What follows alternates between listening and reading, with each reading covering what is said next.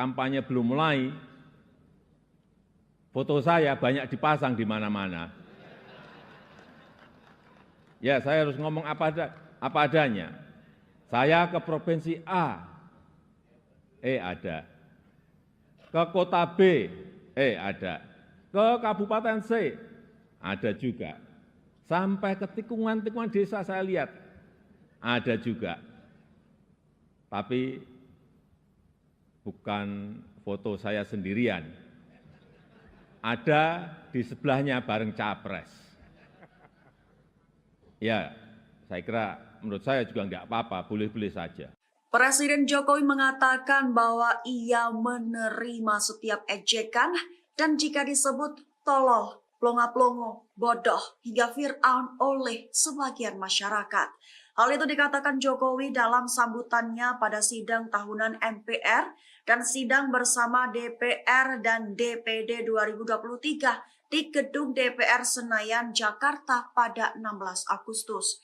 Dikutip dari Kompas.com pada 16 Agustus, Jokowi menyampaikan hal itu berawal dari mengatakan soal permasalahan rakyat di pinggiran. Berkat media sosial, apapun bisa disampaikan oleh masyarakat kepada Presiden, mulai dari kemarahan hingga ejekan. Tak hanya sebatas itu, bahkan makian dan fitnah juga bisa disampaikan dengan mudah di media sosial. Baru setelah itu Jokowi menyampaikan ejekan-ejekan yang didengarnya dan ditunjukkan kepada dirinya. Jokowi menegaskan dirinya tidak mempermasalahkan diejek seperti itu. Namun lanjutnya, ia merasa sedih lantaran jika dilihat budaya santun dan budi pekerti luhur bangsa mulai hilang. Tak sebatas itu, bahkan kebebasan demokrasi justru digunakan untuk melampiaskan kedengkian dan fitnah, sehingga muncul polusi di wilayah budaya yang melukai keluhuran budi pekerti bangsa Indonesia. Dan dengan adanya media sosial seperti sekarang ini, apapun bisa disampaikan kepada Presiden.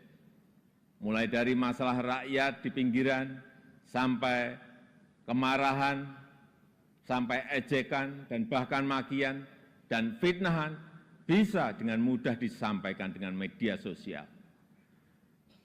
Saya tahu ada yang mengatakan saya ini bodoh,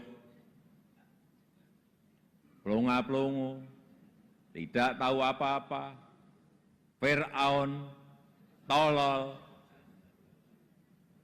Ya enggak apa-apa. Sebagai pribadi saya menerima saja. Saya ingin mengatakan itu bukan wewenang saya. Bukan wewenang Pak Lurah. Bukan wewenang Pak Lurah, sekali lagi. Walaupun saya paham ini sudah menjadi nasib seorang presiden untuk dijadikan paten-patenan dalam bahasa Jawa, dijadikan alibi, dijadikan tameng, bahkan walau kampanye belum mulai, foto saya banyak dipasang di mana-mana. Ya, saya harus ngomong apa adanya.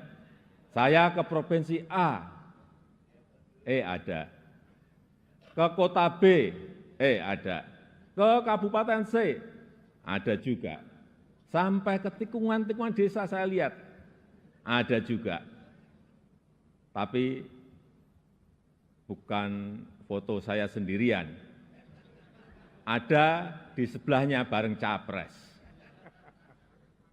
Ya, saya kira menurut saya juga enggak apa-apa, boleh-boleh saja. Bapak Ibu yang saya muliakan, posisi presiden itu tidak senyaman yang dipersepsikan. Ada tanggung jawab besar yang harus diemban, banyak permasalahan rakyat yang harus diselesaikan. Dan dengan adanya media sosial seperti sekarang ini, apapun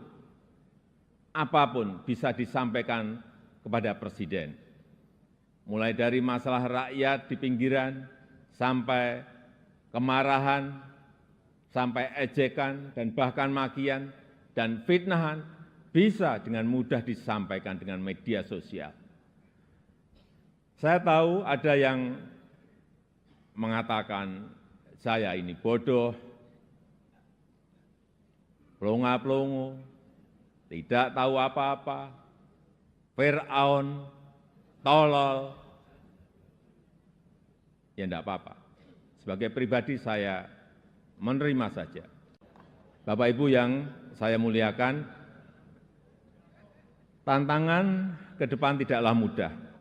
Pilihan kebijakan akan semakin sulit, sehingga dibutuhkan keberanian, dibutuhkan kepercayaan untuk mengambil keputusan yang sulit dan keputusan yang tidak populer. Oleh sebab itu, menurut saya, pemimpin itu harus punya public trust, karena kepercayaan adalah salah satu faktor penentu bisa berjalan atau tidaknya suatu kebijakan, bisa diikuti atau tidaknya sebuah keputusan. Ini adalah modal politik dalam memimpin sebuah bangsa besar seperti Indonesia. Selain itu, seorang pemimpin juga membutuhkan dukungan dan kerjasama dari seluruh komponen bangsa. Oleh sebab itu, saya ingin mengucapkan terima kasih kepada pimpinan lembaga tinggi negara, para ulama, para tokoh agama, para tokoh masyarakat, dan para pemimpin adat, kepada guru, budayawan, tenaga kesehatan, dan awak media, kepada partisan masyarakat yang telah memberikan dukungan selama ini. Bahkan makian dan fitnahan bisa dengan mudah disampaikan dengan media sosial. Saya tahu ada yang mengatakan saya ini bodoh, pelongo-pelongo, tidak tahu apa-apa, Fir'aun, tolol. Ya enggak apa-apa. Sebagai pribadi saya menerima saja. Tapi yang membuat saya sedih, budaya santun dan budaya dan budi pekerti luhur bangsa ini kok kelihatannya mulai hilang. Kebebasan dan demokrasi digunakan untuk melampiaskan kedengkian dan fitnah. Polusi di wilayah budaya ini, sekali lagi polusi di wilayah budaya ini sangat melukai keluhuran budi pekerti bangsa Indonesia yang besar. Assalamualaikum warahmatullahi wabarakatuh. Selamat pagi, salam sejahtera bagi kita semuanya. Shalom, Om Swastiastu, Namo Buddhaya, salam kebajikan. Yang saya hormati Wakil Presiden Republik Indonesia, Bapak Profesor Dr. Kyai Haji Ma'ruf Amin beserta Ibu Wuri Estu Ma'ruf Amin. Yang saya hormati Ketua, para Wakil Ketua dan para anggota Majelis Permusyawaratan Rakyat Republik Indonesia. Yang saya hormati Ketua, para Wakil Ketua dan para anggota Dewan Perwakilan Rakyat Republik Indonesia.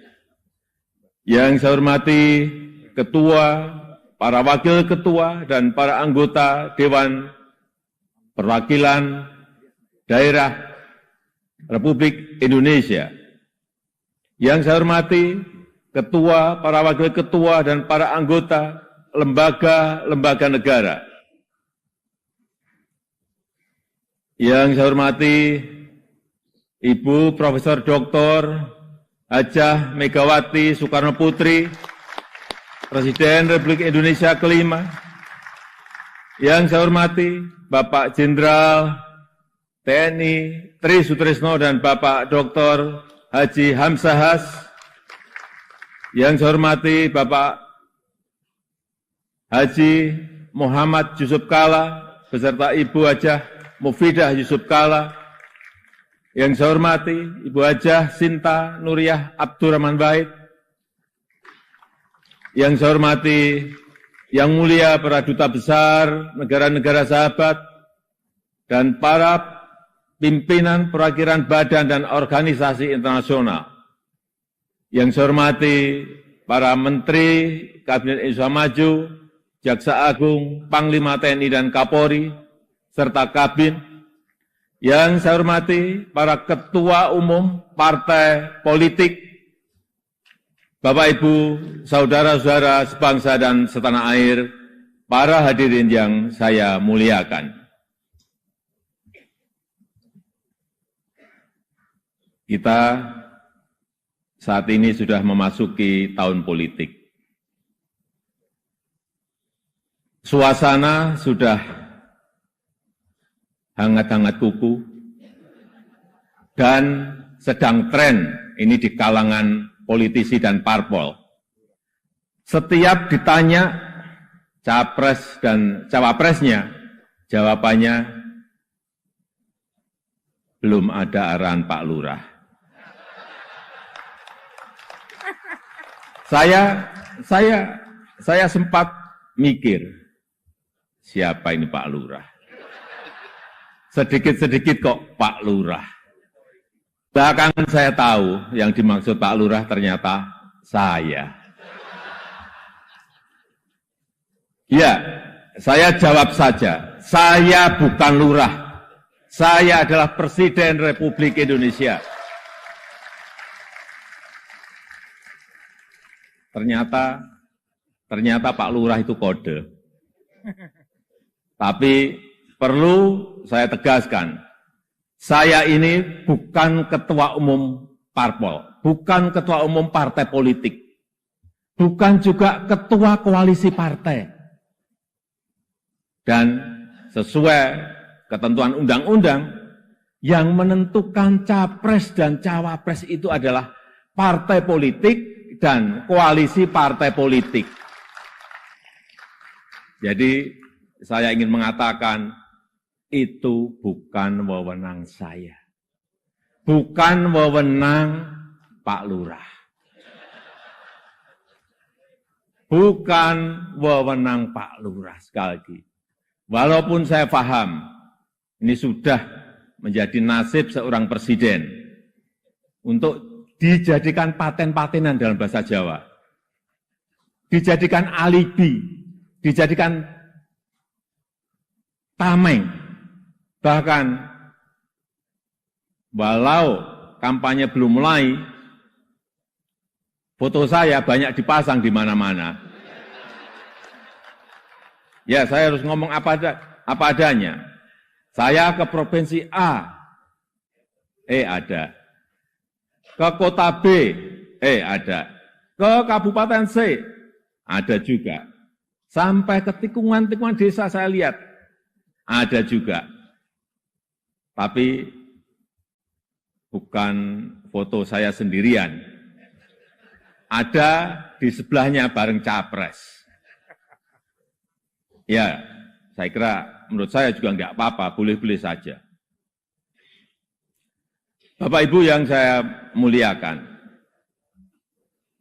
posisi presiden itu tidak senyaman yang dipersepsikan.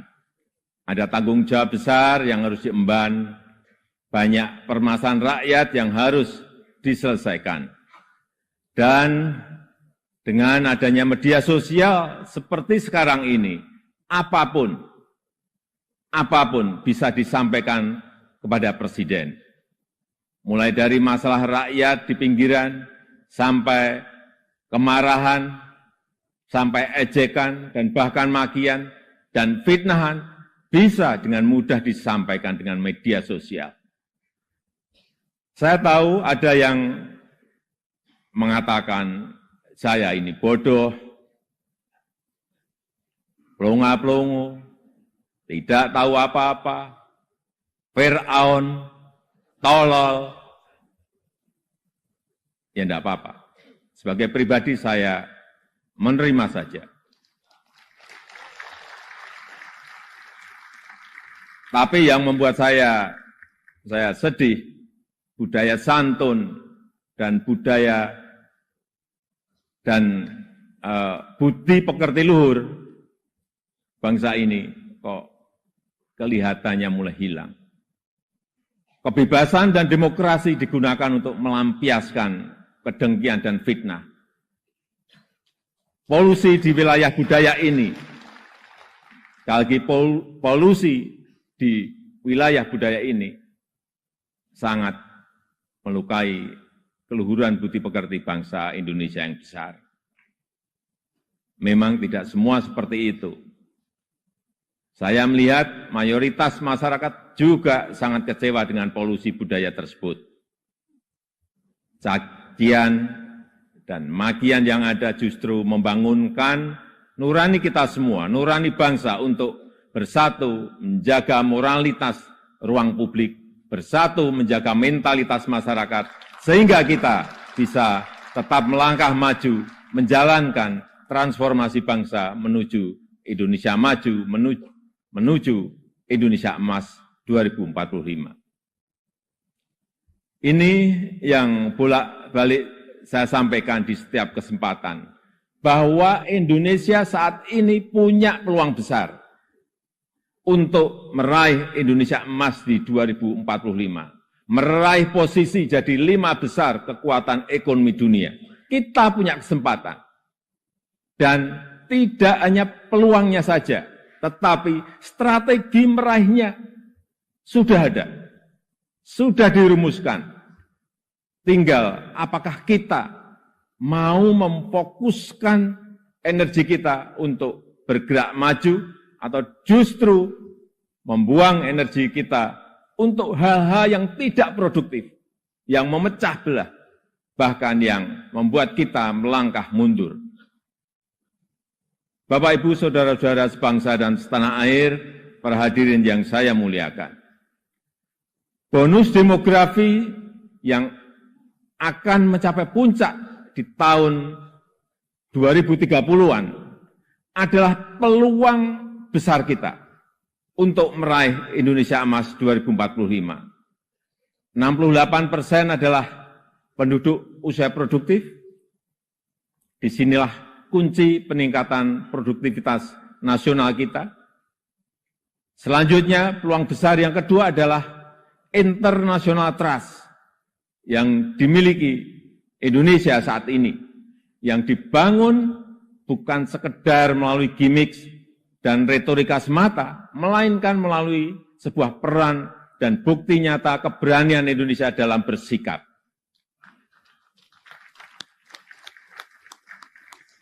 Momentum presidensi Indonesia di G20, keketuaan Indonesia di ASEAN, konsistensi Indonesia dalam menjunjung HAM, kemanusiaan dan kesetaraan, serta kesuksesan Indonesia menghadapi krisis dunia 3 tahun terakhir ini, telah mendongkrak dan menempatkan Indonesia kembali dalam peta percaturan dunia.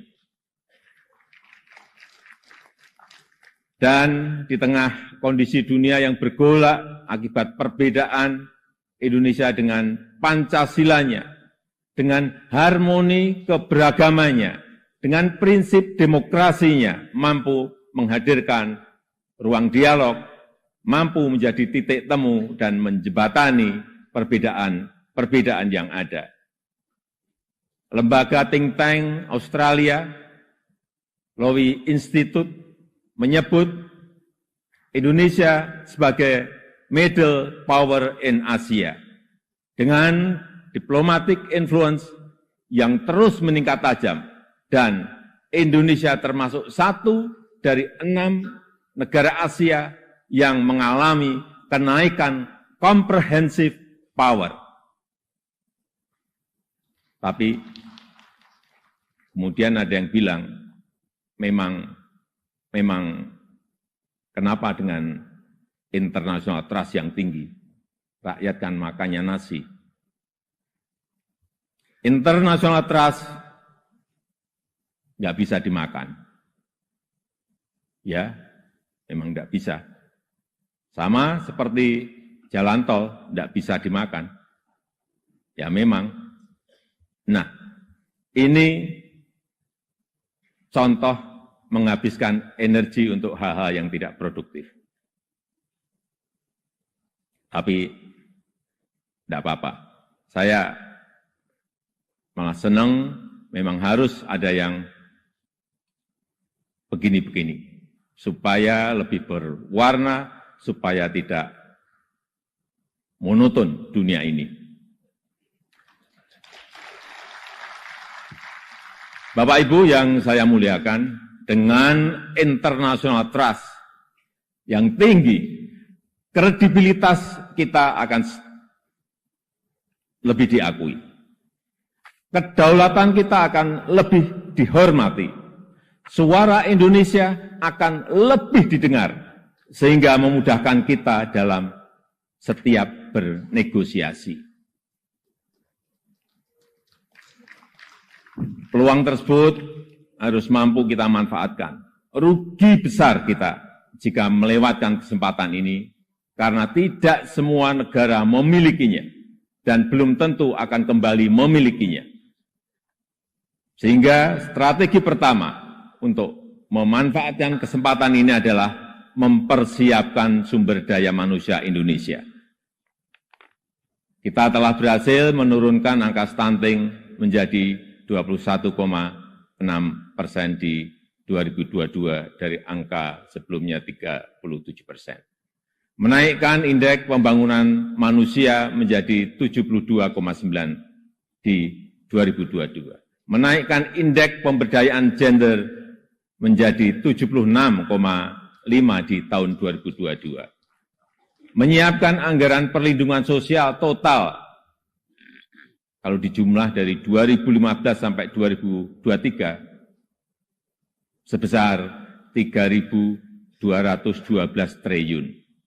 Termasuk di dalamnya Kartu Indonesia Sehat, Kartu Indonesia Pintar, KIP Kuliah, PKH, Kartu Sembako, serta perlindungan kepada lansia, penyandang disabilitas, dan kelompok-kelompok rentan lainnya.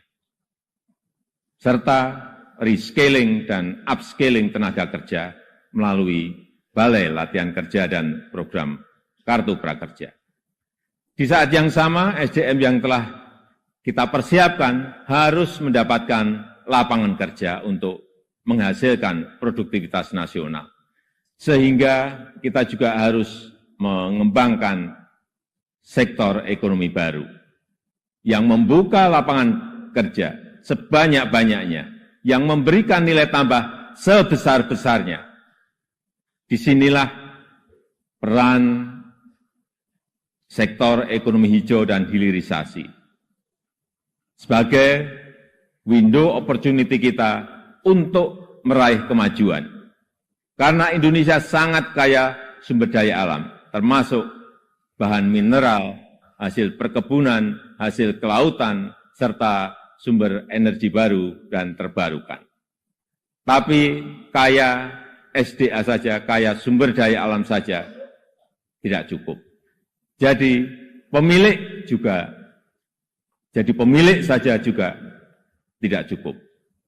Karena itu akan membuat kita menjadi bangsa pemalas yang hanya menjual bahan mentah kekayaannya tanpa ada nilai tambah, tanpa ada keberlanjutan. Saya ingin tegaskan, Indonesia tidak boleh seperti itu. Indonesia harus menjadi negara yang juga mampu mengolah sumber dayanya, mampu memberikan nilai tambah dan mensejahterakan rakyatnya. Dan ini bisa kita lakukan melalui hilirisasi yang sudah ratusan kali saya sampaikan, puluhan kali saya sampaikan. Hilirisasi yang ingin kita lakukan adalah hilirisasi yang melakukan transfer teknologi, yang memanfaatkan sumber energi baru dan terbarukan, serta meminimalisir dampak lingkungan. Pemerintah telah mewajibkan perusahaan tambang sekarang ini untuk membangun pusat pembibitan, membangun pusat persemaian, untuk menghutankan kembali lahan pasca tambang. pasca penambangan. Hilirisasi yang ingin kita lakukan adalah hilirisasi yang tidak hanya pada komoditas mineral, tapi juga non-mineral, seperti sawit, rumput laut, kelapa, dan komoditas-komoditas potensial lainnya, yang mengoptimalkan kandungan lokal, yang bermitra dengan UMKM, bermitra dengan petani, bermitra dengan nelayan, sehingga manfaatnya terasa langsung bagi rakyat kecil. Upaya ini sedang kita lakukan dan harus terus dilanjutkan. Ini memang pahit bagi para pengekspor bahan mentah. Ini juga mungkin pahit bagi pendapatan negara dalam jangka pendek. Tapi jika ekosistem besarnya sudah terbentuk, jika pabrik pengolahannya sudah beroperasi, saya pastikan ini akan berbuah manis pada akhirnya. Terutama bagi kesejahteraan masyarakat Indonesia. Sebagai gambaran, setelah kita stop ekspor nikel ore di tahun 2020, investasi hilirisasi nikel tumbuh pesat. Kini telah ada 43 industri pengolahan nikel yang akan membuka peluang kerja yang sangat besar. Ini baru satu komoditas. Dan jika kita konsisten dan mampu melakukan hilirisasi untuk nikel, kemudian tembaga, kemudian boksit, kemudian CPO, dan rumput laut, dan yang lain-lainnya, berdasar hitung-hitungan perkiraan, dalam 10 tahun pendapatan per kapita kita, dalam 10 tahun mendatang pendapatan per kapita kita akan mencapai 153 juta. Atau 10.900 US dollar. Dalam 15 tahun, pendapatan per kapita kita akan mencapai 217 juta rupiah.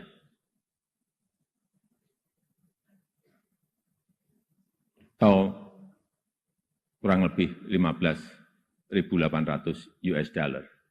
Dan dalam 22 tahun, pendapatan per kapita kita akan mencapai 331 juta rupiah. Atau 25.000 US dollar.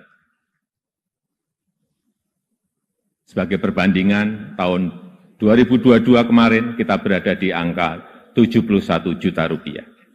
Artinya, dalam 10 tahun lompatannya bisa 2 kali lipat lebih. Di mana fondasi untuk menggapai itu semua sudah kita mulai. Pembangunan infrastruktur dan konektivitas yang pada akhirnya menaikkan daya saing kita. Kita tahu berdasarkan International Institute for Management Development, IMD, daya saing kita di tahun 2022 naik dari ranking 44 menjadi 34. Kenaikan ini merupakan kenaikan tertinggi di dunia. Pembangunan dari desa, pembangunan dari pinggiran dan daerah terluar yang pada akhirnya memeratakan ekonomi kita dengan dana desa yang kita gelontorkan total mencapai 539 triliun dari tahun 2015 sampai tahun 2023. Konsistensi reformasi struktural, terutama penyederhanaan regulasi, kemudahan perizinan, kepastian hukum, dan pencegahan korupsi, semua itu menjadi modalitas kita untuk meraih kemajuan. Oleh sebab itu, saya berulang kali menyampaikan, kepemimpinan ke depan sangat menentukan masa depan Indonesia. Ini bukan tentang siapa yang jadi presidennya. Bukan itu. Tapi, apakah sanggup atau tidak? untuk bekerja sesuai dengan apa yang sudah kita mulai saat ini. Apakah berani atau tidak? Mampu konsisten atau tidak? Karena yang dibutuhkan itu adalah nafas yang panjang. Karena kita tidak sedang jalan-jalan sore. Kita juga tidak sedang lari sprint. Tapi yang kita lakukan harusnya adalah lari maraton untuk mencapai Indonesia emas. Bapak Ibu yang saya muliakan, tantangan ke depan tidaklah mudah. Pilihan kebijakan akan semakin sulit. Sehingga dibutuhkan keberanian, dibutuhkan kepercayaan untuk mengambil keputusan yang sulit. Dan keputusan yang tidak populer. Oleh sebab itu, menurut saya, pemimpin itu harus punya public trust. Karena kepercayaan adalah salah satu faktor penentu bisa berjalan atau tidaknya suatu kebijakan. Bisa diikuti atau tidaknya sebuah keputusan. Ini adalah modal politik dalam memimpin sebuah bangsa besar seperti Indonesia. Selain itu, seorang pemimpin juga membutuhkan dukungan dan kerjasama dari seluruh komponen bangsa. Oleh sebab itu, saya ingin mengucapkan terima kasih kepada pimpinan lembaga tinggi negara, para ulama, para tokoh agama, para tokoh masyarakat, dan para pemimpin adat, kepada guru, budayawan, tenaga kesehatan, dan awak media, kepada partai politik, politisi, aparat pemerintah, dan TNI Polri, serta kepada seluruh lapisan masyarakat yang telah memberikan dukungan selama ini. Saya juga menghargai upaya MPR dalam memperkokoh fondasi kebangsaan, meningkatkan pemahaman ideologi bangsa, mengkaji substansi dan bentuk hukum pokok haluan negara, serta menguatkan kerjasama internasional untuk berkontribusi pada pemecahan persoalan global. Dukungan DPR juga sangat luar biasa besar dalam mendukung reformasi struktural, mendukung upaya perbaikan tata kelola pemerintahan, menghindari penyelewengan pengelolaan keuangan negara, dan mempersiapkan pelaksanaan pemilu serentak tahun 2024. DPD sesuai dengan kewenangannya juga telah aktif menyerap aspirasi masyarakat daerah, berperan dalam penyusunan beberapa RUU dan juga melakukan telaah terhadap sistem tata negara kita. Kontribusi BPK juga sangat signifikan dalam mendorong pertanggungjawaban anggaran serta perbaikan berkelanjutan program prioritas nasional. Upaya MA, Mahkamah Agung dalam menciptakan keadilan patut diapresiasi melalui peningkatan transparansi peradilan, pengembangan sistem peradilan berbasis elektronik, serta percepatan proses penanganan perkara dengan biaya murah. MK, Mahkamah Konstitusi, juga terbukti semakin cepat dalam menyelesaikan perkara, transparansi dalam proses persidangannya, dan mempermudah pelayanan para pencari keadilan. KY, Komisi Yudisial, terus aktif melakukan advokasi, pelatihan, dan investigasi, menjatuhkan sanksi tegas terhadap hakim yang melanggar untuk menegakkan kehormatan, keluhuran, martabat, dan perilaku hakim. Selain itu, saya juga mengucapkan terima kasih kepada Bank Indonesia, OJK, LPS, KPK, Ombudsman, KPU, Bawaslu, Komnas HAM, dan lembaga-lembaga nasional lainnya yang telah berkontribusi sesuai peran dan kewenangannya. Semoga Allah SWT, Tuhan Yang Maha Esa, senantiasa mempermudah upaya kita dalam meraih Indonesia maju yang kita cita-citakan. Marilah kita bersatu padu, terus melaju untuk Indonesia maju. Dirgahayu Republik Indonesia, Dirgahayu negeri Pancasila, merdeka! Merdeka! Merdeka! Terima kasih. Wassalamualaikum warahmatullahi wabarakatuh. Om Santi Santi Santi Om. Namo Buddhaya. Untuk informasi, yang saya pakai ini adalah baju adat dari Tanimbar ke Provinsi Maluku. Presiden Jokowi menyampaikan pidato kenegaraannya di sidang tahunan MPR serta sidang bersama DPR dan DPD di Gedung Nusantara Senayan, Jakarta pada Rabu 16 Agustus. Tak lupa dalam pidatonya yang tayang di YouTube TVR Parlemen, Jokowi juga menyinggung soal pemimpin alias Presiden Indonesia selanjutnya. Dikutip dari tribunnews.com pada 16 Agustus, berawal dari Jokowi membahas soal penyederhanaan regulasi dan kebijakan negara. Hal itu sepatutnya dibahas demi membantu pemerataan ekonomi nasional. Dalam pidatonya, Jokowi menyampaikan berulang kali di mana kepemimpinan ke depan sangat menentukan masa depan Indonesia. Jokowi beranggapan bahwa tidak penting siapa yang menjadi presiden selanjutnya, namun yang terpenting adalah sanggup bertugas meneruskan pekerjaan yang sudah dimulai, bahkan yang sedang berlangsung saat ini. Lebih lanjut, Jokowi mengatakan bahwa Presiden Indonesia selanjutnya membutuhkan nafas yang panjang. Lantaran diibaratkan tidak sedang jalan-jalan sore dan tidak sedang lari sprint. Namun Presiden Indonesia selanjutnya harus sanggup berlari maraton demi melanjutkan pekerjaan-pekerjaan yang saat ini tengah dikerjakan. Itu bertujuan untuk bisa mencapai Indonesia emas. Sehingga Jokowi mengatakan Presiden Indonesia selanjutnya harus berani dan konsisten demi kemajuan negara Indonesia. Pencegahan korupsi, semua itu menjadi modalitas kita untuk meraih kemajuan. Oleh sebab itu, saya berulang kali menyampaikan kepemimpinan ke depan sangat menentukan masa depan Indonesia. Ini bukan tentang siapa yang jadi presidennya.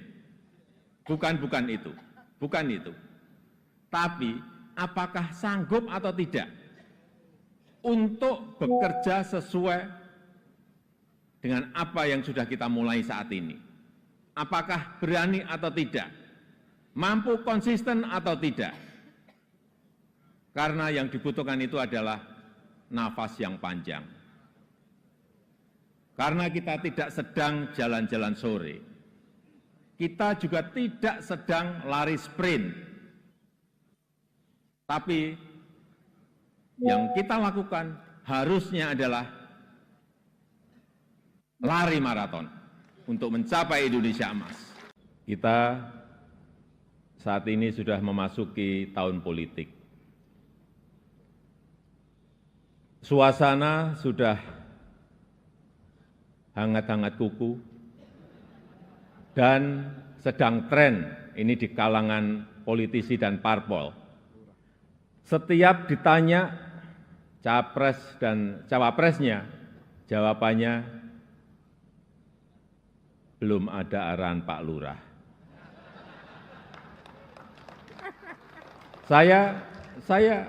Saya sempat mikir, siapa ini Pak Lurah? Sedikit-sedikit kok Pak Lurah. Belakangan saya tahu yang dimaksud Pak Lurah ternyata saya. Ya, saya jawab saja, saya bukan lurah. Saya adalah Presiden Republik Indonesia. Ternyata Pak Lurah itu kode. Tapi perlu saya tegaskan, saya ini bukan ketua umum parpol, bukan ketua umum partai politik, bukan juga ketua koalisi partai. Dan sesuai ketentuan undang-undang, yang menentukan capres dan cawapres itu adalah partai politik dan koalisi partai politik. Jadi saya ingin mengatakan itu bukan wewenang saya, bukan wewenang Pak Lurah, bukan wewenang Pak Lurah. Sekali lagi, walaupun saya paham ini sudah menjadi nasib seorang presiden untuk dijadikan paten-patenan dalam bahasa Jawa, dijadikan alibi, dijadikan tameng, bahkan walau kampanye belum mulai, foto saya banyak dipasang di mana-mana. Ya, saya harus ngomong apa adanya. Saya ke provinsi A, ada.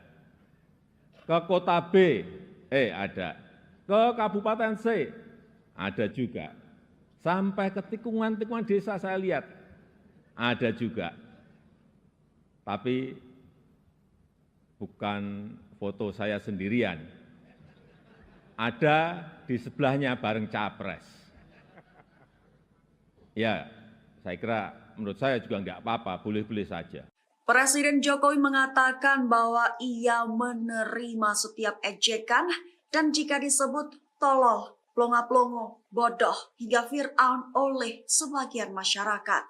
Hal itu dikatakan Jokowi dalam sambutannya pada sidang tahunan MPR dan sidang bersama DPR dan DPD 2023 di Gedung DPR Senayan, Jakarta pada 16 Agustus. Dikutip dari Kompas.com pada 16 Agustus, Jokowi menyampaikan hal itu berawal dari mengatakan soal permasalahan rakyat di pinggiran. Berkat media sosial, apapun bisa disampaikan oleh masyarakat kepada Presiden, mulai dari kemarahan hingga ejekan. Tak hanya sebatas itu, bahkan makian dan fitnah juga bisa disampaikan dengan mudah di media sosial. Baru setelah itu Jokowi menyampaikan ejekan-ejekan yang didengarnya dan ditunjukkan kepada dirinya. Jokowi menegaskan dirinya tidak mempermasalahkan diejek seperti itu. Namun lanjutnya, ia merasa sedih lantaran jika dilihat budaya santun dan budi pekerti luhur bangsa mulai hilang. Tak sebatas itu, bahkan kebebasan demokrasi justru digunakan untuk melampiaskan kedengkian dan fitnah, sehingga muncul polusi di wilayah budaya yang melukai keluhuran budi pekerti bangsa Indonesia. Dan dengan adanya media sosial seperti sekarang ini, apapun bisa disampaikan kepada Presiden. Mulai dari masalah rakyat di pinggiran, sampai kemarahan, sampai ejekan, dan bahkan makian, dan fitnahan, bisa dengan mudah disampaikan dengan media sosial. Saya tahu ada yang mengatakan saya ini bodoh, plonga-plongo, tidak tahu apa-apa, Fir'aun, tolol, ya enggak apa-apa. Sebagai pribadi saya menerima saja. Saya ingin mengatakan itu bukan wewenang saya, bukan wewenang Pak Lurah, bukan wewenang Pak Lurah. Sekali lagi, walaupun saya paham ini sudah menjadi nasib seorang presiden untuk dijadikan paten-patenan dalam bahasa Jawa, dijadikan alibi, dijadikan tameng, bahkan walau kampanye belum mulai, foto saya banyak dipasang di mana-mana. Ya, saya harus ngomong apa adanya. Saya ke provinsi A, ada. Ke kota B, ada. Ke kabupaten C, ada juga. Sampai ke tikungan-tikungan desa saya lihat, ada juga. Tapi bukan foto saya sendirian. Ada di sebelahnya bareng capres. Ya, saya kira menurut saya juga enggak apa-apa, boleh-boleh saja. Bapak Ibu yang saya muliakan, posisi presiden itu tidak senyaman yang dipersepsikan. Ada tanggung jawab besar yang harus diemban, banyak permasalahan rakyat yang harus diselesaikan. Dan dengan adanya media sosial seperti sekarang ini, apapun bisa disampaikan kepada presiden.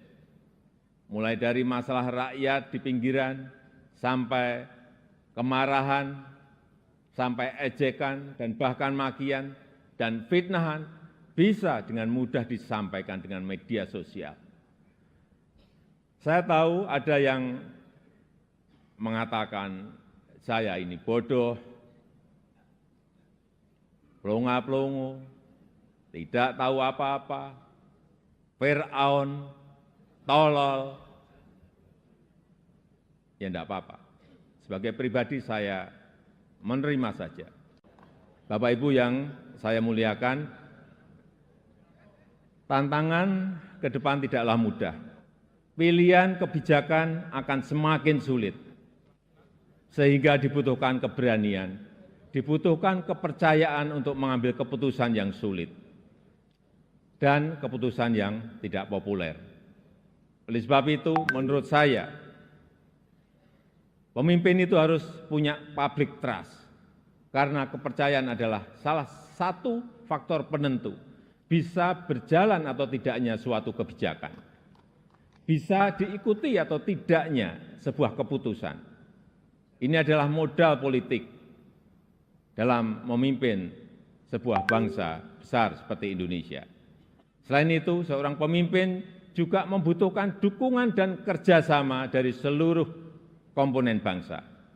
Oleh sebab itu, saya ingin mengucapkan terima kasih kepada pimpinan lembaga tinggi negara, para ulama, para tokoh agama, para tokoh masyarakat, dan para pemimpin adat, kepada guru, budayawan, tenaga kesehatan, dan awak media, kepada partai politik, politisi, aparat pemerintah, dan TNI Polri, serta kepada seluruh lapisan masyarakat yang telah memberikan dukungan selama ini. Bahkan makian dan fitnahan bisa dengan mudah disampaikan dengan media sosial. Saya tahu ada yang mengatakan saya ini bodoh, pelongo-pelongo, tidak tahu apa-apa, Fir'aun, tolol. Ya enggak apa-apa. Sebagai pribadi saya menerima saja. Tapi yang membuat saya sedih, budaya santun dan budaya dan budi pekerti luhur bangsa ini kok kelihatannya mulai hilang. Kebebasan dan demokrasi digunakan untuk melampiaskan kedengkian dan fitnah. Polusi di wilayah budaya ini, sekali lagi polusi di wilayah budaya ini sangat melukai keluhuran budi pekerti bangsa Indonesia yang besar. Assalamualaikum warahmatullahi wabarakatuh. Selamat pagi, salam sejahtera bagi kita semuanya. Shalom, Om Swastiastu, Namo Buddhaya, salam kebajikan. Yang saya hormati Wakil Presiden Republik Indonesia, Bapak Profesor Dr. Kiai Haji Ma'ruf Amin beserta Ibu Wuri Estu Ma'ruf Amin. Yang saya hormati Ketua, para Wakil Ketua dan para anggota Majelis Permusyawaratan Rakyat Republik Indonesia. Yang saya hormati Ketua, para Wakil Ketua dan para anggota Dewan Perwakilan Rakyat Republik Indonesia. Yang saya hormati Ketua, para wakil ketua dan para anggota Dewan Perwakilan Daerah Republik Indonesia. Yang saya hormati ketua, para wakil ketua, dan para anggota lembaga-lembaga negara. Yang saya hormati Ibu Profesor Dr. Hajah Megawati Soekarno Putri, Presiden Republik Indonesia kelima. Yang saya hormati Bapak Jenderal TNI Tri Sutrisno dan Bapak Dr. Haji Hamzahas. Yang saya hormati Bapak Haji Muhammad Yusuf Kalla beserta Ibu Hajah Mufidah Yusuf Kalla. Yang saya hormati Ibu Hajah Sinta Nuriyah Abdurrahman Wahid. Yang saya hormati Yang Mulia para Duta Besar negara-negara sahabat dan para pimpinan perwakilan badan dan organisasi internasional. Yang saya hormati para Menteri Kabinet Indonesia Maju, Jaksa Agung, Panglima TNI dan Kapolri, serta Kabin. Yang saya hormati para Ketua Umum Partai Politik, Bapak Ibu, Saudara-saudara sebangsa dan setanah air, para hadirin yang saya muliakan. Kita saat ini sudah memasuki tahun politik. Suasana sudah hangat-hangat kuku dan sedang tren ini di kalangan politisi dan parpol. Setiap ditanya capres dan cawapresnya, jawabannya belum ada arahan Pak Lurah.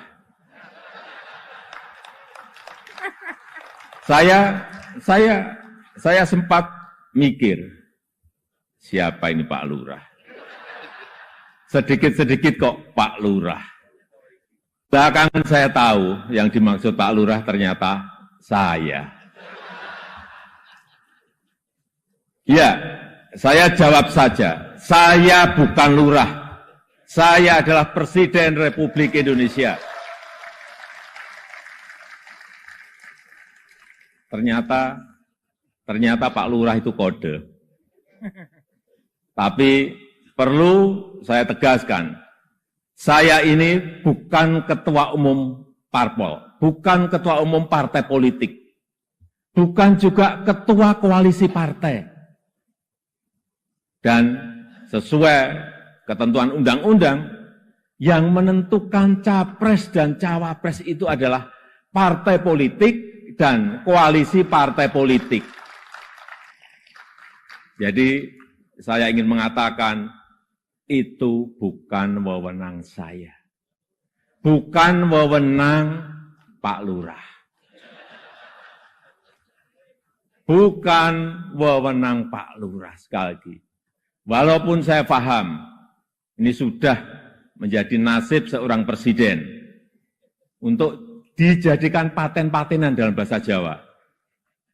Dijadikan alibi, dijadikan tameng. Bahkan, walau kampanye belum mulai, foto saya banyak dipasang di mana-mana. Ya, saya harus ngomong apa adanya. Saya ke provinsi A, ada. Ke kota B, ada. Ke kabupaten C, ada juga. Sampai ke tikungan-tikungan desa saya lihat, ada juga.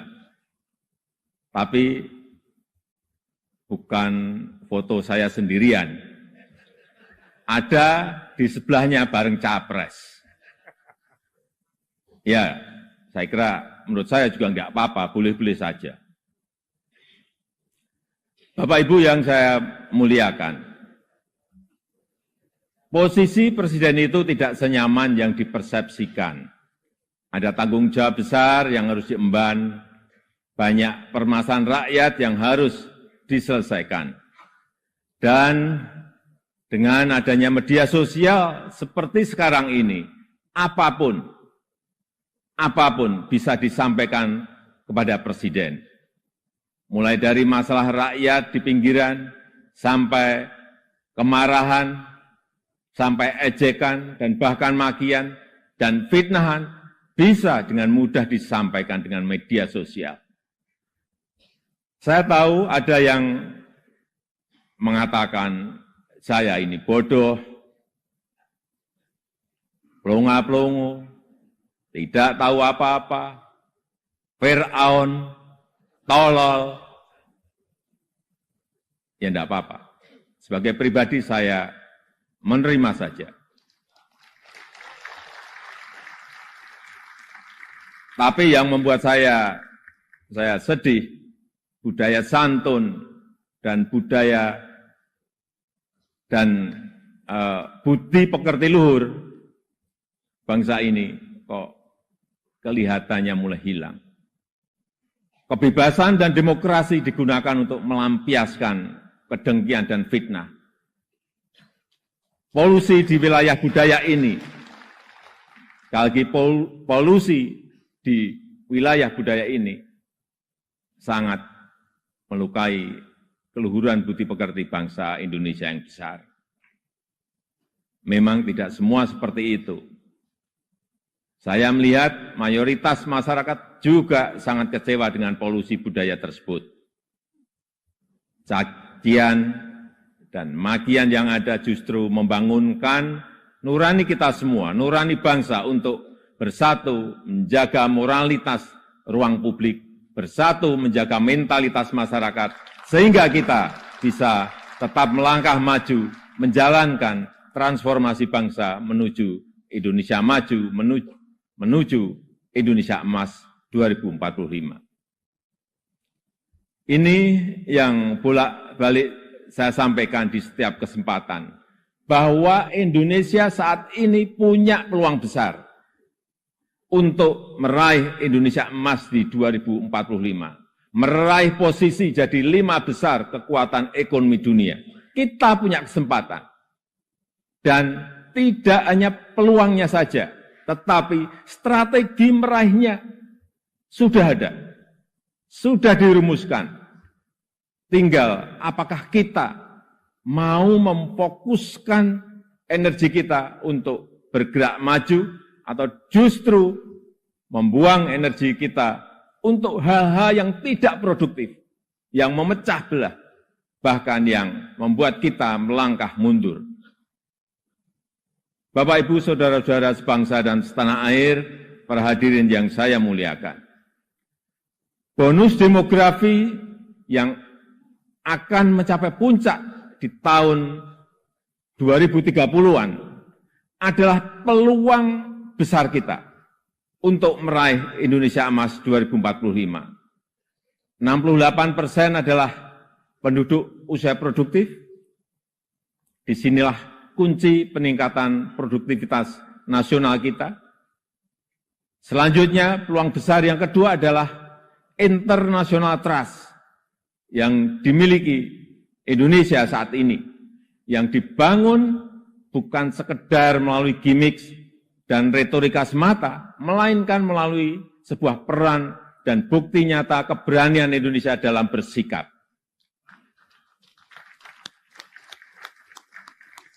Momentum presidensi Indonesia di G20, keketuaan Indonesia di ASEAN, konsistensi Indonesia dalam menjunjung HAM, kemanusiaan dan kesetaraan, serta kesuksesan Indonesia menghadapi krisis dunia 3 tahun terakhir ini, telah mendongkrak dan menempatkan Indonesia kembali dalam peta percaturan dunia. Dan di tengah kondisi dunia yang bergolak akibat perbedaan Indonesia dengan Pancasilanya, dengan harmoni keberagamannya, dengan prinsip demokrasinya, mampu menghadirkan ruang dialog, mampu menjadi titik temu dan menjembatani perbedaan yang ada. Lembaga think tank Australia, Lowy Institute, menyebut Indonesia sebagai middle power in Asia. Dengan diplomatic influence yang terus meningkat tajam, dan Indonesia termasuk satu dari 6 negara Asia yang mengalami kenaikan comprehensive power. Tapi kemudian ada yang bilang, memang kenapa dengan international trust yang tinggi, rakyat kan makannya nasi. International trust nggak bisa dimakan. Ya, memang nggak bisa. Sama seperti jalan tol, nggak bisa dimakan. Ya memang. Nah, ini contoh menghabiskan energi untuk hal-hal yang tidak produktif. Tapi tidak apa-apa. Saya malah senang, memang harus ada yang begini-begini, supaya lebih berwarna, supaya tidak monoton dunia ini. Bapak Ibu yang saya muliakan, dengan international trust yang tinggi, kredibilitas kita akan lebih diakui. Kedaulatan kita akan lebih dihormati. Suara Indonesia akan lebih didengar, sehingga memudahkan kita dalam setiap bernegosiasi. Peluang tersebut harus mampu kita manfaatkan. Rugi besar kita jika melewatkan kesempatan ini, karena tidak semua negara memilikinya, dan belum tentu akan kembali memilikinya. Sehingga strategi pertama untuk memanfaatkan kesempatan ini adalah mempersiapkan sumber daya manusia Indonesia. Kita telah berhasil menurunkan angka stunting menjadi 21,6% di 2022 dari angka sebelumnya 37%. Menaikkan indeks pembangunan manusia menjadi 72,9 di 2022. Menaikkan indeks pemberdayaan gender menjadi 76,5 di tahun 2022.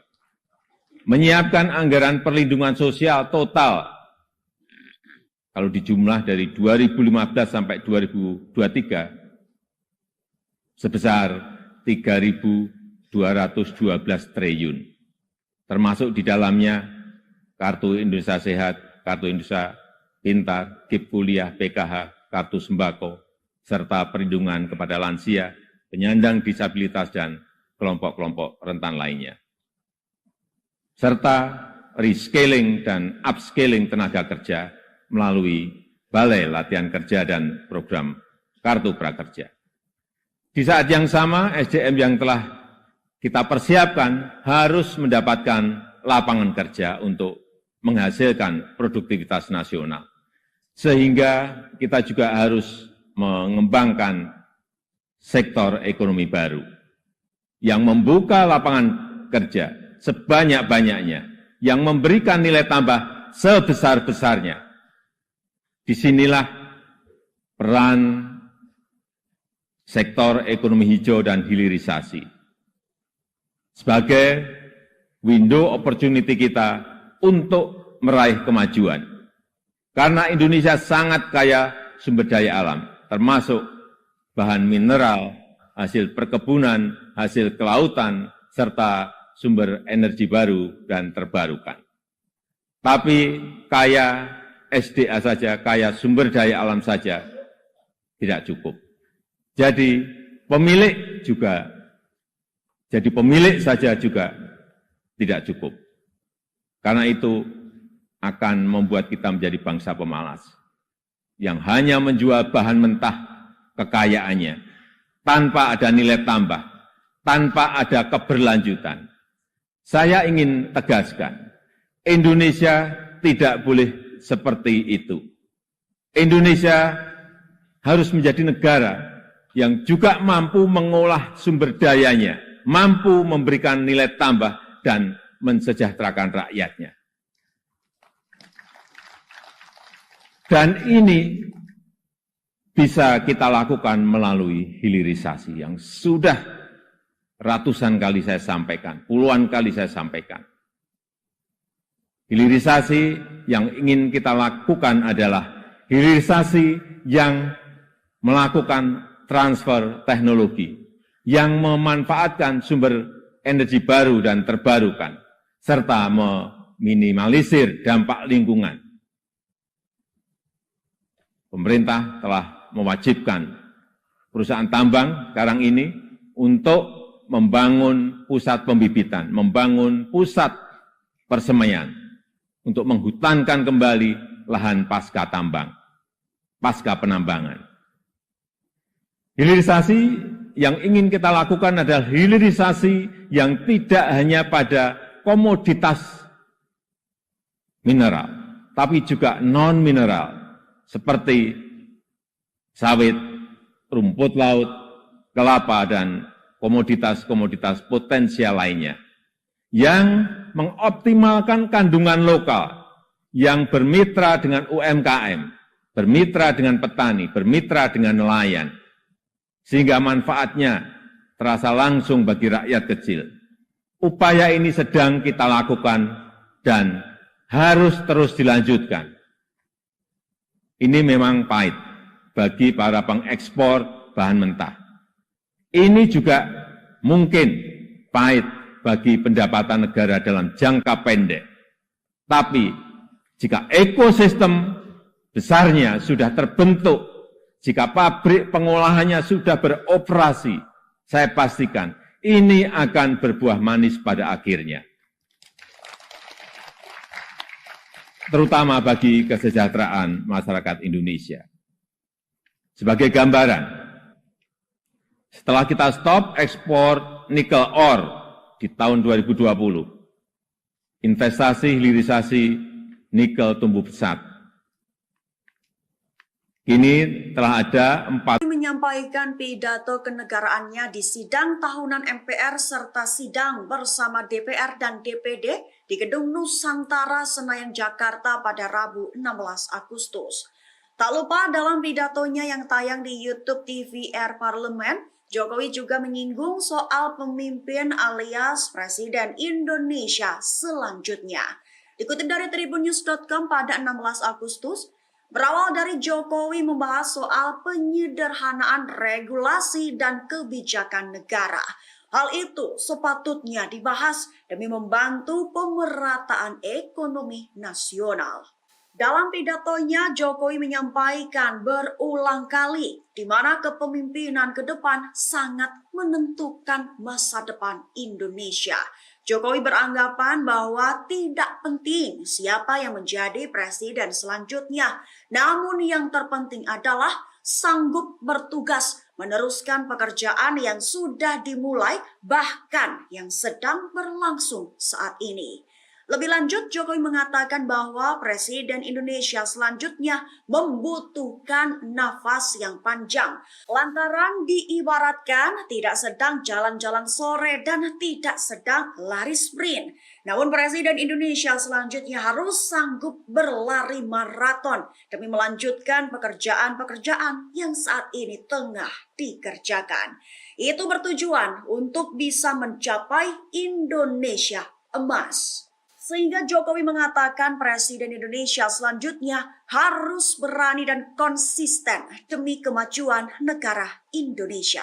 Pencegahan korupsi, semua itu menjadi modalitas kita untuk meraih kemajuan.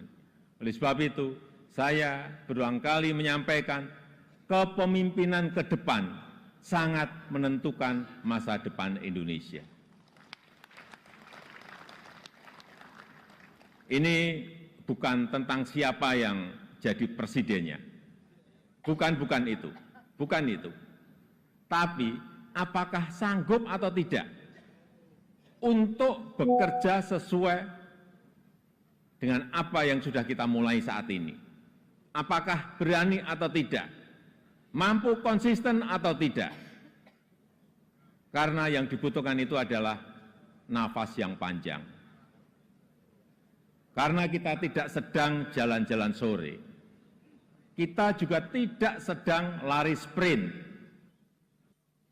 Tapi yang kita lakukan harusnya adalah lari maraton untuk mencapai Indonesia emas. Kita saat ini sudah memasuki tahun politik. Suasana sudah hangat-hangat kuku dan sedang tren ini di kalangan politisi dan parpol. Setiap ditanya capres dan cawapresnya, jawabannya belum ada arahan Pak Lurah. Saya sempat mikir, siapa ini Pak Lurah? Sedikit-sedikit kok Pak Lurah. Belakangan saya tahu yang dimaksud Pak Lurah ternyata saya. Ya, saya jawab saja, saya bukan lurah. Saya adalah Presiden Republik Indonesia. Ternyata Pak Lurah itu kode. Tapi perlu saya tegaskan, saya ini bukan ketua umum parpol, bukan ketua umum partai politik, bukan juga ketua koalisi partai. Dan sesuai ketentuan undang-undang, yang menentukan capres dan cawapres itu adalah partai politik dan koalisi partai politik. Jadi saya ingin mengatakan itu bukan wewenang saya, bukan wewenang Pak Lurah, bukan wewenang Pak Lurah. Sekali lagi, walaupun saya paham ini sudah menjadi nasib seorang presiden untuk dijadikan paten-patenan dalam bahasa Jawa, dijadikan alibi, dijadikan tameng, bahkan walau kampanye belum mulai, foto saya banyak dipasang di mana-mana. Ya, saya harus ngomong apa adanya. Saya ke provinsi A, ada. Ke kota B, ada. Ke kabupaten C, ada juga. Sampai ke tikungan-tikungan desa saya lihat, ada juga. Tapi bukan foto saya sendirian. Ada di sebelahnya bareng capres. Ya, saya kira menurut saya juga enggak apa-apa, boleh-boleh saja. Presiden Jokowi mengatakan bahwa ia menerima setiap ejekan dan jika disebut tolol, plonga-plongo, bodoh, hingga Fir'aun oleh sebagian masyarakat. Hal itu dikatakan Jokowi dalam sambutannya pada sidang tahunan MPR dan sidang bersama DPR dan DPD 2023 di Gedung DPR Senayan, Jakarta pada 16 Agustus. Dikutip dari Kompas.com pada 16 Agustus, Jokowi menyampaikan hal itu berawal dari mengatakan soal permasalahan rakyat di pinggiran. Berkat media sosial, apapun bisa disampaikan oleh masyarakat kepada Presiden, mulai dari kemarahan hingga ejekan. Tak hanya sebatas itu, bahkan makian dan fitnah juga bisa disampaikan dengan mudah di media sosial. Baru setelah itu, Jokowi menyampaikan ejekan-ejekan yang didengarnya dan ditunjukkan kepada dirinya. Jokowi menegaskan dirinya tidak mempermasalahkan diejek seperti itu. Namun lanjutnya, ia merasa sedih lantaran jika dilihat budaya santun dan budi pekerti luhur bangsa mulai hilang. Tak sebatas itu, bahkan kebebasan demokrasi justru digunakan untuk melampiaskan kedengkian dan fitnah, sehingga muncul polusi di wilayah budaya yang melukai keluhuran budi pekerti bangsa Indonesia. Dan dengan adanya media sosial seperti sekarang ini, apapun bisa disampaikan kepada Presiden. Mulai dari masalah rakyat di pinggiran, sampai kemarahan, sampai ejekan, dan bahkan makian, dan fitnahan, bisa dengan mudah disampaikan dengan media sosial. Saya tahu ada yang mengatakan saya ini bodoh, pelongo-pelongo, tidak tahu apa-apa, Fir'aun, tolol. Ya enggak apa-apa. Sebagai pribadi saya menerima saja. Saya ingin mengatakan itu bukan wewenang saya. Bukan wewenang Pak Lurah. Bukan wewenang Pak Lurah, sekali lagi. Walaupun saya paham, ini sudah menjadi nasib seorang presiden untuk dijadikan paten-patenan dalam bahasa Jawa, dijadikan alibi, dijadikan tameng, bahkan walau kampanye belum mulai, foto saya banyak dipasang di mana-mana. Ya, saya harus ngomong apa adanya. Saya ke provinsi A, ada. Ke kota B, ada. Ke kabupaten C, ada juga. Sampai ke tikungan-tikungan desa saya lihat, ada juga. Tapi bukan foto saya sendirian. Ada di sebelahnya bareng capres. Ya, saya kira menurut saya juga enggak apa-apa, boleh-boleh saja. Bapak Ibu yang saya muliakan, posisi presiden itu tidak senyaman yang dipersepsikan. Ada tanggung jawab besar yang harus diemban, banyak permasalahan rakyat yang harus diselesaikan. Dan dengan adanya media sosial seperti sekarang ini, apapun bisa disampaikan kepada Presiden. Mulai dari masalah rakyat di pinggiran, sampai kemarahan, sampai ejekan, dan bahkan makian, dan fitnahan, bisa dengan mudah disampaikan dengan media sosial. Saya tahu ada yang mengatakan saya ini bodoh, pelongo-pelongo, tidak tahu apa-apa, Fir'aun, tolol. Ya enggak apa-apa. Sebagai pribadi saya menerima saja. Bapak Ibu yang saya muliakan,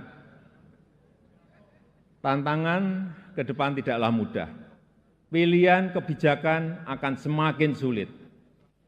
Sehingga dibutuhkan keberanian, dibutuhkan kepercayaan untuk mengambil keputusan yang sulit dan keputusan yang tidak populer. Oleh sebab itu, menurut saya, pemimpin itu harus punya public trust, karena kepercayaan adalah salah satu faktor penentu bisa berjalan atau tidaknya suatu kebijakan, bisa diikuti atau tidaknya sebuah keputusan. Ini adalah modal politik dalam memimpin sebuah bangsa besar seperti Indonesia. Selain itu, seorang pemimpin juga membutuhkan dukungan dan kerjasama dari seluruh komponen bangsa. Oleh sebab itu, saya ingin mengucapkan terima kasih kepada pimpinan lembaga tinggi negara, para ulama, para tokoh agama, para tokoh masyarakat, dan para pemimpin adat, kepada guru, budayawan, tenaga kesehatan, dan awak media, kepada partai politik, politisi, aparat pemerintah, dan TNI Polri, serta kepada seluruh lapisan masyarakat yang telah memberikan dukungan selama ini. Bahkan makian dan fitnahan bisa dengan mudah disampaikan dengan media sosial. Saya tahu ada yang mengatakan saya ini bodoh, pelongo-pelongo, tidak tahu apa-apa, Fir'aun, tolol, ya enggak apa-apa. Sebagai pribadi saya menerima saja.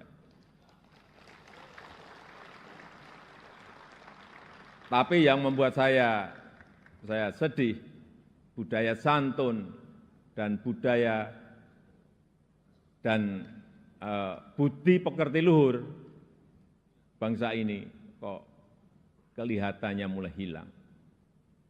Kebebasan dan demokrasi digunakan untuk melampiaskan kedengkian dan fitnah.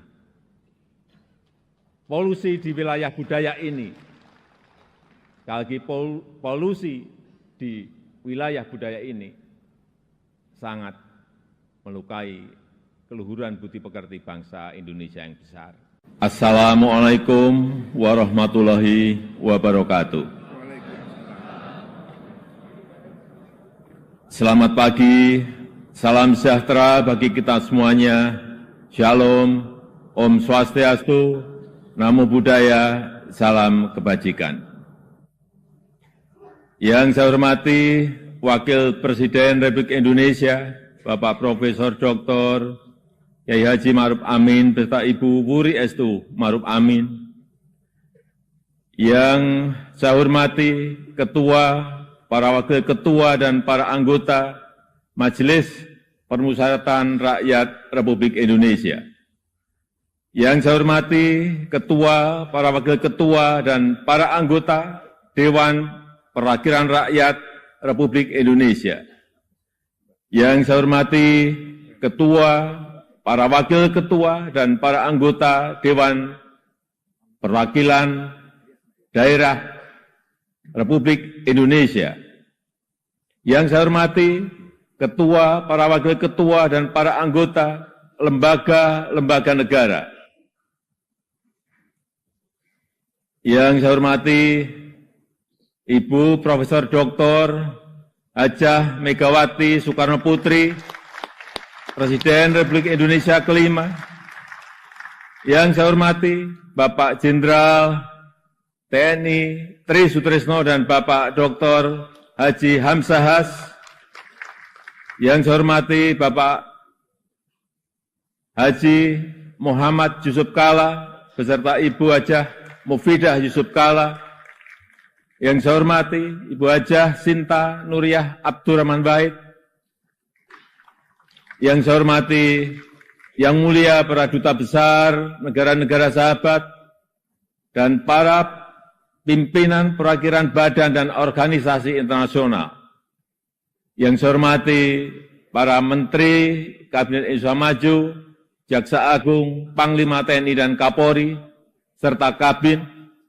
Yang saya hormati para ketua umum partai politik, Bapak Ibu, saudara-saudara sebangsa dan setanah air, para hadirin yang saya muliakan.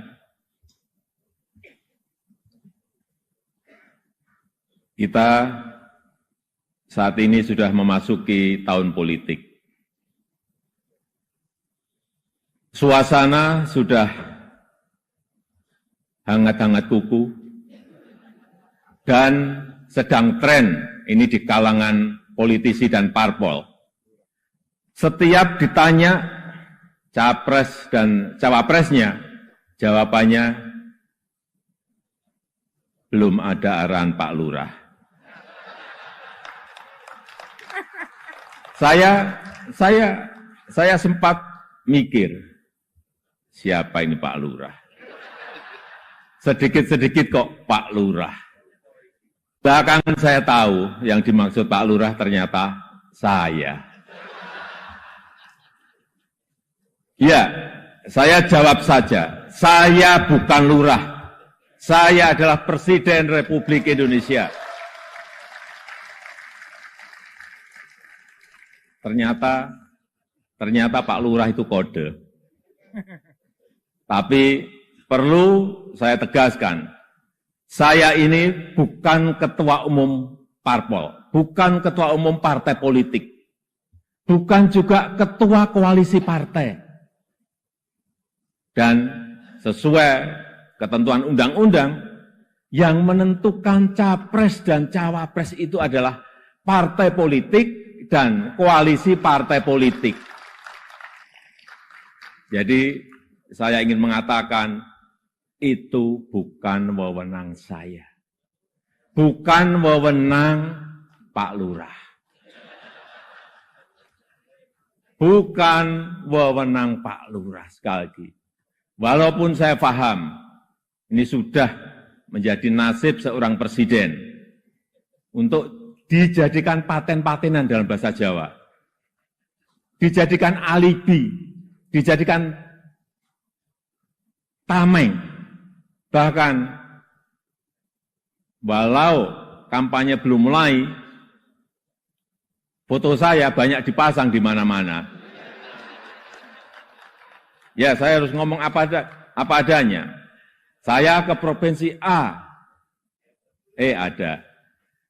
Ke kota B, ada. Ke kabupaten C, ada juga. Sampai ke tikungan-tikungan desa saya lihat, ada juga. Tapi bukan foto saya sendirian. Ada di sebelahnya bareng capres. Ya, saya kira menurut saya juga enggak apa-apa, boleh-boleh saja. Bapak Ibu yang saya muliakan,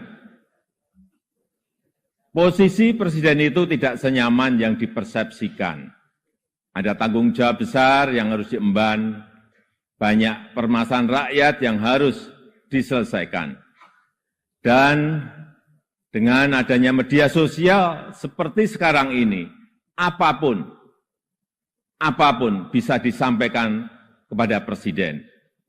Mulai dari masalah rakyat di pinggiran, sampai kemarahan, sampai ejekan, dan bahkan makian, dan fitnahan, bisa dengan mudah disampaikan dengan media sosial. Saya tahu ada yang mengatakan saya ini bodoh, pelongo-pelongo, tidak tahu apa-apa, Fir'aun, tolol. Ya enggak apa-apa.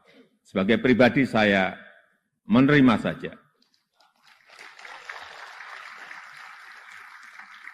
Tapi yang membuat saya sedih, budaya santun dan budaya dan budi pekerti luhur bangsa ini kok kelihatannya mulai hilang. Kebebasan dan demokrasi digunakan untuk melampiaskan kedengkian dan fitnah. Polusi di wilayah budaya ini, sekali lagi polusi di wilayah budaya ini sangat melukai keluhuran budi pekerti bangsa Indonesia yang besar. Memang tidak semua seperti itu. Saya melihat mayoritas masyarakat juga sangat kecewa dengan polusi budaya tersebut. Cacian dan makian yang ada justru membangunkan nurani kita semua, nurani bangsa untuk bersatu menjaga moralitas ruang publik, bersatu menjaga mentalitas masyarakat, sehingga kita bisa tetap melangkah maju, menjalankan transformasi bangsa menuju Indonesia maju, menuju Indonesia emas 2045. Ini yang bolak-balik saya sampaikan di setiap kesempatan, bahwa Indonesia saat ini punya peluang besar untuk meraih Indonesia emas di 2045, meraih posisi jadi 5 besar kekuatan ekonomi dunia. Kita punya kesempatan. Dan tidak hanya peluangnya saja, tetapi strategi meraihnya sudah ada, sudah dirumuskan. Tinggal apakah kita mau memfokuskan energi kita untuk bergerak maju, atau justru membuang energi kita untuk hal-hal yang tidak produktif, yang memecah belah, bahkan yang membuat kita melangkah mundur. Bapak, Ibu, saudara-saudara sebangsa dan setanah air, para hadirin yang saya muliakan. Bonus demografi yang akan mencapai puncak di tahun 2030-an adalah peluang besar kita untuk meraih Indonesia Emas 2045. 68% adalah penduduk usia produktif. Disinilah kunci peningkatan produktivitas nasional kita.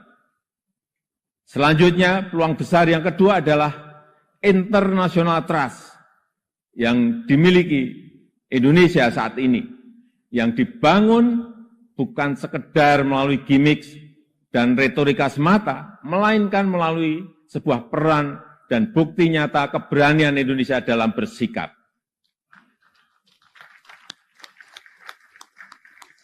Momentum presidensi Indonesia di G20, keketuaan Indonesia di ASEAN, konsistensi Indonesia dalam menjunjung HAM, kemanusiaan dan kesetaraan, serta kesuksesan Indonesia menghadapi krisis dunia 3 tahun terakhir ini telah mendongkrak dan menempatkan Indonesia kembali dalam peta percaturan dunia. Dan di tengah kondisi dunia yang bergolak akibat perbedaan Indonesia dengan Pancasilanya, dengan harmoni keberagamannya, dengan prinsip demokrasinya, mampu menghadirkan ruang dialog, mampu menjadi titik temu dan menjembatani perbedaan yang ada. Lembaga think tank Australia, Lowy Institute, menyebut Indonesia sebagai middle power in Asia, dengan diplomatic influence yang terus meningkat tajam, dan Indonesia termasuk satu dari 6 negara Asia yang mengalami kenaikan comprehensive power. Tapi kemudian ada yang bilang, memang kenapa dengan international trust yang tinggi, rakyat kan makannya nasi. International trust nggak bisa dimakan. Ya, memang nggak bisa. Sama seperti jalan tol, nggak bisa dimakan. Ya memang. Nah, ini contoh menghabiskan energi untuk hal-hal yang tidak produktif. Tapi tidak apa-apa. Saya malah senang, memang harus ada yang begini-begini, supaya lebih berwarna, supaya tidak monoton dunia ini. Bapak Ibu yang saya muliakan, dengan international trust yang tinggi, kredibilitas kita akan lebih diakui. Kedaulatan kita akan lebih dihormati. Suara Indonesia akan lebih didengar, sehingga memudahkan kita dalam setiap bernegosiasi. Peluang tersebut harus mampu kita manfaatkan. Rugi besar kita jika melewatkan kesempatan ini, karena tidak semua negara memilikinya, dan belum tentu akan kembali memilikinya. Sehingga strategi pertama untuk memanfaatkan kesempatan ini adalah mempersiapkan sumber daya manusia Indonesia. Kita telah berhasil menurunkan angka stunting menjadi 21,6% di 2022 dari angka sebelumnya 37%. Menaikkan indeks pembangunan manusia menjadi 72,9 di 2022. Menaikkan indeks pemberdayaan gender menjadi 76,5 di tahun 2022. Menyiapkan anggaran perlindungan sosial total, kalau dijumlah dari 2015 sampai 2023, sebesar 3.212 triliun. Termasuk di dalamnya Kartu Indonesia Sehat, Kartu Indonesia Pintar, KIP Kuliah, PKH, Kartu Sembako, serta perlindungan kepada lansia, penyandang disabilitas, dan kelompok-kelompok rentan lainnya. Serta rescaling dan upscaling tenaga kerja melalui Balai Latihan Kerja dan Program Kartu Prakerja. Di saat yang sama, SDM yang telah kita persiapkan harus mendapatkan lapangan kerja untuk menghasilkan produktivitas nasional. Sehingga kita juga harus mengembangkan sektor ekonomi baru yang membuka lapangan kerja sebanyak-banyaknya, yang memberikan nilai tambah sebesar-besarnya. Disinilah peran sektor ekonomi hijau dan hilirisasi sebagai window opportunity kita untuk meraih kemajuan. Karena Indonesia sangat kaya sumber daya alam, termasuk bahan mineral, hasil perkebunan, hasil kelautan, serta sumber energi baru dan terbarukan. Tapi kaya SDA saja, kaya sumber daya alam saja tidak cukup. Jadi pemilik saja juga tidak cukup. Karena itu akan membuat kita menjadi bangsa pemalas yang hanya menjual bahan mentah kekayaannya tanpa ada nilai tambah, tanpa ada keberlanjutan. Saya ingin tegaskan, Indonesia tidak boleh seperti itu. Indonesia harus menjadi negara yang juga mampu mengolah sumber dayanya, mampu memberikan nilai tambah dan mensejahterakan rakyatnya. Dan ini bisa kita lakukan melalui hilirisasi yang sudah ratusan kali saya sampaikan, puluhan kali saya sampaikan. Hilirisasi yang ingin kita lakukan adalah hilirisasi yang melakukan transfer teknologi, yang memanfaatkan sumber energi baru dan terbarukan, serta meminimalisir dampak lingkungan. Pemerintah telah mewajibkan perusahaan tambang sekarang ini untuk membangun pusat pembibitan, membangun pusat persemaian, untuk menghutankan kembali lahan pasca tambang, pasca penambangan. Hilirisasi yang ingin kita lakukan adalah hilirisasi yang tidak hanya pada komoditas mineral, tapi juga non-mineral, seperti sawit, rumput laut, kelapa, dan komoditas-komoditas potensial lainnya, yang mengoptimalkan kandungan lokal, yang bermitra dengan UMKM, bermitra dengan petani, bermitra dengan nelayan, sehingga manfaatnya terasa langsung bagi rakyat kecil. Upaya ini sedang kita lakukan dan harus terus dilanjutkan. Ini memang pahit bagi para pengekspor bahan mentah. Ini juga mungkin pahit bagi pendapatan negara dalam jangka pendek. Tapi jika ekosistem besarnya sudah terbentuk, jika pabrik pengolahannya sudah beroperasi, saya pastikan ini akan berbuah manis pada akhirnya. Terutama bagi kesejahteraan masyarakat Indonesia. Sebagai gambaran, setelah kita stop ekspor nikel ore di tahun 2020, investasi hilirisasi nikel tumbuh pesat.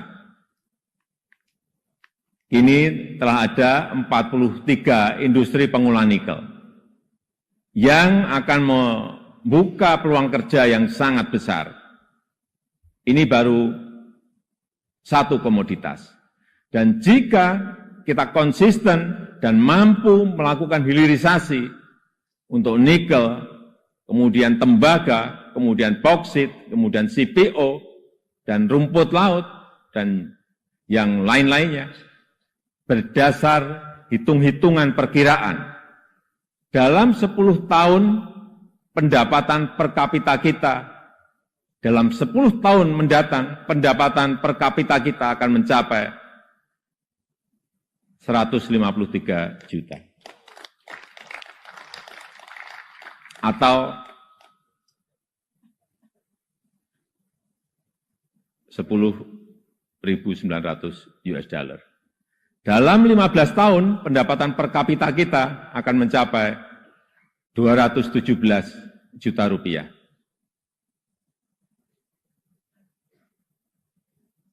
Atau kurang lebih 15.800 US dollar. Dan dalam 22 tahun, pendapatan per kapita kita akan mencapai 331 juta rupiah atau 25.000 US dollar. Sebagai perbandingan, tahun 2022 kemarin kita berada di angka 71 juta rupiah. Artinya, dalam 10 tahun lompatannya bisa 2 kali lipat lebih. Di mana fondasi untuk menggapai itu semua sudah kita mulai. Pembangunan infrastruktur dan konektivitas yang pada akhirnya menaikkan daya saing kita. Kita tahu berdasarkan International Institute for Management Development, IMD, daya saing kita di tahun 2022 naik dari ranking 44 menjadi 34. Kenaikan ini merupakan kenaikan tertinggi di dunia. Pembangunan dari desa, pembangunan dari pinggiran dan daerah terluar yang pada akhirnya memeratakan ekonomi kita dengan dana desa yang kita gelontorkan total mencapai 539 triliun dari tahun 2015 sampai tahun 2023. Konsistensi reformasi struktural, terutama penyederhanaan regulasi, kemudahan perizinan, kepastian hukum, dan pencegahan korupsi, semua itu menjadi modalitas kita untuk meraih kemajuan. Oleh sebab itu, saya berulang kali menyampaikan, kepemimpinan ke depan sangat menentukan masa depan Indonesia. Ini bukan tentang siapa yang jadi presidennya. Bukan itu. Bukan itu.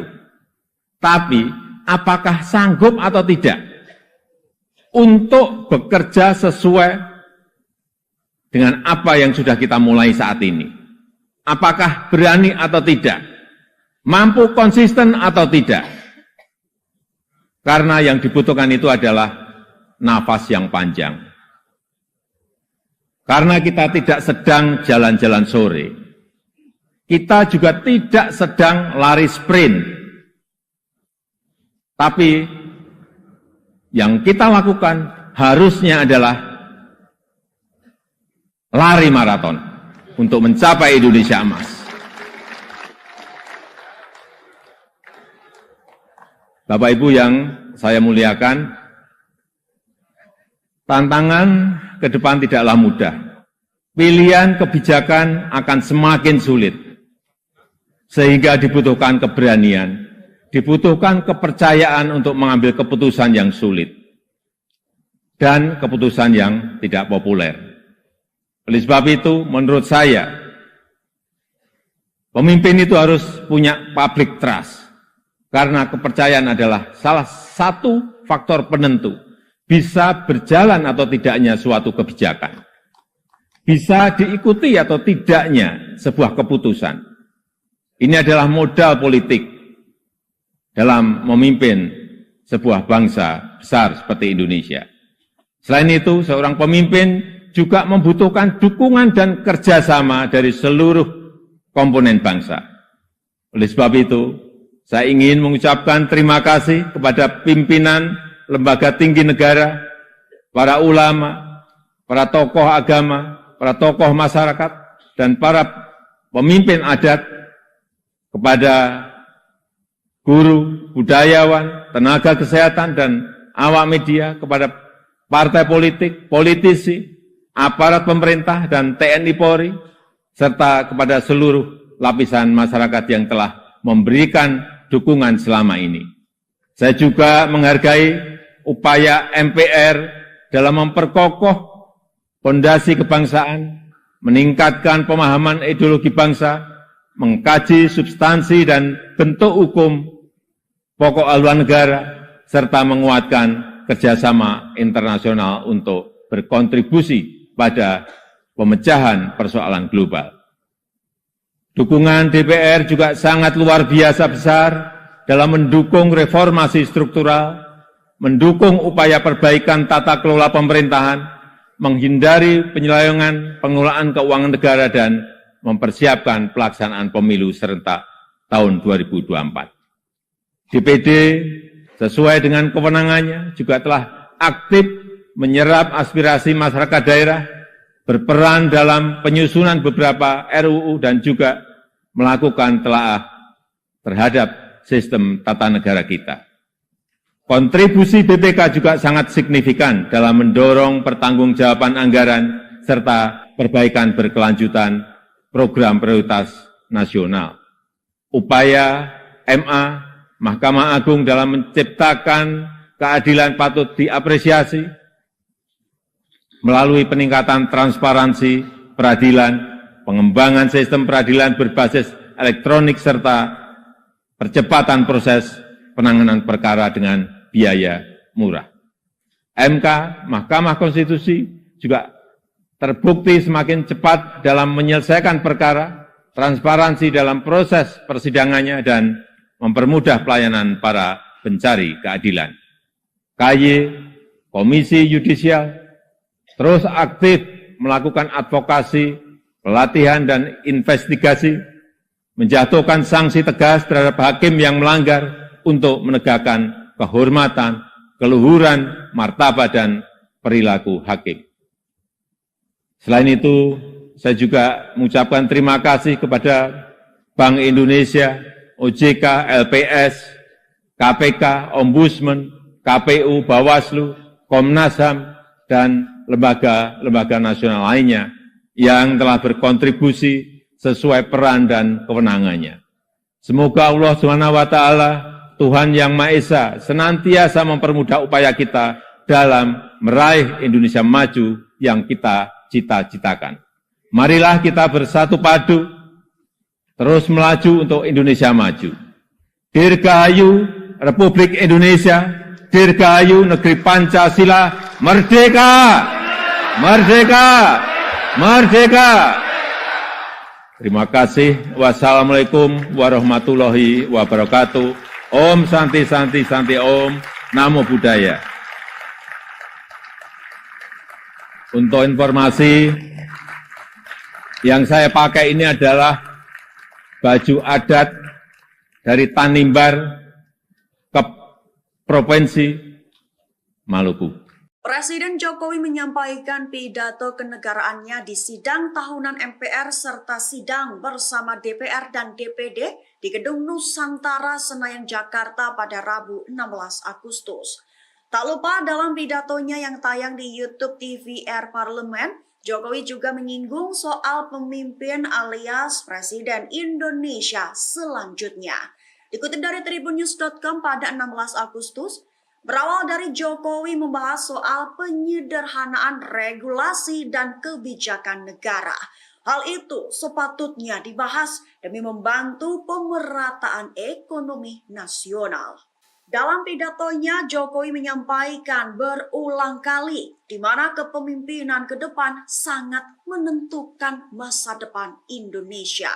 Jokowi beranggapan bahwa tidak penting siapa yang menjadi presiden selanjutnya, namun yang terpenting adalah sanggup bertugas meneruskan pekerjaan yang sudah dimulai, bahkan yang sedang berlangsung saat ini. Lebih lanjut, Jokowi mengatakan bahwa Presiden Indonesia selanjutnya membutuhkan nafas yang panjang. Lantaran diibaratkan tidak sedang jalan-jalan sore dan tidak sedang lari sprint. Namun Presiden Indonesia selanjutnya harus sanggup berlari maraton demi melanjutkan pekerjaan-pekerjaan yang saat ini tengah dikerjakan. Itu bertujuan untuk bisa mencapai Indonesia emas. Sehingga Jokowi mengatakan Presiden Indonesia selanjutnya harus berani dan konsisten demi kemajuan negara Indonesia. Pencegahan korupsi, semua itu menjadi modalitas kita untuk meraih kemajuan. Oleh sebab itu, saya berulang kali menyampaikan kepemimpinan ke depan sangat menentukan masa depan Indonesia. Ini bukan tentang siapa yang jadi presidennya. Bukan itu. Tapi apakah sanggup atau tidak untuk bekerja sesuai dengan apa yang sudah kita mulai saat ini. Apakah berani atau tidak, mampu konsisten atau tidak. Karena yang dibutuhkan itu adalah nafas yang panjang. Karena kita tidak sedang jalan-jalan sore, kita juga tidak sedang lari sprint. Tapi yang kita lakukan harusnya adalah lari maraton untuk mencapai Indonesia emas. Kita saat ini sudah memasuki tahun politik. Suasana sudah hangat-hangat kuku dan sedang tren ini di kalangan politisi dan parpol. Setiap ditanya capres dan cawapresnya, jawabannya belum ada arahan Pak Lurah. Saya sempat mikir, siapa ini Pak Lurah? Sedikit-sedikit kok Pak Lurah. Belakangan saya tahu yang dimaksud Pak Lurah ternyata saya. Ya, saya jawab saja, saya bukan lurah, saya adalah Presiden Republik Indonesia. Ternyata Pak Lurah itu kode. Tapi perlu saya tegaskan, saya ini bukan ketua umum parpol, bukan ketua umum partai politik, bukan juga ketua koalisi partai. Dan sesuai ketentuan undang-undang, yang menentukan capres dan cawapres itu adalah partai politik dan koalisi partai politik. Jadi saya ingin mengatakan itu bukan wewenang saya, bukan wewenang Pak Lurah, bukan wewenang Pak Lurah. Sekali lagi, walaupun saya paham ini sudah menjadi nasib seorang presiden untuk dijadikan paten-patenan dalam bahasa Jawa, dijadikan alibi, dijadikan tameng, bahkan walau kampanye belum mulai, foto saya banyak dipasang di mana-mana. Ya, saya harus ngomong apa adanya. Saya ke provinsi A, ada. Ke kota B, ada. Ke kabupaten C, ada juga. Sampai ke tikungan-tikungan desa saya lihat, ada juga. Tapi bukan foto saya sendirian. Ada di sebelahnya bareng capres. Ya, saya kira menurut saya juga enggak apa-apa, boleh-boleh saja. Presiden Jokowi mengatakan bahwa ia menerima setiap ejekan dan jika disebut tolol, plonga-plongo, bodoh, hingga Fir'aun oleh sebagian masyarakat. Hal itu dikatakan Jokowi dalam sambutannya pada sidang tahunan MPR dan sidang bersama DPR dan DPD 2023 di Gedung DPR Senayan, Jakarta pada 16 Agustus. Dikutip dari Kompas.com pada 16 Agustus, Jokowi menyampaikan hal itu berawal dari mengatakan soal permasalahan rakyat di pinggiran. Berkat media sosial, apapun bisa disampaikan oleh masyarakat kepada Presiden, mulai dari kemarahan hingga ejekan. Tak hanya sebatas itu, bahkan makian dan fitnah juga bisa disampaikan dengan mudah di media sosial. Baru setelah itu Jokowi menyampaikan ejekan-ejekan yang didengarnya dan ditunjukkan kepada dirinya. Jokowi menegaskan dirinya tidak mempermasalahkan diejek seperti itu. Namun lanjutnya, ia merasa sedih lantaran jika dilihat budaya santun dan budi pekerti luhur bangsa mulai hilang. Tak sebatas itu, bahkan kebebasan demokrasi justru digunakan untuk melampiaskan kedengkian dan fitnah, sehingga muncul polusi di wilayah budaya yang melukai keluhuran budi pekerti bangsa Indonesia. Dan dengan adanya media sosial seperti sekarang ini, apapun bisa disampaikan kepada Presiden. Mulai dari masalah rakyat di pinggiran, sampai kemarahan, sampai ejekan, dan bahkan makian, dan fitnahan, bisa dengan mudah disampaikan dengan media sosial. Saya tahu ada yang mengatakan, saya ini bodoh, pelongo-pelongo, tidak tahu apa-apa, Fir'aun, tolol. Ya enggak apa-apa. Sebagai pribadi saya menerima saja. Saya ingin mengatakan itu bukan wewenang saya. Bukan wewenang Pak Lurah. Bukan wewenang Pak Lurah, sekali lagi.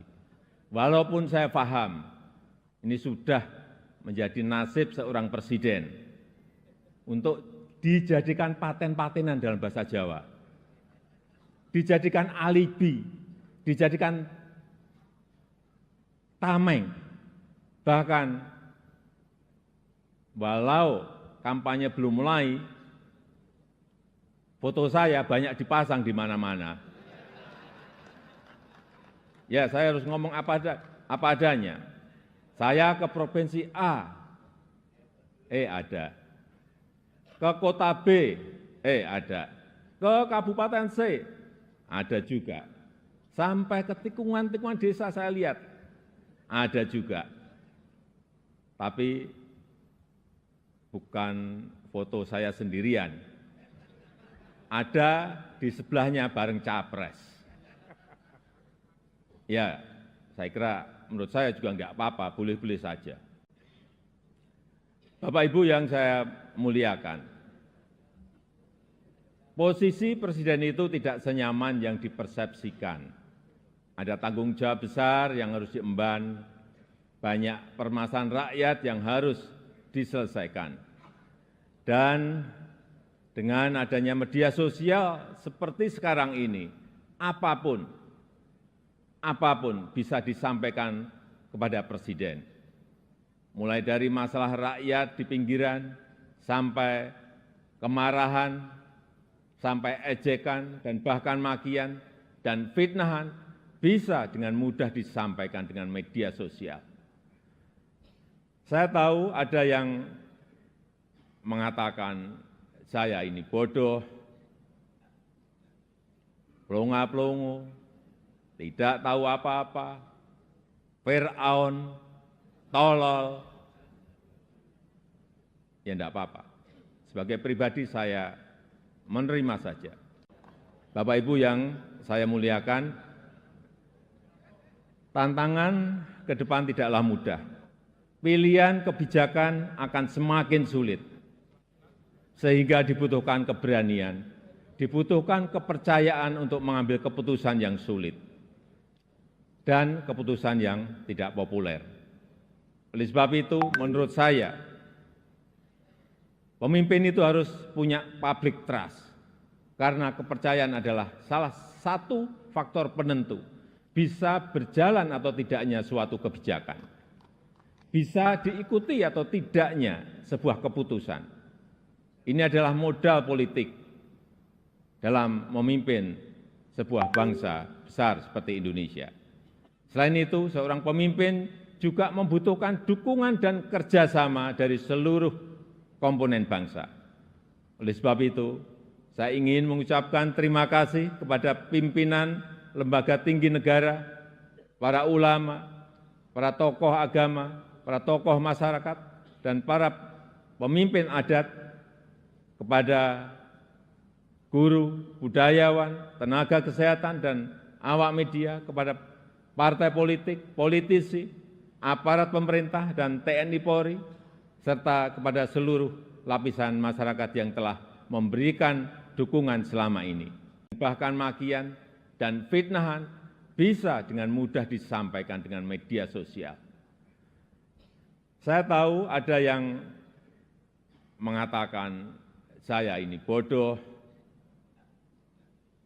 pelongo-pelongo, tidak tahu apa-apa, Fir'aun, tolol. Ya enggak apa-apa. Sebagai pribadi saya menerima saja. Tapi yang membuat saya sedih, budaya santun dan budaya dan budi pekerti luhur bangsa ini kok kelihatannya mulai hilang. Kebebasan dan demokrasi digunakan untuk melampiaskan kedengkian dan fitnah. Polusi di wilayah budaya ini, sekali lagi polusi di wilayah budaya ini sangat melukai keluhuran budi pekerti bangsa Indonesia yang besar. Assalamualaikum warahmatullahi wabarakatuh. Selamat pagi, salam sejahtera bagi kita semuanya. Shalom, Om Swastiastu, Namo Buddhaya, salam kebajikan. Yang saya hormati Wakil Presiden Republik Indonesia, Bapak Profesor Dr. Kiai Haji Ma'ruf Amin beserta Ibu Wuri Estu Ma'ruf Amin. Yang saya hormati Ketua, para Wakil Ketua dan para anggota Majelis Permusyawaratan Rakyat Republik Indonesia. Yang saya hormati Ketua, para Wakil Ketua, dan para anggota Dewan Perwakilan Rakyat Republik Indonesia. Yang saya hormati Ketua, para Wakil Ketua, dan para anggota Dewan Perwakilan Daerah Republik Indonesia. Yang saya hormati Ketua, para Wakil Ketua, dan para anggota lembaga-lembaga negara. Yang saya hormati Ibu Profesor Dr. Hajah Megawati Soekarno Putri, Presiden Republik Indonesia kelima. Yang saya hormati Bapak Jenderal TNI Tri Sutrisno dan Bapak Dr. Haji Hamzahas. Yang saya hormati Bapak Haji Muhammad Yusuf Kalla beserta Ibu Hajah Mufidah Yusuf Kalla.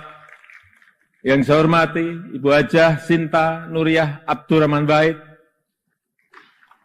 Yang saya hormati Yang Mulia para Duta Besar negara-negara sahabat dan para pimpinan perwakilan badan dan organisasi internasional. Yang saya hormati para Menteri Kabinet Indonesia Maju, Jaksa Agung, Panglima TNI dan Kapolri, serta Kabin. Yang saya hormati para Ketua Umum Partai Politik, Bapak Ibu, Saudara-saudara sebangsa dan setanah air, para hadirin yang saya muliakan. Kita saat ini sudah memasuki tahun politik. Suasana sudah hangat-hangat kuku dan sedang tren ini di kalangan politisi dan parpol. Setiap ditanya capres dan cawapresnya, jawabannya belum ada arahan Pak Lurah. Saya sempat mikir, siapa ini Pak Lurah? Sedikit-sedikit kok Pak Lurah. Belakangan saya tahu yang dimaksud Pak Lurah ternyata saya. Ya, saya jawab saja, saya bukan lurah. Saya adalah Presiden Republik Indonesia. Ternyata Pak Lurah itu kode. Tapi perlu saya tegaskan, saya ini bukan ketua umum parpol, bukan ketua umum partai politik, bukan juga ketua koalisi partai. Dan sesuai ketentuan undang-undang, yang menentukan capres dan cawapres itu adalah partai politik dan koalisi partai politik. Jadi saya ingin mengatakan itu bukan wewenang saya. Bukan wewenang Pak Lurah. Bukan wewenang Pak Lurah, sekali lagi. Walaupun saya paham, ini sudah menjadi nasib seorang presiden untuk dijadikan paten-patenan dalam bahasa Jawa. Dijadikan alibi, dijadikan tameng. Bahkan walau kampanye belum mulai, foto saya banyak dipasang di mana-mana. Ya, saya harus ngomong apa adanya. Saya ke provinsi A, ada. Ke kota B, ada. Ke kabupaten C, ada juga. Sampai ke tikungan-tikungan desa saya lihat, ada juga. Tapi bukan foto saya sendirian. Ada di sebelahnya bareng capres. Ya, saya kira menurut saya juga enggak apa-apa, boleh-boleh saja. Bapak Ibu yang saya muliakan, posisi presiden itu tidak senyaman yang dipersepsikan. Ada tanggung jawab besar yang harus diemban, banyak permasalahan rakyat yang harus diselesaikan. Dan dengan adanya media sosial seperti sekarang ini, apapun bisa disampaikan kepada presiden. Mulai dari masalah rakyat di pinggiran, sampai kemarahan, sampai ejekan, dan bahkan makian, dan fitnahan, bisa dengan mudah disampaikan dengan media sosial. Saya tahu ada yang mengatakan, saya ini bodoh, pelongo-pelongo, tidak tahu apa-apa, Fir'aun, tolol. Ya enggak apa-apa. Sebagai pribadi saya menerima saja. Tapi yang membuat saya sedih, budaya santun dan budaya dan budi pekerti luhur bangsa ini kok kelihatannya mulai hilang. Kebebasan dan demokrasi digunakan untuk melampiaskan kedengkian dan fitnah. Polusi di wilayah budaya ini, sekali lagi polusi di wilayah budaya ini sangat melukai keluhuran budi pekerti bangsa Indonesia yang besar. Memang tidak semua seperti itu. Saya melihat mayoritas masyarakat juga sangat kecewa dengan polusi budaya tersebut. Cacian dan makian yang ada justru membangunkan nurani kita semua, nurani bangsa untuk bersatu menjaga moralitas ruang publik, bersatu menjaga mentalitas masyarakat, sehingga kita bisa tetap melangkah maju, menjalankan transformasi bangsa menuju Indonesia maju, menuju Indonesia emas 2045. Ini yang bolak-balik saya sampaikan di setiap kesempatan, bahwa Indonesia saat ini punya peluang besar untuk meraih Indonesia emas di 2045. meraih posisi jadi 5 besar kekuatan ekonomi dunia. Kita punya kesempatan. Dan tidak hanya peluangnya saja, tetapi strategi meraihnya sudah ada, sudah dirumuskan. Tinggal apakah kita mau memfokuskan energi kita untuk bergerak maju atau justru membuang energi kita untuk hal-hal yang tidak produktif, yang memecah belah, bahkan yang membuat kita melangkah mundur. Bapak, Ibu, saudara-saudara sebangsa dan setanah air, para hadirin yang saya muliakan. Bonus demografi yang akan mencapai puncak di tahun 2030-an adalah peluang besar kita untuk meraih Indonesia Emas 2045. 68% adalah penduduk usia produktif. Disinilah kunci peningkatan produktivitas nasional kita.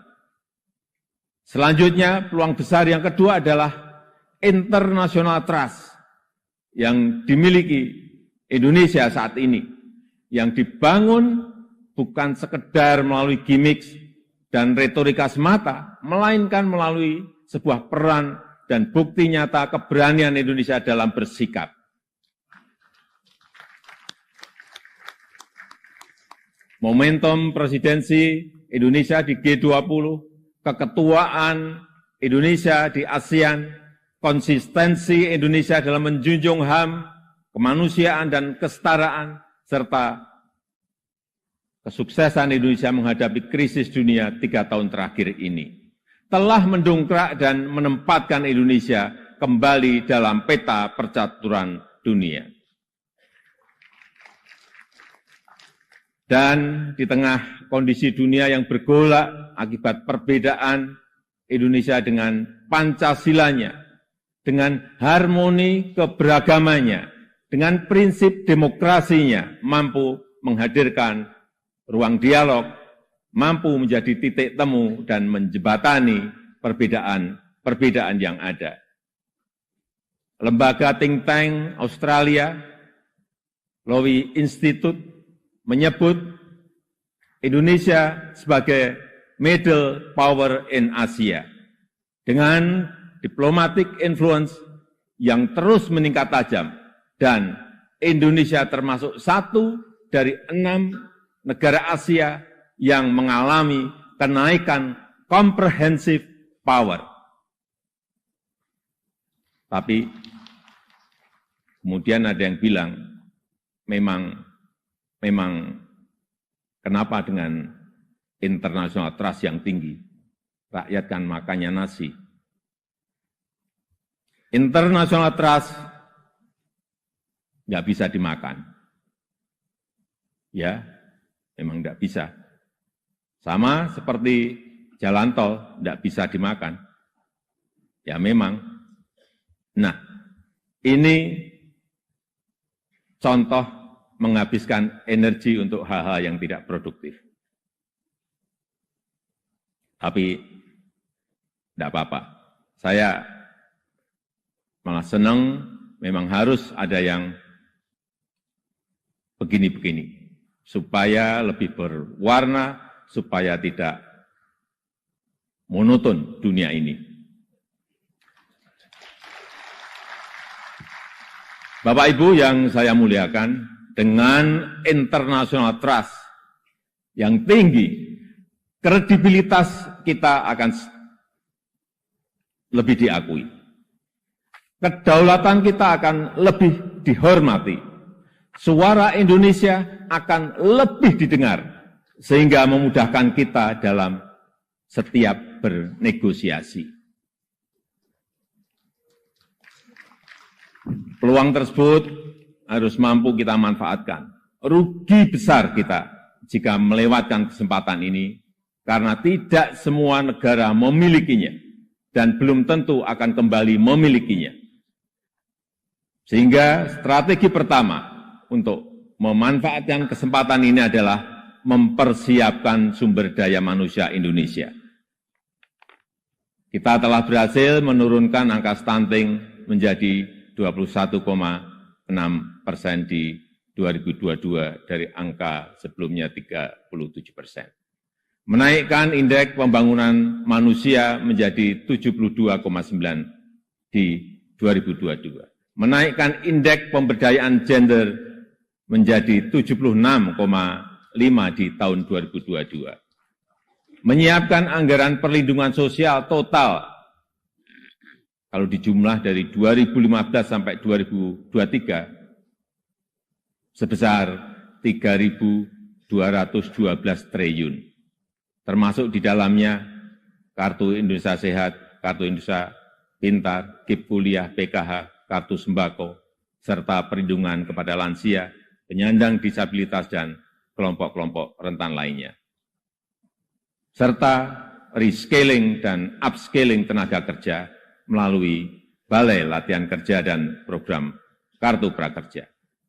Di saat yang sama, SDM yang telah kita persiapkan harus mendapatkan lapangan kerja untuk menghasilkan produktivitas nasional. Sehingga kita juga harus mengembangkan sektor ekonomi baru yang membuka lapangan kerja sebanyak-banyaknya, yang memberikan nilai tambah sebesar-besarnya. Disinilah peran sektor ekonomi hijau dan hilirisasi sebagai window opportunity kita untuk meraih kemajuan. Karena Indonesia sangat kaya sumber daya alam, termasuk bahan mineral, hasil perkebunan, hasil kelautan, serta sumber energi baru dan terbarukan. Tapi kaya SDA saja, kaya sumber daya alam saja tidak cukup. Jadi pemilik saja juga tidak cukup. Karena itu akan membuat kita menjadi bangsa pemalas yang hanya menjual bahan mentah kekayaannya tanpa ada nilai tambah, tanpa ada keberlanjutan. Saya ingin tegaskan, Indonesia tidak boleh seperti itu. Indonesia harus menjadi negara yang juga mampu mengolah sumber dayanya, mampu memberikan nilai tambah dan mensejahterakan rakyatnya.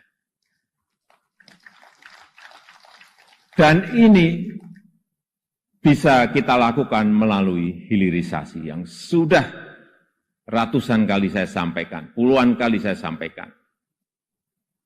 Hilirisasi yang ingin kita lakukan adalah hilirisasi yang melakukan transfer teknologi, yang memanfaatkan sumber energi baru dan terbarukan, serta meminimalisir dampak lingkungan. Pemerintah telah mewajibkan perusahaan tambang sekarang ini untuk membangun pusat pembibitan, membangun pusat persemaian, untuk menghutankan kembali lahan pasca tambang, pasca penambangan. Hilirisasi yang ingin kita lakukan adalah hilirisasi yang tidak hanya pada komoditas mineral, tapi juga non-mineral, seperti sawit, rumput laut, kelapa, dan komoditas-komoditas potensial lainnya, yang mengoptimalkan kandungan lokal, yang bermitra dengan UMKM, bermitra dengan petani, bermitra dengan nelayan, sehingga manfaatnya terasa langsung bagi rakyat kecil. Upaya ini sedang kita lakukan dan harus terus dilanjutkan. Ini memang pahit bagi para pengekspor bahan mentah. Ini juga mungkin pahit bagi pendapatan negara dalam jangka pendek. Tapi jika ekosistem besarnya sudah terbentuk, jika pabrik pengolahannya sudah beroperasi, saya pastikan ini akan berbuah manis pada akhirnya. Terutama bagi kesejahteraan masyarakat Indonesia. Sebagai gambaran, setelah kita stop ekspor nikel ore di tahun 2020, investasi hilirisasi nikel tumbuh pesat. Kini telah ada 4 menyampaikan pidato kenegaraannya di sidang tahunan MPR serta sidang bersama DPR dan DPD di Gedung Nusantara Senayan Jakarta pada Rabu 16 Agustus. Tak lupa dalam pidatonya yang tayang di YouTube TVR Parlemen, Jokowi juga menyinggung soal pemimpin alias Presiden Indonesia selanjutnya. Dikutip dari tribunnews.com pada 16 Agustus, berawal dari Jokowi membahas soal penyederhanaan regulasi dan kebijakan negara. Hal itu sepatutnya dibahas demi membantu pemerataan ekonomi nasional. Dalam pidatonya, Jokowi menyampaikan berulang kali di mana kepemimpinan ke depan sangat menentukan masa depan Indonesia. Jokowi beranggapan bahwa tidak penting siapa yang menjadi presiden selanjutnya, namun yang terpenting adalah sanggup bertugas meneruskan pekerjaan yang sudah dimulai, bahkan yang sedang berlangsung saat ini. Lebih lanjut, Jokowi mengatakan bahwa Presiden Indonesia selanjutnya membutuhkan nafas yang panjang. Lantaran diibaratkan tidak sedang jalan-jalan sore dan tidak sedang lari sprint. Namun Presiden Indonesia selanjutnya harus sanggup berlari maraton demi melanjutkan pekerjaan-pekerjaan yang saat ini tengah dikerjakan. Itu bertujuan untuk bisa mencapai Indonesia emas. Sehingga Jokowi mengatakan Presiden Indonesia selanjutnya harus berani dan konsisten demi kemajuan negara Indonesia. Pencegahan korupsi, semua itu menjadi modalitas kita untuk meraih kemajuan. Oleh sebab itu, saya berulang kali menyampaikan kepemimpinan ke depan sangat menentukan masa depan Indonesia. Ini bukan tentang siapa yang jadi presidennya. Bukan itu.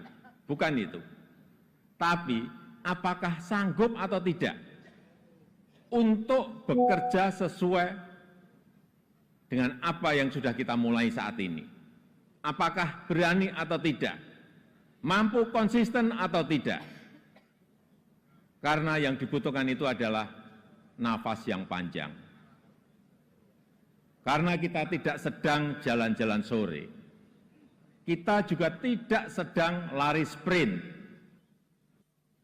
Tapi yang kita lakukan harusnya adalah lari maraton untuk mencapai Indonesia emas. Kita saat ini sudah memasuki tahun politik. Suasana sudah hangat-hangat kuku, dan sedang tren ini di kalangan politisi dan parpol. Setiap ditanya capres dan cawapresnya, jawabannya belum ada arahan Pak Lurah.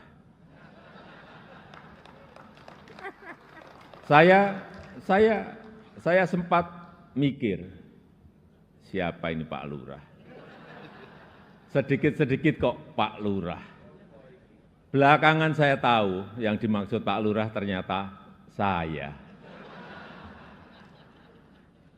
Ya, saya jawab saja, saya bukan lurah. Saya adalah Presiden Republik Indonesia. Ternyata Pak Lurah itu kode. Tapi perlu saya tegaskan, saya ini bukan ketua umum parpol, bukan ketua umum partai politik, bukan juga ketua koalisi partai. Dan sesuai ketentuan undang-undang, yang menentukan capres dan cawapres itu adalah partai politik dan koalisi partai politik.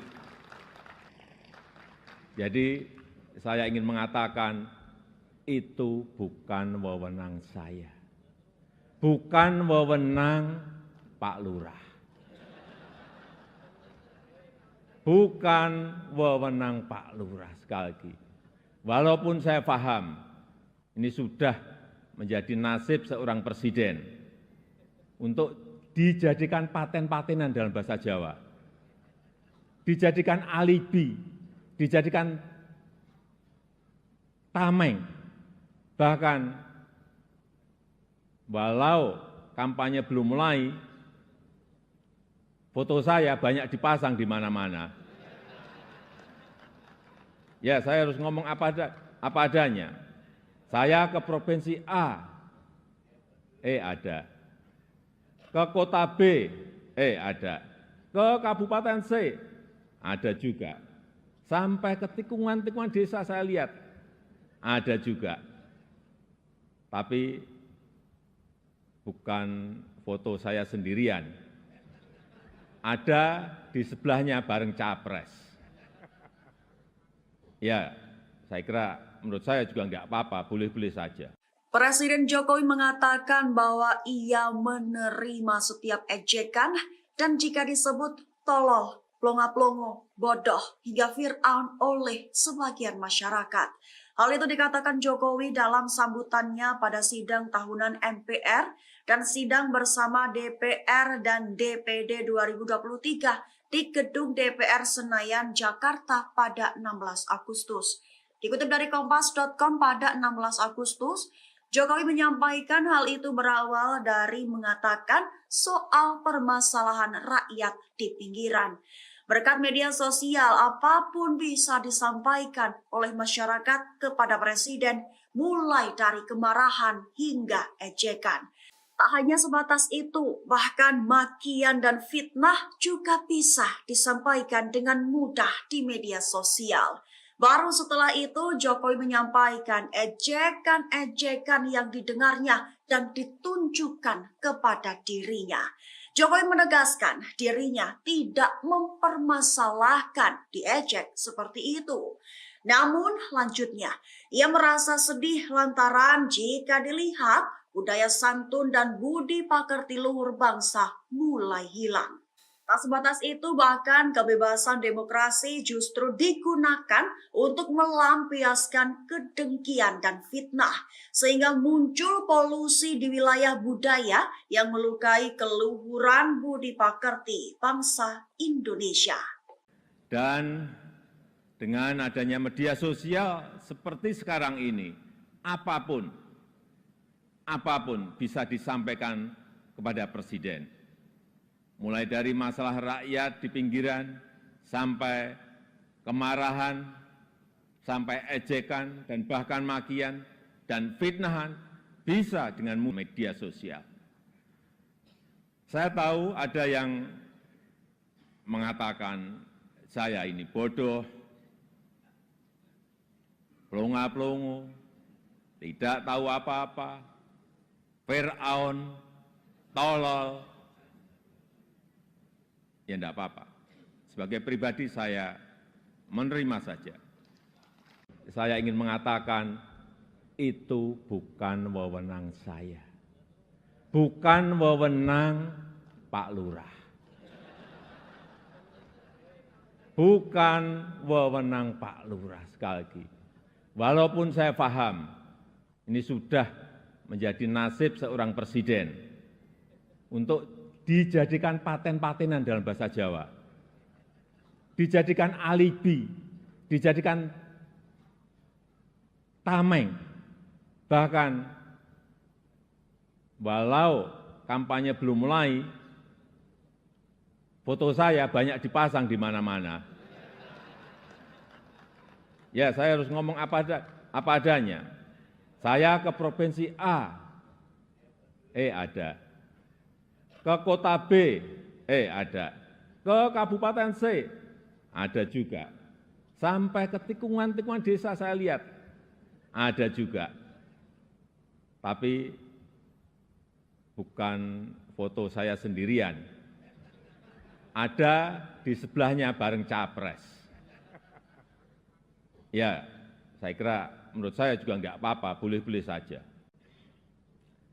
Bapak Ibu yang saya muliakan, posisi presiden itu tidak senyaman yang dipersepsikan. Ada tanggung jawab besar yang harus diemban, banyak permasalahan rakyat yang harus diselesaikan. Dan dengan adanya media sosial seperti sekarang ini, apapun bisa disampaikan kepada Presiden. Mulai dari masalah rakyat di pinggiran, sampai kemarahan, sampai ejekan, dan bahkan makian, dan fitnahan, bisa dengan mudah disampaikan dengan media sosial. Saya tahu ada yang mengatakan saya ini bodoh, pelongo-pelongo, tidak tahu apa-apa, Fir'aun, tolol. Ya enggak apa-apa. Sebagai pribadi saya menerima saja. Bapak Ibu yang saya muliakan, tantangan ke depan tidaklah mudah. Pilihan kebijakan akan semakin sulit, sehingga dibutuhkan keberanian, dibutuhkan kepercayaan untuk mengambil keputusan yang sulit, dan keputusan yang tidak populer. Oleh sebab itu, menurut saya, pemimpin itu harus punya public trust, karena kepercayaan adalah salah satu faktor penentu bisa berjalan atau tidaknya suatu kebijakan, bisa diikuti atau tidaknya sebuah keputusan. Ini adalah modal politik dalam memimpin sebuah bangsa besar seperti Indonesia. Selain itu, seorang pemimpin juga membutuhkan dukungan dan kerjasama dari seluruh komponen bangsa. Oleh sebab itu, saya ingin mengucapkan terima kasih kepada pimpinan lembaga tinggi negara, para ulama, para tokoh agama, para tokoh masyarakat, dan para pemimpin adat, kepada guru, budayawan, tenaga kesehatan, dan awak media, kepada partai politik, politisi, aparat pemerintah, dan TNI Polri, serta kepada seluruh lapisan masyarakat yang telah memberikan dukungan selama ini. Bahkan makian dan fitnahan bisa dengan mudah disampaikan dengan media sosial. Saya tahu ada yang mengatakan saya ini bodoh, pelongo-pelongo, tidak tahu apa-apa, Fir'aun, tolol. Ya enggak apa-apa. Sebagai pribadi saya menerima saja. Tapi yang membuat saya sedih, budaya santun dan budaya dan budi pekerti luhur bangsa ini kok kelihatannya mulai hilang. Kebebasan dan demokrasi digunakan untuk melampiaskan kedengkian dan fitnah. Polusi di wilayah budaya ini, sekali lagi polusi di wilayah budaya ini sangat melukai keluhuran budi pekerti bangsa Indonesia yang besar. Assalamualaikum warahmatullahi wabarakatuh. Selamat pagi, salam sejahtera bagi kita semuanya. Shalom, Om Swastiastu, Namo Buddhaya, salam kebajikan. Yang saya hormati Wakil Presiden Republik Indonesia, Bapak Profesor Dr. Kyai Haji Ma'ruf Amin beserta Ibu Wuri Estu Ma'ruf Amin. Yang saya hormati Ketua, para Wakil Ketua dan para anggota Majelis Permusyawaratan Rakyat Republik Indonesia. Yang saya hormati Ketua, para Wakil Ketua dan para anggota Dewan Perwakilan Rakyat Republik Indonesia. Yang saya hormati Ketua, para Wakil Ketua dan para anggota Dewan Perwakilan Daerah Republik Indonesia. Yang saya hormati Ketua, para Wakil Ketua dan para anggota lembaga-lembaga negara. Yang saya hormati Ibu Profesor Dr. Hajah Megawati Soekarno Putri, Presiden Republik Indonesia kelima. Yang saya hormati Bapak Jenderal TNI Tri Sutrisno dan Bapak Dr. Haji Hamzahas. Yang saya hormati Bapak Haji Muhammad Yusuf Kalla beserta Ibu Hajah Mufidah Yusuf Kalla. Yang saya hormati Ibu Hajah Sinta Nuriyah Abdurrahman Wahid. Yang saya hormati Yang Mulia para Duta Besar negara-negara sahabat dan para pimpinan perwakilan badan dan organisasi internasional. Yang saya hormati para Menteri Kabinet Indonesia Maju, Jaksa Agung, Panglima TNI dan Kapolri, serta Kabin. Yang saya hormati para Ketua Umum Partai Politik, Bapak Ibu, Saudara-saudara sebangsa dan setanah air, para hadirin yang saya muliakan. Kita saat ini sudah memasuki tahun politik. Suasana sudah hangat-hangat kuku dan sedang tren ini di kalangan politisi dan parpol. Setiap ditanya capres dan cawapresnya, jawabannya belum ada arahan Pak Lurah. Saya sempat mikir, siapa ini Pak Lurah? Sedikit-sedikit kok Pak Lurah. Belakangan saya tahu yang dimaksud Pak Lurah ternyata saya. Ya, saya jawab saja, saya bukan lurah. Saya adalah Presiden Republik Indonesia. Ternyata Pak Lurah itu kode. Tapi perlu saya tegaskan, saya ini bukan ketua umum parpol, bukan ketua umum partai politik, bukan juga ketua koalisi partai. Dan sesuai ketentuan undang-undang, yang menentukan capres dan cawapres itu adalah partai politik dan koalisi partai politik. Jadi saya ingin mengatakan, itu bukan wewenang saya. Bukan wewenang Pak Lurah. Bukan wewenang Pak Lurah, sekali lagi. Walaupun saya paham, ini sudah menjadi nasib seorang presiden untuk dijadikan paten-patenan dalam bahasa Jawa. Dijadikan alibi, dijadikan tameng. Bahkan, walau kampanye belum mulai, foto saya banyak dipasang di mana-mana. Ya, saya harus ngomong apa adanya. Saya ke provinsi A, ada. Ke kota B, ada. Ke kabupaten C, ada juga. Sampai ke tikungan-tikungan desa saya lihat, ada juga. Tapi bukan foto saya sendirian. Ada di sebelahnya bareng capres. Ya, saya kira menurut saya juga enggak apa-apa, boleh-boleh saja. Bapak Ibu yang saya muliakan, posisi presiden itu tidak senyaman yang dipersepsikan. Ada tanggung jawab besar yang harus diemban, banyak permasalahan rakyat yang harus diselesaikan. Dan dengan adanya media sosial seperti sekarang ini, apapun bisa disampaikan kepada presiden.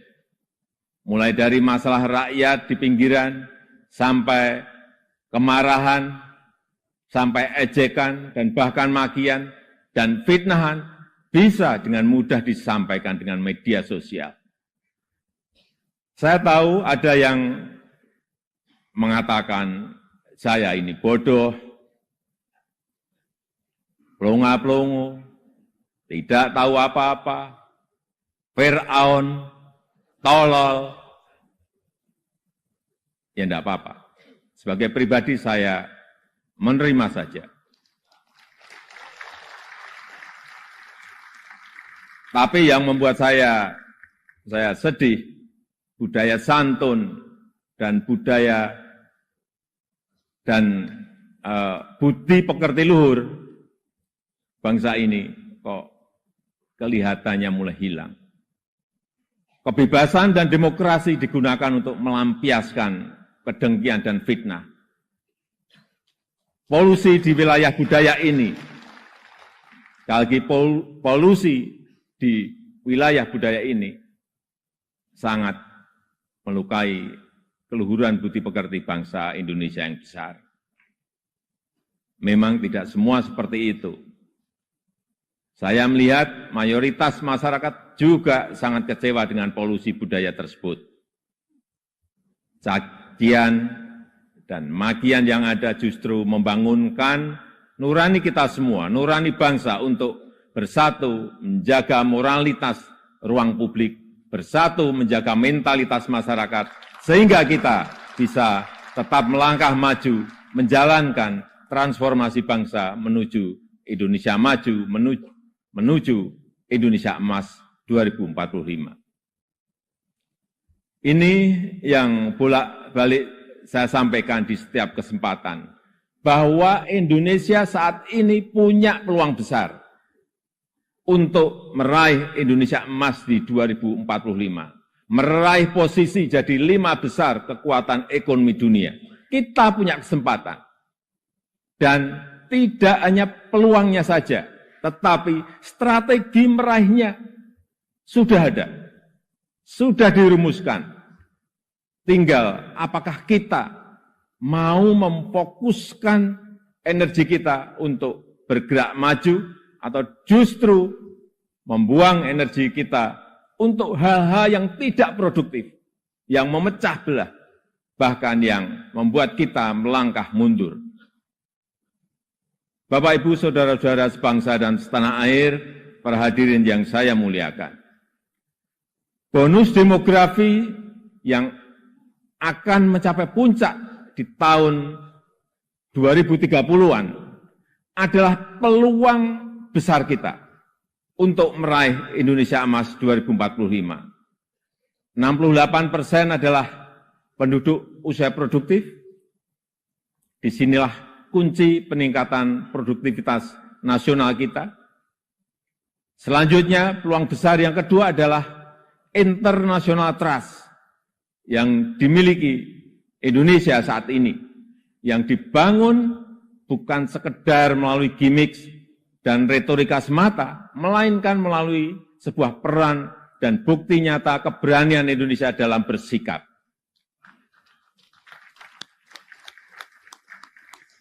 Momentum presidensi Indonesia di G20, keketuaan Indonesia di ASEAN, konsistensi Indonesia dalam menjunjung HAM, kemanusiaan dan kesetaraan, serta kesuksesan Indonesia menghadapi krisis dunia 3 tahun terakhir ini telah mendongkrak dan menempatkan Indonesia kembali dalam peta percaturan dunia.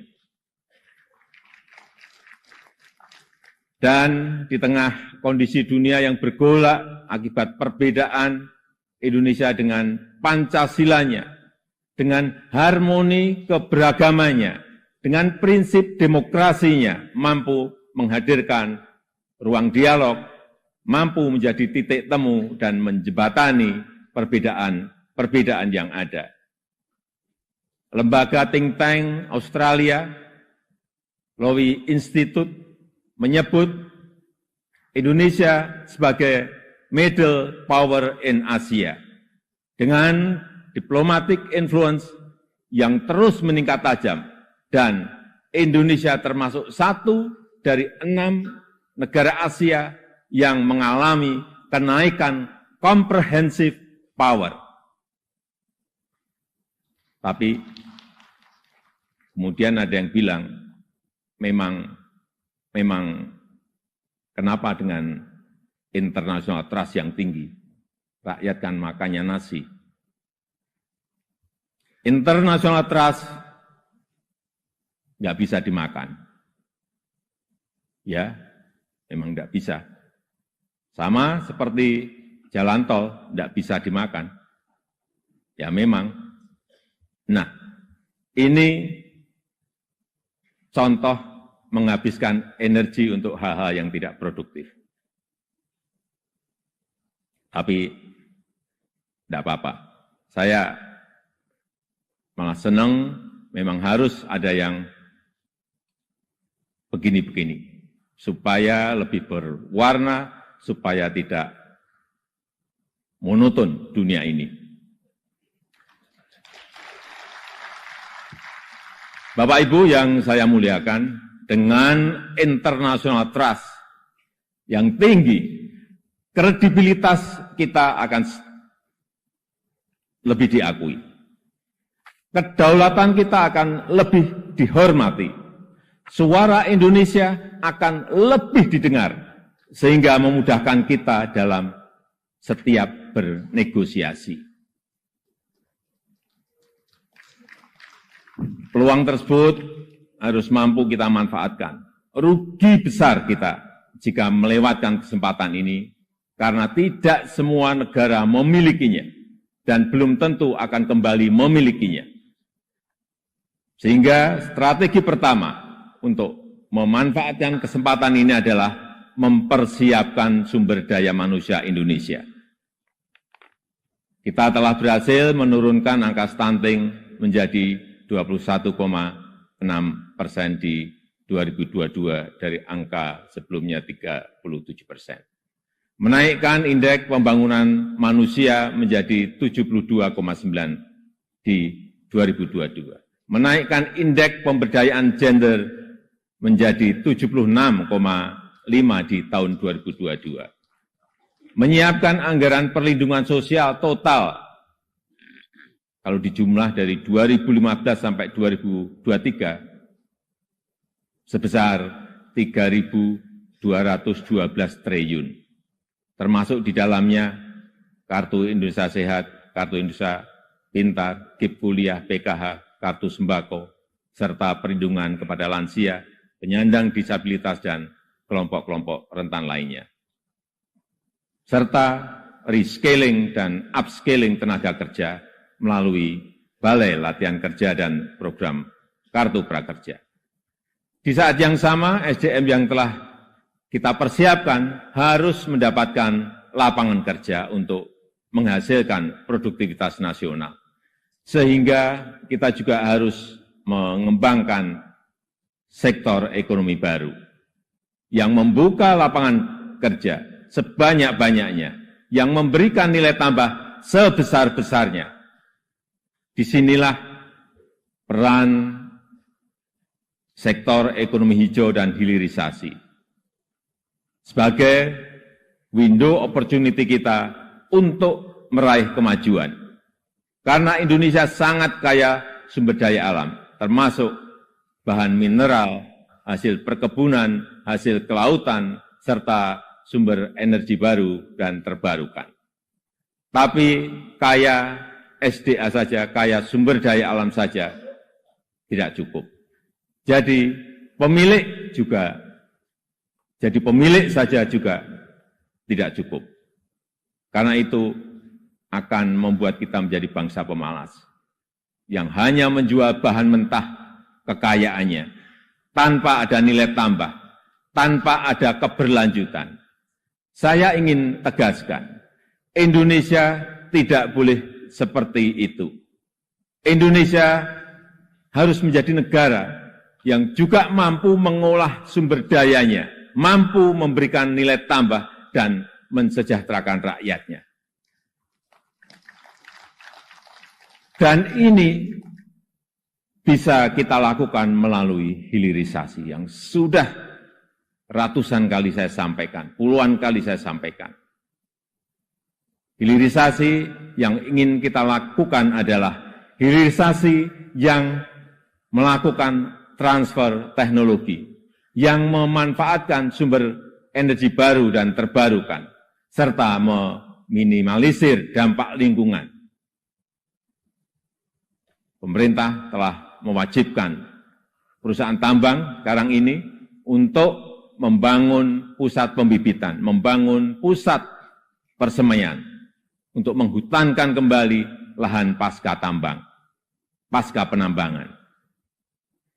Hilirisasi yang ingin kita lakukan adalah hilirisasi yang tidak hanya pada komoditas mineral, tapi juga non-mineral, seperti sawit, rumput laut, kelapa, dan komoditas-komoditas potensial lainnya, yang mengoptimalkan kandungan lokal, yang bermitra dengan UMKM, bermitra dengan petani, bermitra dengan nelayan, sehingga manfaatnya terasa langsung bagi rakyat kecil. Upaya ini sedang kita lakukan dan harus terus dilanjutkan.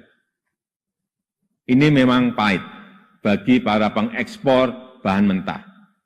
Ini juga mungkin pahit bagi pendapatan negara dalam jangka pendek. Tapi jika ekosistem besarnya sudah terbentuk, jika pabrik pengolahannya sudah beroperasi, saya pastikan ini akan berbuah manis pada akhirnya. Terutama bagi kesejahteraan masyarakat Indonesia. Sebagai gambaran, setelah kita stop ekspor nikel ore di tahun 2020, investasi hilirisasi nikel tumbuh pesat. Kini telah ada 43 industri pengolahan nikel yang akan membuka peluang kerja yang sangat besar. Ini baru satu komoditas. Dan jika kita konsisten dan mampu melakukan hilirisasi untuk nikel, kemudian tembaga, kemudian boksit, kemudian CPO, dan rumput laut, dan yang lain-lainnya, berdasar hitung-hitungan perkiraan, dalam 10 tahun pendapatan per kapita kita, dalam 10 tahun mendatang, pendapatan per kapita kita akan mencapai 153 juta. Atau 10.900 US dollar. Dalam 15 tahun, pendapatan per kapita kita akan mencapai 217 juta rupiah.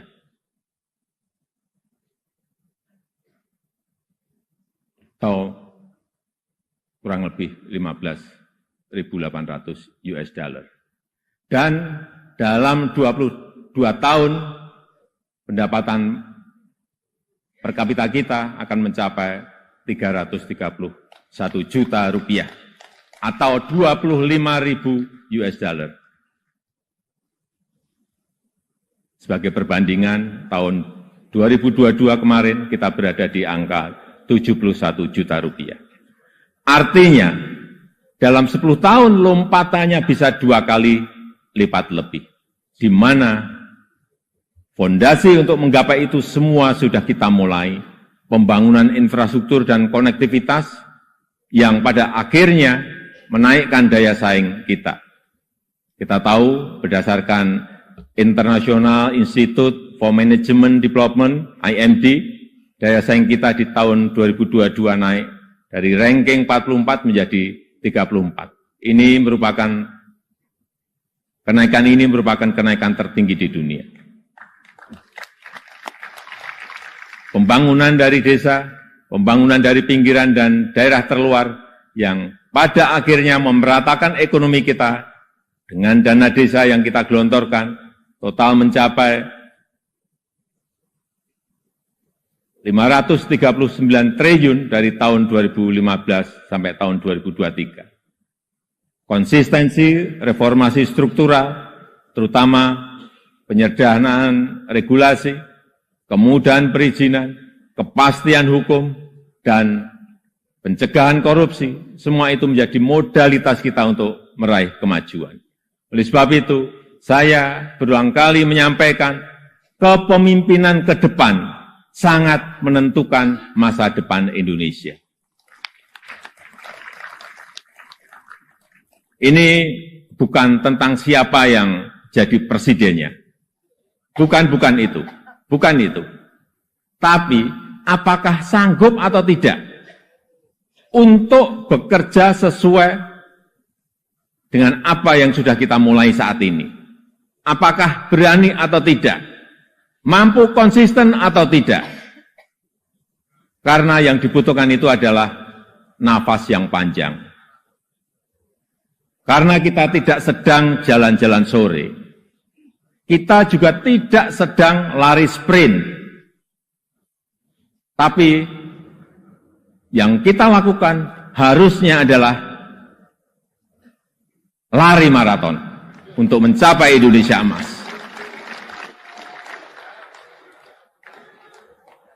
Bapak Ibu yang saya muliakan, tantangan ke depan tidaklah mudah. Pilihan kebijakan akan semakin sulit. Sehingga dibutuhkan keberanian, dibutuhkan kepercayaan untuk mengambil keputusan yang sulit. Dan keputusan yang tidak populer. Oleh sebab itu, menurut saya, pemimpin itu harus punya public trust. Karena kepercayaan adalah salah satu faktor penentu bisa berjalan atau tidaknya suatu kebijakan. Bisa diikuti atau tidaknya sebuah keputusan. Ini adalah modal politik dalam memimpin sebuah bangsa besar seperti Indonesia. Selain itu, seorang pemimpin juga membutuhkan dukungan dan kerjasama dari seluruh komponen bangsa. Oleh sebab itu, saya ingin mengucapkan terima kasih kepada pimpinan lembaga tinggi negara, para ulama, para tokoh agama, para tokoh masyarakat, dan para pemimpin adat, kepada guru, budayawan, tenaga kesehatan, dan awak media, kepada partai politik, politisi, aparat pemerintah, dan TNI Polri, serta kepada seluruh lapisan masyarakat yang telah memberikan dukungan selama ini. Saya juga menghargai upaya MPR dalam memperkokoh fondasi kebangsaan, meningkatkan pemahaman ideologi bangsa, mengkaji substansi dan bentuk hukum pokok haluan negara, serta menguatkan kerjasama internasional untuk berkontribusi pada pemecahan persoalan global. Dukungan DPR juga sangat luar biasa besar dalam mendukung reformasi struktural, mendukung upaya perbaikan tata kelola pemerintahan, menghindari penyelewengan pengelolaan keuangan negara, dan mempersiapkan pelaksanaan pemilu serentak tahun 2024. DPD sesuai dengan kewenangannya juga telah aktif menyerap aspirasi masyarakat daerah, berperan dalam penyusunan beberapa RUU, dan juga melakukan telaah terhadap sistem tata negara kita.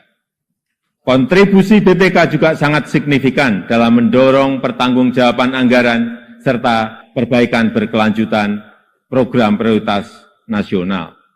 Upaya MA, Mahkamah Agung dalam menciptakan keadilan patut diapresiasi melalui peningkatan transparansi peradilan, pengembangan sistem peradilan berbasis elektronik, serta percepatan proses penanganan perkara dengan biaya murah.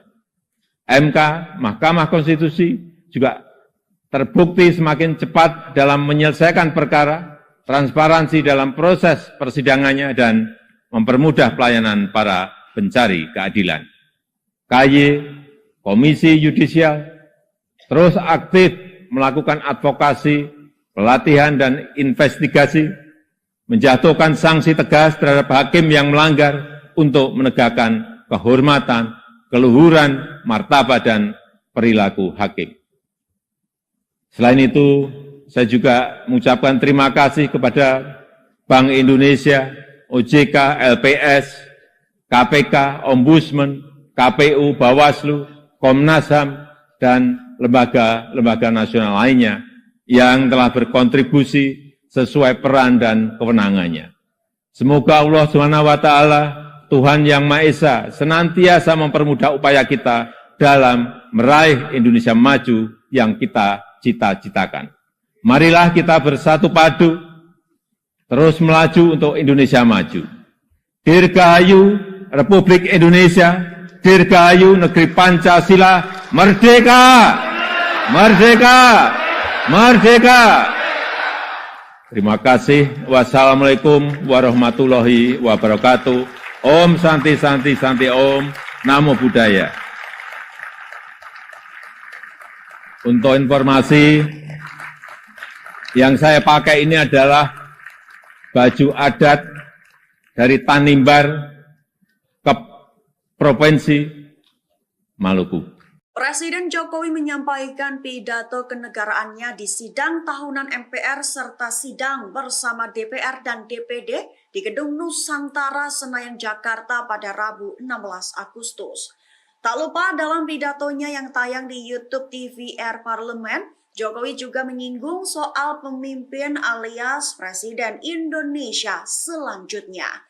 Dikutip dari tribunnews.com pada 16 Agustus, berawal dari Jokowi membahas soal penyederhanaan regulasi dan kebijakan negara. Hal itu sepatutnya dibahas demi membantu pemerataan ekonomi nasional. Dalam pidatonya, Jokowi menyampaikan berulang kali di mana kepemimpinan ke depan sangat menentukan masa depan Indonesia. Jokowi beranggapan bahwa tidak penting siapa yang menjadi presiden selanjutnya, namun yang terpenting adalah sanggup bertugas meneruskan pekerjaan yang sudah dimulai, bahkan yang sedang berlangsung saat ini. Lebih lanjut, Jokowi mengatakan bahwa Presiden Indonesia selanjutnya membutuhkan nafas yang panjang. Lantaran diibaratkan tidak sedang jalan-jalan sore dan tidak sedang lari sprint. Namun Presiden Indonesia selanjutnya harus sanggup berlari maraton demi melanjutkan pekerjaan-pekerjaan yang saat ini tengah dikerjakan. Itu bertujuan untuk bisa mencapai Indonesia emas. Sehingga Jokowi mengatakan Presiden Indonesia selanjutnya harus berani dan konsisten demi kemajuan negara Indonesia. Pencegahan korupsi, semua itu menjadi modalitas kita untuk meraih kemajuan. Oleh sebab itu, saya berulang kali menyampaikan kepemimpinan ke depan sangat menentukan masa depan Indonesia. Ini bukan tentang siapa yang jadi presidennya. Bukan itu. Tapi apakah sanggup atau tidak untuk bekerja sesuai dengan apa yang sudah kita mulai saat ini. Apakah berani atau tidak? Mampu konsisten atau tidak? Karena yang dibutuhkan itu adalah nafas yang panjang. Karena kita tidak sedang jalan-jalan sore, kita juga tidak sedang lari sprint. Tapi yang kita lakukan harusnya adalah lari maraton untuk mencapai Indonesia emas. Kita saat ini sudah memasuki tahun politik. Suasana sudah hangat-hangat kuku, dan sedang tren ini di kalangan politisi dan parpol. Setiap ditanya capres dan cawapresnya, jawabannya belum ada arahan Pak Lurah.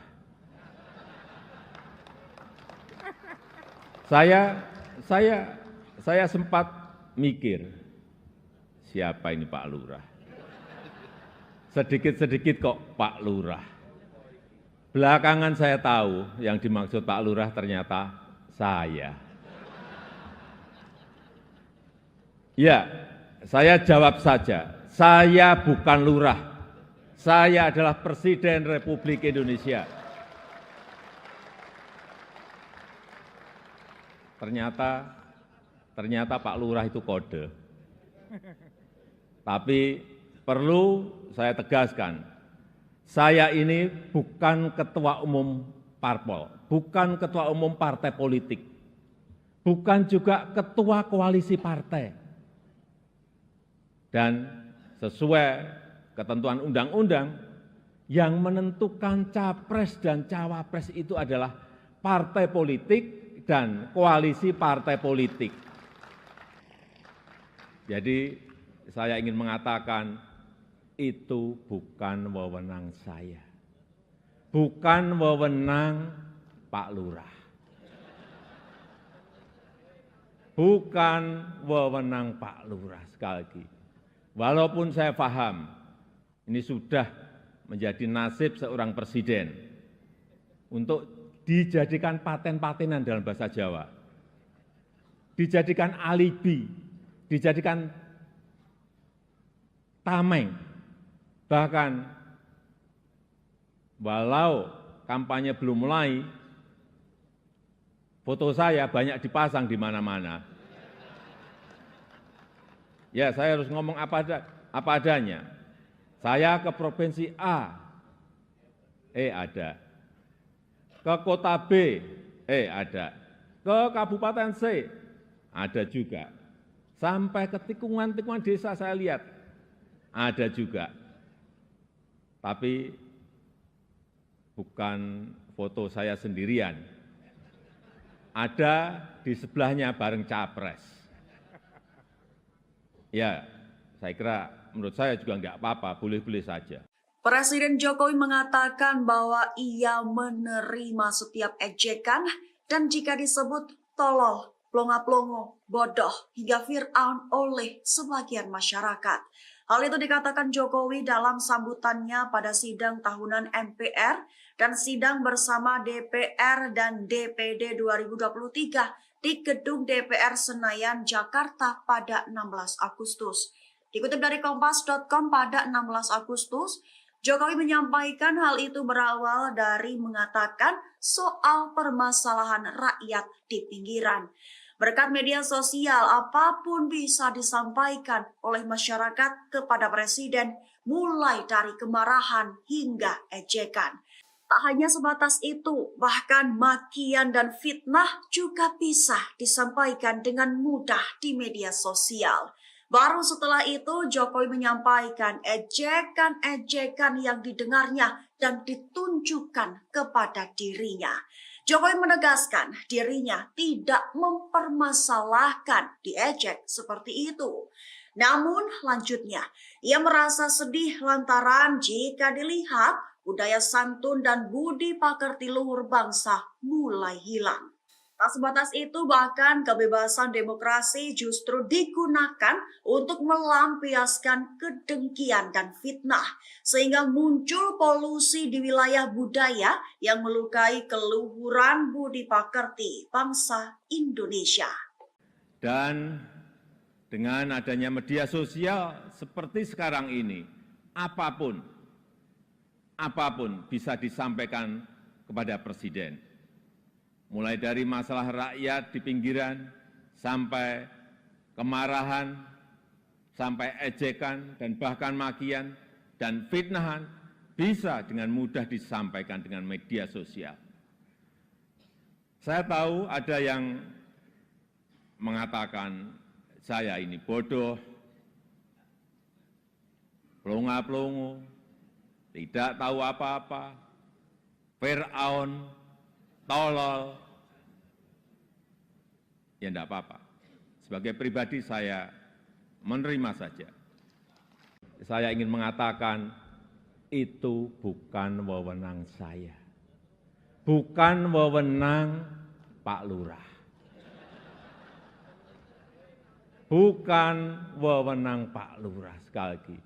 Walaupun saya paham ini sudah menjadi nasib seorang presiden untuk dijadikan paten-patenan dalam bahasa Jawa, dijadikan alibi, dijadikan tameng, bahkan walau kampanye belum mulai, foto saya banyak dipasang di mana-mana. Ya, saya harus ngomong apa adanya. Saya ke provinsi A, ada. Ke kota B, ada. Ke kabupaten C, ada juga.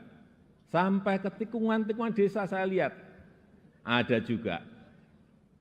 Tapi bukan foto saya sendirian.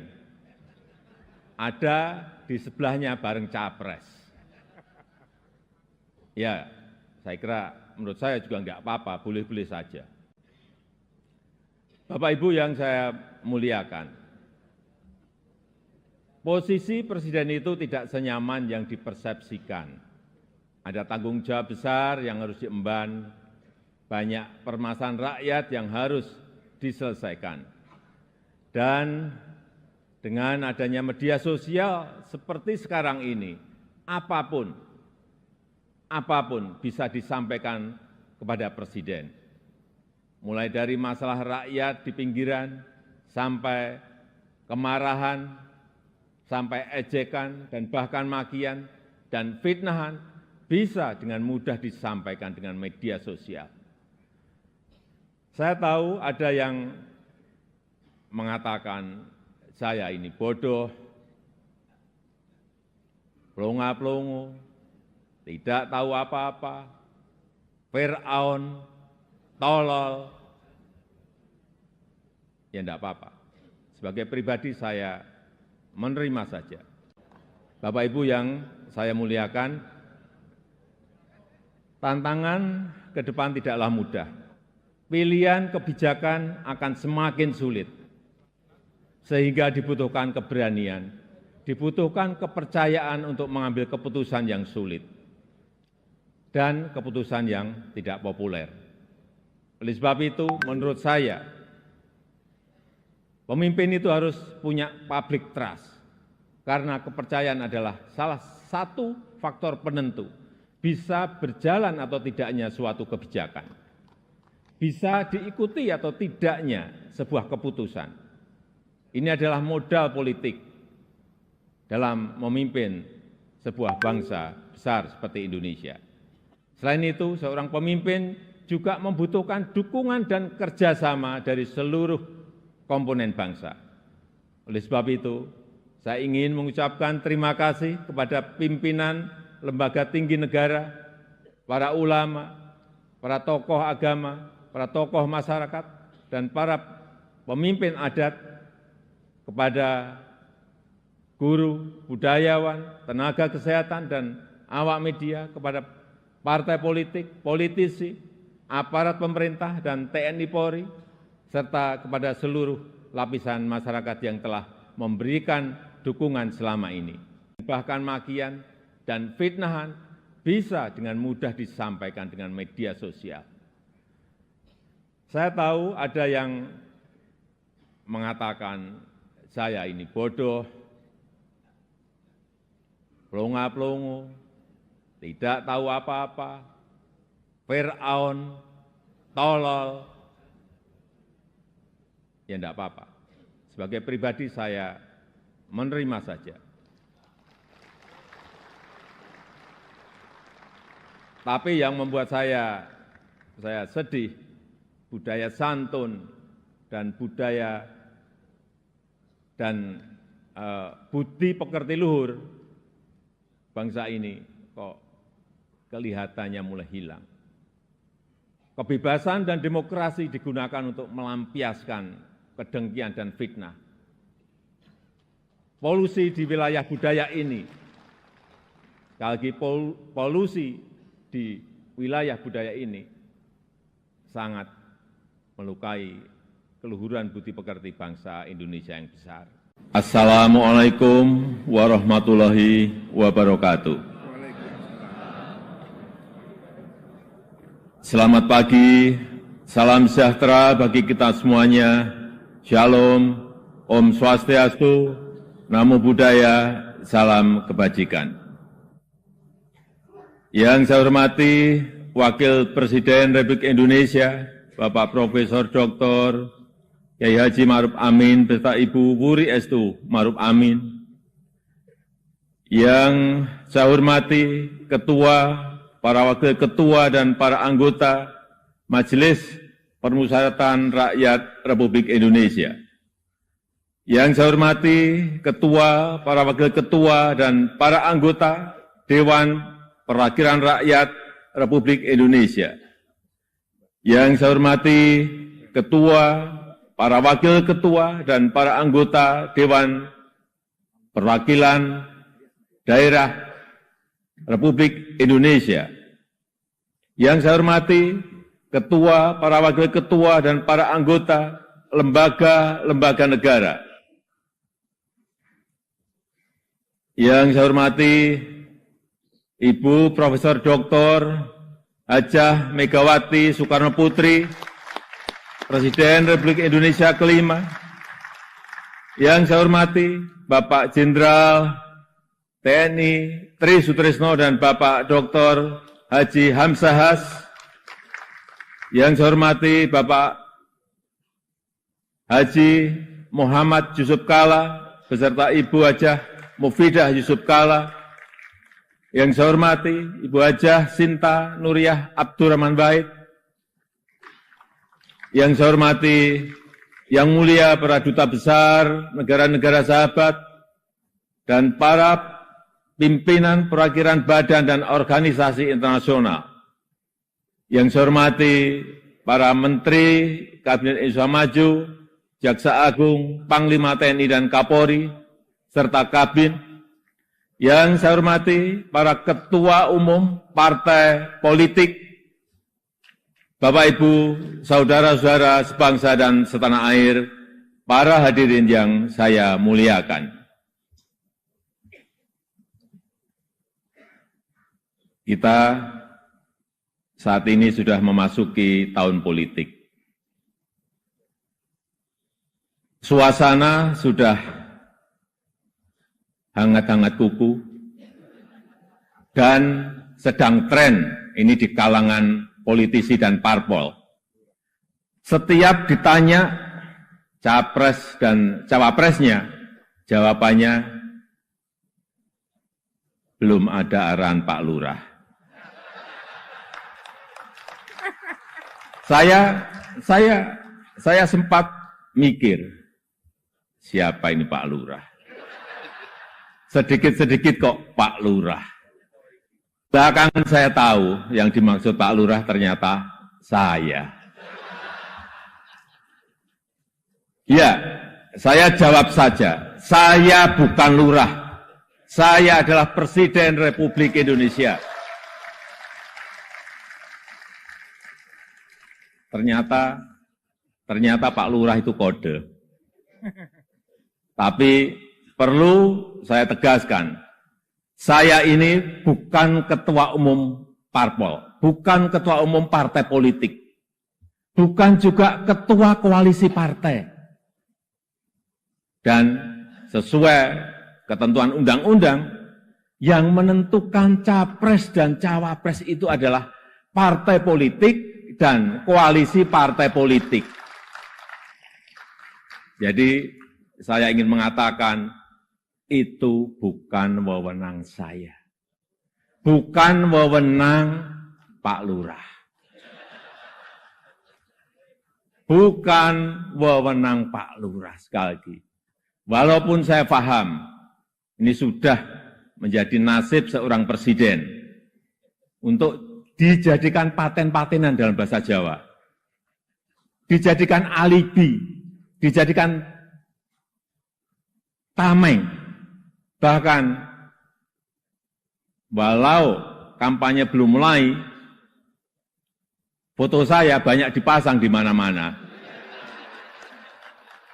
Ya, saya harus ngomong apa adanya. Saya ke provinsi A, ada. Ke kota B, ada. Ke kabupaten C, ada juga. Sampai ke tikungan-tikungan desa saya lihat, ada juga.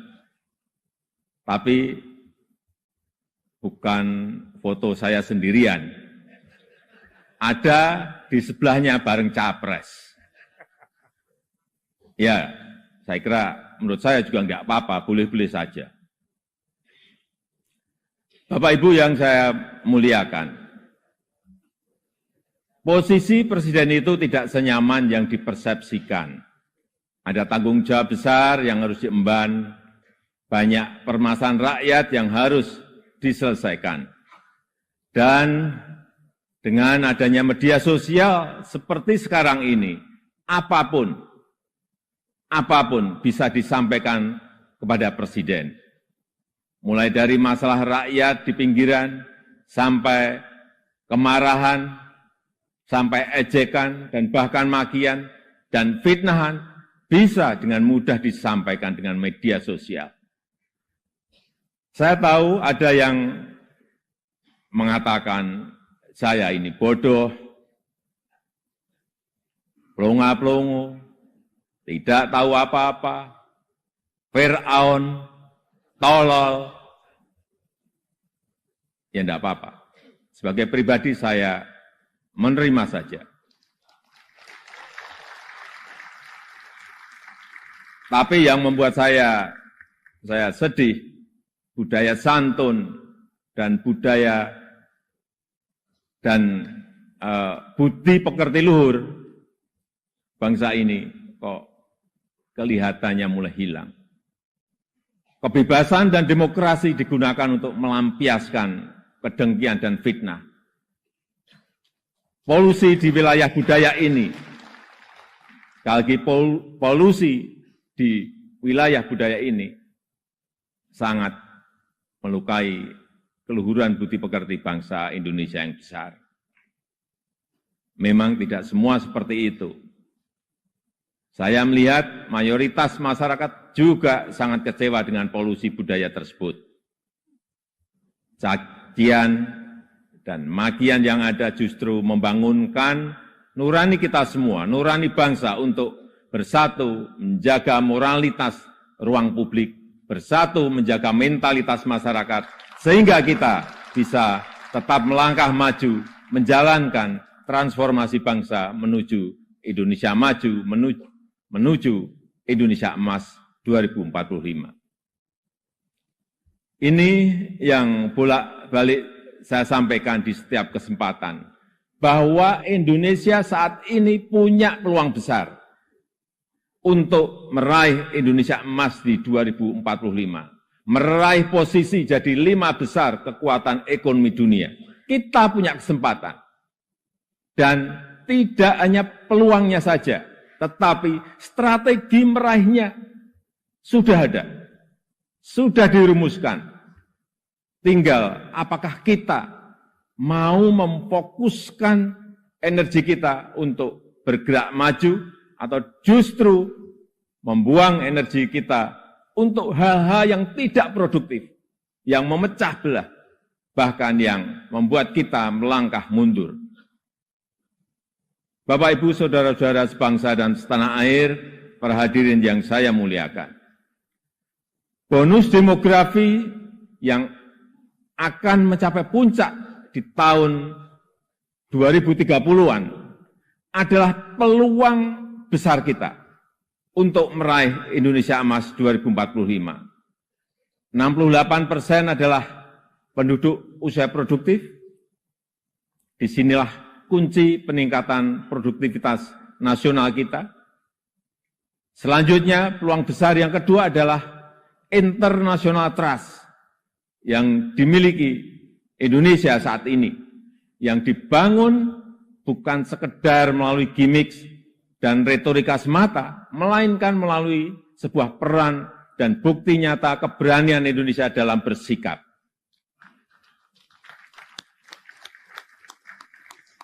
Momentum presidensi Indonesia di G20, keketuaan Indonesia di ASEAN, konsistensi Indonesia dalam menjunjung HAM, kemanusiaan dan kesetaraan, serta kesuksesan Indonesia menghadapi krisis dunia 3 tahun terakhir ini, telah mendongkrak dan menempatkan Indonesia kembali dalam peta percaturan dunia. Dan di tengah kondisi dunia yang bergolak akibat perbedaan Indonesia dengan Pancasilanya, dengan harmoni keberagamannya, dengan prinsip demokrasinya, mampu menghadirkan ruang dialog, mampu menjadi titik temu dan menjembatani perbedaan yang ada. Lembaga think tank Australia, Lowy Institute, menyebut Indonesia sebagai middle power in Asia dengan diplomatic influence yang terus meningkat tajam dan Indonesia termasuk satu dari 6 negara Asia yang mengalami kenaikan comprehensive power. Tapi kemudian ada yang bilang, memang kenapa dengan international trust yang tinggi, rakyat kan makannya nasi. International trust nggak bisa dimakan. Ya, memang nggak bisa. Sama seperti jalan tol, nggak bisa dimakan. Ya memang. Nah, ini contoh menghabiskan energi untuk hal-hal yang tidak produktif. Tapi tidak apa-apa. Saya malah senang, memang harus ada yang begini-begini, supaya lebih berwarna, supaya tidak monoton dunia ini. Bapak Ibu yang saya muliakan, dengan international trust yang tinggi, kredibilitas kita akan lebih diakui. Kedaulatan kita akan lebih dihormati. Suara Indonesia akan lebih didengar, sehingga memudahkan kita dalam setiap bernegosiasi. Peluang tersebut harus mampu kita manfaatkan. Rugi besar kita jika melewatkan kesempatan ini, karena tidak semua negara memilikinya, dan belum tentu akan kembali memilikinya. Sehingga strategi pertama untuk memanfaatkan kesempatan ini adalah mempersiapkan sumber daya manusia Indonesia.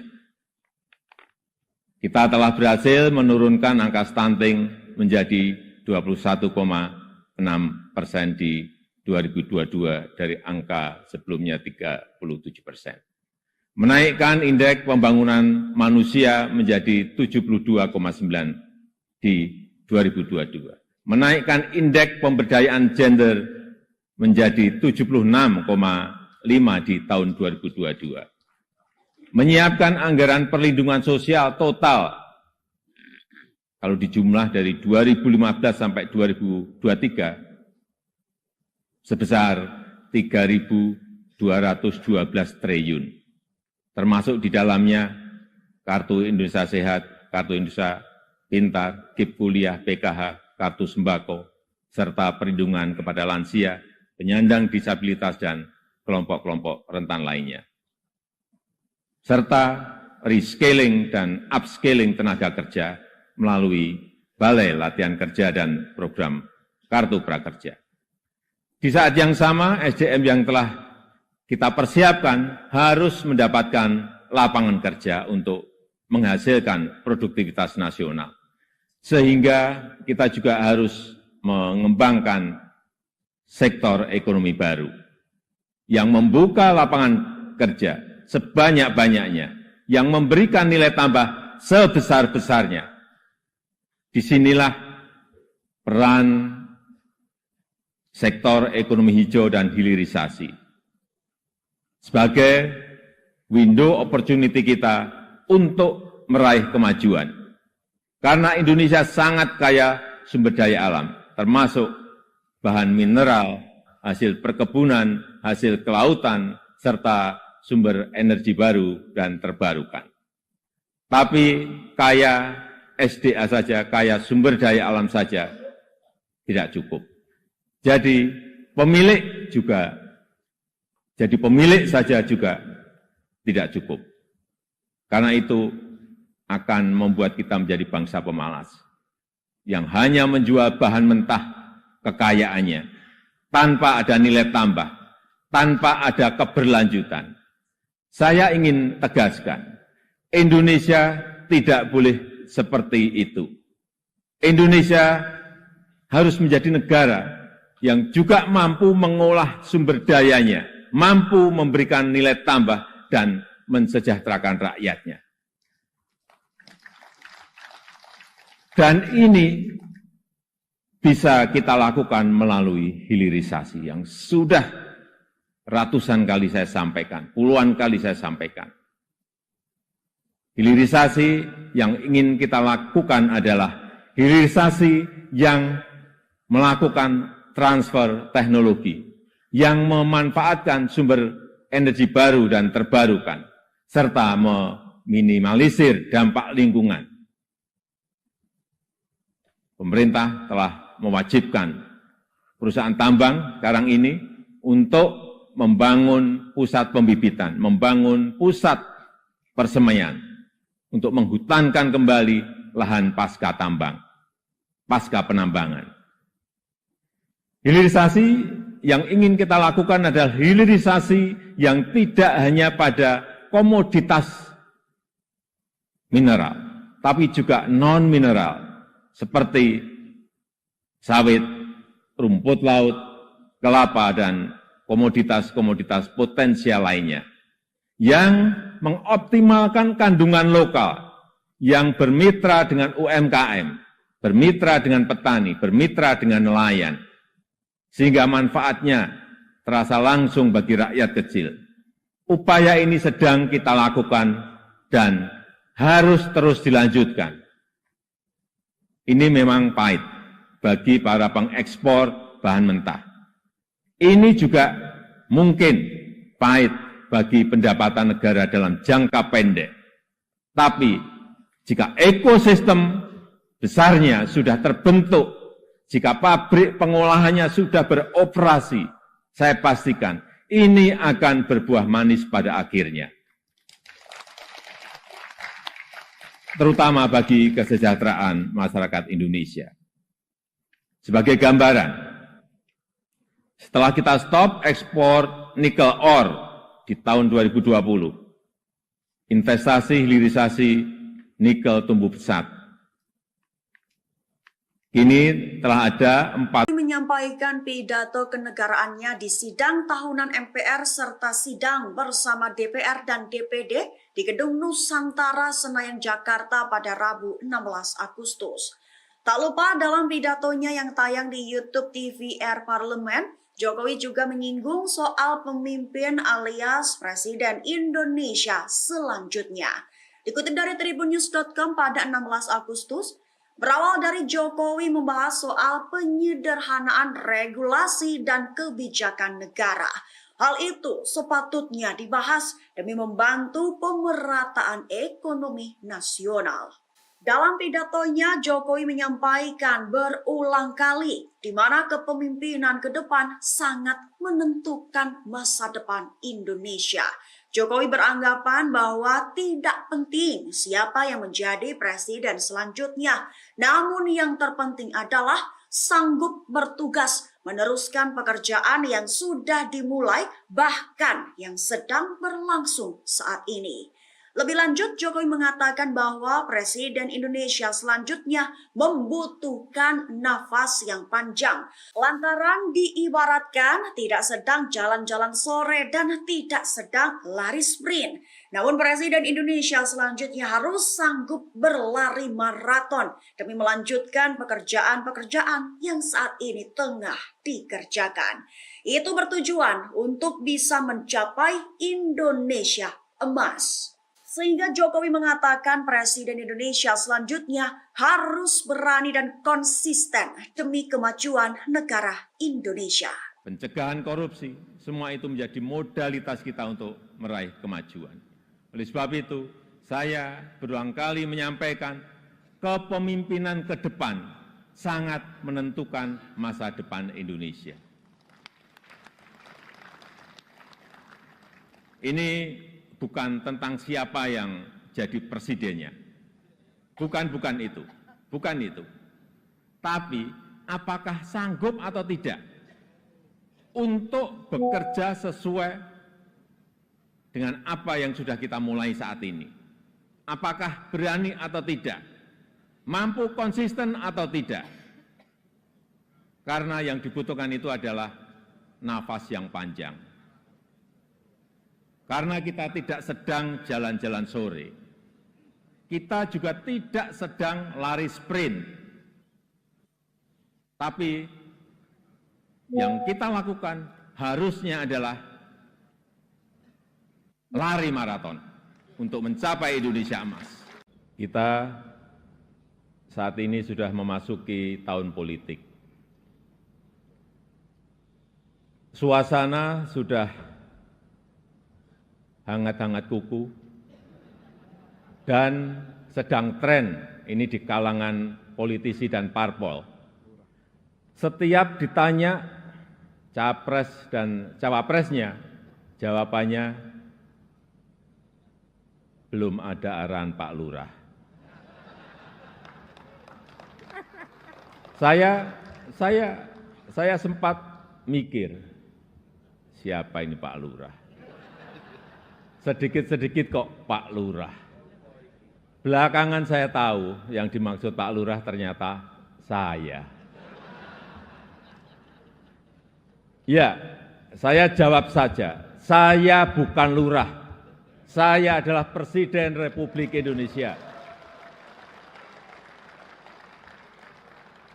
Ternyata Pak Lurah itu kode. Tapi perlu saya tegaskan, saya ini bukan ketua umum parpol, bukan ketua umum partai politik, bukan juga ketua koalisi partai. Dan sesuai ketentuan undang-undang, yang menentukan capres dan cawapres itu adalah partai politik dan koalisi partai politik. Jadi saya ingin mengatakan itu bukan wewenang saya, bukan wewenang Pak Lurah, bukan wewenang Pak Lurah. Sekali lagi, walaupun saya paham ini sudah menjadi nasib seorang presiden untuk dijadikan paten-patenan dalam bahasa Jawa, dijadikan alibi, dijadikan tameng. Bahkan walau kampanye belum mulai, foto saya banyak dipasang di mana-mana. Ya, saya harus ngomong apa adanya. Saya ke provinsi A, ada. Ke kota B, ada. Ke kabupaten C, ada juga. Sampai ke tikungan-tikungan desa saya lihat, ada juga. Tapi bukan foto saya sendirian. Ada di sebelahnya bareng capres. Ya, saya kira menurut saya juga enggak apa-apa, boleh-boleh saja. Presiden Jokowi mengatakan bahwa ia menerima setiap ejekan dan jika disebut tolol, plonga-plongo, bodoh, hingga Fir'aun oleh sebagian masyarakat. Hal itu dikatakan Jokowi dalam sambutannya pada sidang tahunan MPR dan sidang bersama DPR dan DPD 2023 di Gedung DPR Senayan, Jakarta pada 16 Agustus. Dikutip dari Kompas.com pada 16 Agustus, Jokowi menyampaikan hal itu berawal dari mengatakan soal permasalahan rakyat di pinggiran.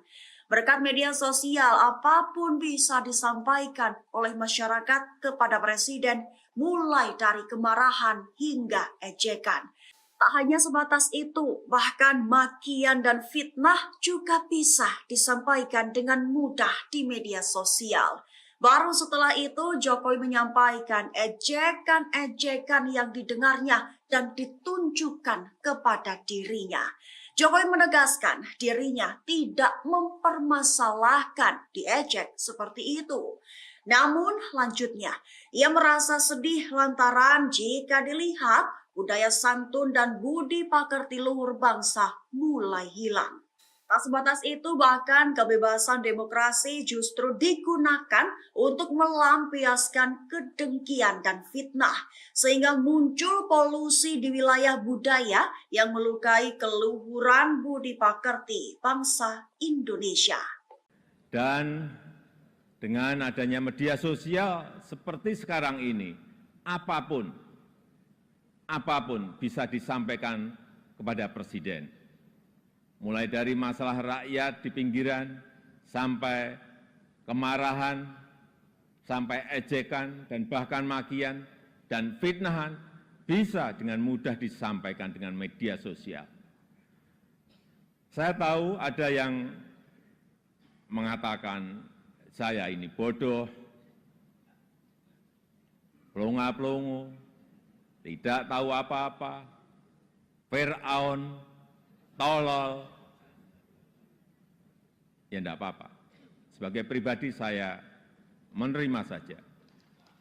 Saya ingin mengatakan itu bukan wewenang saya. Bukan wewenang Pak Lurah. Bukan wewenang Pak Lurah, sekali lagi. Walaupun saya paham ini sudah menjadi nasib seorang presiden untuk dijadikan paten-patenan dalam bahasa Jawa, dijadikan alibi, dijadikan tameng, bahkan walau kampanye belum mulai, foto saya banyak dipasang di mana-mana. Ya, saya harus ngomong apa adanya. Saya ke provinsi A, ada. Ke kota B, ada. Ke kabupaten C, ada juga. Sampai ke tikungan-tikungan desa saya lihat, ada juga. Tapi bukan foto saya sendirian. Ada di sebelahnya bareng capres. Ya, saya kira menurut saya juga enggak apa-apa, boleh-boleh saja. Bapak Ibu yang saya muliakan,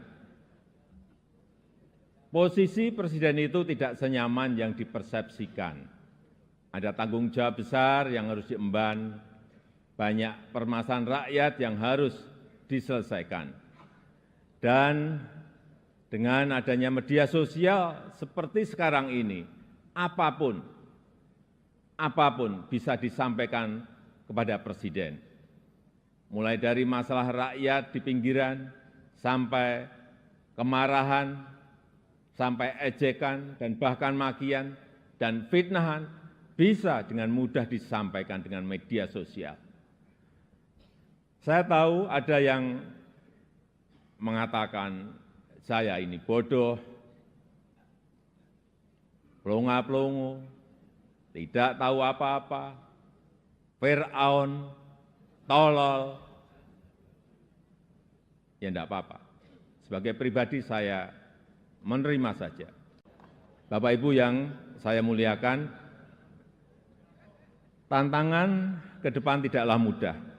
Pilihan kebijakan akan semakin sulit, sehingga dibutuhkan keberanian, dibutuhkan kepercayaan untuk mengambil keputusan yang sulit dan keputusan yang tidak populer. Oleh sebab itu, menurut saya, pemimpin itu harus punya public trust, karena kepercayaan adalah salah satu faktor penentu bisa berjalan atau tidaknya suatu kebijakan, bisa diikuti atau tidaknya sebuah keputusan. Ini adalah modal politik dalam memimpin sebuah bangsa besar seperti Indonesia. Selain itu, seorang pemimpin juga membutuhkan dukungan dan kerjasama dari seluruh komponen bangsa. Oleh sebab itu, saya ingin mengucapkan terima kasih kepada pimpinan lembaga tinggi negara, para ulama, para tokoh agama, para tokoh masyarakat, dan para pemimpin adat, kepada guru, budayawan, tenaga kesehatan, dan awak media, kepada partai politik, politisi, aparat pemerintah, dan TNI Polri, serta kepada seluruh lapisan masyarakat yang telah memberikan dukungan selama ini. Bahkan makian dan fitnahan bisa dengan mudah disampaikan dengan media sosial. Saya tahu ada yang mengatakan saya ini bodoh, pelongo-pelongo, tidak tahu apa-apa, Fir'aun, tolol. Ya enggak apa-apa. Sebagai pribadi saya menerima saja.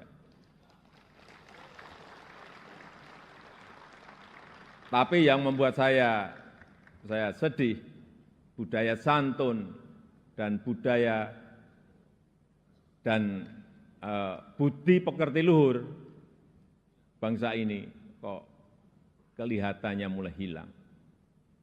Kebebasan dan demokrasi digunakan untuk melampiaskan kedengkian dan fitnah. Polusi di wilayah budaya ini, sekali lagi polusi di wilayah budaya ini sangat melukai keluhuran budi pekerti bangsa Indonesia yang besar. Assalamualaikum warahmatullahi wabarakatuh. Selamat pagi, salam sejahtera bagi kita semuanya. Shalom, Om Swastiastu, Namo Buddhaya, salam kebajikan. Yang saya hormati Wakil Presiden Republik Indonesia, Bapak Profesor Dr. Kyai Haji Ma'ruf Amin beserta Ibu Wuri Estu Ma'ruf Amin. Yang saya hormati Ketua, para Wakil Ketua dan para anggota Majelis Permusyawaratan Rakyat Republik Indonesia. Yang saya hormati Ketua, para Wakil Ketua dan para anggota Dewan Perwakilan Rakyat Republik Indonesia. Yang saya hormati Ketua, para Wakil Ketua dan para anggota Dewan Perwakilan Daerah Republik Indonesia. Yang saya hormati Ketua, para Wakil Ketua dan para anggota lembaga-lembaga negara. Yang saya hormati Ibu Profesor Dr. Hajah Megawati Soekarno Putri, Presiden Republik Indonesia kelima. Yang saya hormati Bapak Jenderal TNI Tri Sutrisno dan Bapak Dr. Haji Hamzahas. Yang saya hormati Bapak Haji Muhammad Yusuf Kalla beserta Ibu Hajah Mufidah Yusuf Kalla. Yang saya hormati Ibu Hajah Sinta Nuriyah Abdurrahman Wahid. Yang saya hormati Yang Mulia para Duta Besar negara-negara sahabat dan para pimpinan perwakilan badan dan organisasi internasional.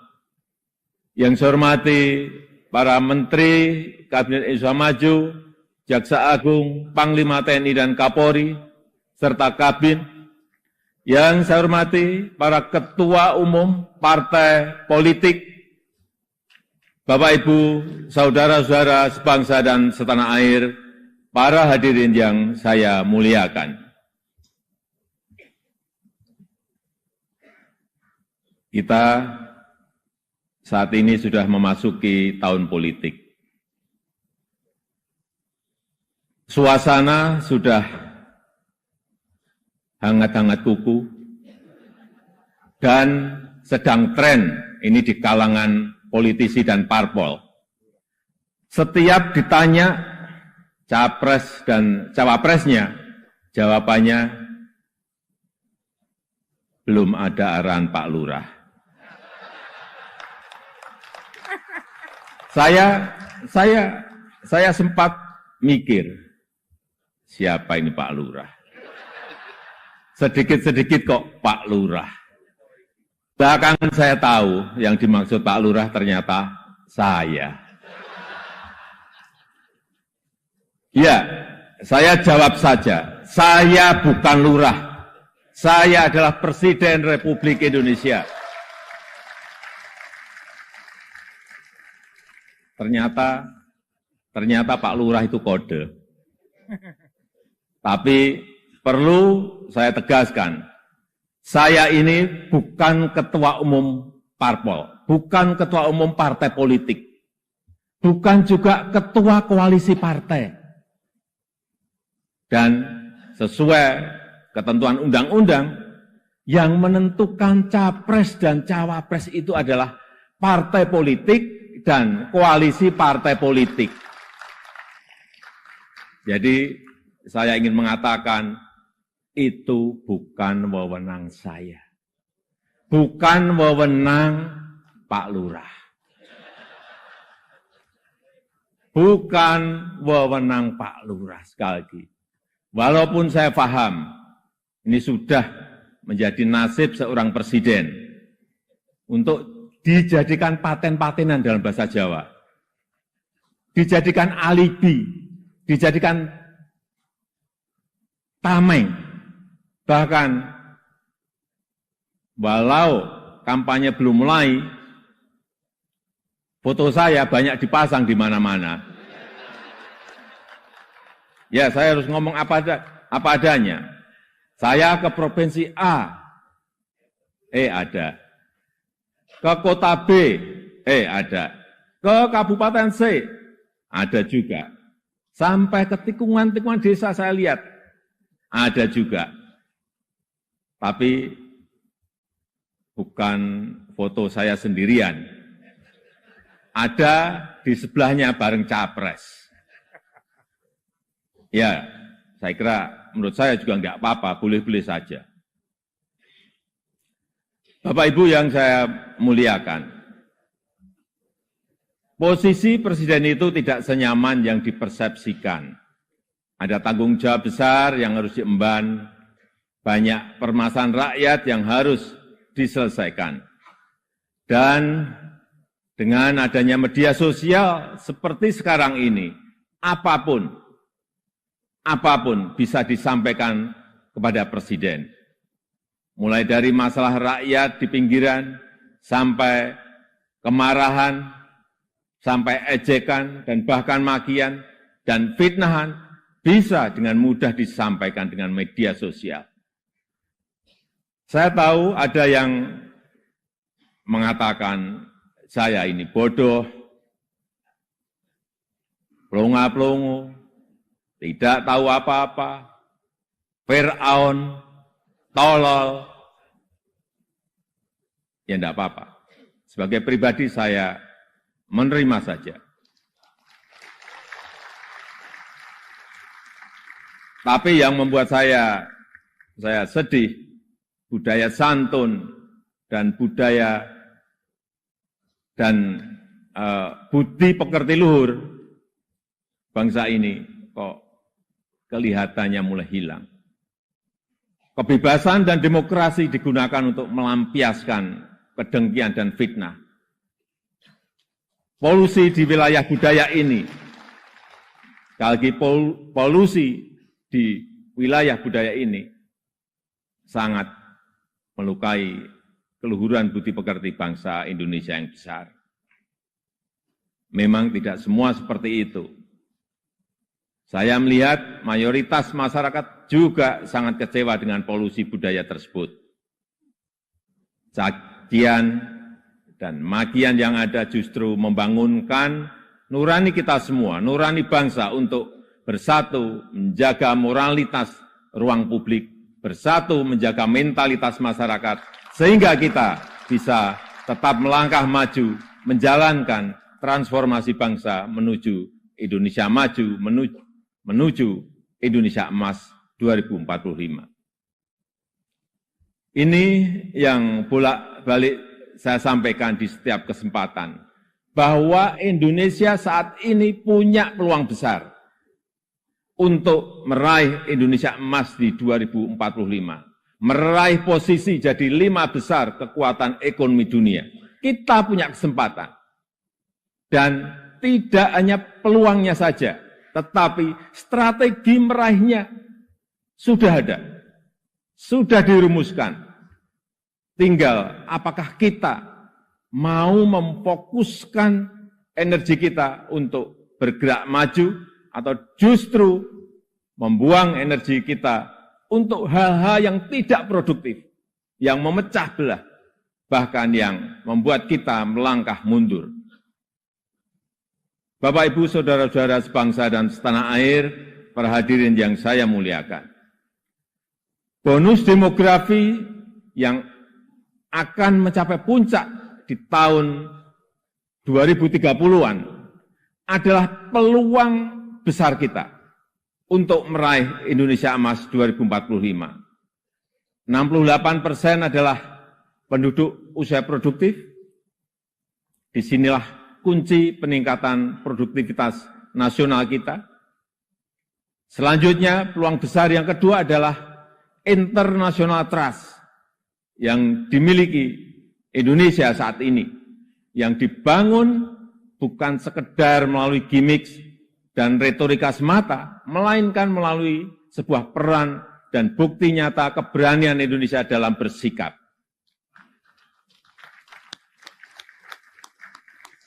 Momentum presidensi Indonesia di G20, keketuaan Indonesia di ASEAN, konsistensi Indonesia dalam menjunjung HAM, kemanusiaan dan kesetaraan, serta kesuksesan Indonesia menghadapi krisis dunia 3 tahun terakhir ini, telah mendongkrak dan menempatkan Indonesia kembali dalam peta percaturan dunia.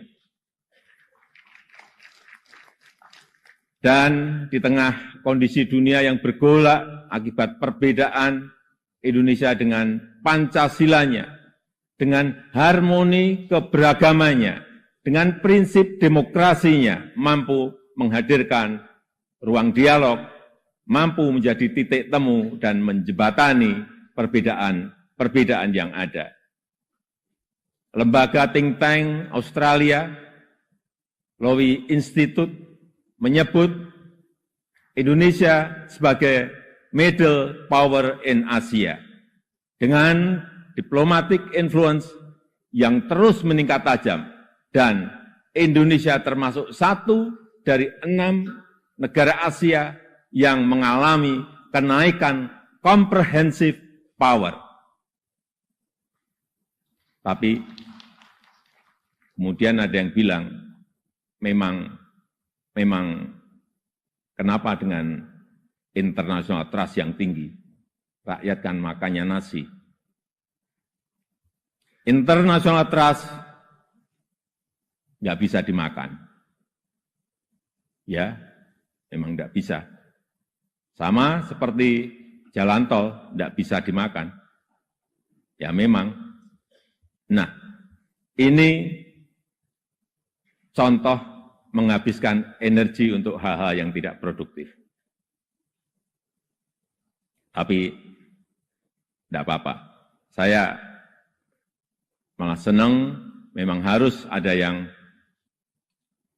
begini-begini, supaya lebih berwarna, supaya tidak monoton dunia ini.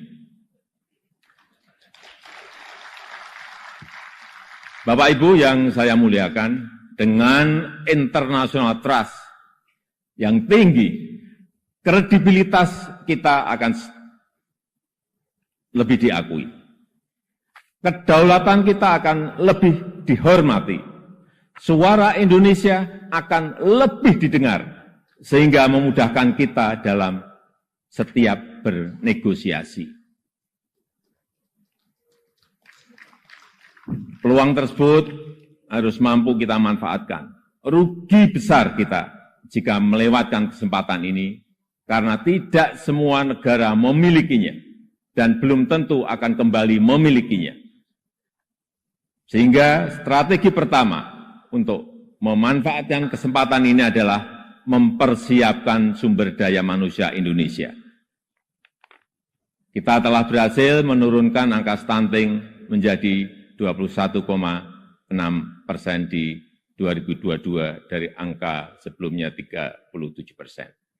Menaikkan indeks pembangunan manusia menjadi 72,9 di 2022. Menaikkan indeks pemberdayaan gender menjadi 76,5 di tahun 2022. menyiapkan anggaran perlindungan sosial total kalau dijumlah dari 2015 sampai 2023 sebesar 3.212 triliun, termasuk di dalamnya Kartu Indonesia Sehat, Kartu Indonesia Pintar, KIP Kuliah, PKH, Kartu Sembako, serta perlindungan kepada lansia, penyandang disabilitas, dan kelompok-kelompok rentan lainnya. Serta rescaling dan upscaling tenaga kerja melalui Balai Latihan Kerja dan program Kartu Prakerja. Di saat yang sama, SDM yang telah kita persiapkan harus mendapatkan lapangan kerja untuk menghasilkan produktivitas nasional. Sehingga kita juga harus mengembangkan sektor ekonomi baru yang membuka lapangan kerja sebanyak-banyaknya, yang memberikan nilai tambah sebesar-besarnya. Disinilah peran sektor ekonomi hijau dan hilirisasi sebagai window opportunity kita untuk meraih kemajuan. Karena Indonesia sangat kaya sumber daya alam, termasuk bahan mineral, hasil perkebunan, hasil kelautan, serta sumber energi baru dan terbarukan. Tapi kaya SDA saja, kaya sumber daya alam saja tidak cukup. Jadi pemilik saja juga tidak cukup. Karena itu akan membuat kita menjadi bangsa pemalas yang hanya menjual bahan mentah kekayaannya tanpa ada nilai tambah, tanpa ada keberlanjutan. Saya ingin tegaskan, Indonesia tidak boleh seperti itu. Indonesia harus menjadi negara yang juga mampu mengolah sumber dayanya, mampu memberikan nilai tambah dan mensejahterakan rakyatnya. Dan ini bisa kita lakukan melalui hilirisasi yang sudah ratusan kali saya sampaikan, puluhan kali saya sampaikan. Hilirisasi yang ingin kita lakukan adalah hilirisasi yang melakukan transfer teknologi, yang memanfaatkan sumber energi baru dan terbarukan, serta meminimalisir dampak lingkungan. Pemerintah telah mewajibkan perusahaan tambang sekarang ini untuk membangun pusat pembibitan, membangun pusat persemaian, untuk menghutankan kembali lahan pasca tambang, pasca penambangan. Hilirisasi yang ingin kita lakukan adalah hilirisasi yang tidak hanya pada komoditas mineral, tapi juga non-mineral, seperti sawit, rumput laut, kelapa, dan komoditas-komoditas potensial lainnya, yang mengoptimalkan kandungan lokal, yang bermitra dengan UMKM, bermitra dengan petani, bermitra dengan nelayan, sehingga manfaatnya terasa langsung bagi rakyat kecil.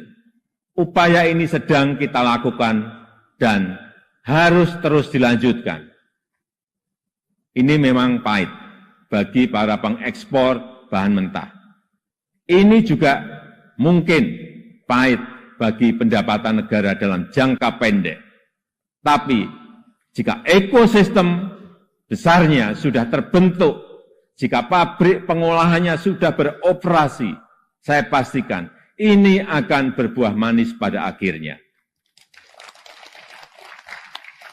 Terutama bagi kesejahteraan masyarakat Indonesia. Sebagai gambaran, setelah kita stop ekspor nikel ore di tahun 2020, investasi hilirisasi nikel tumbuh pesat. Kini telah ada 43 industri pengolahan nikel yang akan membuka peluang kerja yang sangat besar. Ini baru satu komoditas. Dan jika kita konsisten dan mampu melakukan hilirisasi untuk nikel, kemudian tembaga, kemudian bauksit, kemudian CPO, dan rumput laut, dan yang lain-lainnya.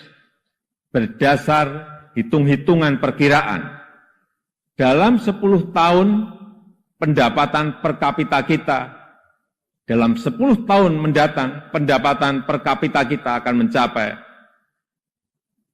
153 juta. Atau 10.900 US dollar. Dalam 15 tahun, pendapatan per kapita kita akan mencapai 217 juta rupiah.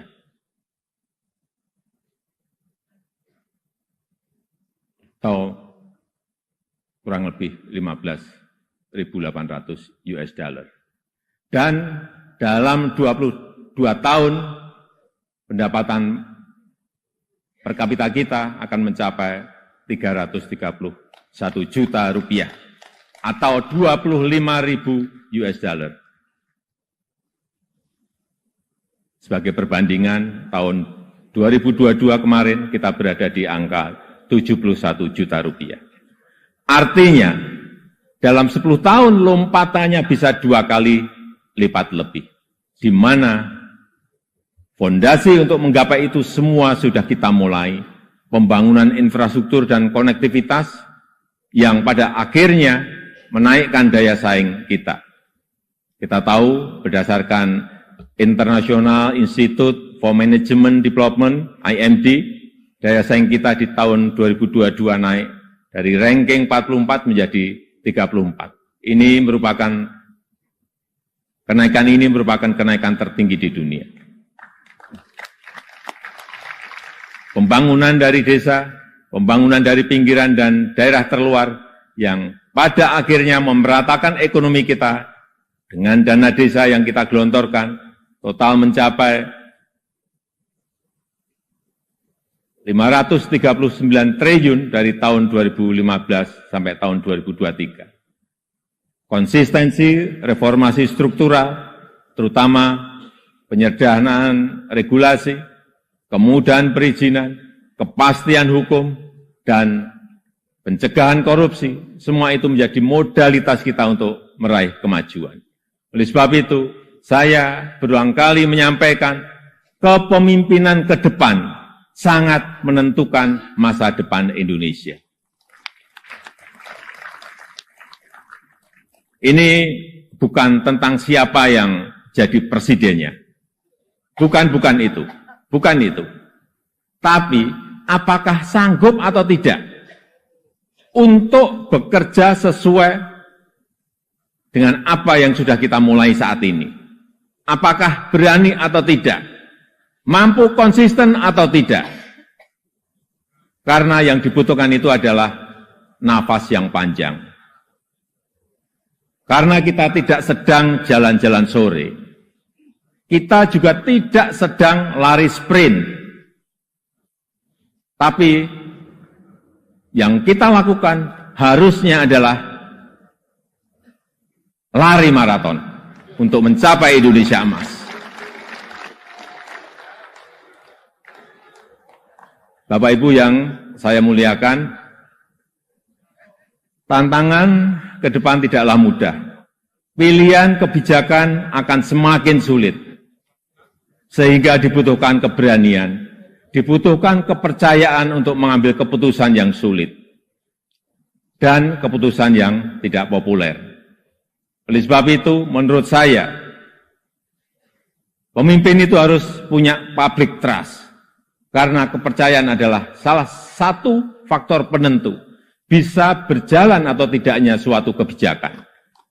Bisa diikuti atau tidaknya sebuah keputusan. Ini adalah modal politik dalam memimpin sebuah bangsa besar seperti Indonesia. Selain itu, seorang pemimpin juga membutuhkan dukungan dan kerjasama dari seluruh komponen bangsa. Oleh sebab itu, saya ingin mengucapkan terima kasih kepada pimpinan lembaga tinggi negara, para ulama, para tokoh agama, para tokoh masyarakat, dan para pemimpin adat kepada guru, budayawan, tenaga kesehatan, dan awak media, kepada partai politik, politisi, aparat pemerintah, dan TNI Polri, serta kepada seluruh lapisan masyarakat yang telah memberikan dukungan selama ini. Saya juga menghargai upaya MPR dalam memperkokoh fondasi kebangsaan, meningkatkan pemahaman ideologi bangsa, mengkaji substansi dan bentuk hukum pokok haluan negara, serta menguatkan kerjasama internasional untuk berkontribusi pada pemecahan persoalan global. Dukungan DPR juga sangat luar biasa besar dalam mendukung reformasi struktural, mendukung upaya perbaikan tata kelola pemerintahan, menghindari penyelewengan pengelolaan keuangan negara, dan mempersiapkan pelaksanaan pemilu serentak tahun 2024. DPD sesuai dengan kewenangannya juga telah aktif menyerap aspirasi masyarakat daerah, berperan dalam penyusunan beberapa RUU, dan juga melakukan telaah terhadap sistem tata negara kita. Kontribusi BPK juga sangat signifikan dalam mendorong pertanggungjawaban anggaran serta perbaikan berkelanjutan program prioritas nasional.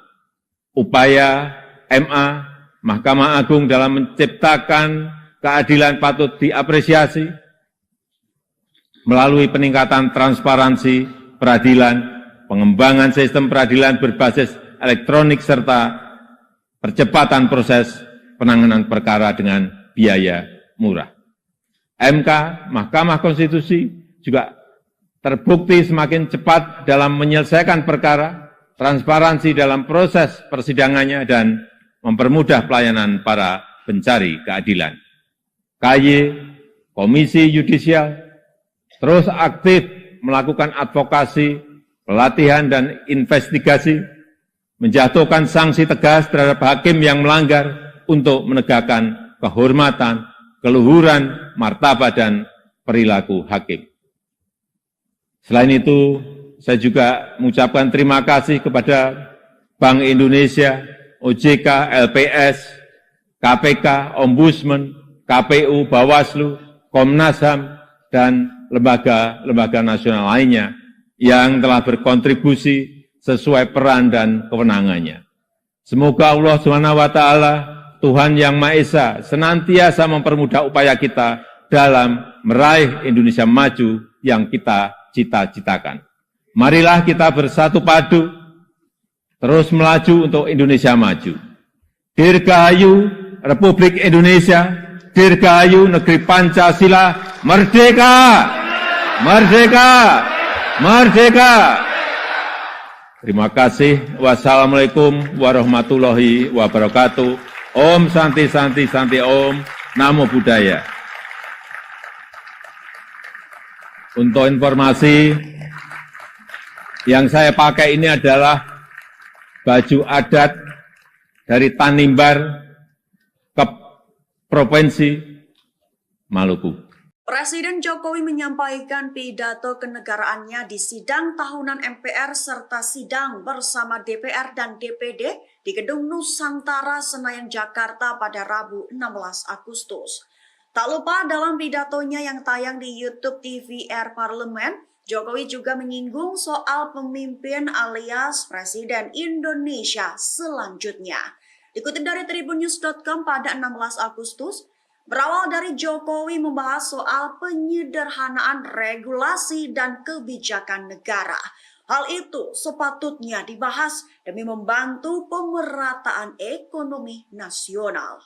Dalam pidatonya, Jokowi menyampaikan berulang kali di mana kepemimpinan ke depan sangat menentukan masa depan Indonesia. Jokowi beranggapan bahwa tidak penting siapa yang menjadi presiden selanjutnya, namun yang terpenting adalah sanggup bertugas meneruskan pekerjaan yang sudah dimulai, bahkan yang sedang berlangsung saat ini. Lebih lanjut, Jokowi mengatakan bahwa Presiden Indonesia selanjutnya membutuhkan nafas yang panjang. Lantaran diibaratkan tidak sedang jalan-jalan sore dan tidak sedang lari sprint. Namun Presiden Indonesia selanjutnya harus sanggup berlari maraton demi melanjutkan pekerjaan-pekerjaan yang saat ini tengah dikerjakan. Itu bertujuan untuk bisa mencapai Indonesia emas. Sehingga Jokowi mengatakan Presiden Indonesia selanjutnya harus berani dan konsisten demi kemajuan negara Indonesia. Pencegahan korupsi, semua itu menjadi modalitas kita untuk meraih kemajuan. Oleh sebab itu, saya berulang kali menyampaikan kepemimpinan ke depan sangat menentukan masa depan Indonesia. Ini bukan tentang siapa yang jadi presidennya. Bukan itu. Tapi apakah sanggup atau tidak untuk bekerja sesuai dengan apa yang sudah kita mulai saat ini. Apakah berani atau tidak? Mampu konsisten atau tidak? Karena yang dibutuhkan itu adalah nafas yang panjang. Karena kita tidak sedang jalan-jalan sore, kita juga tidak sedang lari sprint.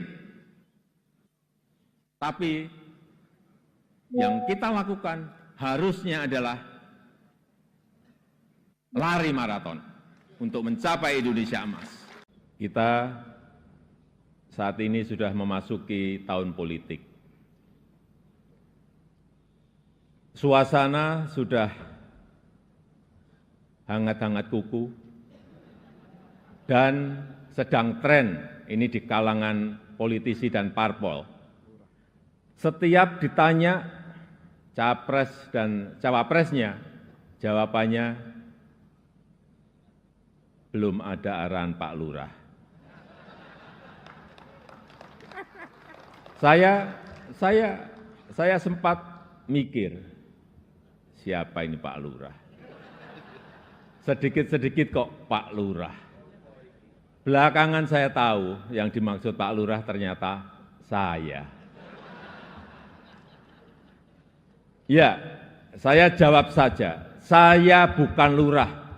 Saya adalah Presiden Republik Indonesia. Ternyata Pak Lurah itu kode. Tapi perlu saya tegaskan, saya ini bukan ketua umum parpol, bukan ketua umum partai politik, bukan juga ketua koalisi partai. Dan sesuai ketentuan undang-undang, yang menentukan capres dan cawapres itu adalah partai politik dan koalisi partai politik. Jadi saya ingin mengatakan, itu bukan wewenang saya, bukan wewenang Pak Lurah, bukan wewenang Pak Lurah. Sekali lagi, walaupun saya paham ini sudah menjadi nasib seorang presiden untuk dijadikan paten-patenan dalam bahasa Jawa, dijadikan alibi, dijadikan tameng. Bahkan walau kampanye belum mulai, foto saya banyak dipasang di mana-mana. Ya, saya harus ngomong apa adanya. Saya ke provinsi A, ada. Ke kota B, ada. Ke kabupaten C, ada juga. Sampai ke tikungan-tikungan desa saya lihat, ada juga. Tapi bukan foto saya sendirian. Ada di sebelahnya bareng capres. Ya, saya kira menurut saya juga enggak apa-apa, boleh-boleh saja. Presiden Jokowi mengatakan bahwa ia menerima setiap ejekan dan jika disebut tolol, plonga-plongo, bodoh, hingga Fir'aun oleh sebagian masyarakat. Hal itu dikatakan Jokowi dalam sambutannya pada sidang tahunan MPR dan sidang bersama DPR dan DPD 2023 di Gedung DPR Senayan, Jakarta pada 16 Agustus. Dikutip dari Kompas.com pada 16 Agustus, Jokowi menyampaikan hal itu berawal dari mengatakan soal permasalahan rakyat di pinggiran.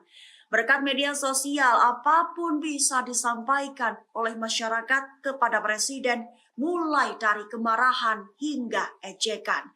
Tak hanya sebatas itu, bahkan makian dan fitnah juga bisa disampaikan dengan mudah di media sosial. Baru setelah itu, Jokowi menyampaikan ejekan-ejekan yang didengarnya dan ditunjukkan kepada dirinya. Jokowi menegaskan dirinya tidak mempermasalahkan diejek seperti itu. Namun lanjutnya, ia merasa sedih lantaran jika dilihat budaya santun dan budi pekerti luhur bangsa mulai hilang. Tak sebatas itu, bahkan kebebasan demokrasi justru digunakan untuk melampiaskan kedengkian dan fitnah, sehingga muncul polusi di wilayah budaya yang melukai keluhuran budi pekerti bangsa Indonesia. Dan dengan adanya media sosial seperti sekarang ini, apapun bisa disampaikan kepada Presiden. Mulai dari masalah rakyat di pinggiran, sampai kemarahan, sampai ejekan, dan bahkan makian, dan fitnahan, bisa dengan mudah disampaikan dengan media sosial. Saya tahu ada yang mengatakan, saya ini bodoh, pelongo-pelongo, tidak tahu apa-apa, Fir'aun, tolol. Ya enggak apa-apa. Sebagai pribadi saya menerima saja. Saya ingin mengatakan itu bukan wewenang saya. Bukan wewenang Pak Lurah. Bukan wewenang Pak Lurah, sekali lagi. Walaupun saya paham ini sudah menjadi nasib seorang presiden untuk dijadikan paten-patenan dalam bahasa Jawa, dijadikan alibi, dijadikan tameng, bahkan walau kampanye belum mulai, foto saya banyak dipasang di mana-mana. Ya, saya harus ngomong apa adanya. Saya ke provinsi A, ada. Ke kota B, ada. Ke kabupaten C, ada juga. Sampai ke tikungan-tikungan desa saya lihat, ada juga. Tapi bukan foto saya sendirian. Ada di sebelahnya bareng capres. Ya, saya kira menurut saya juga enggak apa-apa, boleh-boleh saja. Bapak Ibu yang saya muliakan, posisi Presiden itu tidak senyaman yang dipersepsikan. Ada tanggung jawab besar yang harus diemban, banyak permasalahan rakyat yang harus diselesaikan. Dan dengan adanya media sosial seperti sekarang ini, apapun bisa disampaikan kepada Presiden. Mulai dari masalah rakyat di pinggiran, sampai kemarahan, sampai ejekan, dan bahkan makian, dan fitnahan, bisa dengan mudah disampaikan dengan media sosial. Saya tahu ada yang mengatakan, saya ini bodoh, pelongo-pelongo, tidak tahu apa-apa, Fir'aun, tolol. Ya enggak apa-apa. Sebagai pribadi saya menerima saja. Bapak Ibu yang saya muliakan, tantangan ke depan tidaklah mudah. Pilihan kebijakan akan semakin sulit. Sehingga dibutuhkan keberanian, dibutuhkan kepercayaan untuk mengambil keputusan yang sulit. dan keputusan yang tidak populer. Oleh sebab itu, menurut saya, pemimpin itu harus punya public trust, karena kepercayaan adalah salah satu faktor penentu bisa berjalan atau tidaknya suatu kebijakan, bisa diikuti atau tidaknya sebuah keputusan. Ini adalah modal politik dalam memimpin sebuah bangsa besar seperti Indonesia. Selain itu, seorang pemimpin juga membutuhkan dukungan dan kerjasama dari seluruh komponen bangsa. Oleh sebab itu, saya ingin mengucapkan terima kasih kepada pimpinan lembaga tinggi negara, para ulama, para tokoh agama, para tokoh masyarakat, dan para pemimpin adat, kepada guru, budayawan, tenaga kesehatan, dan awak media, kepada partai politik, politisi, aparat pemerintah, dan TNI Polri, serta kepada seluruh lapisan masyarakat yang telah memberikan dukungan selama ini. Bahkan makian dan fitnahan bisa dengan mudah disampaikan dengan media sosial. Saya tahu ada yang mengatakan saya ini bodoh, pelongo-pelongo, tidak tahu apa-apa, Fir'aun, tolol. Ya enggak apa-apa. Sebagai pribadi saya menerima saja. Tapi yang membuat saya sedih, budaya santun dan budaya dan budi pekerti luhur bangsa ini kok kelihatannya mulai hilang. Kebebasan dan demokrasi digunakan untuk melampiaskan kedengkian dan fitnah. Polusi di wilayah budaya ini, sekali lagi polusi di wilayah budaya ini sangat melukai keluhuran budi pekerti bangsa Indonesia yang besar. Assalamualaikum warahmatullahi wabarakatuh. Selamat pagi, salam sejahtera bagi kita semuanya. Shalom, Om Swastiastu, Namo Buddhaya, salam kebajikan. Yang saya hormati Wakil Presiden Republik Indonesia, Bapak Profesor Dr. Kiai Haji Ma'ruf Amin beserta Ibu Wuri Estu Ma'ruf Amin. Yang saya hormati Ketua, para Wakil Ketua dan para anggota Majelis Permusyawaratan Rakyat Republik Indonesia. Yang saya hormati Ketua, para Wakil Ketua dan para anggota Dewan Perwakilan Rakyat Republik Indonesia. Yang saya hormati Ketua, para Wakil Ketua, dan para anggota Dewan Perwakilan Daerah Republik Indonesia. Yang saya hormati Ketua, para Wakil Ketua, dan para anggota lembaga-lembaga negara. Yang saya hormati Ibu Profesor Dr. Hajah Megawati Soekarno Putri, Presiden Republik Indonesia kelima. Yang saya hormati Bapak Jenderal TNI Tri Sutrisno dan Bapak Dr. Haji Hamzahas. Yang saya hormati Bapak Haji Muhammad Yusuf Kalla beserta Ibu Hajah Mufidah Yusuf Kalla. Yang saya hormati Ibu Hajah Sinta Nuriyah Abdurrahman Wahid. Yang saya hormati Yang Mulia para Duta Besar negara-negara sahabat dan para pimpinan perwakilan badan dan organisasi internasional. Yang saya hormati para Menteri Kabinet Indonesia Maju, Jaksa Agung, Panglima TNI dan Kapolri, serta Kabin. Yang saya hormati para ketua umum partai politik, Bapak Ibu, saudara-saudara sebangsa dan setanah air, para hadirin yang saya muliakan. Kita saat ini sudah memasuki tahun politik. Suasana sudah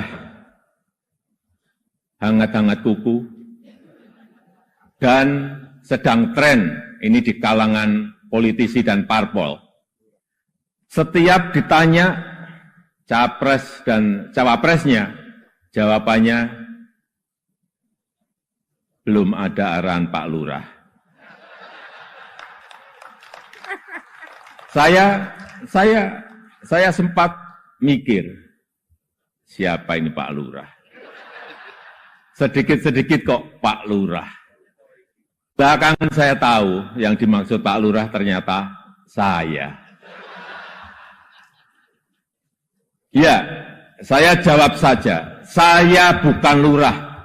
Saya adalah Presiden Republik Indonesia. Ternyata Pak Lurah itu kode. Tapi perlu saya tegaskan, saya ini bukan ketua umum parpol, bukan ketua umum partai politik, bukan juga ketua koalisi partai. Dan sesuai ketentuan undang-undang, yang menentukan capres dan cawapres itu adalah partai politik dan koalisi partai politik.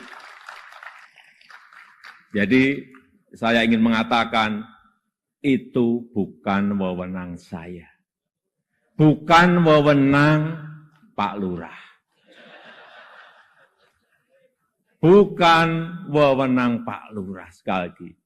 Walaupun saya paham, ini sudah menjadi nasib seorang presiden untuk dijadikan paten-patenan dalam bahasa Jawa.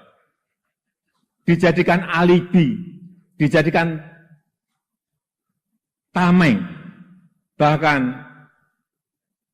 walau kampanye belum mulai,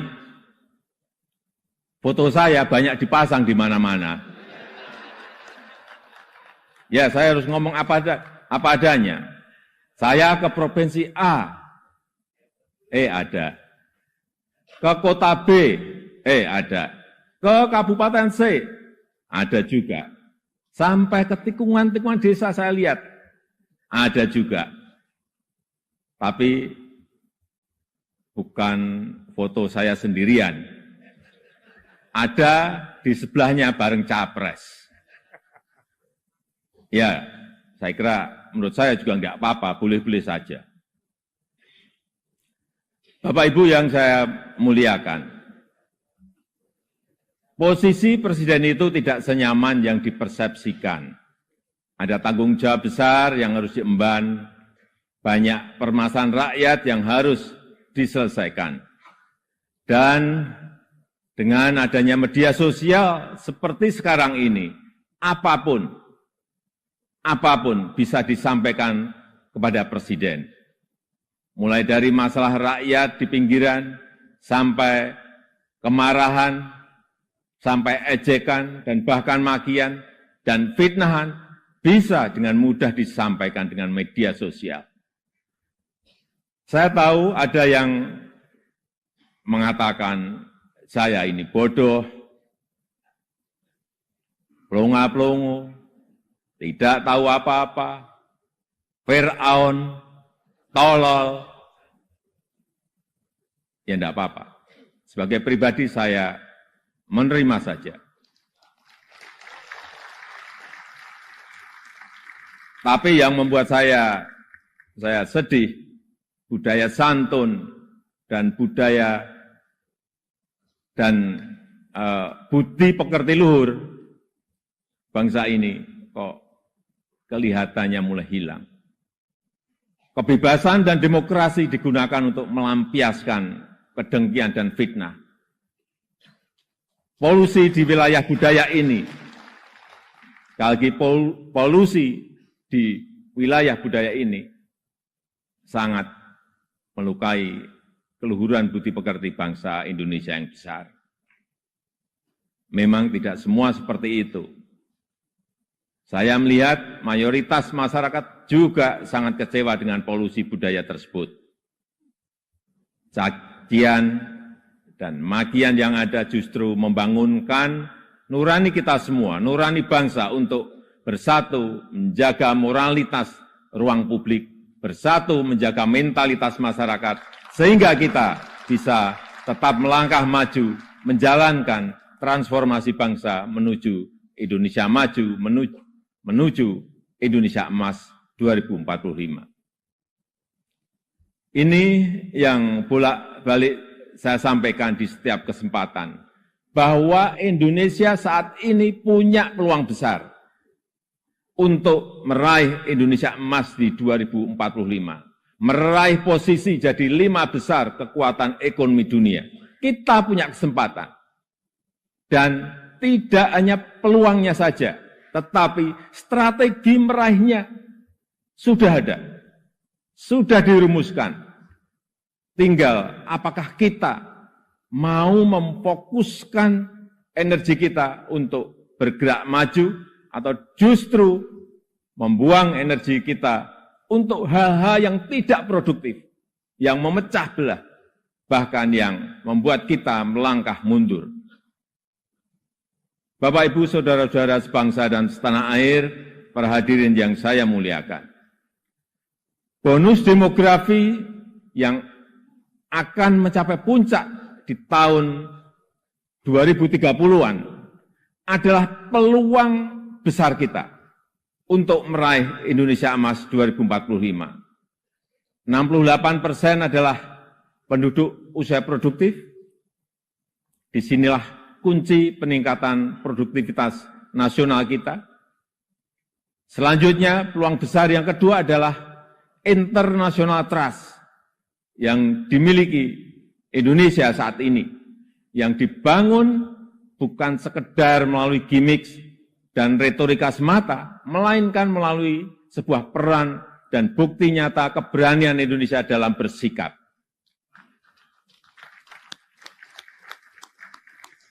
Momentum presidensi Indonesia di G20, keketuaan Indonesia di ASEAN, konsistensi Indonesia dalam menjunjung HAM, kemanusiaan dan kesetaraan, serta kesuksesan Indonesia menghadapi krisis dunia 3 tahun terakhir ini, telah mendongkrak dan menempatkan Indonesia kembali dalam peta percaturan dunia. Dan di tengah kondisi dunia yang bergolak akibat perbedaan, Indonesia dengan Pancasilanya, dengan harmoni keberagamannya, dengan prinsip demokrasinya, mampu menghadirkan ruang dialog, mampu menjadi titik temu dan menjembatani perbedaan yang ada. Lembaga think tank Australia, Lowy Institute, menyebut Indonesia sebagai middle power in Asia. Dengan diplomatic influence yang terus meningkat tajam, dan Indonesia termasuk 1 dari 6 negara Asia yang mengalami kenaikan comprehensive power. Tapi kemudian ada yang bilang, memang kenapa dengan international trust yang tinggi, rakyat kan makannya nasi. International trust nggak bisa dimakan. Ya, memang nggak bisa. Sama seperti jalan tol, nggak bisa dimakan. Ya memang. Nah, ini contoh menghabiskan energi untuk hal-hal yang tidak produktif. Tapi tidak apa-apa. Saya malah senang, memang harus ada yang begini-begini, supaya lebih berwarna, supaya tidak monoton dunia ini. Bapak Ibu yang saya muliakan, dengan international trust yang tinggi, kredibilitas kita akan lebih diakui. Kedaulatan kita akan lebih dihormati. suara Indonesia akan lebih didengar, sehingga memudahkan kita dalam setiap bernegosiasi. Peluang tersebut harus mampu kita manfaatkan. Rugi besar kita jika melewatkan kesempatan ini, karena tidak semua negara memilikinya dan belum tentu akan kembali memilikinya. Sehingga strategi pertama untuk memanfaatkan kesempatan ini adalah mempersiapkan sumber daya manusia Indonesia. Kita telah berhasil menurunkan angka stunting menjadi 21,6% di 2022 dari angka sebelumnya 37%. Menaikkan indeks pembangunan manusia menjadi 72,9 di 2022. Menaikkan indeks pemberdayaan gender menjadi 76,5 di tahun 2022. Menyiapkan anggaran perlindungan sosial total, kalau dijumlah dari 2015 sampai 2023, sebesar 3.212 triliun. Termasuk di dalamnya Kartu Indonesia Sehat, Kartu Indonesia Pintar, KIP Kuliah, PKH, Kartu Sembako, serta perlindungan kepada lansia, penyandang disabilitas, dan kelompok-kelompok rentan lainnya.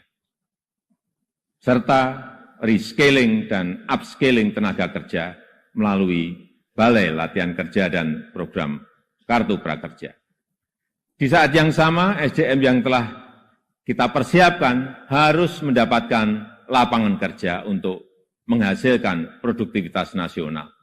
Sehingga kita juga harus mengembangkan sektor ekonomi baru yang membuka lapangan kerja sebanyak-banyaknya, yang memberikan nilai tambah sebesar-besarnya.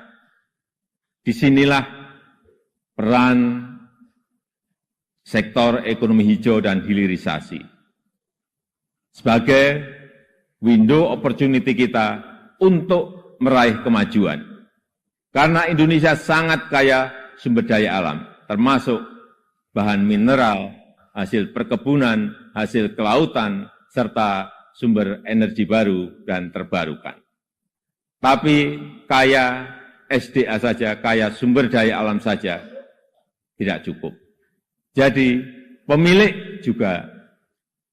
pemilik saja juga tidak cukup.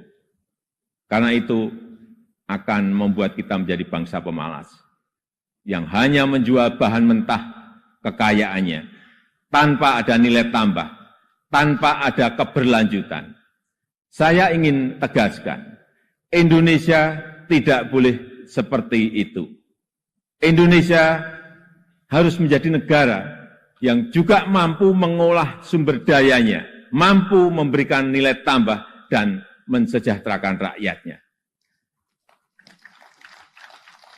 Dan ini bisa kita lakukan melalui hilirisasi yang sudah ratusan kali saya sampaikan, puluhan kali saya sampaikan. Hilirisasi yang ingin kita lakukan adalah hilirisasi yang melakukan transfer teknologi, yang memanfaatkan sumber energi baru dan terbarukan, serta meminimalisir dampak lingkungan. Pemerintah telah mewajibkan perusahaan tambang sekarang ini untuk membangun pusat pembibitan, membangun pusat persemaian, untuk menghutankan kembali lahan pasca tambang, pasca penambangan. Hilirisasi yang ingin kita lakukan adalah hilirisasi yang tidak hanya pada komoditas mineral, tapi juga non-mineral, seperti sawit, rumput laut, kelapa, dan komoditas-komoditas potensial lainnya, yang mengoptimalkan kandungan lokal, yang bermitra dengan UMKM, bermitra dengan petani, bermitra dengan nelayan, sehingga manfaatnya terasa langsung bagi rakyat kecil. Upaya ini sedang kita lakukan dan harus terus dilanjutkan. Ini memang pahit bagi para pengekspor bahan mentah.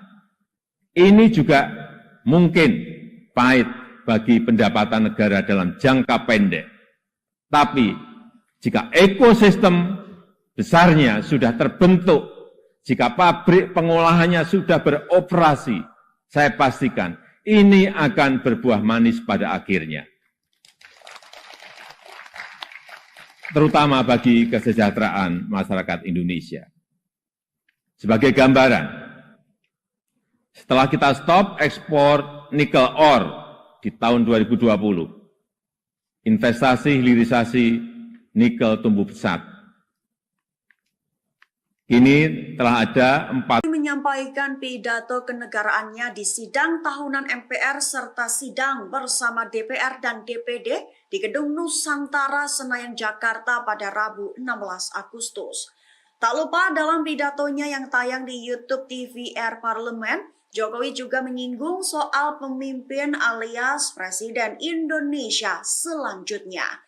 Dikutip dari tribunnews.com pada 16 Agustus, berawal dari Jokowi membahas soal penyederhanaan regulasi dan kebijakan negara. Hal itu sepatutnya dibahas demi membantu pemerataan ekonomi nasional.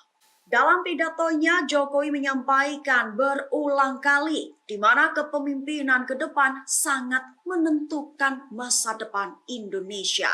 Jokowi beranggapan bahwa tidak penting siapa yang menjadi presiden selanjutnya, namun yang terpenting adalah sanggup bertugas meneruskan pekerjaan yang sudah dimulai, bahkan yang sedang berlangsung saat ini.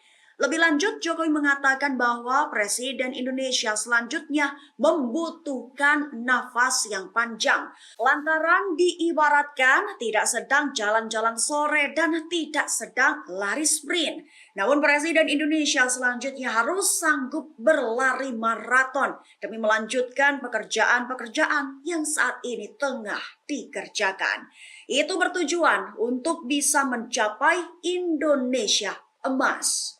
Sehingga Jokowi mengatakan Presiden Indonesia selanjutnya harus berani dan konsisten demi kemajuan negara Indonesia. Pencegahan korupsi, semua itu menjadi modalitas kita untuk meraih kemajuan. Oleh sebab itu, saya berulang kali menyampaikan kepemimpinan ke depan sangat menentukan masa depan Indonesia. Ini bukan tentang siapa yang jadi presidennya. Bukan itu. Tapi apakah sanggup atau tidak untuk bekerja sesuai dengan apa yang sudah kita mulai saat ini. Apakah berani atau tidak? Mampu konsisten atau tidak? Karena yang dibutuhkan itu adalah nafas yang panjang. Karena kita tidak sedang jalan-jalan sore, kita juga tidak sedang lari sprint. Tapi yang kita lakukan harusnya adalah lari maraton untuk mencapai Indonesia emas. Kita saat ini sudah memasuki tahun politik. Suasana sudah hangat-hangat kuku, dan sedang tren ini di kalangan politisi dan parpol. Setiap ditanya capres dan cawapresnya, jawabannya belum ada arahan Pak Lurah.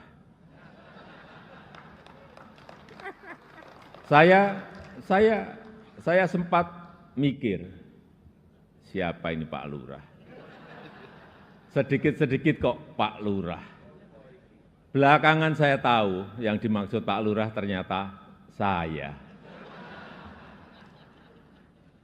Ya, saya jawab saja, saya bukan lurah. Saya adalah Presiden Republik Indonesia. Ternyata Pak Lurah itu kode. Tapi perlu saya tegaskan, saya ini bukan ketua umum parpol, bukan ketua umum partai politik, bukan juga ketua koalisi partai. Dan sesuai ketentuan undang-undang, yang menentukan capres dan cawapres itu adalah partai politik dan koalisi partai politik. Jadi saya ingin mengatakan itu bukan wewenang saya, bukan wewenang Pak Lurah, bukan wewenang Pak Lurah. Sekali lagi, walaupun saya paham ini sudah menjadi nasib seorang presiden untuk dijadikan paten-patenan dalam bahasa Jawa, dijadikan alibi, dijadikan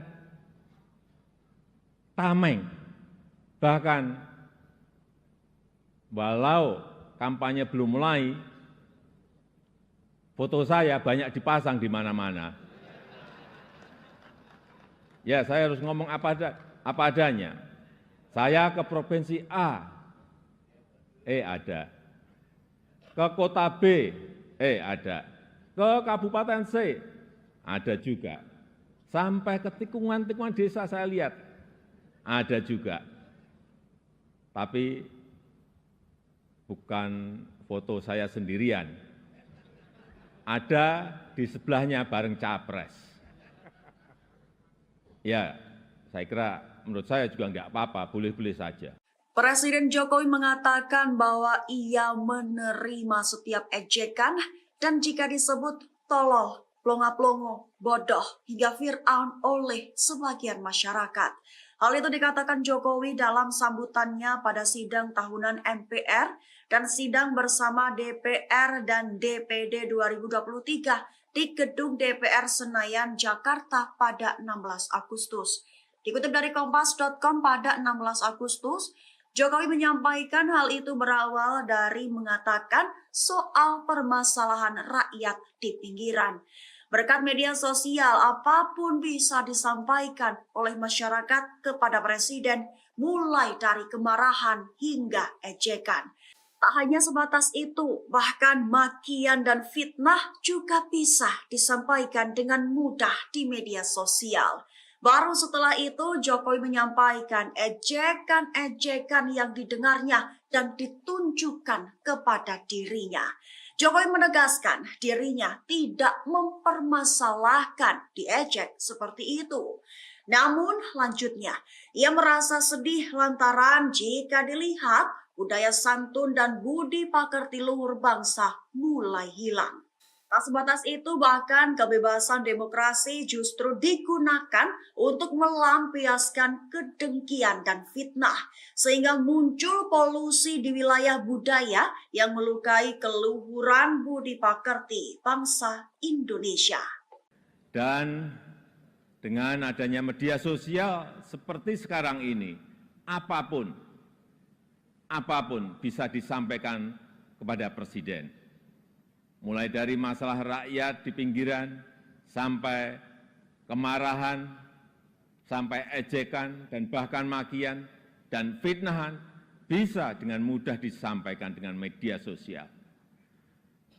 Saya tahu ada yang mengatakan saya ini bodoh, plonga-plongo, tidak tahu apa-apa, Fir'aun, tolol. Ya enggak apa-apa. Sebagai pribadi saya menerima saja. Saya ingin mengatakan itu bukan wewenang saya. Bukan wewenang Pak Lurah. Bukan wewenang Pak Lurah, sekali lagi. Walaupun saya paham ini sudah menjadi nasib seorang presiden untuk dijadikan paten-patenan dalam bahasa Jawa, dijadikan alibi, dijadikan tameng, bahkan walau kampanye belum mulai, foto saya banyak dipasang di mana-mana. Ya, saya harus ngomong apa adanya. Saya ke provinsi A, ada. Ke kota B, ada. Ke kabupaten C, ada juga. sampai ke tikungan-tikungan desa saya lihat ada juga. Tapi bukan foto saya sendirian. Ada di sebelahnya bareng capres. Ya, saya kira menurut saya juga enggak apa-apa, boleh-boleh saja. Bapak Ibu yang saya muliakan, posisi presiden itu tidak senyaman yang dipersepsikan. Ada tanggung jawab besar yang harus diemban, banyak permasalahan rakyat yang harus diselesaikan. Dan dengan adanya media sosial seperti sekarang ini, apapun bisa disampaikan kepada presiden. Mulai dari masalah rakyat di pinggiran, sampai kemarahan, sampai ejekan, dan bahkan makian, dan fitnahan, bisa dengan mudah disampaikan dengan media sosial. Saya tahu ada yang mengatakan saya ini bodoh, pelongo-pelongo, tidak tahu apa-apa, Fir'aun, tolol. Ya enggak apa-apa. Sebagai pribadi saya menerima saja. Bapak Ibu yang saya muliakan, tantangan ke depan tidaklah mudah. Pilihan kebijakan akan semakin sulit. Sehingga dibutuhkan keberanian, dibutuhkan kepercayaan untuk mengambil keputusan yang sulit dan keputusan yang tidak populer. Oleh sebab itu, menurut saya, pemimpin itu harus punya public trust, karena kepercayaan adalah salah satu faktor penentu bisa berjalan atau tidaknya suatu kebijakan, bisa diikuti atau tidaknya sebuah keputusan. Ini adalah modal politik dalam memimpin sebuah bangsa besar seperti Indonesia. Selain itu, seorang pemimpin juga membutuhkan dukungan dan kerjasama dari seluruh komponen bangsa. Oleh sebab itu, saya ingin mengucapkan terima kasih kepada pimpinan lembaga tinggi negara, para ulama, para tokoh agama, para tokoh masyarakat, dan para pemimpin adat, kepada guru, budayawan, tenaga kesehatan, dan awak media, kepada partai politik, politisi, aparat pemerintah, dan TNI Polri, serta kepada seluruh lapisan masyarakat yang telah memberikan dukungan selama ini. Bahkan makian dan fitnahan bisa dengan mudah disampaikan dengan media sosial. Saya tahu ada yang mengatakan saya ini bodoh, pelongo-pelongo, tidak tahu apa-apa, Fir'aun, tolol. Ya enggak apa-apa. Sebagai pribadi saya menerima saja. Tapi yang membuat saya sedih, budaya santun dan budaya dan budi pekerti luhur bangsa ini kok kelihatannya mulai hilang. Kebebasan dan demokrasi digunakan untuk melampiaskan kedengkian dan fitnah. Polusi di wilayah budaya ini, sekali lagi polusi di wilayah budaya ini sangat melukai keluhuran budi pekerti bangsa Indonesia yang besar. Assalamualaikum warahmatullahi wabarakatuh. Selamat pagi, salam sejahtera bagi kita semuanya. Shalom, Om Swastiastu, Namo Buddhaya, salam kebajikan. Yang saya hormati Wakil Presiden Republik Indonesia, Bapak Profesor Dr. Kyai Haji Ma'ruf Amin beserta Ibu Wuri Estu Ma'ruf Amin. Yang saya hormati Ketua, para Wakil Ketua dan para anggota Majelis Permusyawaratan Rakyat Republik Indonesia. Yang saya hormati Ketua, para Wakil Ketua dan para anggota Dewan Perwakilan Rakyat Republik Indonesia. Yang saya hormati Ketua, para Wakil Ketua, dan para anggota Dewan Perwakilan Daerah Republik Indonesia. Yang saya hormati Ketua, para Wakil Ketua, dan para anggota lembaga-lembaga negara. Yang saya hormati Ibu Profesor Dr. Hajah Megawati Soekarno Putri, Presiden Republik Indonesia kelima. Yang saya hormati Bapak Jenderal TNI Tri Sutrisno dan Bapak Dr. Haji Hamzahas. Yang saya hormati Bapak Haji Muhammad Yusuf Kalla beserta Ibu Hajah Mufidah Yusuf Kalla. Yang saya hormati Ibu Hajah Sinta Nuriyah Abdurrahman Wahid. Yang saya hormati Yang Mulia para Duta Besar negara-negara sahabat dan para pimpinan perwakilan badan dan organisasi internasional. Yang saya hormati para Menteri Kabinet Indonesia Maju, Jaksa Agung, Panglima TNI dan Kapolri, serta Kabin. Yang saya hormati para Ketua Umum Partai Politik, Bapak Ibu, Saudara-saudara sebangsa dan setanah air, para hadirin yang saya muliakan. Kita saat ini sudah memasuki tahun politik. Suasana sudah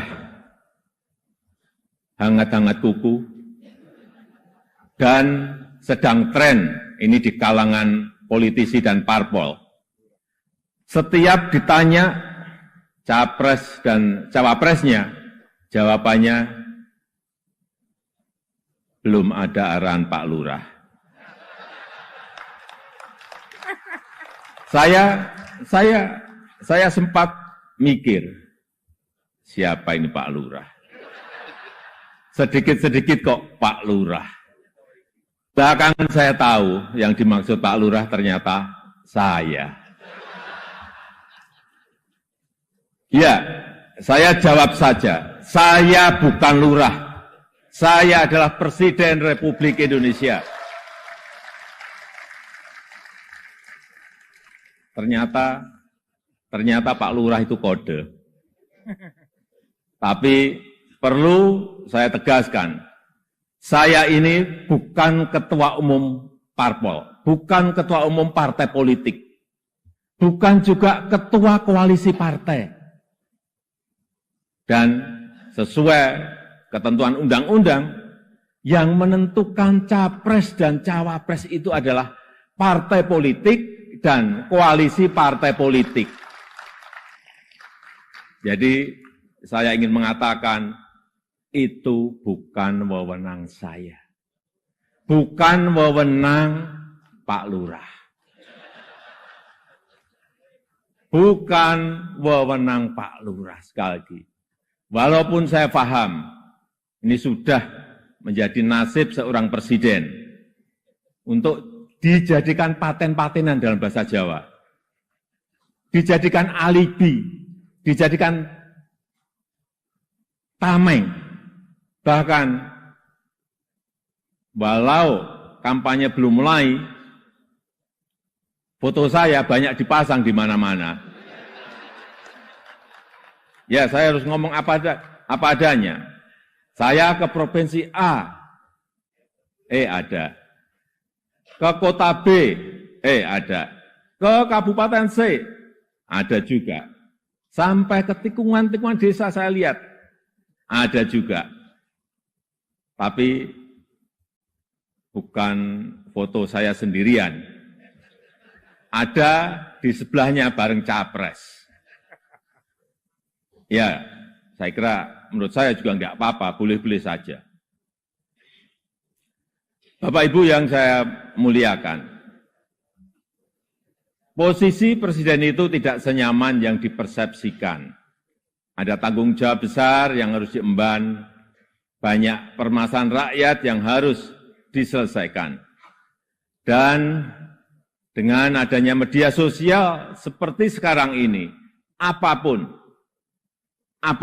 bisa disampaikan kepada Presiden.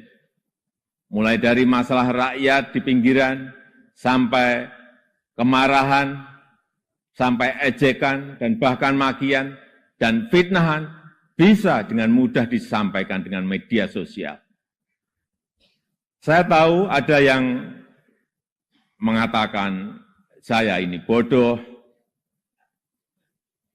pelongo-pelongo, tidak tahu apa-apa, Fir'aun, tolol.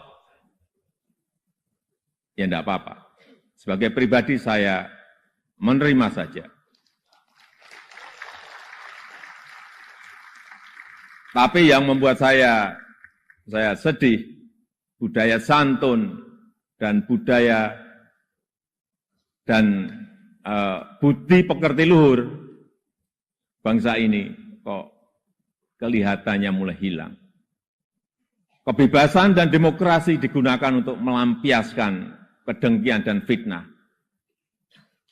Polusi di wilayah budaya ini, sekali lagi polusi di wilayah budaya ini sangat melukai keluhuran budi pekerti bangsa Indonesia yang besar.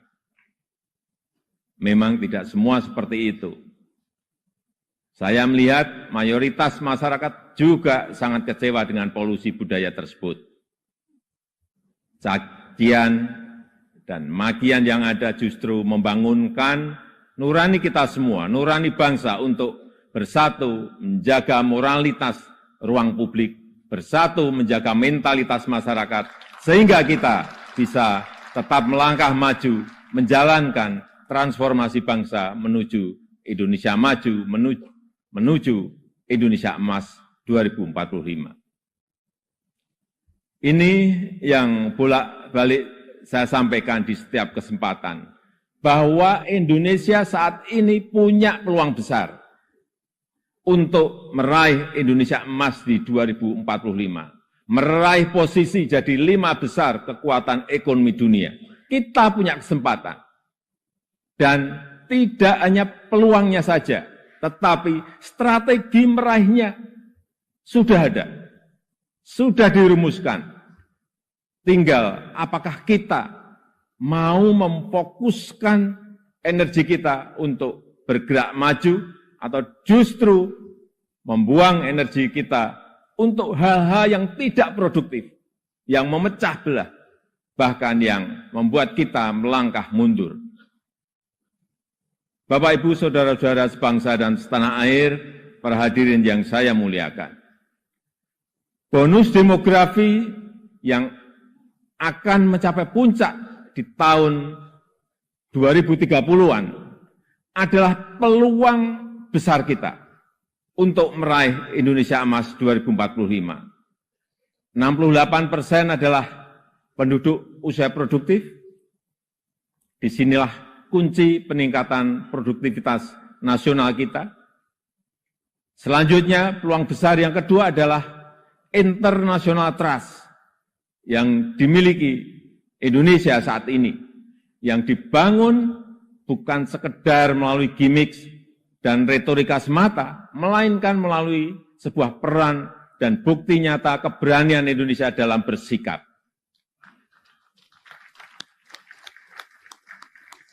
Momentum presidensi Indonesia di G20, keketuaan Indonesia di ASEAN, konsistensi Indonesia dalam menjunjung HAM, kemanusiaan dan kesetaraan, serta kesuksesan Indonesia menghadapi krisis dunia 3 tahun terakhir ini, telah mendongkrak dan menempatkan Indonesia kembali dalam peta percaturan dunia. Dan di tengah kondisi dunia yang bergolak akibat perbedaan Indonesia dengan Pancasilanya, dengan harmoni keberagamannya, dengan prinsip demokrasinya, mampu menghadirkan ruang dialog, mampu menjadi titik temu dan menjembatani perbedaan yang ada. lembaga think tank Australia, Lowy Institute, menyebut Indonesia sebagai middle power in Asia dengan diplomatic influence yang terus meningkat tajam, dan Indonesia termasuk satu dari 6 negara Asia yang mengalami kenaikan comprehensive power. Tapi kemudian ada yang bilang, memang kenapa dengan international trust yang tinggi, rakyat kan makannya nasi. International trust nggak bisa dimakan. Ya, memang nggak bisa. Sama seperti jalan tol, nggak bisa dimakan. Ya memang.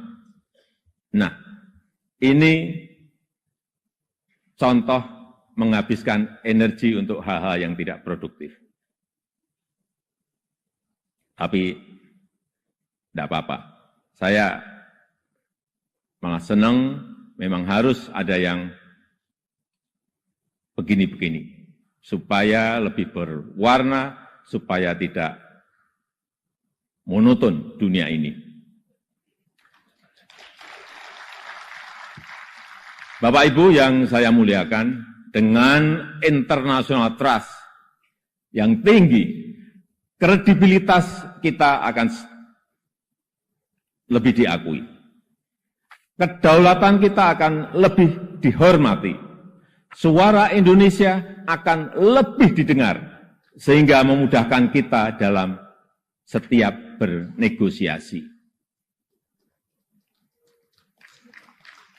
Peluang tersebut harus mampu kita manfaatkan. Rugi besar kita jika melewatkan kesempatan ini, karena tidak semua negara memilikinya, dan belum tentu akan kembali memilikinya. Sehingga strategi pertama untuk memanfaatkan kesempatan ini adalah mempersiapkan sumber daya manusia Indonesia.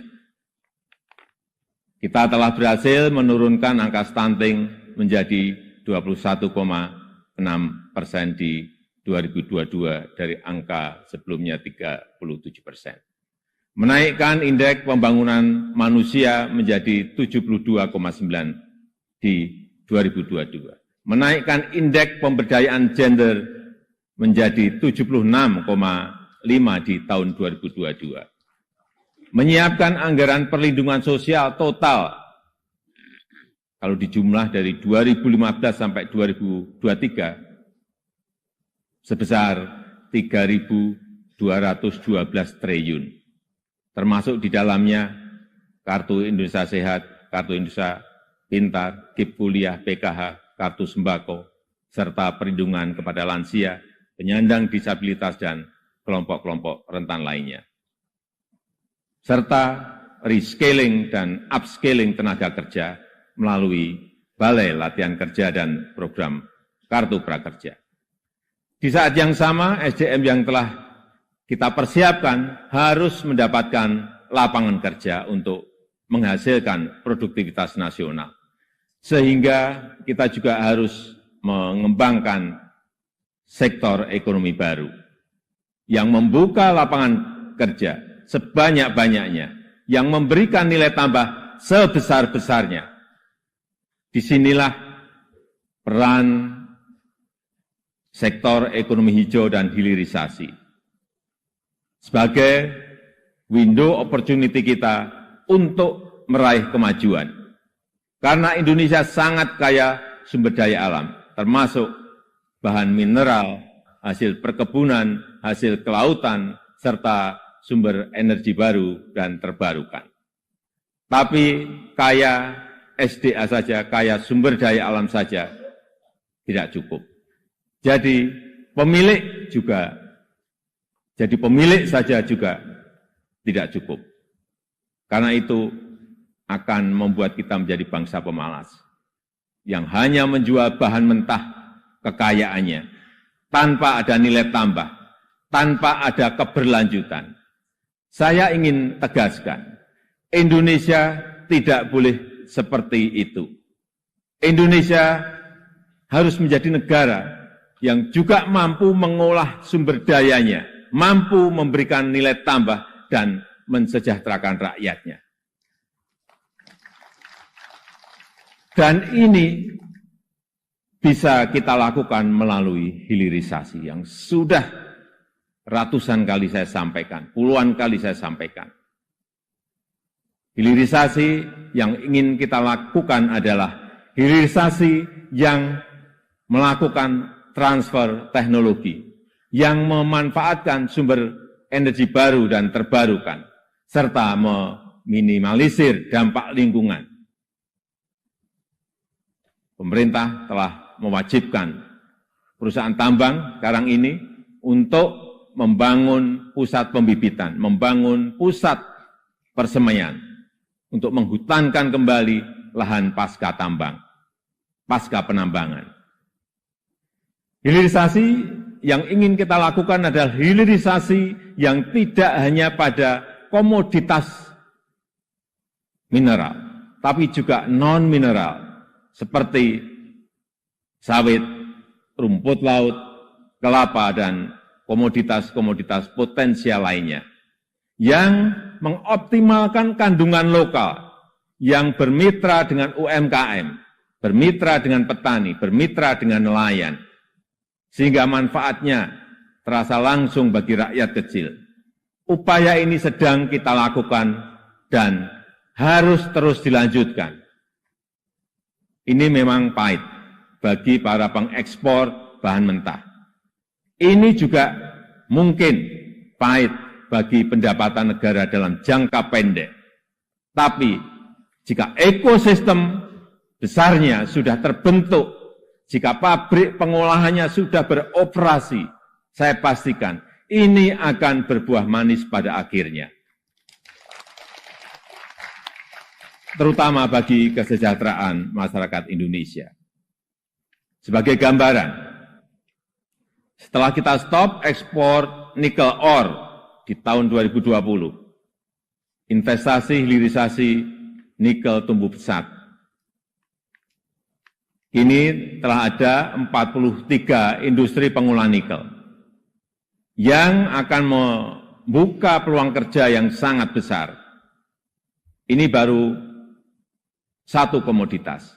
Dan jika kita konsisten dan mampu melakukan hilirisasi untuk nikel, kemudian tembaga, kemudian boksit, kemudian CPO, dan rumput laut, dan yang lain-lainnya, berdasar hitung-hitungan perkiraan, dalam 10 tahun pendapatan per kapita kita, dalam 10 tahun mendatang, pendapatan per kapita kita akan mencapai 153 juta. Atau 10.900 US dollar. Dalam 15 tahun, pendapatan per kapita kita akan mencapai 217 juta rupiah.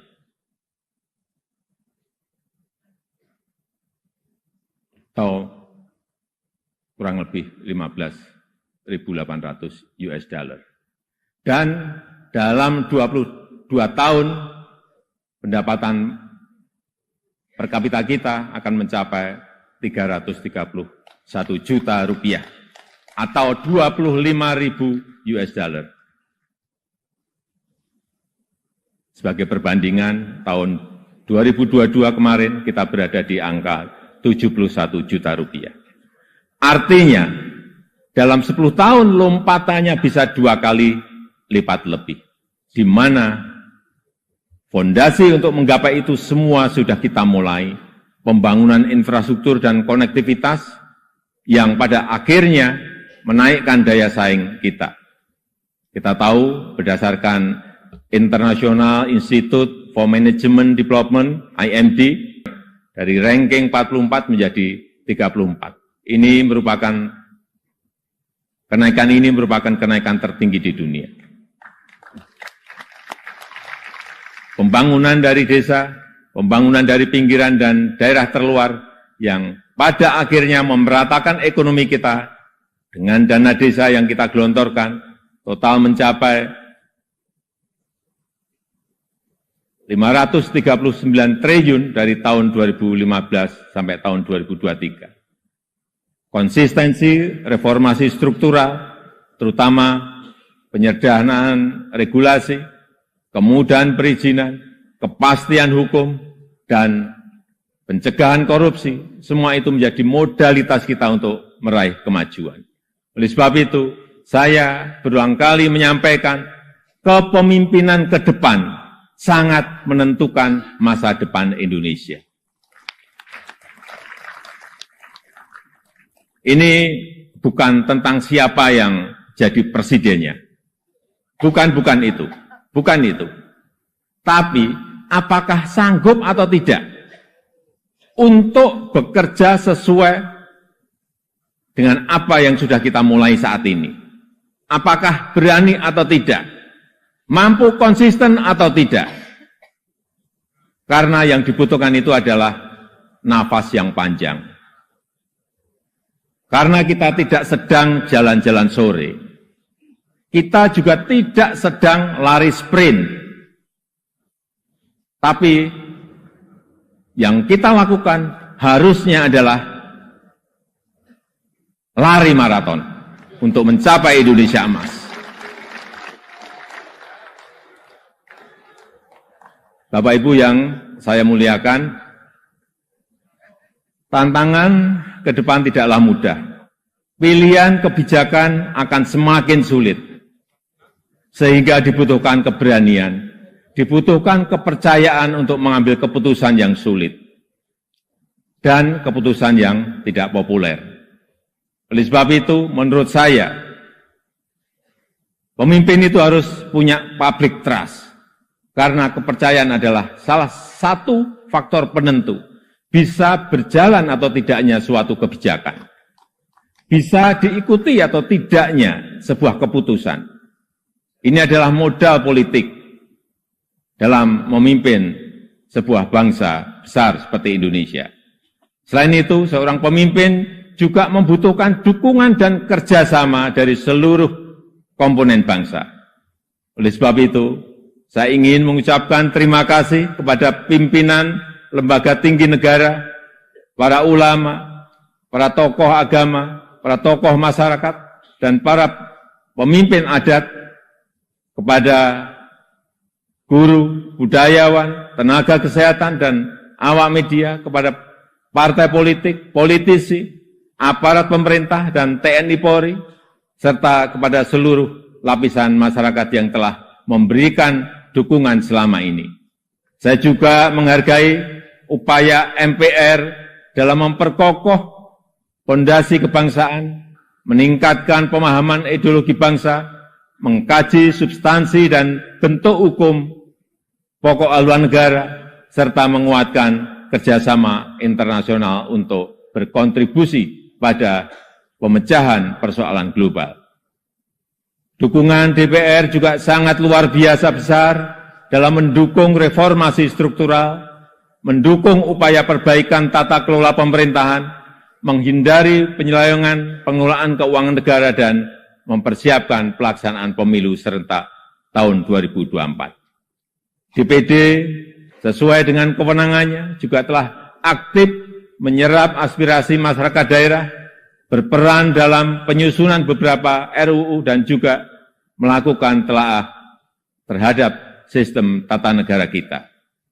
Kontribusi BPK juga sangat signifikan dalam mendorong pertanggungjawaban anggaran serta perbaikan berkelanjutan program prioritas nasional.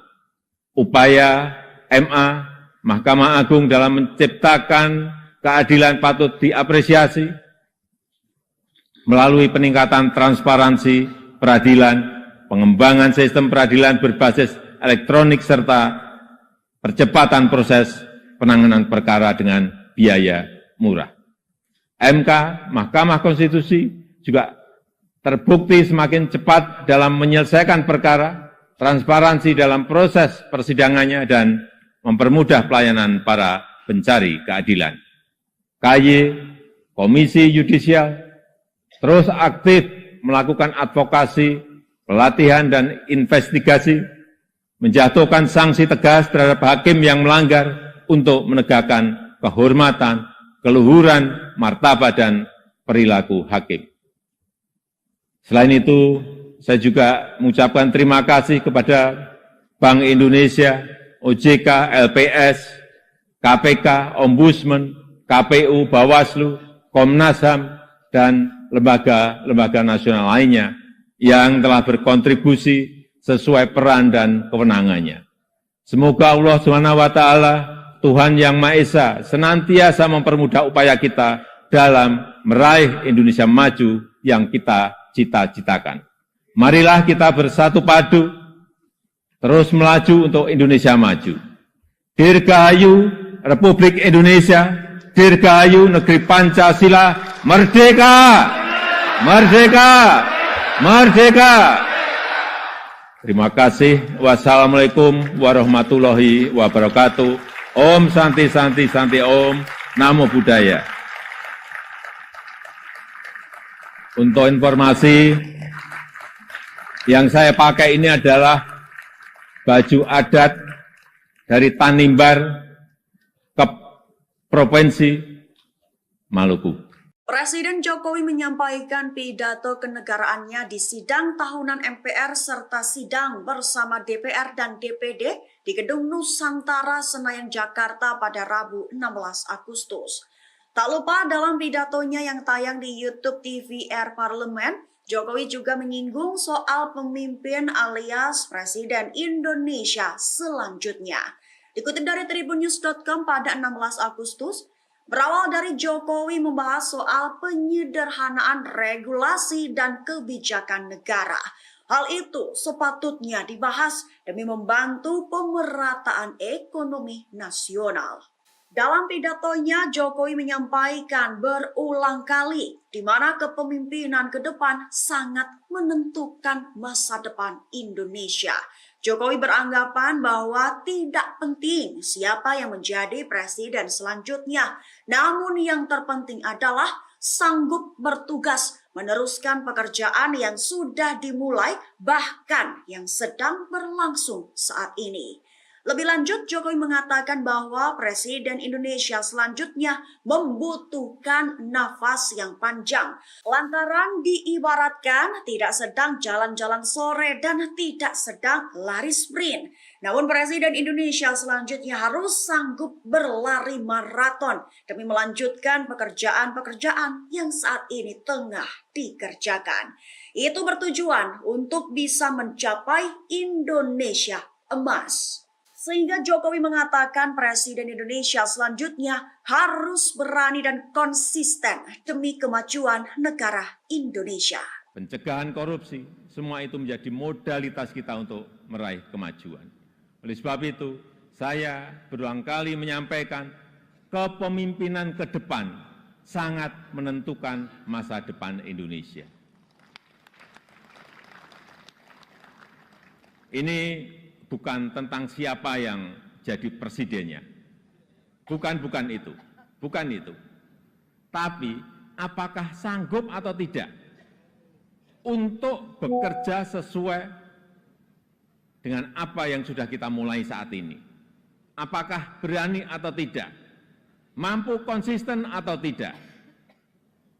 Karena yang dibutuhkan itu adalah nafas yang panjang. Karena kita tidak sedang jalan-jalan sore, kita juga tidak sedang lari sprint. Tapi yang kita lakukan harusnya adalah lari maraton untuk mencapai Indonesia emas. Kita saat ini sudah memasuki tahun politik. Suasana sudah hangat-hangat kuku, dan sedang tren ini di kalangan politisi dan parpol. Setiap ditanya capres dan cawapresnya, jawabannya belum ada arahan Pak Lurah. Saya sempat mikir, siapa ini Pak Lurah? Sedikit-sedikit kok Pak Lurah. Belakangan saya tahu yang dimaksud Pak Lurah ternyata saya.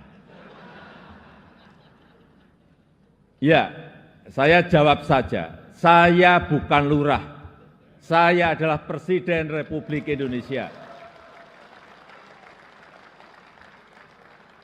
Ternyata Pak Lurah itu kode. Tapi perlu saya tegaskan, saya ini bukan ketua umum parpol, bukan ketua umum partai politik, bukan juga ketua koalisi partai. Dan sesuai ketentuan undang-undang, yang menentukan capres dan cawapres itu adalah partai politik dan koalisi partai politik. Jadi saya ingin mengatakan itu bukan wewenang saya, bukan wewenang Pak Lurah, bukan wewenang Pak Lurah. Sekali lagi, walaupun saya paham ini sudah menjadi nasib seorang presiden untuk dijadikan paten-patenan dalam bahasa Jawa, dijadikan alibi, dijadikan tameng, bahkan walau kampanye belum mulai, foto saya banyak dipasang di mana-mana. Ya, saya harus ngomong apa adanya. Saya ke provinsi A, ada. Ke kota B, ada. Ke kabupaten C, ada juga. Sampai ke tikungan-tikungan desa saya lihat, ada juga. Tapi bukan foto saya sendirian.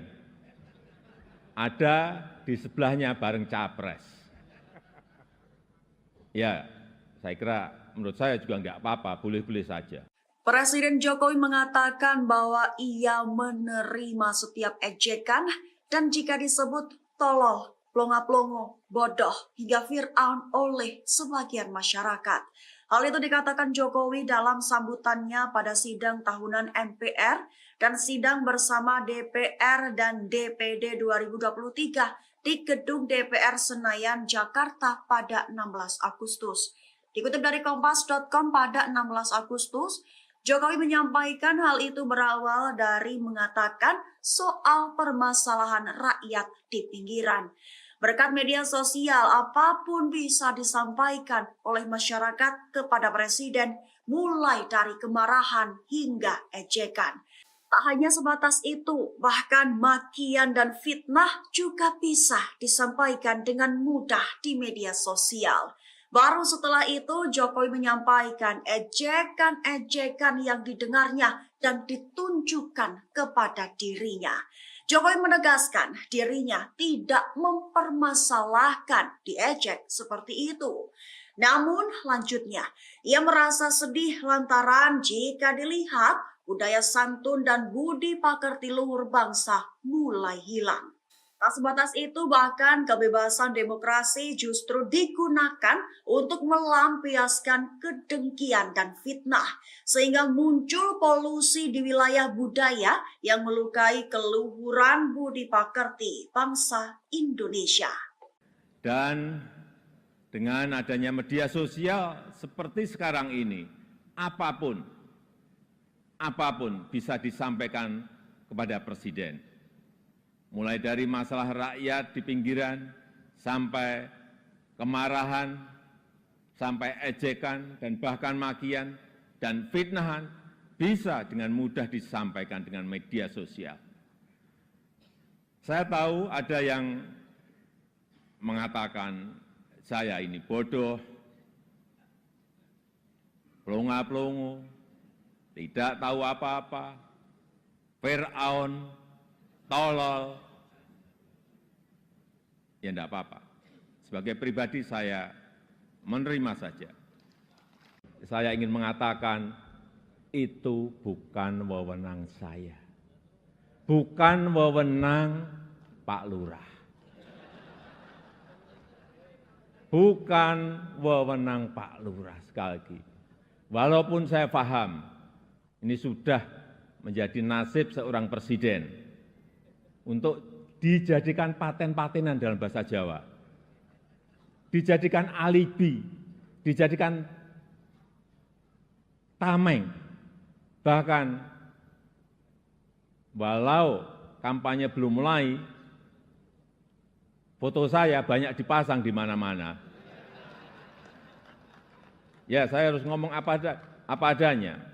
Saya ke provinsi A, ada. Ke kota B, ada. Ke kabupaten C, ada juga. Sampai ke tikungan-tikungan desa saya lihat, ada juga. Tapi bukan foto saya sendirian. Ada di sebelahnya bareng capres. Ya, saya kira menurut saya juga enggak apa-apa, boleh-boleh saja. Bapak Ibu yang saya muliakan, posisi presiden itu tidak senyaman yang dipersepsikan. Ada tanggung jawab besar yang harus diemban, banyak permasalahan rakyat yang harus diselesaikan. Dan dengan adanya media sosial seperti sekarang ini, apapun bisa disampaikan kepada presiden. Mulai dari masalah rakyat di pinggiran, sampai kemarahan, sampai ejekan, dan bahkan makian, dan fitnahan, bisa dengan mudah disampaikan dengan media sosial. Saya tahu ada yang mengatakan saya ini bodoh, pelongo-pelongo, tidak tahu apa-apa, Fir'aun, tolol. Ya enggak apa-apa. Sebagai pribadi saya menerima saja. Bapak Ibu yang saya muliakan, tantangan ke depan tidaklah mudah. Pilihan kebijakan akan semakin sulit. Sehingga dibutuhkan keberanian, dibutuhkan kepercayaan untuk mengambil keputusan yang sulit dan keputusan yang tidak populer. Oleh sebab itu, menurut saya, pemimpin itu harus punya public trust, karena kepercayaan adalah salah satu faktor penentu bisa berjalan atau tidaknya suatu kebijakan, bisa diikuti atau tidaknya sebuah keputusan. Ini adalah modal politik dalam memimpin sebuah bangsa besar seperti Indonesia. Selain itu, seorang pemimpin juga membutuhkan dukungan dan kerjasama dari seluruh komponen bangsa. Oleh sebab itu, saya ingin mengucapkan terima kasih kepada pimpinan lembaga tinggi negara, para ulama, para tokoh agama, para tokoh masyarakat, dan para pemimpin adat, kepada guru, budayawan, tenaga kesehatan, dan awak media, kepada partai politik, politisi, aparat pemerintah, dan TNI Polri, serta kepada seluruh lapisan masyarakat yang telah memberikan dukungan selama ini. Bahkan makian dan fitnahan bisa dengan mudah disampaikan dengan media sosial. Saya tahu ada yang mengatakan saya ini bodoh, pelongo-pelongo, tidak tahu apa-apa, Fir'aun, tolol. Ya enggak apa-apa. Sebagai pribadi saya menerima saja. Tapi yang membuat saya sedih, budaya santun dan budaya dan budi pekerti luhur bangsa ini kok kelihatannya mulai hilang. Kebebasan dan demokrasi digunakan untuk melampiaskan kedengkian dan fitnah. Polusi di wilayah budaya ini, sekali lagi polusi di wilayah budaya ini sangat melukai keluhuran budi pekerti bangsa Indonesia yang besar. Assalamualaikum warahmatullahi wabarakatuh. Selamat pagi, salam sejahtera bagi kita semuanya. Shalom, Om Swastiastu, Namo Buddhaya, salam kebajikan. Yang saya hormati Wakil Presiden Republik Indonesia, Bapak Profesor Dr. Kiai Haji Ma'ruf Amin beserta Ibu Wuri Estu Ma'ruf Amin. Yang saya hormati Ketua, para Wakil Ketua dan para anggota Majelis Permusyawaratan Rakyat Republik Indonesia. Yang saya hormati Ketua, para Wakil Ketua dan para anggota Dewan Perwakilan Rakyat Republik Indonesia. Yang saya hormati Ketua, para Wakil Ketua dan para anggota Dewan Perwakilan Daerah Republik Indonesia. Yang saya hormati Ketua, para Wakil Ketua dan para anggota lembaga-lembaga negara. Yang saya hormati Ibu Profesor Dr. Hajah Megawati Soekarno Putri, Presiden Republik Indonesia kelima. Yang saya hormati Bapak Jenderal TNI Tri Sutrisno dan Bapak Dr. Haji Hamzahas. Yang saya hormati Bapak Haji Muhammad Yusuf Kalla beserta Ibu Hajah Mufidah Yusuf Kalla. Yang saya hormati Ibu Hajah Sinta Nuriyah Abdurrahman Wahid. Yang saya hormati Yang Mulia para Duta Besar negara-negara sahabat dan para pimpinan perwakilan badan dan organisasi internasional.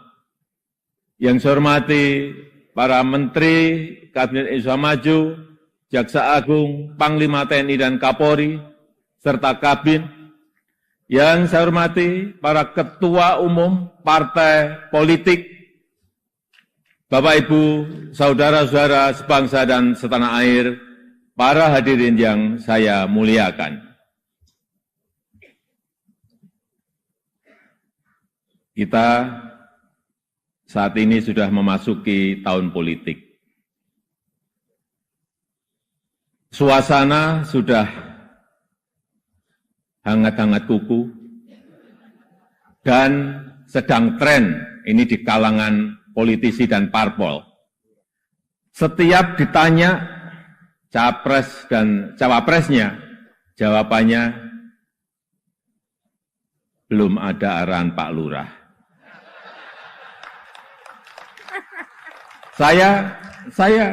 Saya sempat mikir, siapa ini Pak Lurah?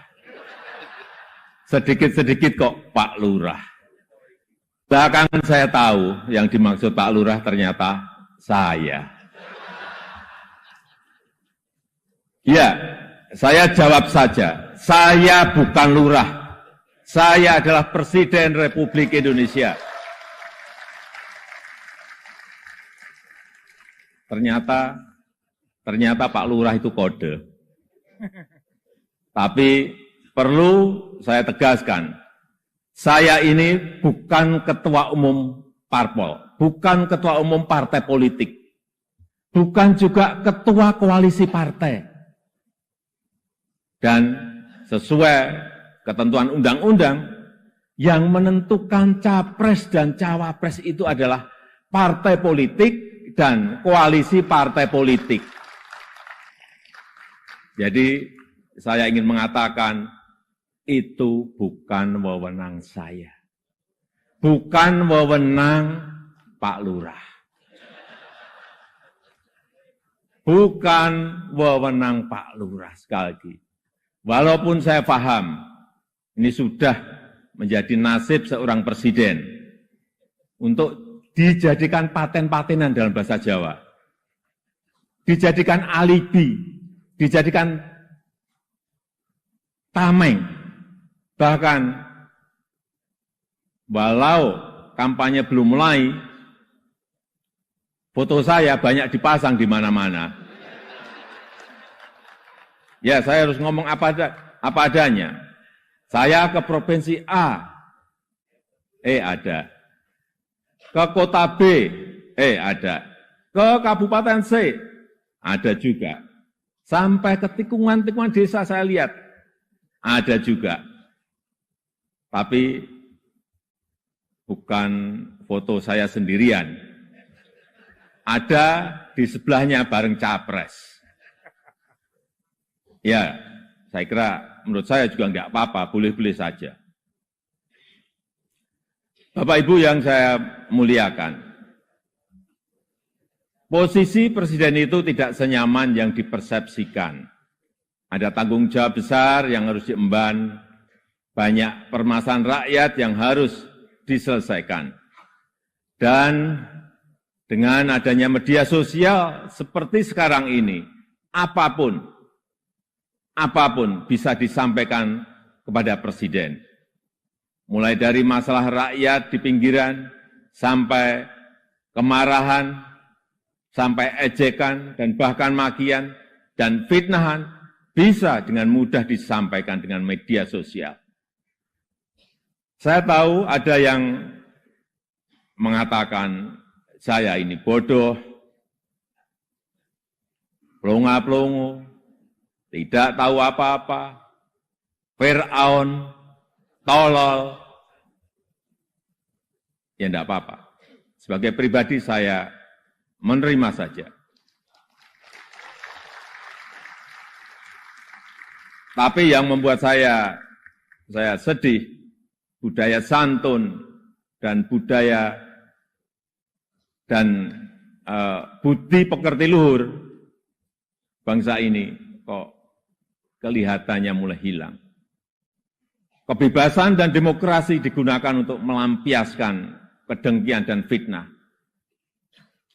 Polusi di wilayah budaya ini, sekali lagi polusi di wilayah budaya ini sangat melukai keluhuran budi pekerti bangsa Indonesia yang besar.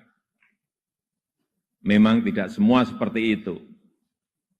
Saya melihat mayoritas masyarakat juga sangat kecewa dengan polusi budaya tersebut. Cacian dan makian yang ada justru membangunkan nurani kita semua, nurani bangsa untuk bersatu menjaga moralitas ruang publik, bersatu menjaga mentalitas masyarakat, sehingga kita bisa tetap melangkah maju, menjalankan transformasi bangsa menuju Indonesia maju, menuju Indonesia emas 2045. Ini yang bolak-balik saya sampaikan di setiap kesempatan, bahwa Indonesia saat ini punya peluang besar untuk meraih Indonesia emas di 2045. Meraih posisi jadi 5 besar kekuatan ekonomi dunia. Kita punya kesempatan. Dan tidak hanya peluangnya saja, tetapi strategi meraihnya sudah ada. Sudah dirumuskan. Tinggal apakah kita mau memfokuskan energi kita untuk bergerak maju atau justru membuang energi kita untuk hal-hal yang tidak produktif, yang memecah belah, bahkan yang membuat kita melangkah mundur. Bapak, Ibu, saudara-saudara sebangsa dan setanah air, para hadirin yang saya muliakan. Bonus demografi yang akan mencapai puncak di tahun 2030-an adalah peluang besar kita untuk meraih Indonesia emas 2045. 68% adalah penduduk usia produktif. Disinilah kunci peningkatan produktivitas nasional kita. Selanjutnya, peluang besar yang kedua adalah international trust yang dimiliki Indonesia saat ini, yang dibangun bukan sekedar melalui gimmick dan retorika semata, melainkan melalui sebuah peran dan bukti nyata keberanian Indonesia dalam bersikap.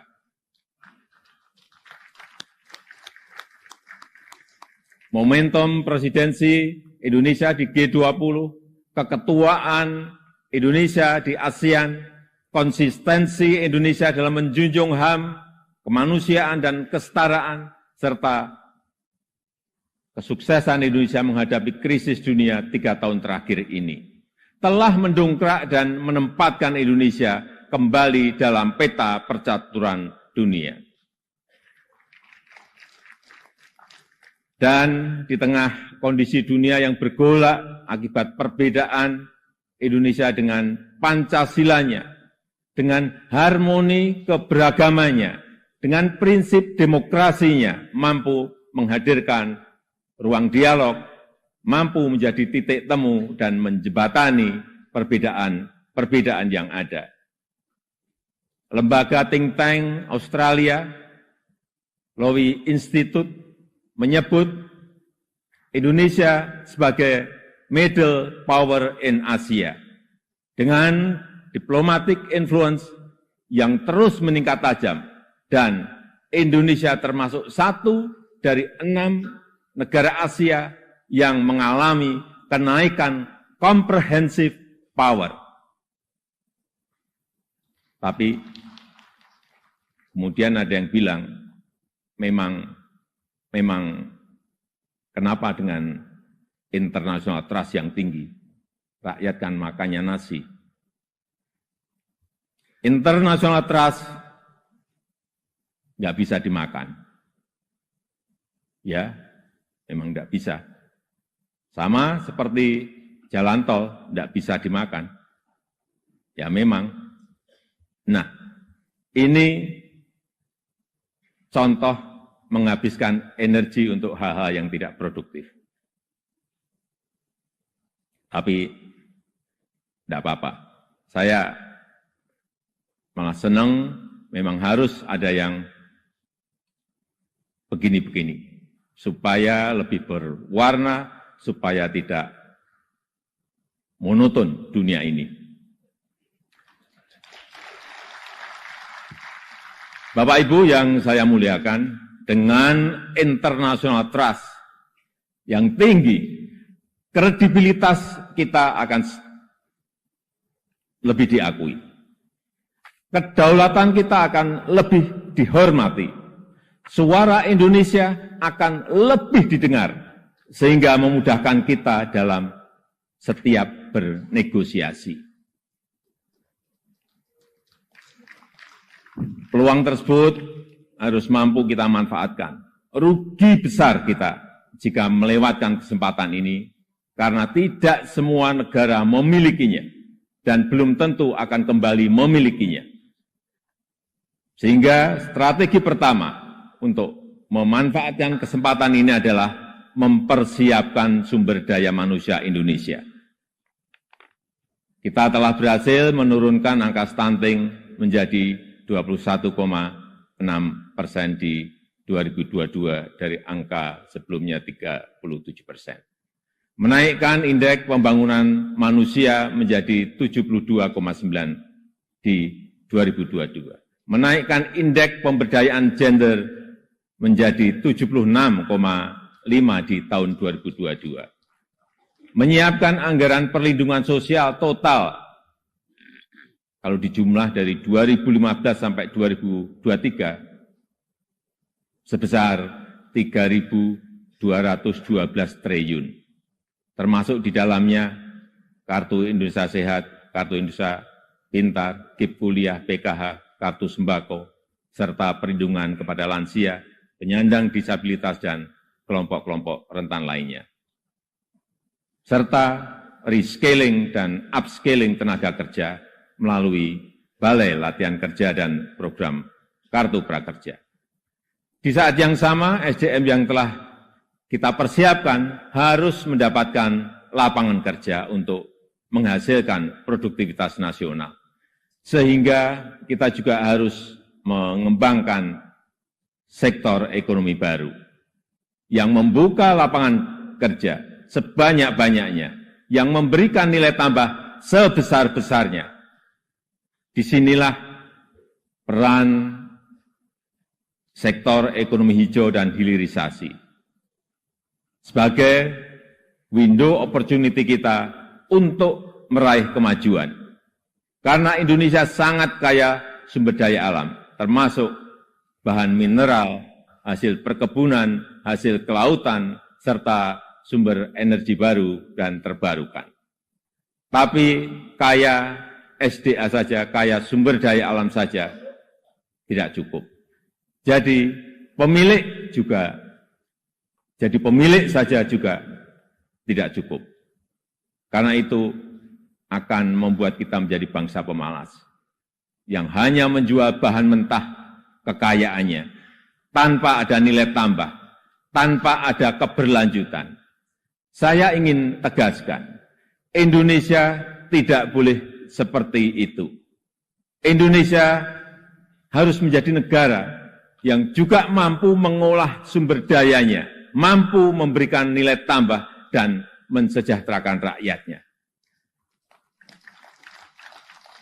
Dan ini bisa kita lakukan melalui hilirisasi yang sudah ratusan kali saya sampaikan, puluhan kali saya sampaikan.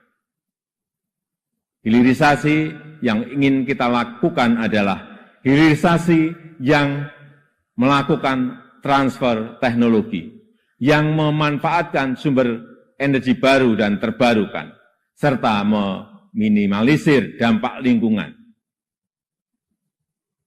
Pemerintah telah mewajibkan perusahaan tambang sekarang ini untuk membangun pusat pembibitan, membangun pusat persemaian, untuk menghutankan kembali lahan pasca tambang, pasca penambangan. Hilirisasi yang ingin kita lakukan adalah hilirisasi yang tidak hanya pada komoditas mineral, tapi juga non-mineral, seperti sawit, rumput laut, kelapa, dan komoditas-komoditas potensial lainnya, yang mengoptimalkan kandungan lokal, yang bermitra dengan UMKM, bermitra dengan petani, bermitra dengan nelayan, sehingga manfaatnya terasa langsung bagi rakyat kecil. Upaya ini sedang kita lakukan dan harus terus dilanjutkan. Ini memang pahit bagi para pengekspor bahan mentah. Ini juga mungkin pahit bagi pendapatan negara dalam jangka pendek. Tapi jika ekosistem besarnya sudah terbentuk, jika pabrik pengolahannya sudah beroperasi, saya pastikan ini akan berbuah manis pada akhirnya. Terutama bagi kesejahteraan masyarakat Indonesia. Sebagai gambaran, setelah kita stop ekspor nikel ore di tahun 2020, investasi hilirisasi nikel tumbuh pesat. Kini telah ada 4 menyampaikan pidato kenegaraannya di sidang tahunan MPR serta sidang bersama DPR dan DPD di Gedung Nusantara Senayan Jakarta pada Rabu 16 Agustus.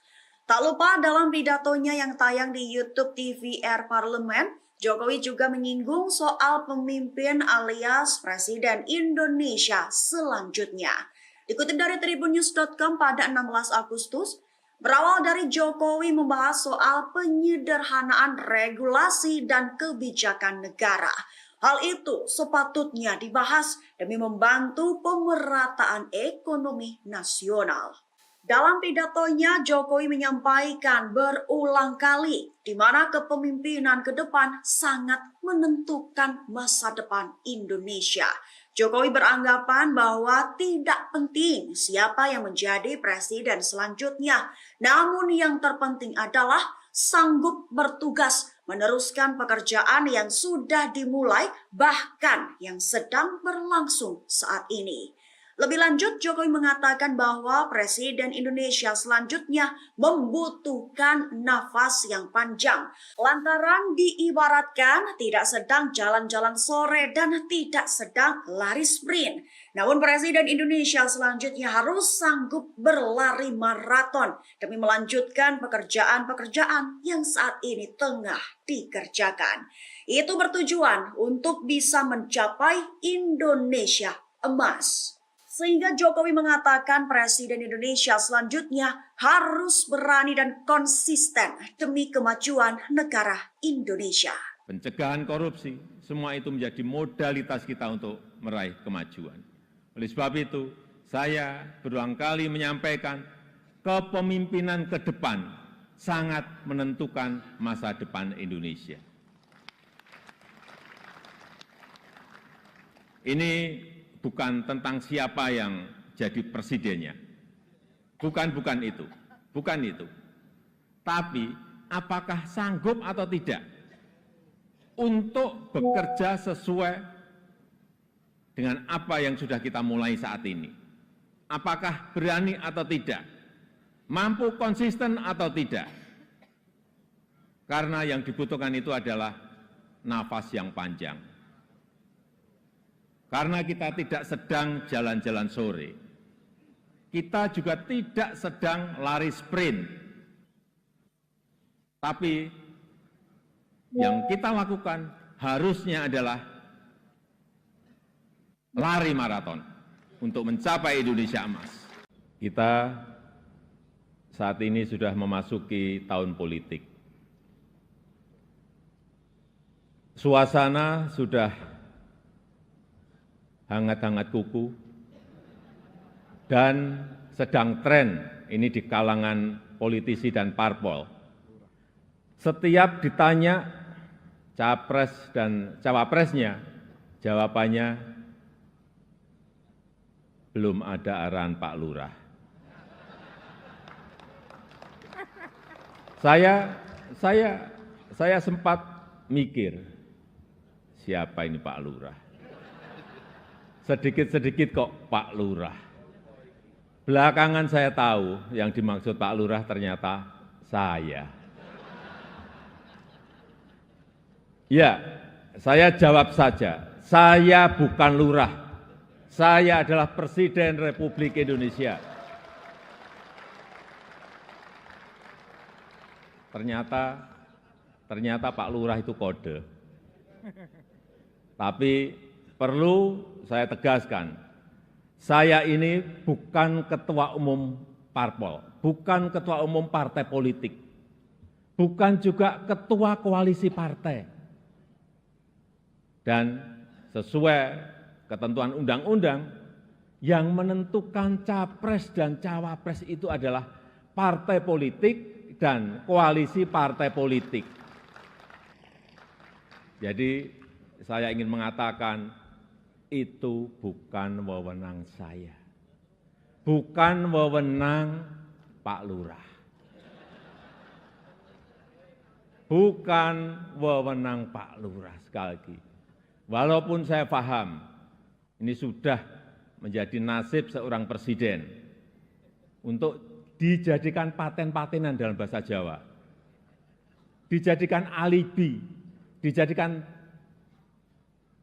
tameng. Bahkan walau kampanye belum mulai, foto saya banyak dipasang di mana-mana. Ya, saya harus ngomong apa adanya. Saya ke provinsi A, ada. Ke kota B, ada. Ke kabupaten C, ada juga. Sampai ke tikungan-tikungan desa saya lihat, ada juga.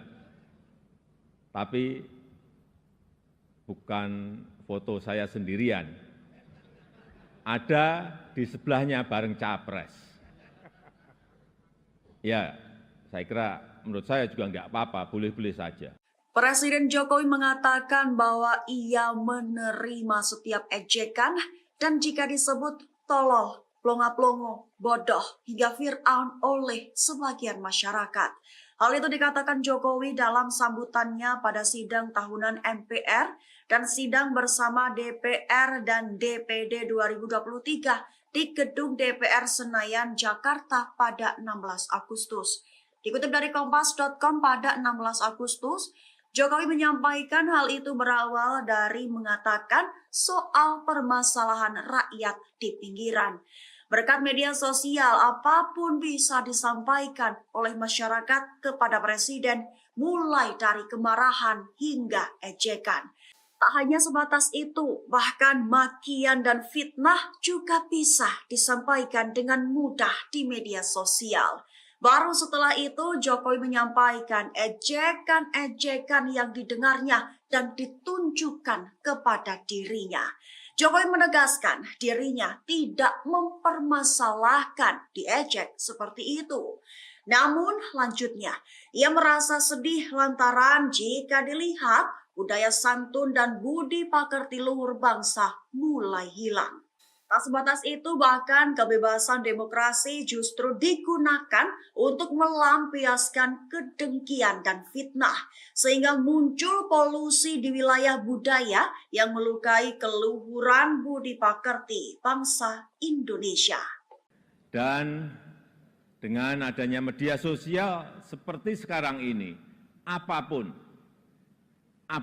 bisa disampaikan kepada presiden.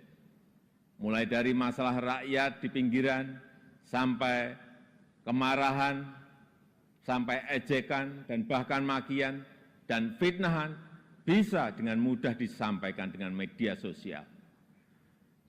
Saya tahu ada yang mengatakan saya ini bodoh, pelongo-pelongo, tidak tahu apa-apa, Fir'aun, tolol. Ya enggak apa-apa. Sebagai pribadi saya menerima saja. Saya ingin mengatakan itu bukan wewenang saya. Bukan wewenang Pak Lurah. Bukan wewenang Pak Lurah, sekali lagi. Walaupun saya paham ini sudah menjadi nasib seorang presiden untuk dijadikan paten-patenan dalam bahasa Jawa, dijadikan alibi, dijadikan tameng, bahkan walau kampanye belum mulai, foto saya banyak dipasang di mana-mana. Ya, saya harus ngomong apa adanya. Saya ke provinsi A, ada. Ke kota B, ada. Ke kabupaten C, ada juga. Sampai ke tikungan-tikungan desa saya lihat, ada juga. Tapi bukan foto saya sendirian. Ada di sebelahnya bareng capres. Ya, saya kira menurut saya juga enggak apa-apa, boleh-boleh saja. Bapak Ibu yang saya muliakan, posisi presiden itu tidak senyaman yang dipersepsikan. Ada tanggung jawab besar yang harus diemban, banyak permasalahan rakyat yang harus diselesaikan. Dan dengan adanya media sosial seperti sekarang ini, apapun bisa disampaikan kepada presiden. Mulai dari masalah rakyat di pinggiran, sampai kemarahan, sampai ejekan, dan bahkan makian, dan fitnahan, bisa dengan mudah disampaikan dengan media sosial. Saya tahu ada yang mengatakan saya ini bodoh, pelongo-pelongo, tidak tahu apa-apa, Fir'aun, tolol. Ya enggak apa-apa. Sebagai pribadi saya menerima saja. Bapak Ibu yang saya muliakan,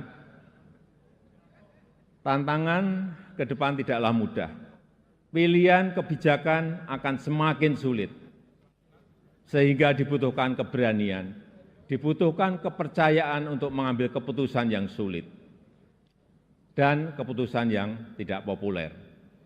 Oleh sebab itu, menurut saya, pemimpin itu harus punya public trust, karena kepercayaan adalah salah satu faktor penentu bisa berjalan atau tidaknya suatu kebijakan, bisa diikuti atau tidaknya sebuah keputusan.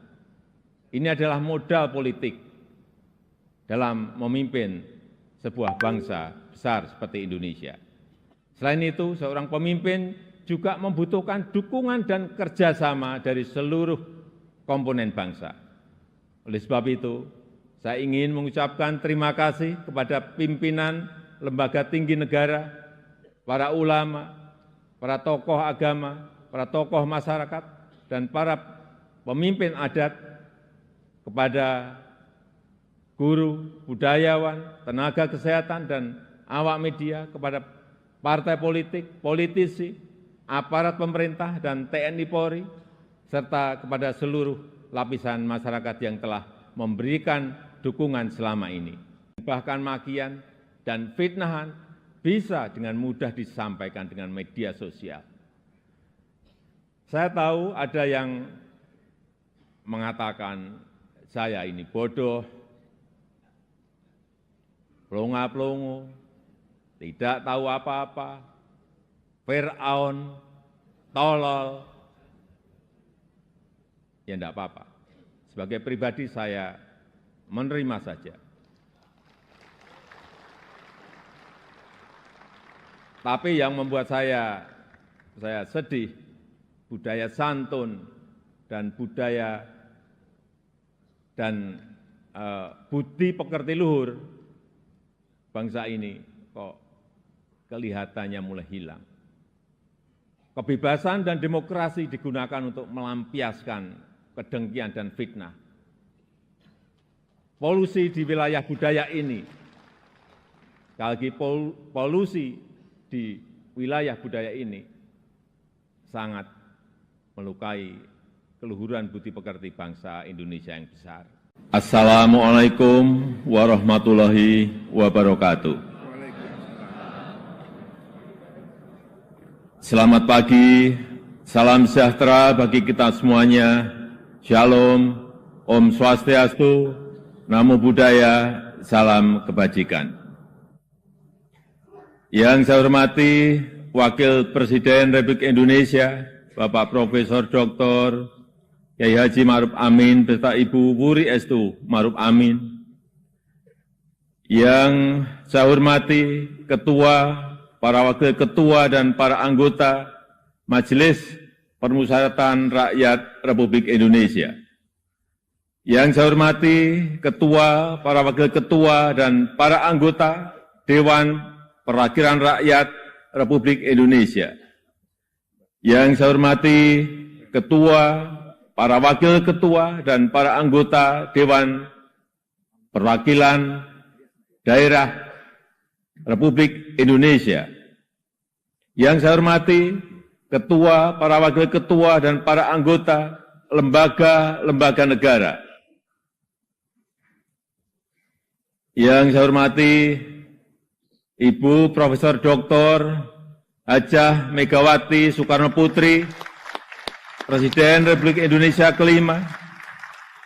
Yang saya hormati Bapak Jenderal TNI Tri Sutrisno dan Bapak Dr. Haji Hamzahas. Yang saya hormati Bapak Haji Muhammad Yusuf Kalla beserta Ibu Hajah Mufidah Yusuf Kalla. Yang saya hormati Ibu Hajah Sinta Nuriyah Abdurrahman Wahid.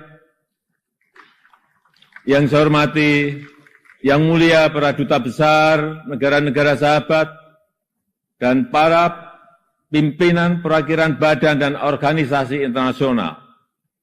Yang saya hormati para Menteri Kabinet Indonesia Maju, Jaksa Agung, Panglima TNI dan Kapolri, serta Kabin.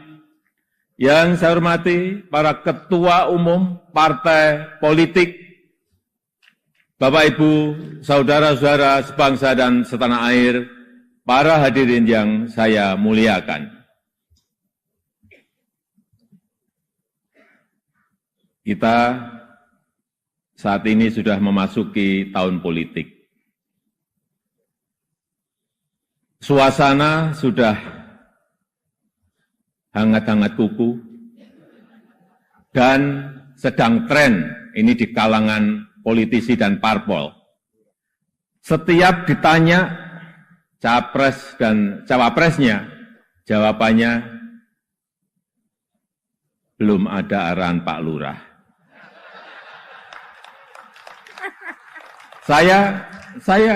Saya sempat mikir, siapa ini Pak Lurah? Sedikit-sedikit kok Pak Lurah. Bahkan saya tahu yang dimaksud Pak Lurah ternyata saya. Ya, saya jawab saja, saya bukan lurah. Saya adalah Presiden Republik Indonesia. Ternyata Pak Lurah itu kode. Tapi perlu saya tegaskan, saya ini bukan ketua umum parpol, bukan ketua umum partai politik, bukan juga ketua koalisi partai. Dan sesuai ketentuan undang-undang, yang menentukan capres dan cawapres itu adalah partai politik dan koalisi partai politik. Jadi saya ingin mengatakan itu bukan wewenang saya. Bukan wewenang Pak Lurah. Bukan wewenang Pak Lurah, sekali lagi. Walaupun saya paham, ini sudah menjadi nasib seorang presiden untuk dijadikan paten-patenan dalam bahasa Jawa. Dijadikan alibi, dijadikan tameng. Bahkan walau kampanye belum mulai, foto saya banyak dipasang di mana-mana. Ya, saya harus ngomong apa adanya. Saya ke provinsi A, ada. Ke kota B, ada. Ke kabupaten C, ada juga. Sampai ke tikungan-tikungan desa saya lihat, ada juga. Tapi bukan foto saya sendirian. Ada di sebelahnya bareng capres. Ya, saya kira menurut saya juga enggak apa-apa, boleh-boleh saja. Bapak Ibu yang saya muliakan, posisi presiden itu tidak senyaman yang dipersepsikan.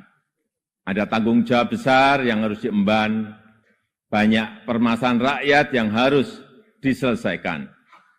Dan dengan adanya media sosial seperti sekarang ini, apapun bisa disampaikan kepada presiden. Mulai dari masalah rakyat di pinggiran, sampai kemarahan, sampai ejekan, dan bahkan makian, dan fitnahan, bisa dengan mudah disampaikan dengan media sosial. Saya tahu ada yang mengatakan, saya ini bodoh, pelongo-pelongo, tidak tahu apa-apa, Fir'aun, tolol. Ya enggak apa-apa. Sebagai pribadi saya menerima saja. Tapi yang membuat saya sedih, budaya santun dan budaya dan budi pekerti luhur bangsa ini kok kelihatannya mulai hilang. Kebebasan dan demokrasi digunakan untuk melampiaskan kedengkian dan fitnah. Polusi di wilayah budaya ini, sekali lagi polusi di wilayah budaya ini sangat melukai keluhuran budi pekerti bangsa Indonesia yang besar. Memang tidak semua seperti itu. Saya melihat mayoritas masyarakat juga sangat kecewa dengan polusi budaya tersebut. Cacian dan makian yang ada justru membangunkan nurani kita semua, nurani bangsa untuk bersatu menjaga moralitas ruang publik, bersatu menjaga mentalitas masyarakat, sehingga kita bisa tetap melangkah maju, menjalankan transformasi bangsa menuju Indonesia maju, menuju Indonesia emas 2045. Ini yang bolak-balik saya sampaikan di setiap kesempatan, bahwa Indonesia saat ini punya peluang besar untuk meraih Indonesia emas di 2045, meraih posisi jadi 5 besar kekuatan ekonomi dunia. Kita punya kesempatan. Dan tidak hanya peluangnya saja, tetapi strategi meraihnya sudah ada, sudah dirumuskan. Tinggal apakah kita mau memfokuskan energi kita untuk bergerak maju atau justru membuang energi kita untuk hal-hal yang tidak produktif, yang memecah belah, bahkan yang membuat kita melangkah mundur. Bapak, Ibu, saudara-saudara sebangsa dan setanah air, para hadirin yang saya muliakan. Bonus demografi yang akan mencapai puncak di tahun 2030-an adalah peluang besar kita untuk meraih Indonesia Emas 2045. 68% adalah penduduk usia produktif. Disinilah kunci peningkatan produktivitas nasional kita. Selanjutnya, peluang besar yang kedua adalah international trust yang dimiliki Indonesia saat ini, yang dibangun bukan sekedar melalui gimmick dan retorika semata, melainkan melalui sebuah peran dan bukti nyata keberanian Indonesia dalam bersikap.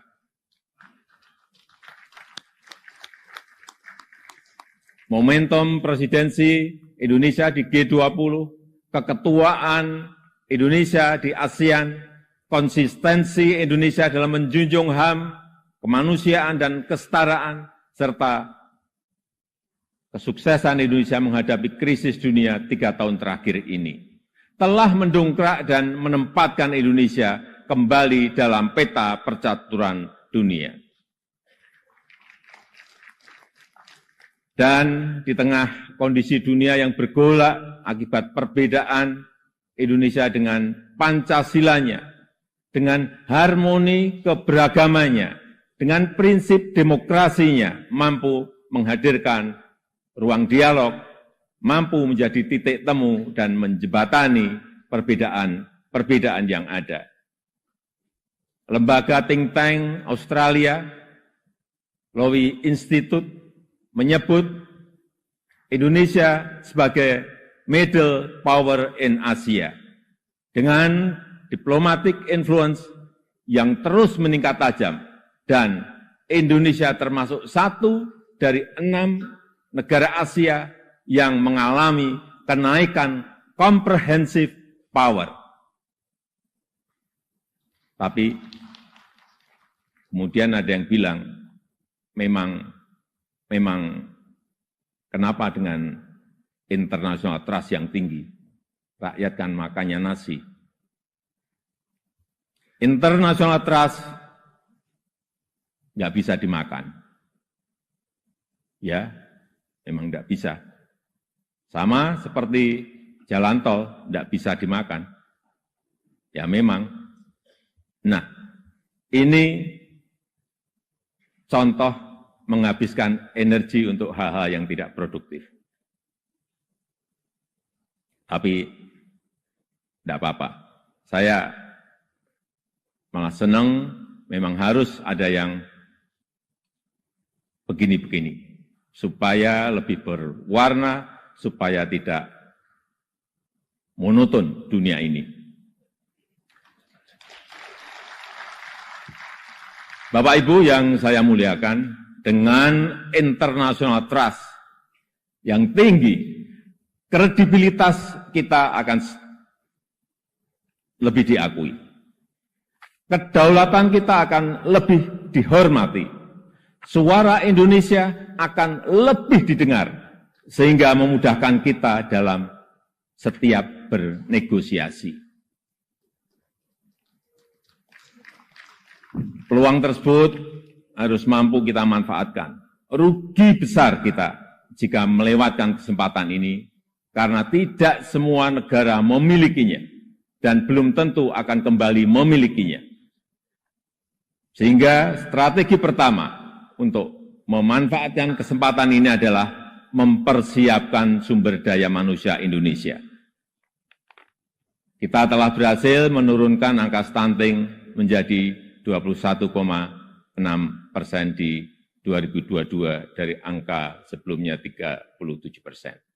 Menaikkan indeks pembangunan manusia menjadi 72,9 di 2022. Menaikkan indeks pemberdayaan gender menjadi 76,5 di tahun 2022. Menyiapkan anggaran perlindungan sosial total, kalau dijumlah dari 2015 sampai 2023, sebesar 3.212 triliun.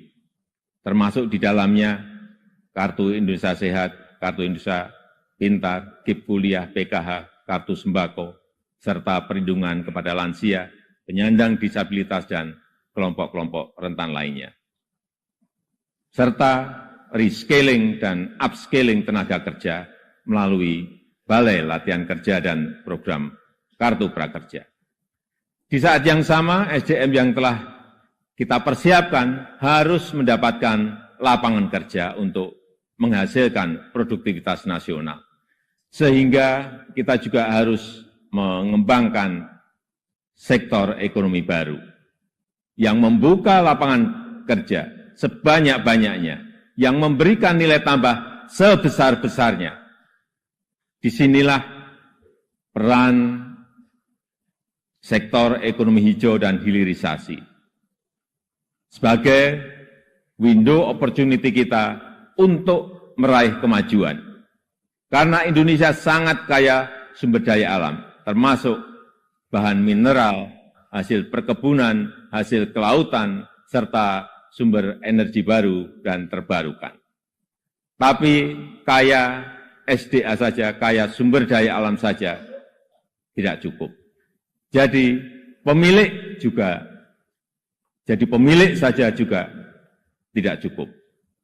Karena itu akan membuat kita menjadi bangsa pemalas yang hanya menjual bahan mentah kekayaannya tanpa ada nilai tambah, tanpa ada keberlanjutan. Saya ingin tegaskan, Indonesia tidak boleh seperti itu. Indonesia harus menjadi negara yang juga mampu mengolah sumber dayanya, mampu memberikan nilai tambah dan mensejahterakan rakyatnya. Dan ini bisa kita lakukan melalui hilirisasi yang sudah ratusan kali saya sampaikan, puluhan kali saya sampaikan. Hilirisasi yang ingin kita lakukan adalah hilirisasi yang melakukan transfer teknologi, yang memanfaatkan sumber energi baru dan terbarukan, serta meminimalisir dampak lingkungan. Pemerintah telah mewajibkan perusahaan tambang sekarang ini untuk membangun pusat pembibitan, membangun pusat persemaian, untuk menghutankan kembali lahan pasca tambang, pasca penambangan. Hilirisasi yang ingin kita lakukan adalah hilirisasi yang tidak hanya pada komoditas mineral, tapi juga non-mineral, seperti sawit, rumput laut, kelapa, dan komoditas-komoditas potensial lainnya, yang mengoptimalkan kandungan lokal, yang bermitra dengan UMKM, bermitra dengan petani, bermitra dengan nelayan, sehingga manfaatnya terasa langsung bagi rakyat kecil. Upaya ini sedang kita lakukan dan harus terus dilanjutkan. Ini memang pahit bagi para pengekspor bahan mentah. Ini juga mungkin pahit bagi pendapatan negara dalam jangka pendek. Tapi jika ekosistem besarnya sudah terbentuk, jika pabrik pengolahannya sudah beroperasi, saya pastikan ini akan berbuah manis pada akhirnya. Terutama bagi kesejahteraan masyarakat Indonesia. Sebagai gambaran, setelah kita stop ekspor nikel ore di tahun 2020, investasi hilirisasi nikel tumbuh pesat. Kini telah ada 43 industri pengolahan nikel yang akan membuka peluang kerja yang sangat besar. Ini baru satu komoditas. Dan jika kita konsisten dan mampu melakukan hilirisasi untuk nikel, kemudian tembaga, kemudian boksit, kemudian CPO, dan rumput laut, dan yang lain-lainnya, berdasar hitung-hitungan perkiraan, dalam 10 tahun pendapatan per kapita kita, dalam 10 tahun mendatang, pendapatan per kapita kita akan mencapai 153 juta. Atau 10.900 US dollar. Dalam 15 tahun, pendapatan per kapita kita akan mencapai 217 juta rupiah.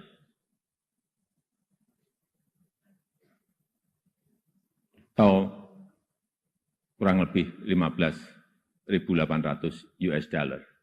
Dan dalam 22 tahun, pendapatan per kapita kita akan mencapai 331 juta rupiah atau 25.000 US dollar. Sebagai perbandingan, tahun 2022 kemarin kita berada di angka 71 juta rupiah.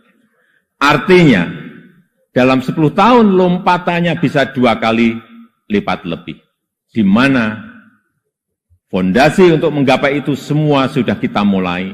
Pembangunan infrastruktur dan konektivitas yang pada akhirnya menaikkan daya saing kita.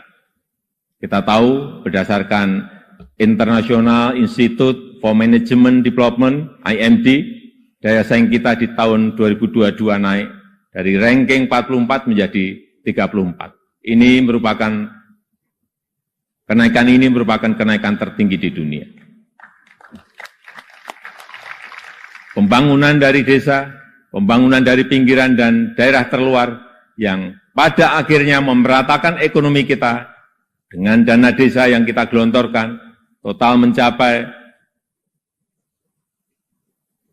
539 triliun dari tahun 2015 sampai tahun 2023. Konsistensi reformasi struktural, terutama penyederhanaan regulasi, kemudahan perizinan, kepastian hukum, dan pencegahan korupsi, semua itu menjadi modalitas kita untuk meraih kemajuan. Oleh sebab itu, saya berulang kali menyampaikan kepemimpinan ke depan sangat menentukan masa depan Indonesia.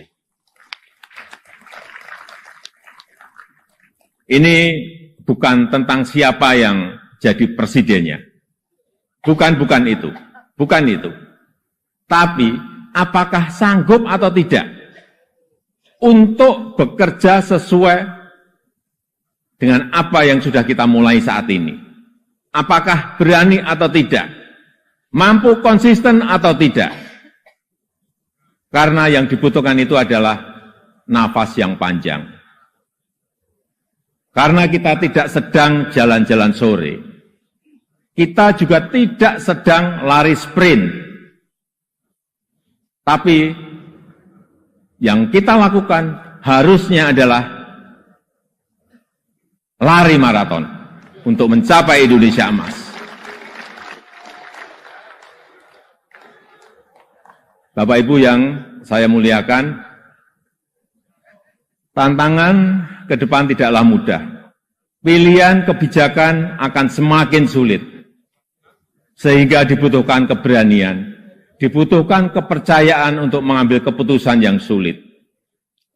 Dan keputusan yang tidak populer. Oleh sebab itu, menurut saya, pemimpin itu harus punya public trust. Karena kepercayaan adalah salah satu faktor penentu bisa berjalan atau tidaknya suatu kebijakan.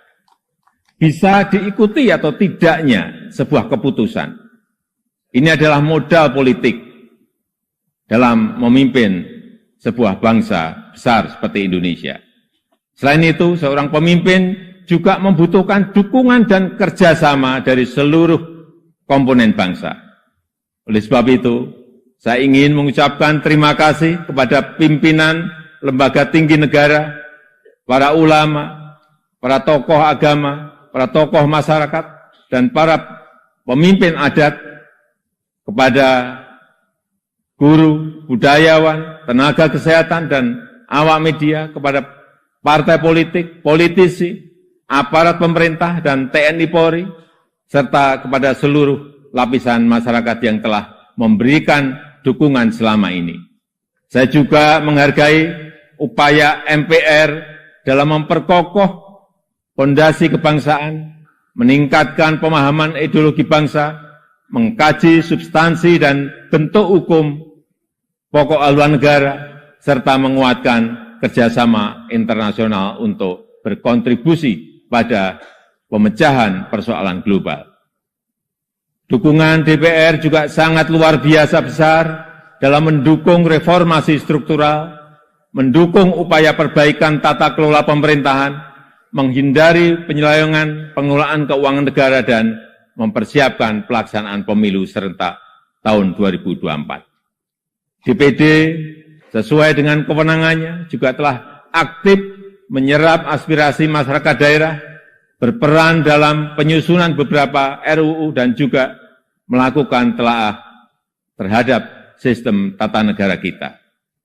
Kontribusi BPK juga sangat signifikan dalam mendorong pertanggungjawaban anggaran serta perbaikan berkelanjutan program prioritas nasional. Upaya MA, Mahkamah Agung dalam menciptakan keadilan patut diapresiasi melalui peningkatan transparansi peradilan, pengembangan sistem peradilan berbasis elektronik, serta percepatan proses penanganan perkara dengan biaya murah. MK, Mahkamah Konstitusi, juga terbukti semakin cepat dalam menyelesaikan perkara, transparansi dalam proses persidangannya, dan mempermudah pelayanan para pencari keadilan. KY, Komisi Yudisial, terus aktif melakukan advokasi, pelatihan, dan investigasi, menjatuhkan sanksi tegas terhadap hakim yang melanggar untuk menegakkan kehormatan, keluhuran, martabat, dan perilaku hakim. Selain itu, saya juga mengucapkan terima kasih kepada Bank Indonesia, OJK, LPS, KPK, Ombudsman, KPU, Bawaslu, Komnas HAM, dan lembaga-lembaga nasional lainnya yang telah berkontribusi sesuai peran dan kewenangannya. Semoga Allah SWT, Tuhan Yang Maha Esa, senantiasa mempermudah upaya kita dalam meraih Indonesia maju yang kita cita-citakan. Marilah kita bersatu padu, terus melaju untuk Indonesia maju. Dirgahayu Republik Indonesia, Dirgahayu Negeri Pancasila, merdeka!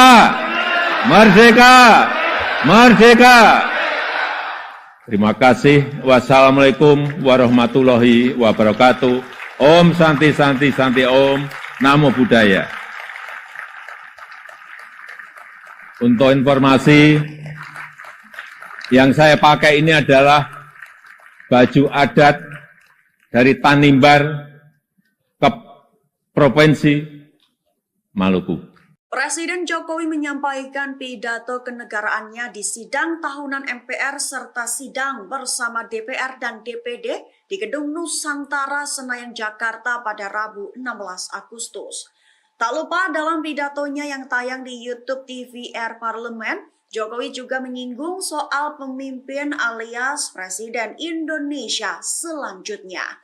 Dikutip dari tribunnews.com pada 16 Agustus, berawal dari Jokowi membahas soal penyederhanaan regulasi dan kebijakan negara. Hal itu sepatutnya dibahas demi membantu pemerataan ekonomi nasional. Dalam pidatonya, Jokowi menyampaikan berulang kali di mana kepemimpinan ke depan sangat menentukan masa depan Indonesia. Jokowi beranggapan bahwa tidak penting siapa yang menjadi presiden selanjutnya, namun yang terpenting adalah sanggup bertugas meneruskan pekerjaan yang sudah dimulai, bahkan yang sedang berlangsung saat ini. Lebih lanjut, Jokowi mengatakan bahwa Presiden Indonesia selanjutnya membutuhkan nafas yang panjang. Lantaran diibaratkan tidak sedang jalan-jalan sore dan tidak sedang lari sprint. Namun Presiden Indonesia selanjutnya harus sanggup berlari maraton demi melanjutkan pekerjaan-pekerjaan yang saat ini tengah dikerjakan. Itu bertujuan untuk bisa mencapai Indonesia emas. Sehingga Jokowi mengatakan Presiden Indonesia selanjutnya harus berani dan konsisten demi kemajuan negara Indonesia. Pencegahan korupsi, semua itu menjadi modalitas kita untuk meraih kemajuan. Oleh sebab itu, saya berulang kali menyampaikan kepemimpinan ke depan sangat menentukan masa depan Indonesia. Ini bukan tentang siapa yang jadi presidennya. Bukan itu. Tapi apakah sanggup atau tidak untuk bekerja sesuai dengan apa yang sudah kita mulai saat ini. Apakah berani atau tidak? Mampu konsisten atau tidak? Karena yang dibutuhkan itu adalah nafas yang panjang. Karena kita tidak sedang jalan-jalan sore. Kita juga tidak sedang lari sprint. Tapi yang kita lakukan harusnya adalah lari maraton untuk mencapai Indonesia emas. Kita saat ini sudah memasuki tahun politik. Suasana sudah hangat-hangat kuku, dan sedang tren ini di kalangan politisi dan parpol. Setiap ditanya capres dan cawapresnya, jawabannya belum ada arahan Pak Lurah.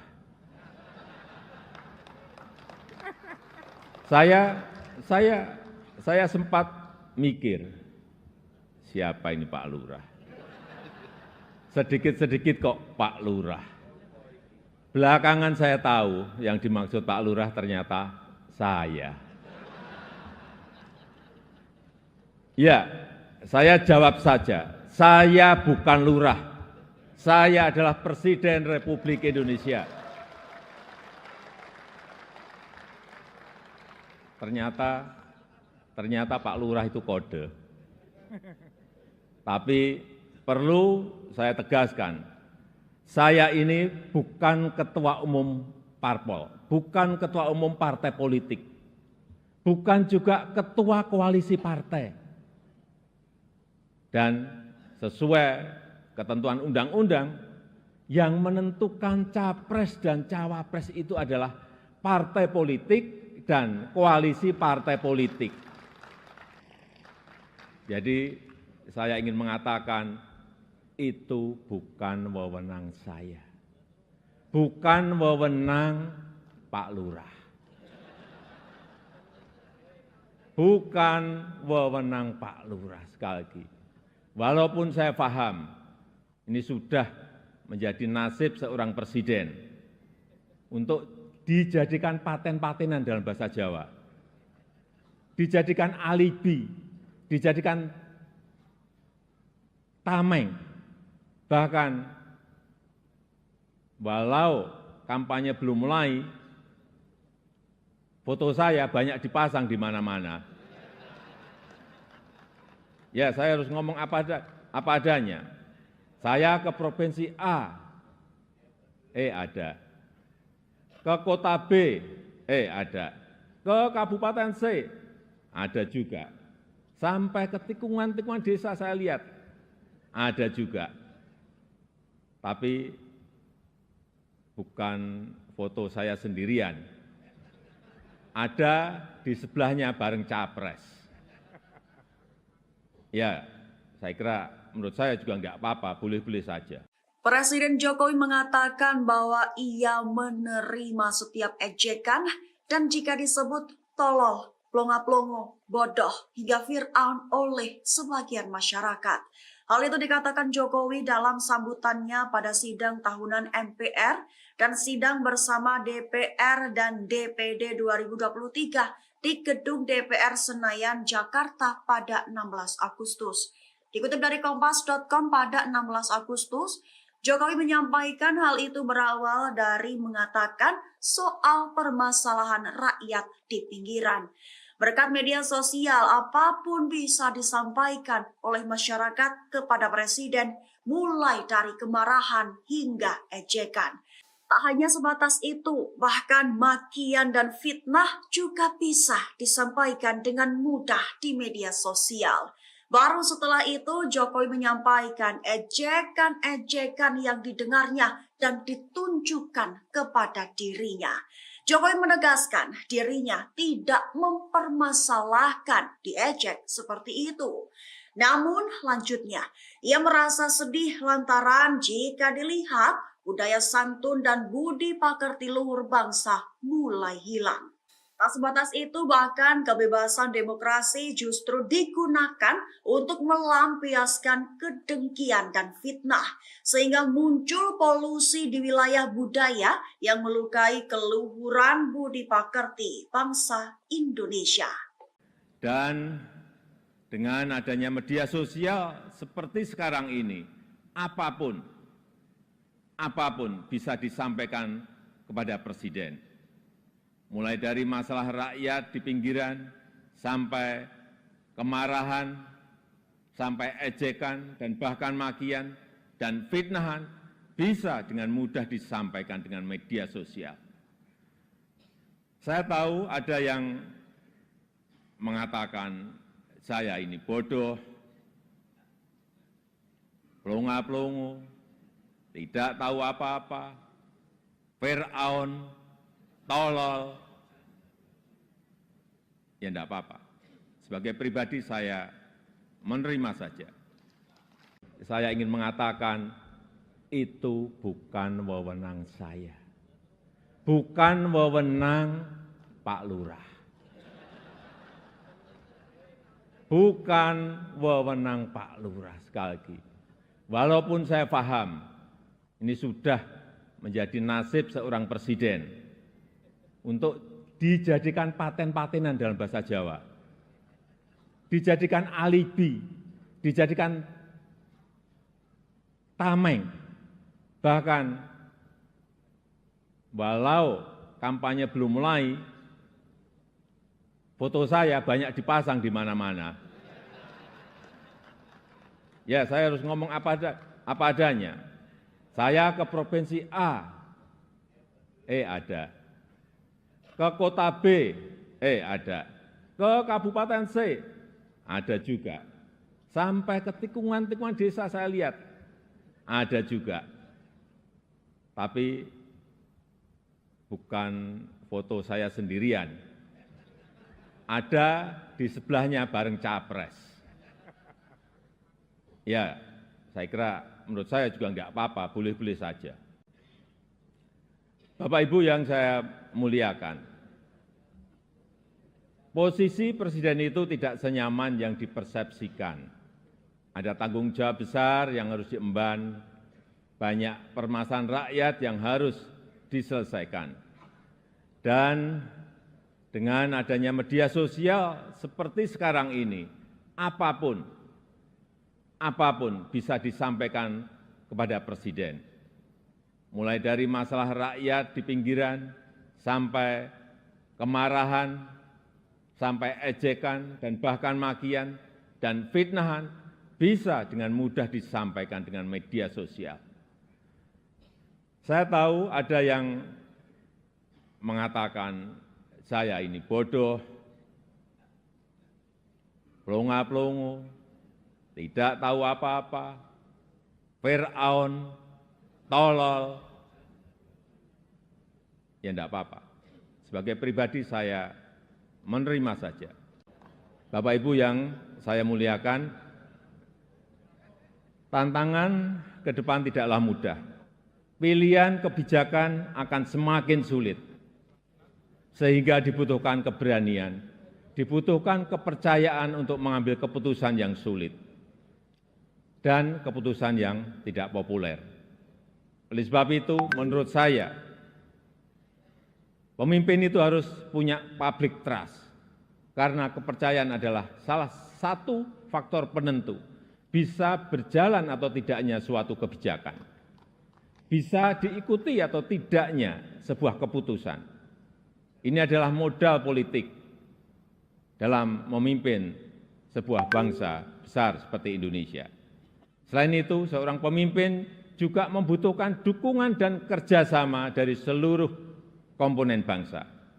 Oleh sebab itu, saya ingin mengucapkan terima kasih kepada pimpinan lembaga tinggi negara, para ulama, para tokoh agama, para tokoh masyarakat, dan para pemimpin adat, kepada guru, budayawan, tenaga kesehatan, dan awak media, kepada partai politik, politisi, aparat pemerintah, dan TNI Polri, serta kepada seluruh lapisan masyarakat yang telah memberikan dukungan selama ini. Bahkan makian dan fitnahan bisa dengan mudah disampaikan dengan media sosial. Saya tahu ada yang mengatakan saya ini bodoh, pelongo-pelongo, tidak tahu apa-apa, Fir'aun, tolol. Ya tidak apa-apa. Sebagai pribadi saya menerima saja.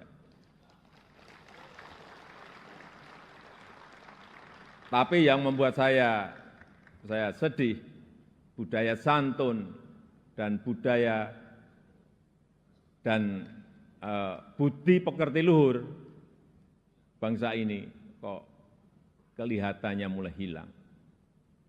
Kebebasan dan demokrasi digunakan untuk melampiaskan kedengkian dan fitnah. Polusi di wilayah budaya ini, sekali lagi polusi di wilayah budaya ini sangat melukai keluhuran budi pekerti bangsa Indonesia yang besar. Assalamualaikum warahmatullahi wabarakatuh. Selamat pagi, salam sejahtera bagi kita semuanya. Shalom, Om Swastiastu, Namo Buddhaya, salam kebajikan. Yang saya hormati Wakil Presiden Republik Indonesia, Bapak Profesor Dr. Kyai Haji Ma'ruf Amin beserta Ibu Wuri Estu Ma'ruf Amin. Yang saya hormati Ketua, para Wakil Ketua dan para anggota Majelis Permusyawaratan Rakyat Republik Indonesia. Yang saya hormati Ketua, para Wakil Ketua dan para anggota Dewan Perwakilan Rakyat Republik Indonesia. Yang saya hormati Ketua, para Wakil Ketua dan para anggota Dewan Perwakilan Daerah Republik Indonesia. Yang saya hormati Ketua, para Wakil Ketua dan para anggota lembaga-lembaga negara. Yang saya hormati Ibu Profesor Dr.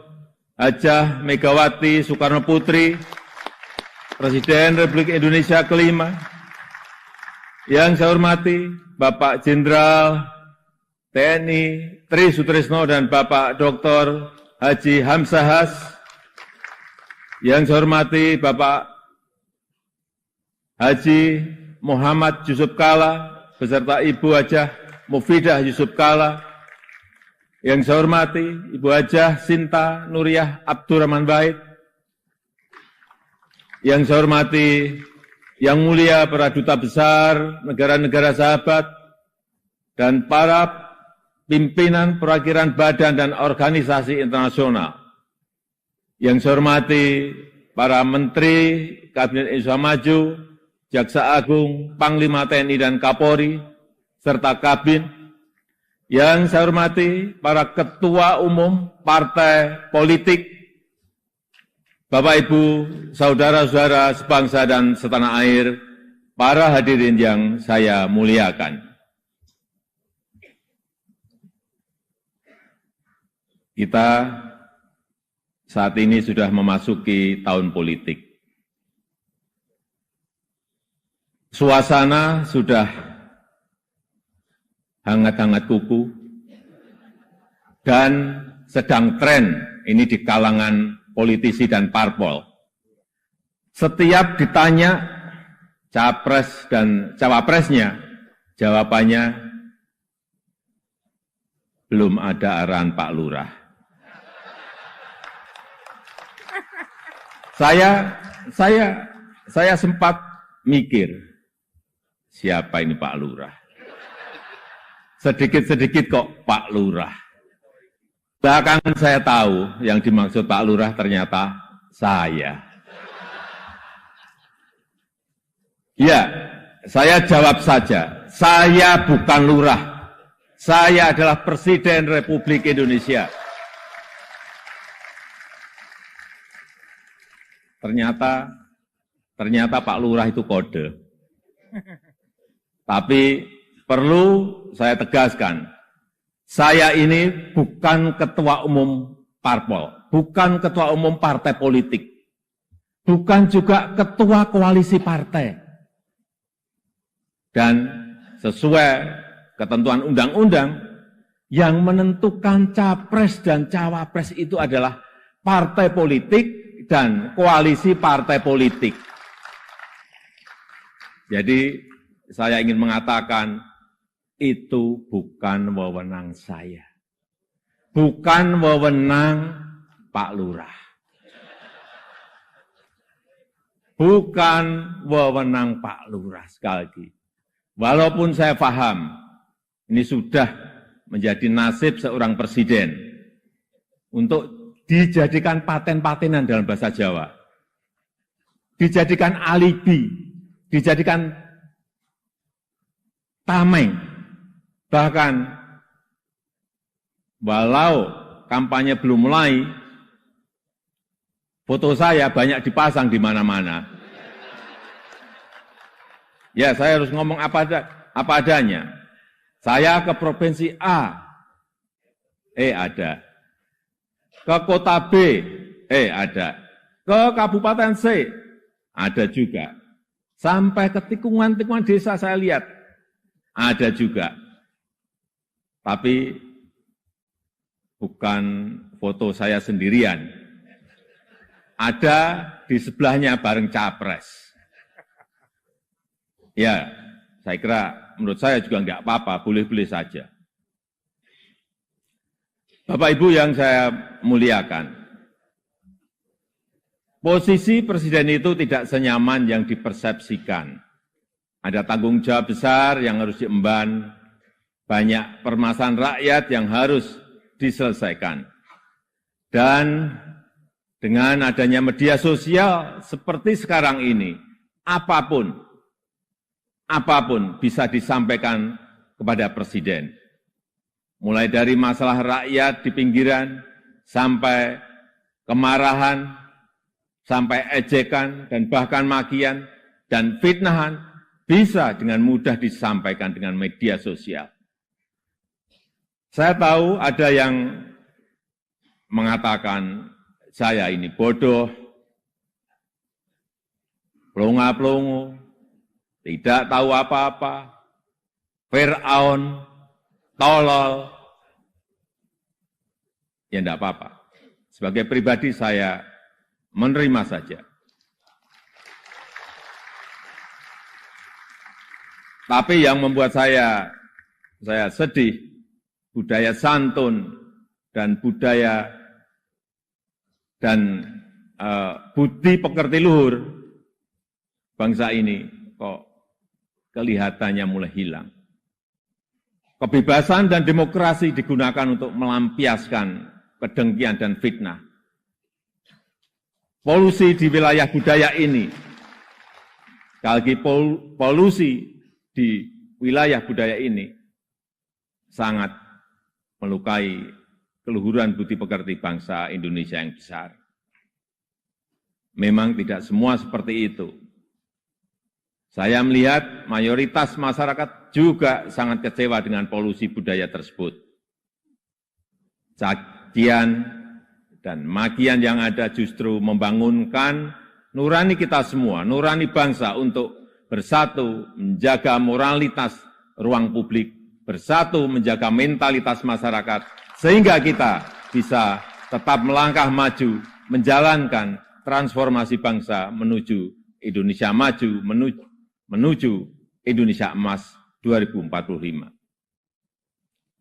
Ini yang bolak-balik saya sampaikan di setiap kesempatan, bahwa Indonesia saat ini punya peluang besar untuk meraih Indonesia emas di 2045, meraih posisi jadi 5 besar kekuatan ekonomi dunia.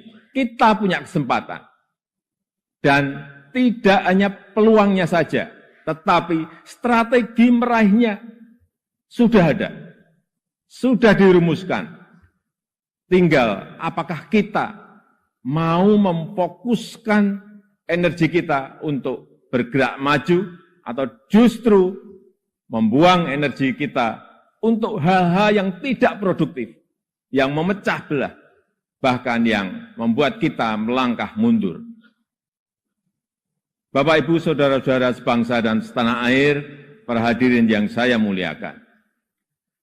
Bonus demografi yang akan mencapai puncak di tahun 2030-an adalah peluang besar kita untuk meraih Indonesia emas 2045. 68% adalah penduduk usia produktif.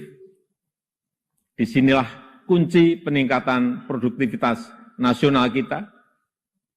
Selanjutnya, peluang besar yang kedua adalah international trust yang dimiliki Indonesia saat ini, yang dibangun bukan sekedar melalui gimmick dan retorika semata, melainkan melalui sebuah peran dan bukti nyata keberanian Indonesia dalam bersikap.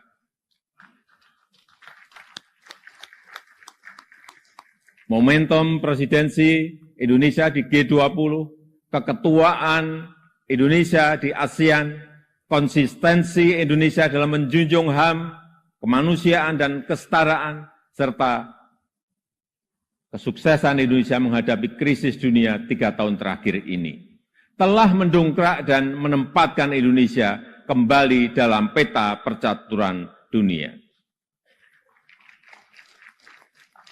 Dan di tengah kondisi dunia yang bergolak akibat perbedaan Indonesia dengan Pancasilanya, dengan harmoni keberagamannya, dengan prinsip demokrasinya, mampu menghadirkan ruang dialog, mampu menjadi titik temu dan menjembatani perbedaan yang ada.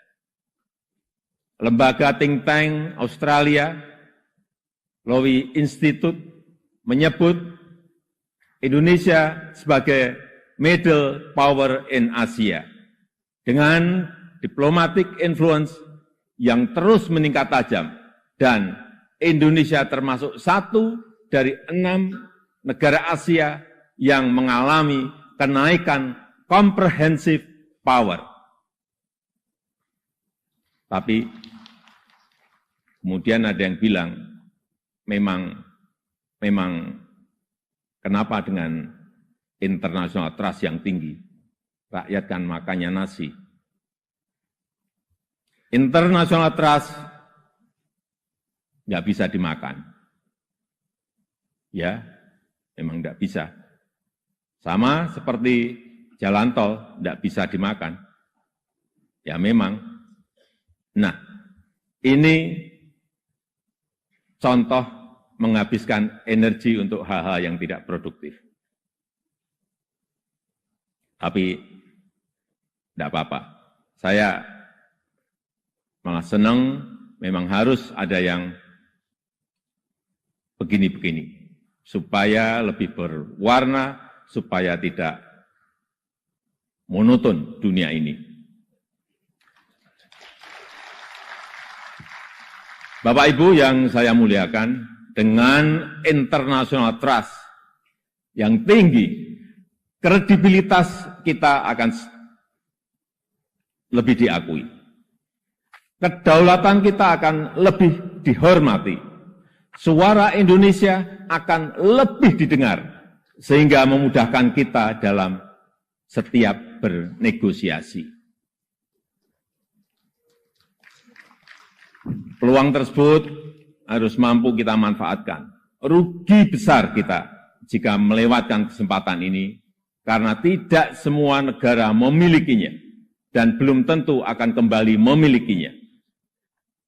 Sehingga strategi pertama untuk memanfaatkan kesempatan ini adalah mempersiapkan sumber daya manusia Indonesia. Kita telah berhasil menurunkan angka stunting menjadi 21,6% di 2022 dari angka sebelumnya 37%. Menaikkan indeks pembangunan manusia menjadi 72,9 di 2022. Menaikkan indeks pemberdayaan gender menjadi 76,5 di tahun 2022. Menyiapkan anggaran perlindungan sosial total, kalau dijumlah dari 2015 sampai 2023, sebesar 3.212 triliun.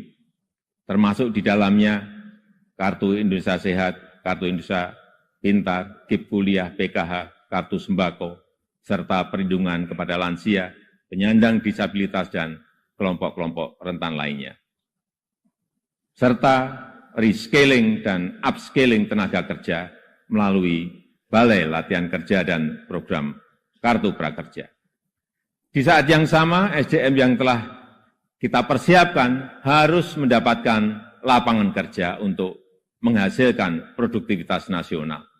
Sehingga kita juga harus mengembangkan sektor ekonomi baru yang membuka lapangan kerja sebanyak-banyaknya, yang memberikan nilai tambah sebesar-besarnya.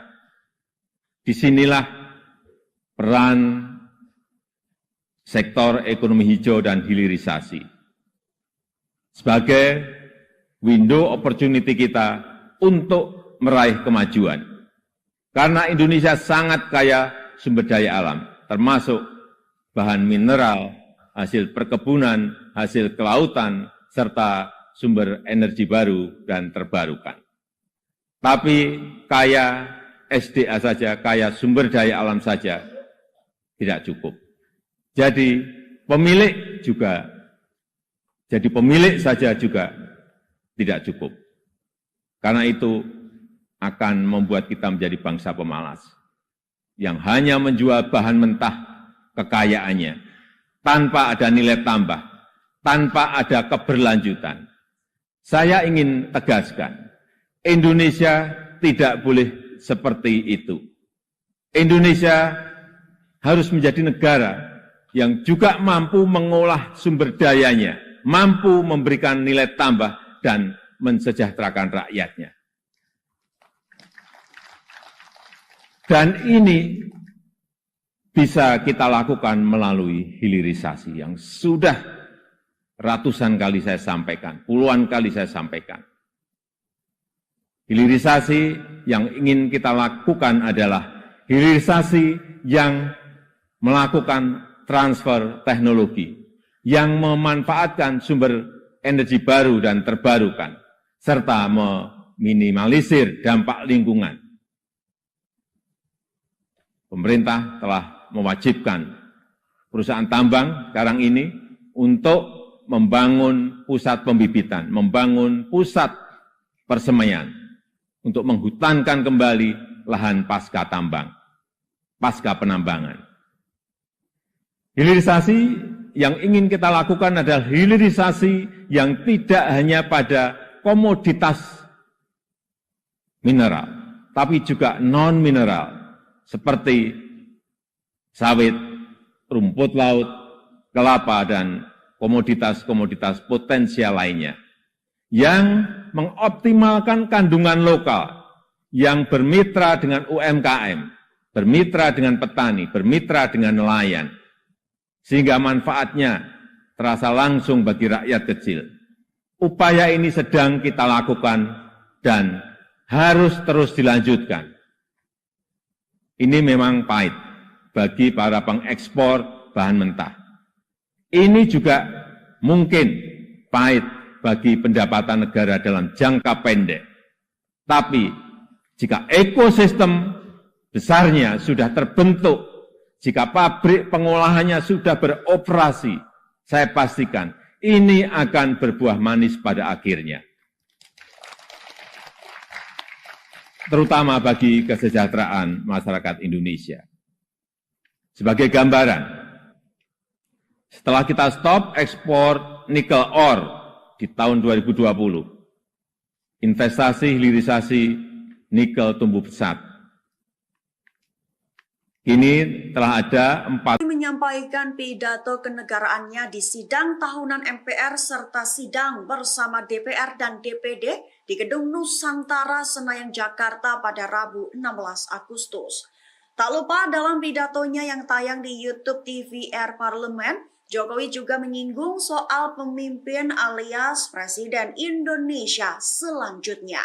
Dikutip dari tribunnews.com pada 16 Agustus, berawal dari Jokowi membahas soal penyederhanaan regulasi dan kebijakan negara. Hal itu sepatutnya dibahas demi membantu pemerataan ekonomi nasional. Dalam pidatonya, Jokowi menyampaikan berulang kali di mana kepemimpinan ke depan sangat menentukan masa depan Indonesia. Jokowi beranggapan bahwa tidak penting siapa yang menjadi presiden selanjutnya, namun yang terpenting adalah sanggup bertugas meneruskan pekerjaan yang sudah dimulai, bahkan yang sedang berlangsung saat ini.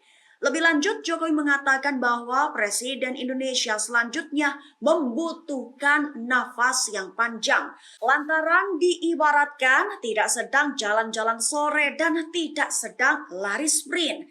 Namun Presiden Indonesia selanjutnya harus sanggup berlari maraton demi melanjutkan pekerjaan-pekerjaan yang saat ini tengah dikerjakan. Itu bertujuan untuk bisa mencapai Indonesia emas. Sehingga Jokowi mengatakan Presiden Indonesia selanjutnya harus berani dan konsisten demi kemajuan negara Indonesia. Pencegahan korupsi, semua itu menjadi modalitas kita untuk meraih kemajuan. Oleh sebab itu, saya berulang kali menyampaikan kepemimpinan ke depan sangat menentukan masa depan Indonesia. Ini bukan tentang siapa yang jadi presidennya. Bukan itu. Tapi apakah sanggup atau tidak untuk bekerja sesuai dengan apa yang sudah kita mulai saat ini. Apakah berani atau tidak? Mampu konsisten atau tidak? Karena yang dibutuhkan itu adalah nafas yang panjang. Karena kita tidak sedang jalan-jalan sore. Kita juga tidak sedang lari sprint. Tapi yang kita lakukan harusnya adalah lari maraton untuk mencapai Indonesia emas. Kita saat ini sudah memasuki tahun politik. Suasana sudah hangat-hangat kuku dan sedang tren ini di kalangan politisi dan parpol. Setiap ditanya capres dan cawapresnya, jawabannya belum ada arahan Pak Lurah. Saya sempat mikir, siapa ini Pak Lurah? Sedikit-sedikit kok Pak Lurah. Belakangan saya tahu yang dimaksud Pak Lurah ternyata saya. Ya, saya jawab saja, saya bukan lurah. Saya adalah Presiden Republik Indonesia. Ternyata Pak Lurah itu kode. Tapi perlu saya tegaskan, saya ini bukan ketua umum parpol, bukan ketua umum partai politik, bukan juga ketua koalisi partai.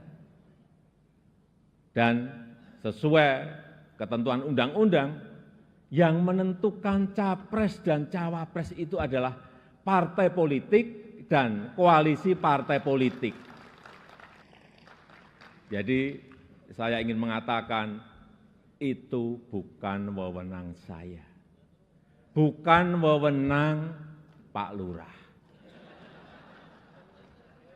bukan wewenang Pak Lurah. Sekali lagi, walaupun saya paham ini sudah menjadi nasib seorang presiden untuk dijadikan paten-patenan dalam bahasa Jawa, dijadikan alibi, dijadikan tameng, bahkan walau kampanye belum mulai, foto saya banyak dipasang di mana-mana. Ya, saya harus ngomong apa adanya. Saya ke provinsi A, ada. Ke kota B, ada. Ke kabupaten C, ada juga. Sampai ke tikungan-tikungan desa saya lihat, ada juga. Tapi bukan foto saya sendirian. Ada di sebelahnya bareng capres. Ya, saya kira menurut saya juga enggak apa-apa, boleh-boleh saja. Presiden Jokowi mengatakan bahwa ia menerima setiap ejekan dan jika disebut tolol, plonga-plongo, bodoh, hingga Fir'aun oleh sebagian masyarakat. Hal itu dikatakan Jokowi dalam sambutannya pada sidang tahunan MPR dan sidang bersama DPR dan DPD 2023 di Gedung DPR Senayan, Jakarta pada 16 Agustus. Dikutip dari Kompas.com pada 16 Agustus, Jokowi menyampaikan hal itu berawal dari mengatakan soal permasalahan rakyat di pinggiran. Berkat media sosial, apapun bisa disampaikan oleh masyarakat kepada Presiden, mulai dari kemarahan hingga ejekan. Tak hanya sebatas itu, bahkan makian dan fitnah juga bisa disampaikan dengan mudah di media sosial. Baru setelah itu Jokowi menyampaikan ejekan-ejekan yang didengarnya dan ditunjukkan kepada dirinya. Jokowi menegaskan dirinya tidak mempermasalahkan diejek seperti itu. Namun lanjutnya, ia merasa sedih lantaran jika dilihat budaya santun dan budi pekerti luhur bangsa mulai hilang. Tak sebatas itu, bahkan kebebasan demokrasi justru digunakan untuk melampiaskan kedengkian dan fitnah, sehingga muncul polusi di wilayah budaya yang melukai keluhuran budi pekerti bangsa Indonesia. Dan dengan adanya media sosial seperti sekarang ini, apapun bisa disampaikan kepada Presiden. Mulai dari masalah rakyat di pinggiran, sampai kemarahan, sampai ejekan, dan bahkan makian, dan fitnahan, bisa dengan mudah disampaikan dengan media sosial. Saya tahu ada yang mengatakan saya ini bodoh, plonga-plongo, tidak tahu apa-apa, Fir'aun, tolol. Ya enggak apa-apa. Sebagai pribadi saya menerima saja. Saya ingin mengatakan itu bukan wewenang saya. Bukan wewenang Pak Lurah. Bukan wewenang Pak Lurah, sekali lagi. Walaupun saya paham ini sudah menjadi nasib seorang presiden untuk dijadikan paten-patenan dalam bahasa Jawa, dijadikan alibi, dijadikan tameng, Bahkan walau kampanye belum mulai, foto saya banyak dipasang di mana-mana. Ya, saya harus ngomong apa adanya. Saya ke provinsi A, ada. Ke kota B, ada. Ke kabupaten C, ada juga. Sampai ke tikungan-tikungan desa saya lihat, ada juga. Tapi bukan foto saya sendirian. Ada di sebelahnya bareng capres. Ya, saya kira menurut saya juga enggak apa-apa, boleh-boleh saja. Bapak Ibu yang saya muliakan, posisi presiden itu tidak senyaman yang dipersepsikan. Ada tanggung jawab besar yang harus diemban, banyak permasalahan rakyat yang harus diselesaikan. Dan dengan adanya media sosial seperti sekarang ini, apapun bisa disampaikan kepada presiden. Mulai dari masalah rakyat di pinggiran, sampai kemarahan, sampai ejekan, dan bahkan makian, dan fitnahan, bisa dengan mudah disampaikan dengan media sosial. Saya tahu ada yang mengatakan saya ini bodoh, pelongo-pelongo, tidak tahu apa-apa, Fir'aun, tolol. Ya enggak apa-apa. Sebagai pribadi saya menerima saja. Bapak Ibu yang saya muliakan, tantangan ke depan tidaklah mudah. Pilihan kebijakan akan semakin sulit. Sehingga dibutuhkan keberanian, dibutuhkan kepercayaan untuk mengambil keputusan yang sulit dan keputusan yang tidak populer. Oleh sebab itu, menurut saya,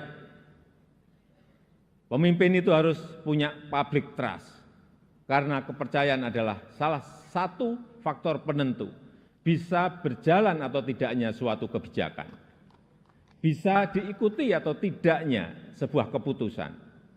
Ini adalah modal politik dalam memimpin sebuah bangsa besar seperti Indonesia. Selain itu, seorang pemimpin juga membutuhkan dukungan dan kerjasama dari seluruh komponen bangsa. Oleh sebab itu, saya ingin mengucapkan terima kasih kepada pimpinan lembaga tinggi negara, para ulama, para tokoh agama, para tokoh masyarakat, dan para pemimpin adat, kepada guru, budayawan, tenaga kesehatan, dan awak media, kepada partai politik, politisi, aparat pemerintah, dan TNI Polri, serta kepada seluruh lapisan masyarakat yang telah memberikan dukungan selama ini. Bahkan makian dan fitnahan bisa dengan mudah disampaikan dengan media sosial. Saya tahu ada yang mengatakan saya ini bodoh, pelongo-pelongo, tidak tahu apa-apa, Fir'aun, tolol. Ya enggak apa-apa. Sebagai pribadi saya menerima saja. Tapi yang membuat saya sedih, budaya santun dan budaya dan budi pekerti luhur bangsa ini kok kelihatannya mulai hilang. Kebebasan dan demokrasi digunakan untuk melampiaskan kedengkian dan fitnah. Polusi di wilayah budaya ini, sekali lagi polusi di wilayah budaya ini sangat melukai keluhuran budi pekerti bangsa Indonesia yang besar. Assalamualaikum warahmatullahi wabarakatuh. Selamat pagi, salam sejahtera bagi kita semuanya. Shalom, Om Swastiastu, Namo Buddhaya, salam kebajikan. Yang saya hormati Wakil Presiden Republik Indonesia Bapak Profesor Dr.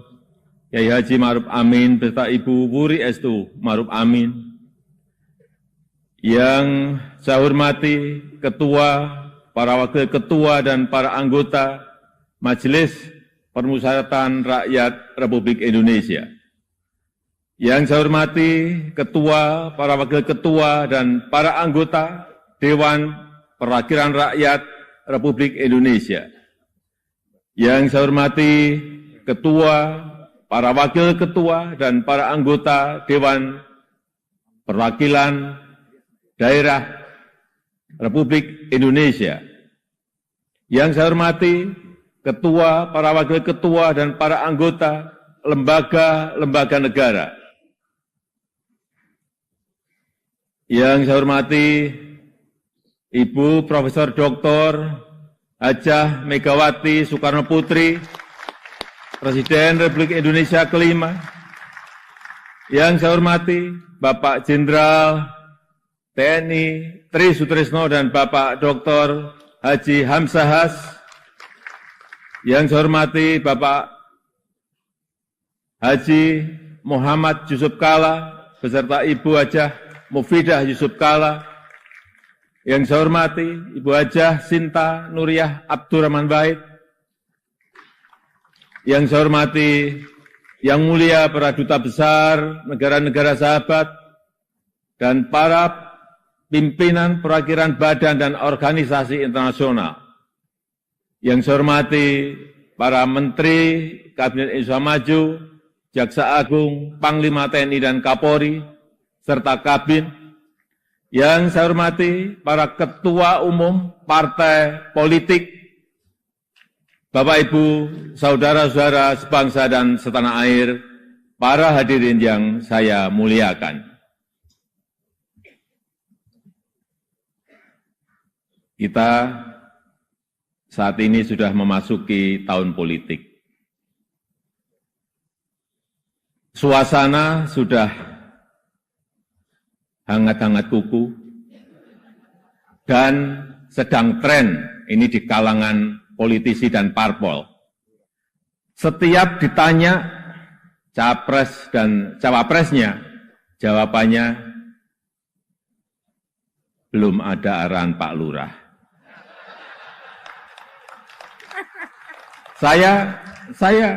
Saya sempat mikir, siapa ini Pak Lurah? Sedikit-sedikit kok Pak Lurah. Belakangan saya tahu yang dimaksud Pak Lurah ternyata saya. Ya, saya jawab saja, saya bukan lurah. Saya adalah Presiden Republik Indonesia. Ternyata Pak Lurah itu kode. Tapi perlu saya tegaskan, saya ini bukan ketua umum parpol, bukan ketua umum partai politik, bukan juga ketua koalisi partai. Dan sesuai ketentuan undang-undang, yang menentukan capres dan cawapres itu adalah partai politik dan koalisi partai politik. Jadi saya ingin mengatakan, itu bukan wewenang saya. Bukan wewenang Pak Lurah. Bukan wewenang Pak Lurah, sekali lagi. Walaupun saya paham, ini sudah menjadi nasib seorang presiden untuk dijadikan paten-patenan dalam bahasa Jawa. Dijadikan alibi, dijadikan tameng. Bahkan,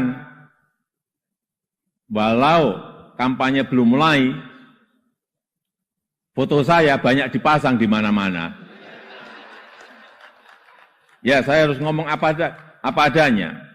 Saya ke provinsi A, ada. Ke kota B, ada. Ke kabupaten C, ada juga. Sampai ke tikungan-tikungan desa saya lihat, ada juga. Tapi bukan foto saya sendirian. ada di sebelahnya bareng capres. Ya, saya kira menurut saya juga enggak apa-apa, boleh-boleh saja. Bapak Ibu yang saya muliakan, posisi presiden itu tidak senyaman yang dipersepsikan. Ada tanggung jawab besar yang harus diemban, banyak permasalahan rakyat yang harus diselesaikan. Dan dengan adanya media sosial seperti sekarang ini, apapun bisa disampaikan kepada presiden. Mulai dari masalah rakyat di pinggiran, sampai kemarahan, sampai ejekan, dan bahkan makian, dan fitnahan, bisa dengan mudah disampaikan dengan media sosial. Saya tahu ada yang mengatakan, saya ini bodoh, pelongo-pelongo, tidak tahu apa-apa, Fir'aun, tolol. Ya enggak apa-apa. Sebagai pribadi saya menerima saja. Tapi yang membuat saya sedih, budaya santun dan budaya dan budi pekerti luhur bangsa ini kok kelihatannya mulai hilang.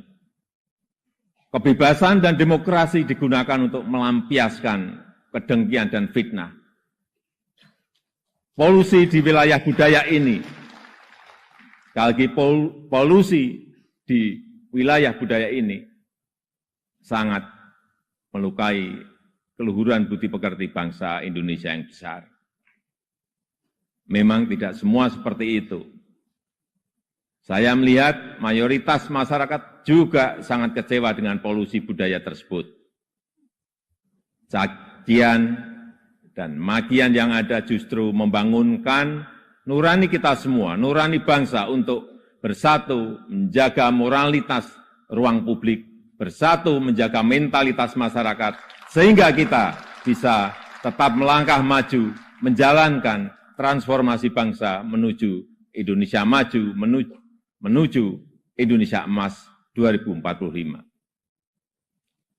Ini yang bolak-balik saya sampaikan di setiap kesempatan, bahwa Indonesia saat ini punya peluang besar untuk meraih Indonesia emas di 2045, meraih posisi jadi 5 besar kekuatan ekonomi dunia. Kita punya kesempatan. Dan tidak hanya peluangnya saja, tetapi strategi meraihnya sudah ada, sudah dirumuskan. Tinggal apakah kita mau memfokuskan energi kita untuk bergerak maju, atau justru membuang energi kita untuk hal-hal yang tidak produktif, yang memecah belah, bahkan yang membuat kita melangkah mundur. Bapak, Ibu, saudara-saudara sebangsa dan setanah air, para hadirin yang saya muliakan. Bonus demografi yang akan mencapai puncak di tahun 2030-an adalah peluang besar kita untuk meraih Indonesia emas 2045. 68% adalah penduduk usia produktif. Disinilah kunci peningkatan produktivitas nasional kita. Selanjutnya, peluang besar yang kedua adalah international trust yang dimiliki Indonesia saat ini, yang dibangun bukan sekedar melalui gimmick dan retorika semata, melainkan melalui sebuah peran dan bukti nyata keberanian Indonesia dalam bersikap.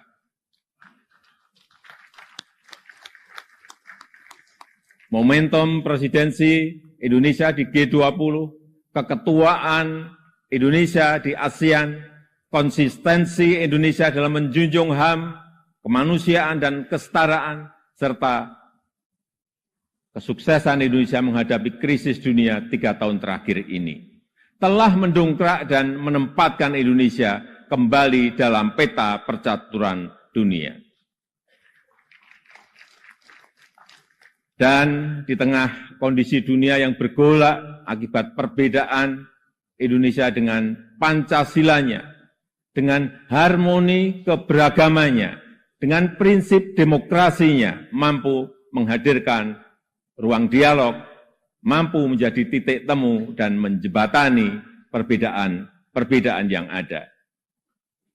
Lembaga think tank Australia, Lowy Institute, menyebut Indonesia sebagai middle power in Asia, dengan diplomatic influence yang terus meningkat tajam, dan Indonesia termasuk satu dari 6 negara Asia yang mengalami kenaikan comprehensive power.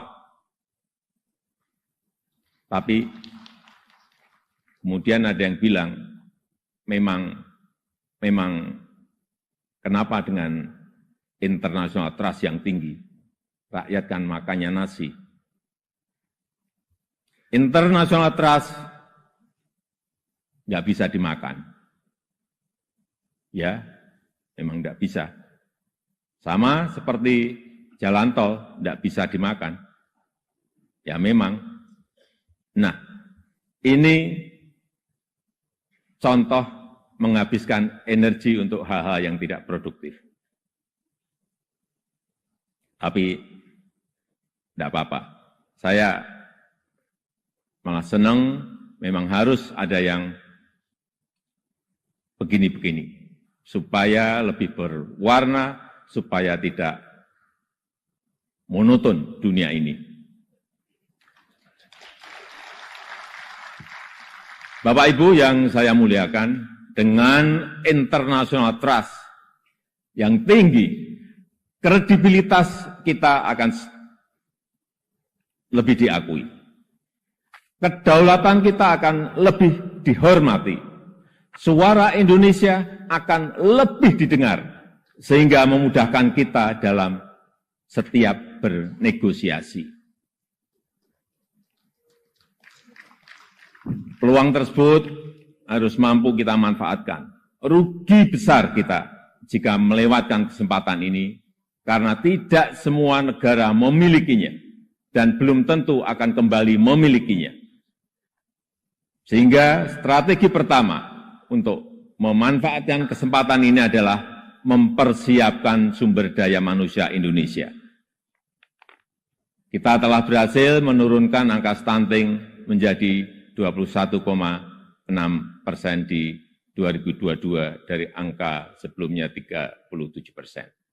Menaikkan indeks pembangunan manusia menjadi 72,9 di 2022. Menaikkan indeks pemberdayaan gender menjadi 76,5 di tahun 2022. Menyiapkan anggaran perlindungan sosial total, kalau dijumlah dari 2015 sampai 2023, sebesar 3.212 triliun. Termasuk di dalamnya Kartu Indonesia Sehat, Kartu Indonesia Pintar, KIP Kuliah, PKH, Kartu Sembako, serta perlindungan kepada lansia, penyandang disabilitas, dan kelompok-kelompok rentan lainnya. Serta rescaling dan upscaling tenaga kerja melalui Balai Latihan Kerja dan program Kartu Prakerja.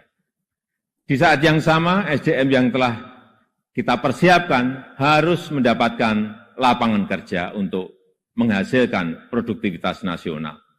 Sehingga kita juga harus mengembangkan sektor ekonomi baru yang membuka lapangan kerja sebanyak-banyaknya, yang memberikan nilai tambah sebesar-besarnya. Disinilah peran sektor ekonomi hijau dan hilirisasi sebagai window opportunity kita untuk meraih kemajuan.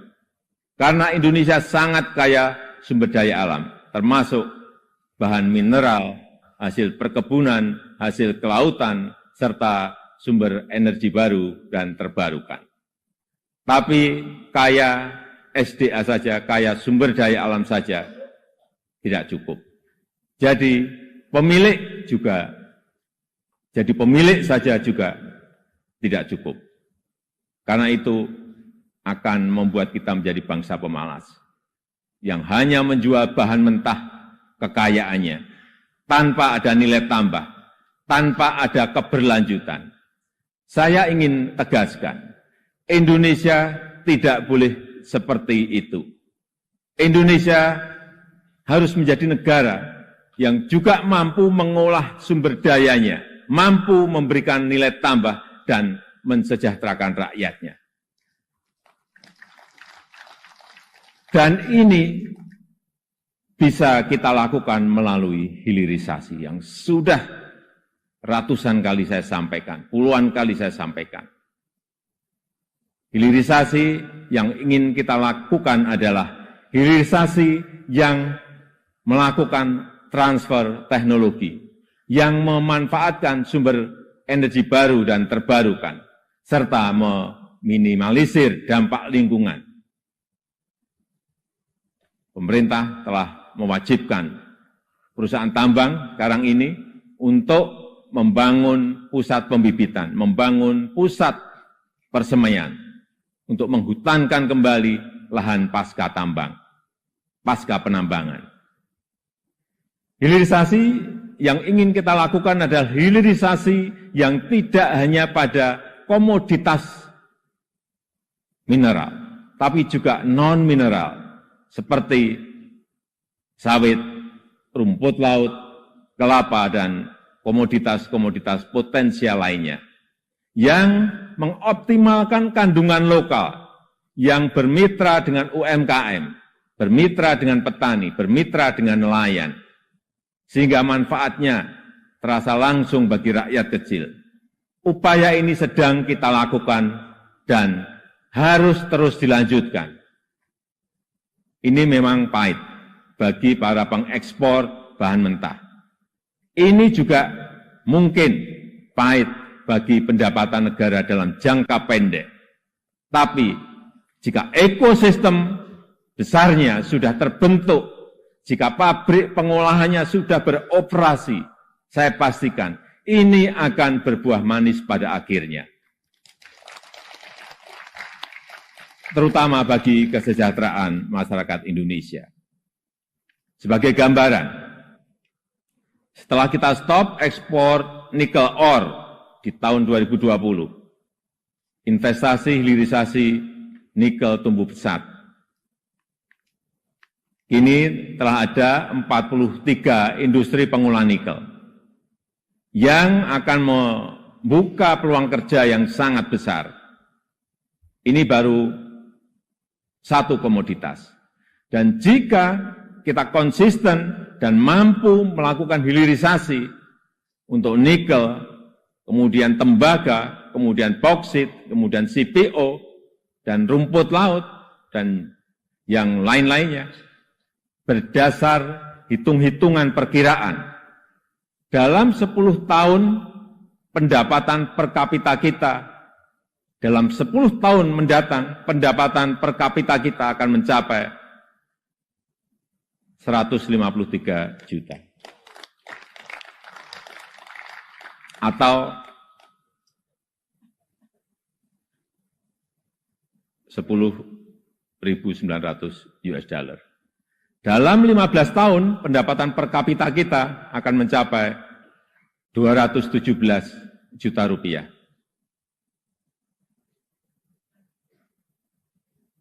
Atau kurang lebih 15.800 US dollar.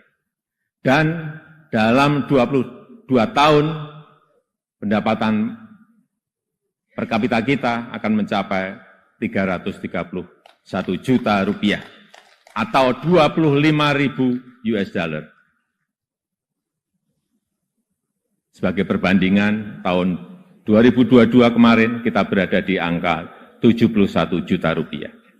Artinya, dalam 10 tahun lompatannya bisa 2 kali lipat lebih.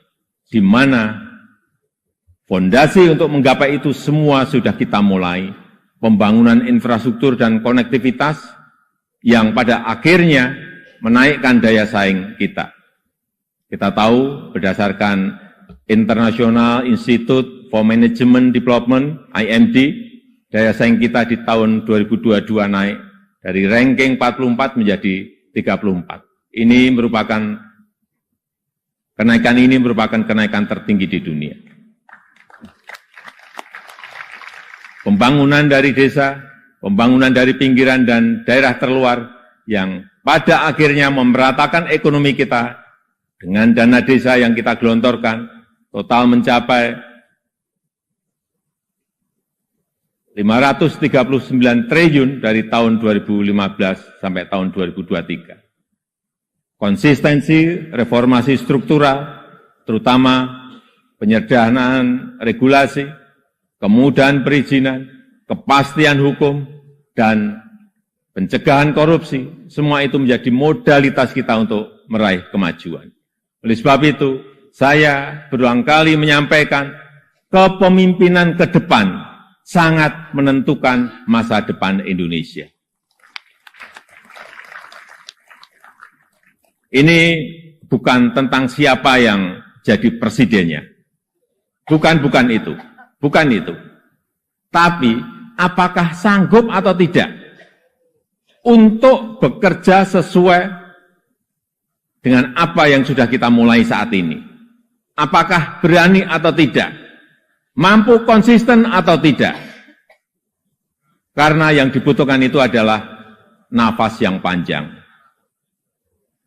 Karena kita tidak sedang jalan-jalan sore. Kita juga tidak sedang lari sprint. Tapi yang kita lakukan harusnya adalah lari maraton untuk mencapai Indonesia emas.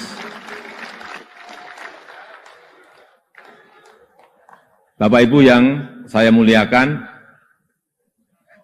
tantangan ke depan tidaklah mudah. Pilihan kebijakan akan semakin sulit. Sehingga dibutuhkan keberanian, dibutuhkan kepercayaan untuk mengambil keputusan yang sulit. Dan keputusan yang tidak populer. Oleh sebab itu, menurut saya, pemimpin itu harus punya public trust. Karena kepercayaan adalah salah satu faktor penentu bisa berjalan atau tidaknya suatu kebijakan. Bisa diikuti atau tidaknya sebuah keputusan. Ini adalah modal politik dalam memimpin sebuah bangsa besar seperti Indonesia. Selain itu, seorang pemimpin juga membutuhkan dukungan dan kerjasama dari seluruh komponen bangsa. Oleh sebab itu, saya ingin mengucapkan terima kasih kepada pimpinan lembaga tinggi negara, para ulama, para tokoh agama, para tokoh masyarakat, dan para pemimpin adat, kepada guru, budayawan, tenaga kesehatan, dan awak media, kepada partai politik, politisi, aparat pemerintah, dan TNI Polri, serta kepada seluruh lapisan masyarakat yang telah memberikan dukungan selama ini.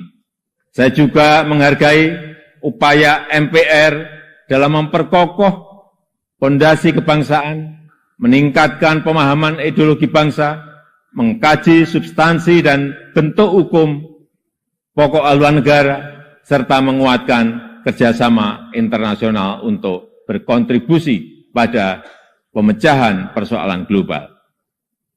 Dukungan DPR juga sangat luar biasa besar dalam mendukung reformasi struktural, mendukung upaya perbaikan tata kelola pemerintahan, menghindari penyelewengan pengelolaan keuangan negara, dan mempersiapkan pelaksanaan pemilu serentak tahun 2024. DPD sesuai dengan kewenangannya juga telah aktif menyerap aspirasi masyarakat daerah, berperan dalam penyusunan beberapa RUU dan juga melakukan telaah terhadap sistem tata negara kita.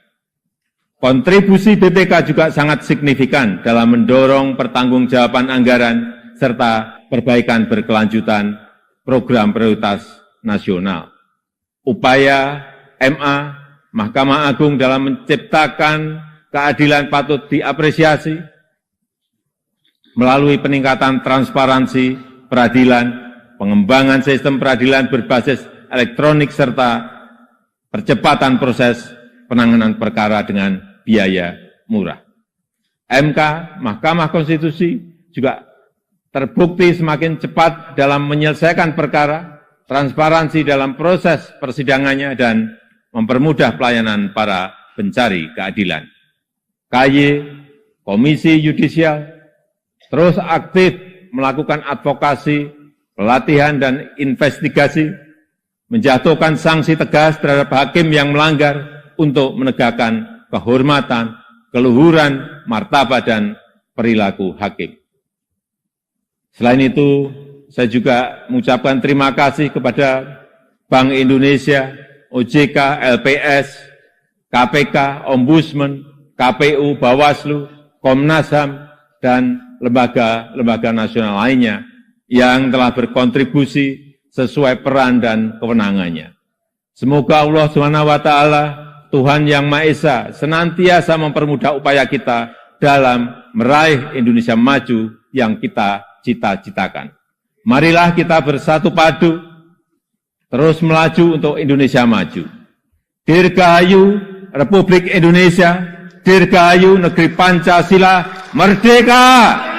Merdeka! Merdeka! Terima kasih. Wassalamualaikum warahmatullahi wabarakatuh. Om Santi Santi Santi Om. Namo Buddhaya. Untuk informasi, yang saya pakai ini adalah baju adat dari Tanimbar ke Provinsi Maluku. Presiden Jokowi menyampaikan pidato kenegaraannya di sidang tahunan MPR serta sidang bersama DPR dan DPD di Gedung Nusantara, Senayan, Jakarta pada Rabu 16 Agustus. Tak lupa dalam pidatonya yang tayang di YouTube TVR Parlemen, Jokowi juga menyinggung soal pemimpin alias Presiden Indonesia selanjutnya. Dikutip dari tribunnews.com pada 16 Agustus, berawal dari Jokowi membahas soal penyederhanaan regulasi dan kebijakan negara. Hal itu sepatutnya dibahas demi membantu pemerataan ekonomi nasional. Dalam pidatonya, Jokowi menyampaikan berulang kali di mana kepemimpinan ke depan sangat menentukan masa depan Indonesia. Jokowi beranggapan bahwa tidak penting siapa yang menjadi presiden selanjutnya, namun yang terpenting adalah sanggup bertugas meneruskan pekerjaan yang sudah dimulai, bahkan yang sedang berlangsung saat ini.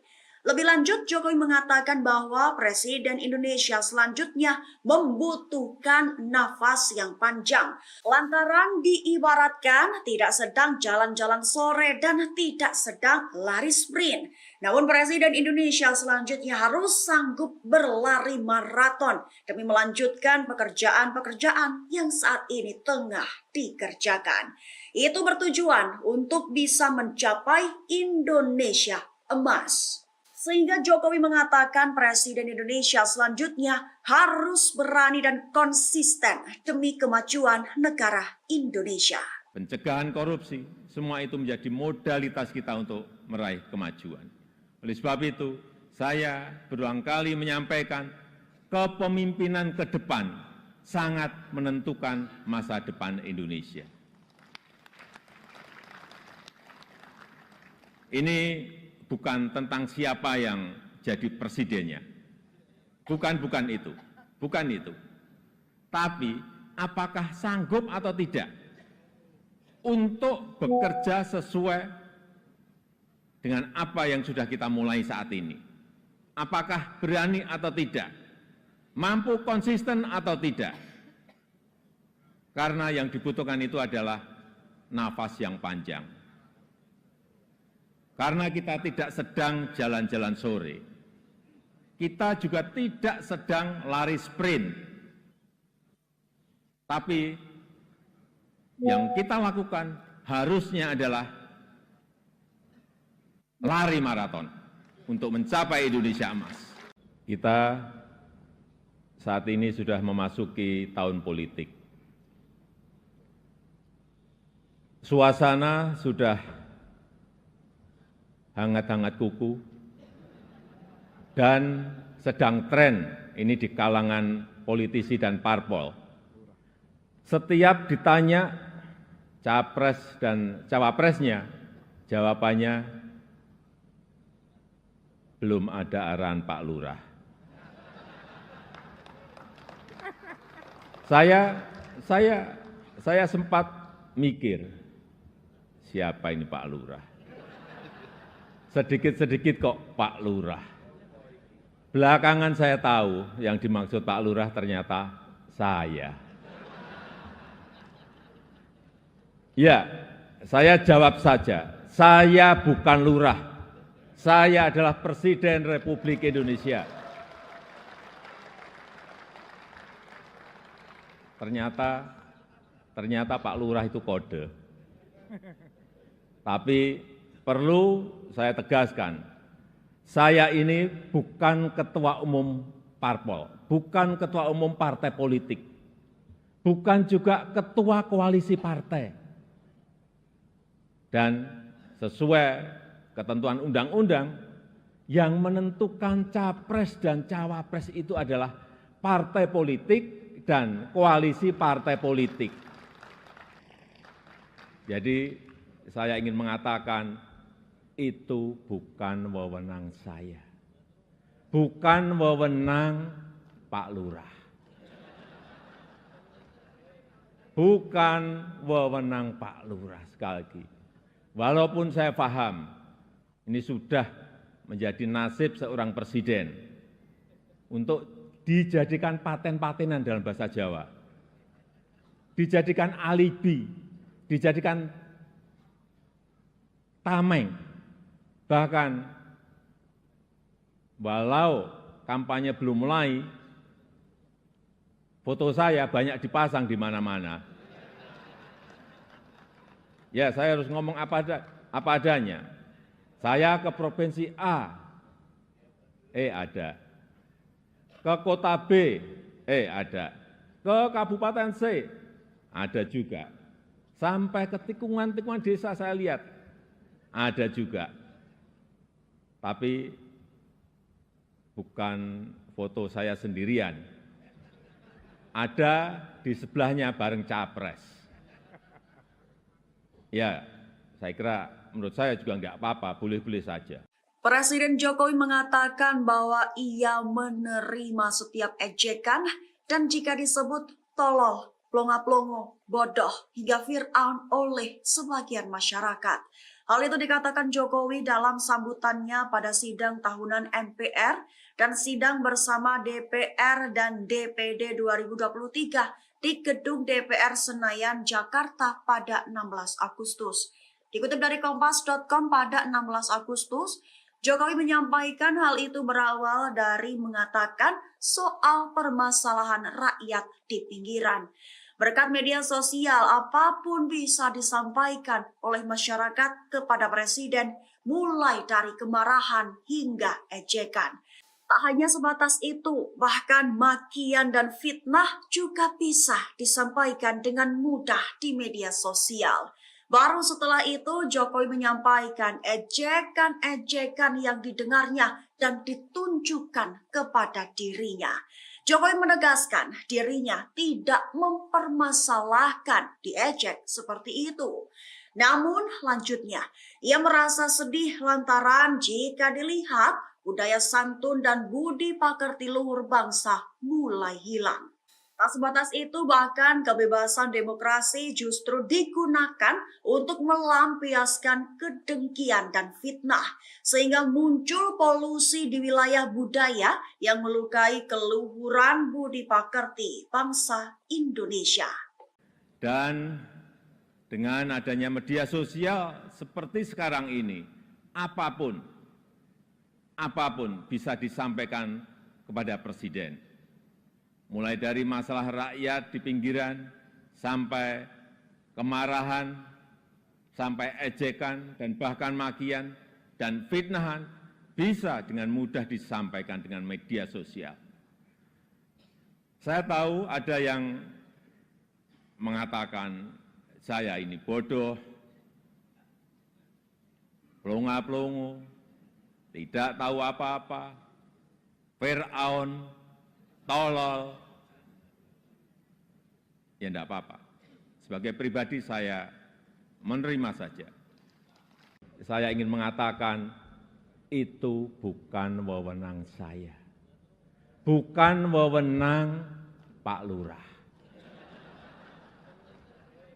Bukan wewenang Pak Lurah, sekali lagi.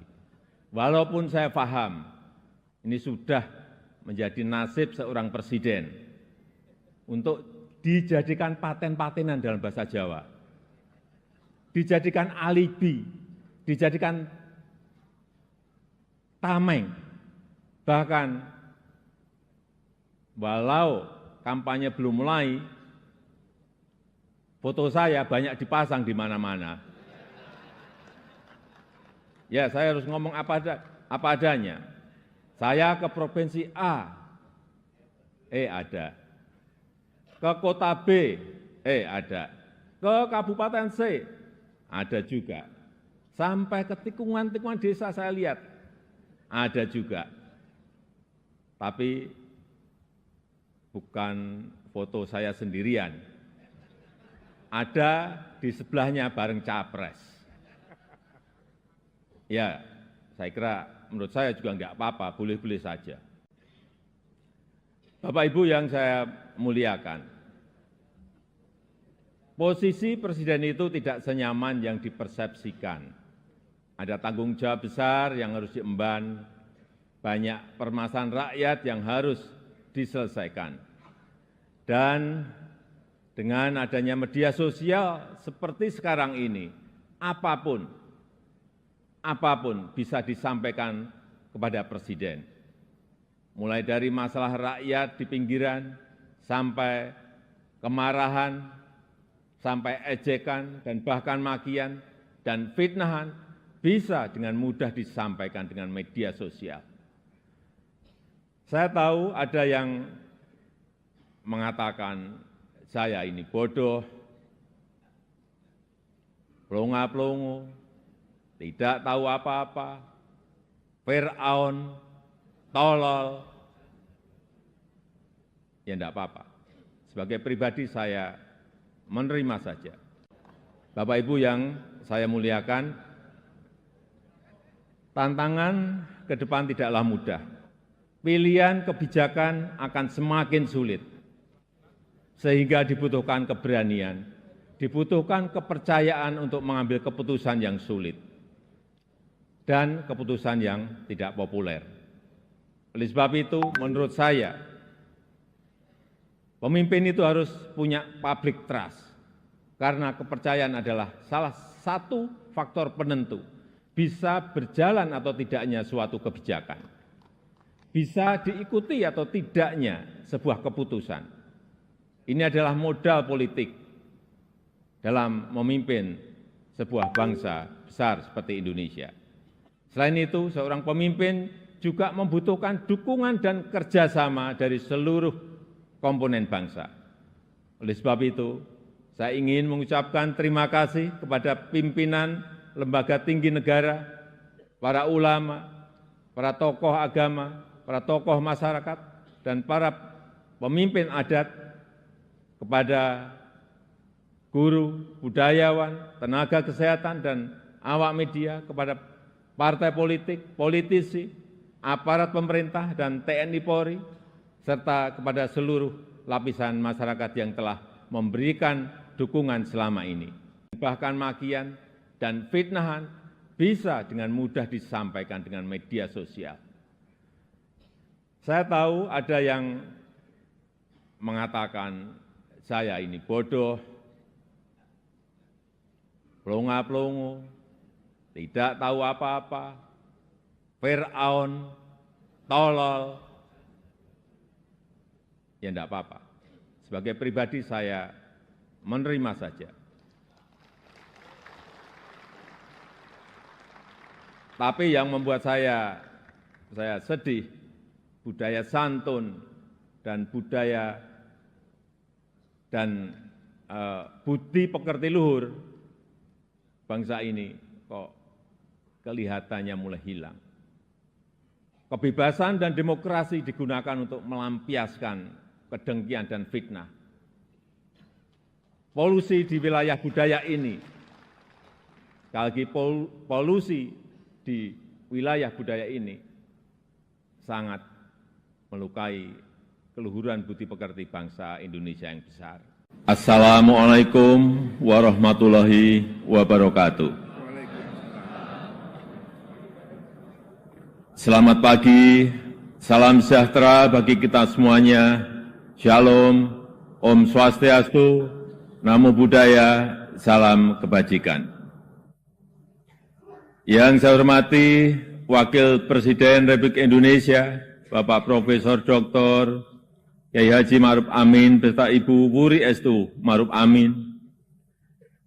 Yang saya hormati Ketua, para Wakil Ketua dan para anggota Majelis Permusyawaratan Rakyat Republik Indonesia.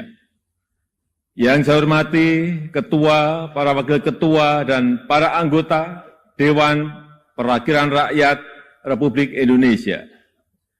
Yang saya hormati Ketua, para Wakil Ketua dan para anggota Dewan Perwakilan Daerah Republik Indonesia. Yang saya hormati Ketua, para Wakil Ketua dan para anggota lembaga-lembaga negara. Yang saya hormati Ibu Profesor Dr. Hajah Megawati Soekarno Putri, Presiden Republik Indonesia kelima. Yang saya hormati Bapak Jenderal TNI Tri Sutrisno dan Bapak Dr. Haji Hamzahas. Yang saya hormati Bapak Haji Muhammad Yusuf Kalla beserta Ibu Hajah Mufidah Yusuf Kalla. Yang saya hormati Ibu Hajah Sinta Nuriyah Abdurrahman Wahid. Yang saya hormati Yang Mulia para Duta Besar negara-negara sahabat dan para pimpinan perwakilan badan dan organisasi internasional. Yang saya hormati para Menteri Kabinet Indonesia Maju, Jaksa Agung, Panglima TNI dan Kapolri, serta Kabin. Yang saya hormati para Ketua Umum Partai Politik, Bapak Ibu, Saudara-saudara sebangsa dan setanah air, para hadirin yang saya muliakan.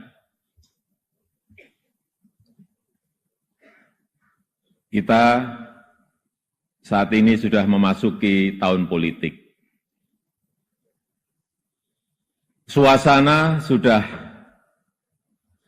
hangat-hangat kuku dan sedang tren ini di kalangan politisi dan parpol. Setiap ditanya capres dan cawapresnya, jawabannya belum ada arahan Pak Lurah.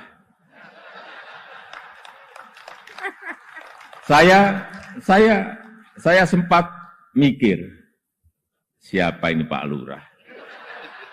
Sedikit-sedikit kok Pak Lurah.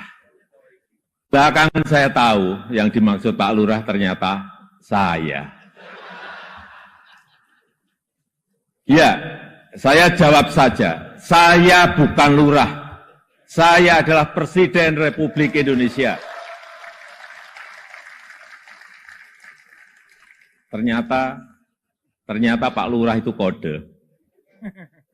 Tapi perlu saya tegaskan, saya ini bukan ketua umum parpol, bukan ketua umum partai politik, bukan juga ketua koalisi partai. Dan sesuai ketentuan undang-undang, yang menentukan capres dan cawapres itu adalah partai politik dan koalisi partai politik. Jadi saya ingin mengatakan itu bukan wewenang saya. Bukan wewenang Pak Lurah. Bukan wewenang Pak Lurah sekali lagi. Walaupun saya paham ini sudah menjadi nasib seorang presiden untuk dijadikan paten-patenan dalam bahasa Jawa, dijadikan alibi, dijadikan tameng, bahkan walau kampanye belum mulai, foto saya banyak dipasang di mana-mana. Ya, saya harus ngomong apa adanya. Saya ke provinsi A, ada. Ke kota B, ada. Ke kabupaten C, ada juga. Sampai ke tikungan-tikungan desa saya lihat, ada juga. Tapi bukan foto saya sendirian. Ada di sebelahnya bareng capres. Ya, saya kira menurut saya juga enggak apa-apa, boleh-boleh saja. Bapak Ibu yang saya muliakan, posisi presiden itu tidak senyaman yang dipersepsikan. Ada tanggung jawab besar yang harus diemban, banyak permasalahan rakyat yang harus diselesaikan. Dan dengan adanya media sosial seperti sekarang ini, apapun bisa disampaikan kepada presiden. Mulai dari masalah rakyat di pinggiran, sampai kemarahan, sampai ejekan, dan bahkan makian, dan fitnahan, bisa dengan mudah disampaikan dengan media sosial.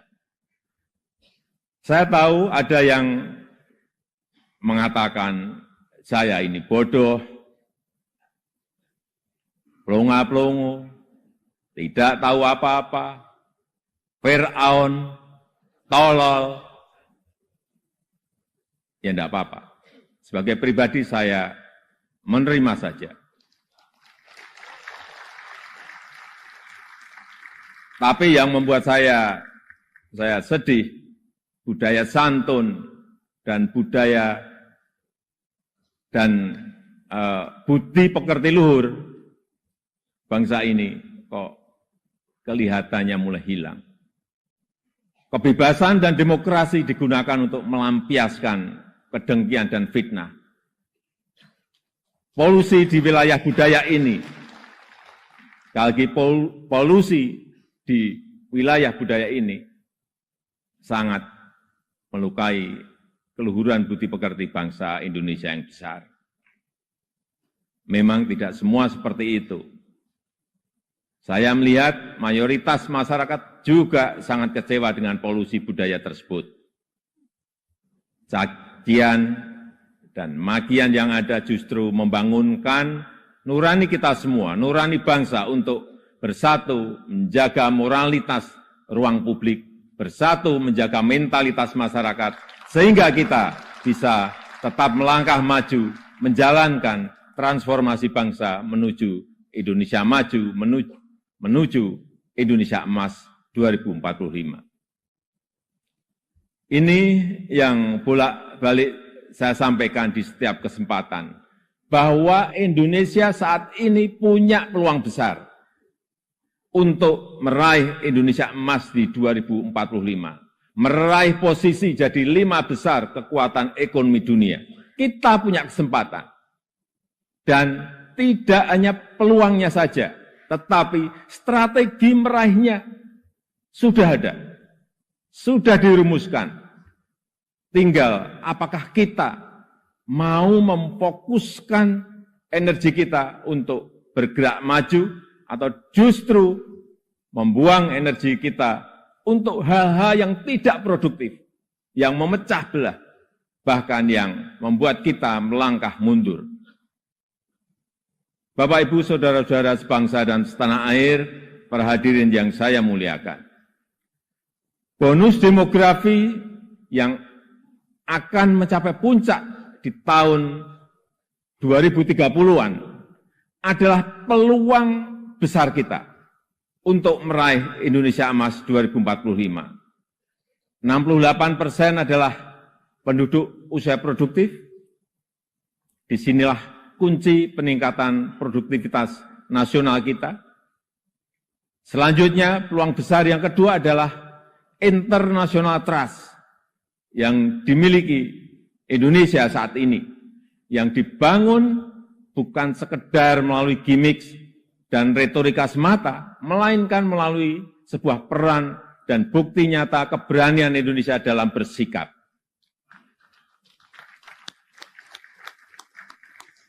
Momentum presidensi Indonesia di G20, keketuaan Indonesia di ASEAN, konsistensi Indonesia dalam menjunjung HAM, kemanusiaan dan kesetaraan, serta kesuksesan Indonesia menghadapi krisis dunia 3 tahun terakhir ini, telah mendongkrak dan menempatkan Indonesia kembali dalam peta percaturan dunia. Dan di tengah kondisi dunia yang bergolak akibat perbedaan Indonesia dengan Pancasilanya, dengan harmoni keberagamannya, dengan prinsip demokrasinya, mampu menghadirkan ruang dialog, mampu menjadi titik temu dan menjembatani perbedaan yang ada.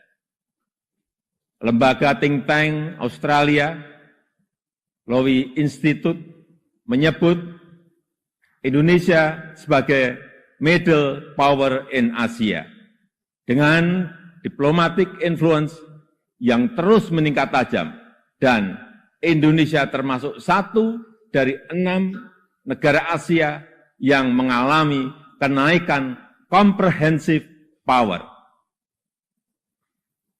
Tapi kemudian ada yang bilang, memang kenapa dengan international trust yang tinggi, rakyat kan makannya nasi. International trust nggak bisa dimakan. Ya, memang nggak bisa. Sama seperti jalan tol, nggak bisa dimakan. Ya memang. Nah, ini contoh menghabiskan energi untuk hal-hal yang tidak produktif. Tapi tidak apa-apa. Saya malah senang, memang harus ada yang begini-begini, supaya lebih berwarna, supaya tidak monoton dunia ini. Bapak Ibu yang saya muliakan, dengan international trust yang tinggi, kredibilitas kita akan lebih diakui. Kedaulatan kita akan lebih dihormati. Suara Indonesia akan lebih didengar, sehingga memudahkan kita dalam setiap bernegosiasi.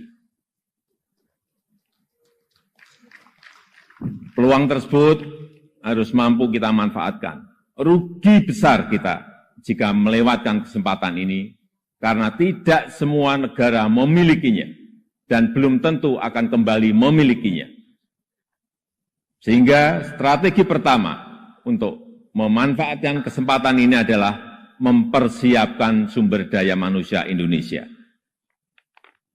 Kita telah berhasil menurunkan angka stunting menjadi 21,6% di 2022 dari angka sebelumnya 37%. Menaikkan indeks pembangunan manusia menjadi 72,9 di 2022. Menaikkan indeks pemberdayaan gender menjadi 76,5 di tahun 2022. Menyiapkan anggaran perlindungan sosial total kalau dijumlah dari 2015 sampai 2023 sebesar 3.212 triliun.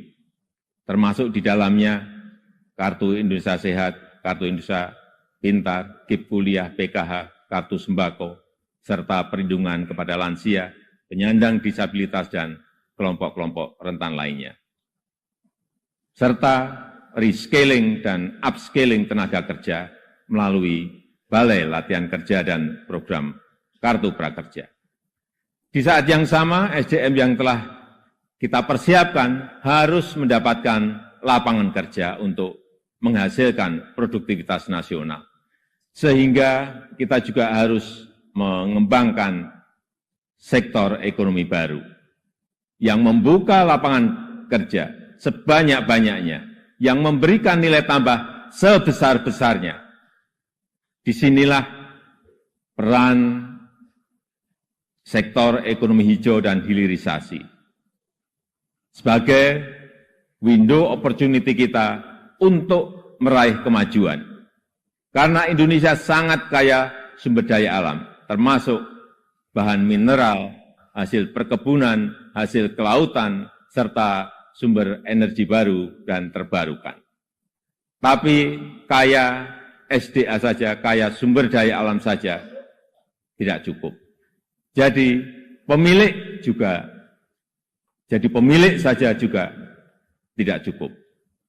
Karena itu akan membuat kita menjadi bangsa pemalas yang hanya menjual bahan mentah kekayaannya tanpa ada nilai tambah, tanpa ada keberlanjutan. Saya ingin tegaskan, Indonesia tidak boleh seperti itu. Indonesia harus menjadi negara yang juga mampu mengolah sumber dayanya, mampu memberikan nilai tambah dan mensejahterakan rakyatnya. Dan ini bisa kita lakukan melalui hilirisasi yang sudah ratusan kali saya sampaikan, puluhan kali saya sampaikan. Hilirisasi yang ingin kita lakukan adalah hilirisasi yang melakukan transfer teknologi, yang memanfaatkan sumber energi baru dan terbarukan, serta meminimalisir dampak lingkungan. Pemerintah telah mewajibkan perusahaan tambang sekarang ini untuk membangun pusat pembibitan, membangun pusat persemaian, untuk menghutankan kembali lahan pasca tambang, pasca penambangan. Hilirisasi yang ingin kita lakukan adalah hilirisasi yang tidak hanya pada komoditas mineral, tapi juga non-mineral, seperti sawit, rumput laut, kelapa, dan komoditas-komoditas potensial lainnya, yang mengoptimalkan kandungan lokal, yang bermitra dengan UMKM, bermitra dengan petani, bermitra dengan nelayan, sehingga manfaatnya terasa langsung bagi rakyat kecil. Upaya ini sedang kita lakukan dan harus terus dilanjutkan. Ini memang pahit bagi para pengekspor bahan mentah. Ini juga mungkin pahit bagi pendapatan negara dalam jangka pendek. Tapi jika ekosistem besarnya sudah terbentuk, jika pabrik pengolahannya sudah beroperasi, saya pastikan ini akan berbuah manis pada akhirnya. Terutama bagi kesejahteraan masyarakat Indonesia. Sebagai gambaran, setelah kita stop ekspor nikel ore di tahun 2020, investasi hilirisasi nikel tumbuh pesat.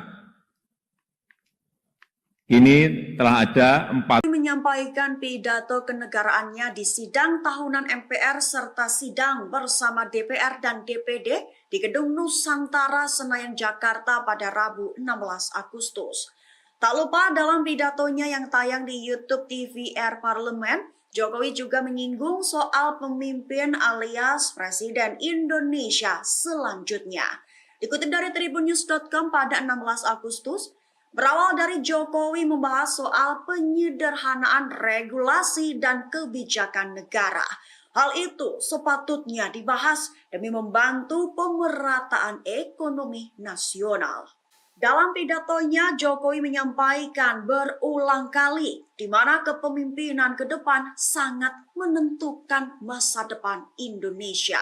Jokowi beranggapan bahwa tidak penting siapa yang menjadi presiden selanjutnya, namun yang terpenting adalah sanggup bertugas meneruskan pekerjaan yang sudah dimulai, bahkan yang sedang berlangsung saat ini.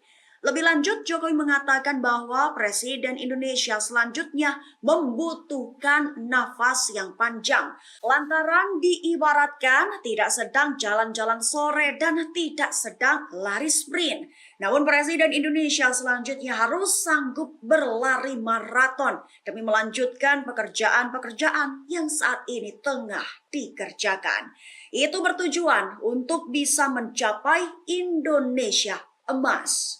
Sehingga Jokowi mengatakan Presiden Indonesia selanjutnya harus berani dan konsisten demi kemajuan negara Indonesia. Pencegahan korupsi, semua itu menjadi modalitas kita untuk meraih kemajuan. Oleh sebab itu, saya berulang kali menyampaikan kepemimpinan ke depan sangat menentukan masa depan Indonesia. Ini bukan tentang siapa yang jadi presidennya. Bukan itu.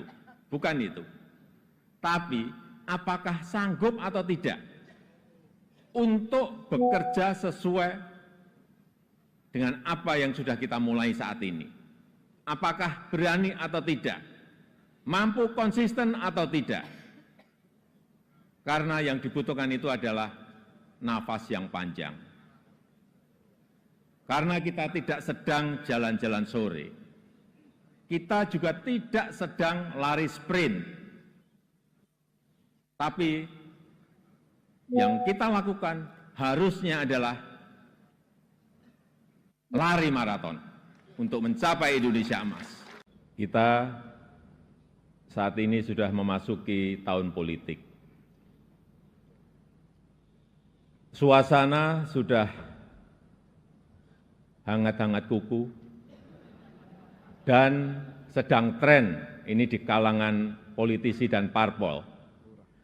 Setiap ditanya capres dan cawapresnya, jawabannya belum ada arahan Pak Lurah. Saya sempat mikir, siapa ini Pak Lurah? Sedikit-sedikit kok Pak Lurah. Belakangan saya tahu yang dimaksud Pak Lurah ternyata saya. Ya, saya jawab saja, saya bukan lurah. Saya adalah Presiden Republik Indonesia. Ternyata Pak Lurah itu kode. Tapi perlu saya tegaskan, saya ini bukan ketua umum parpol, bukan ketua umum partai politik, bukan juga ketua koalisi partai. Dan sesuai ketentuan undang-undang, yang menentukan capres dan cawapres itu adalah partai politik dan koalisi partai politik. Jadi saya ingin mengatakan, itu bukan wewenang saya, bukan wewenang Pak Lurah, bukan wewenang Pak Lurah. Sekali lagi, walaupun saya paham ini sudah menjadi nasib seorang presiden untuk dijadikan paten-patenan dalam bahasa Jawa, dijadikan alibi, dijadikan tameng. Bahkan walau kampanye belum mulai,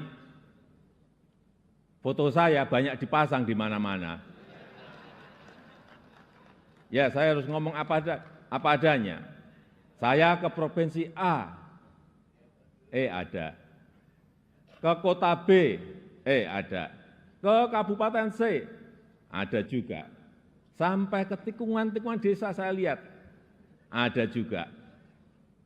Tapi bukan foto saya sendirian. Ada di sebelahnya bareng capres. Ya, saya kira menurut saya juga enggak apa-apa, boleh-boleh saja. Presiden Jokowi mengatakan bahwa ia menerima setiap ejekan dan jika disebut tolol, plonga-plongo, bodoh, hingga Fir'aun oleh sebagian masyarakat. Hal itu dikatakan Jokowi dalam sambutannya pada sidang tahunan MPR dan sidang bersama DPR dan DPD 2023 di Gedung DPR Senayan, Jakarta pada 16 Agustus. Dikutip dari Kompas.com pada 16 Agustus, Jokowi menyampaikan hal itu berawal dari mengatakan soal permasalahan rakyat di pinggiran. Berkat media sosial, apapun bisa disampaikan oleh masyarakat kepada Presiden, mulai dari kemarahan hingga ejekan. Tak hanya sebatas itu, bahkan makian dan fitnah juga bisa disampaikan dengan mudah di media sosial. Baru setelah itu, Jokowi menyampaikan ejekan-ejekan yang didengarnya dan ditunjukkan kepada dirinya. Jokowi menegaskan dirinya tidak mempermasalahkan diejek seperti itu. Namun lanjutnya, ia merasa sedih lantaran jika dilihat budaya santun dan budi pekerti luhur bangsa mulai hilang. Tak sebatas itu, bahkan kebebasan demokrasi justru digunakan untuk melampiaskan kedengkian dan fitnah, sehingga muncul polusi di wilayah budaya yang melukai keluhuran budi pekerti bangsa Indonesia. Dan dengan adanya media sosial seperti sekarang ini, apapun bisa disampaikan kepada Presiden. Mulai dari masalah rakyat di pinggiran, sampai kemarahan, sampai ejekan, dan bahkan makian, dan fitnahan, bisa dengan mudah disampaikan dengan media sosial. Saya tahu ada yang mengatakan saya ini bodoh, pelongo-pelongo, tidak tahu apa-apa, Fir'aun, tolol, ya enggak apa-apa. Sebagai pribadi saya menerima saja. Saya ingin mengatakan itu bukan wewenang saya. Bukan wewenang Pak Lurah. Bukan wewenang Pak Lurah, sekali lagi. Walaupun saya paham ini sudah menjadi nasib seorang presiden untuk dijadikan paten-patenan dalam bahasa Jawa, dijadikan alibi, dijadikan tameng, bahkan walau kampanye belum mulai, foto saya banyak dipasang di mana-mana. Ya, saya harus ngomong apa adanya. Saya ke provinsi A, ada. Ke kota B, ada. Ke kabupaten C, ada juga. Sampai ke tikungan-tikungan desa saya lihat, ada juga. Tapi bukan foto saya sendirian. Ada di sebelahnya bareng capres.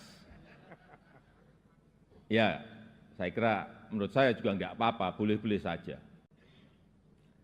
Bapak Ibu yang saya muliakan, posisi presiden itu tidak senyaman yang dipersepsikan.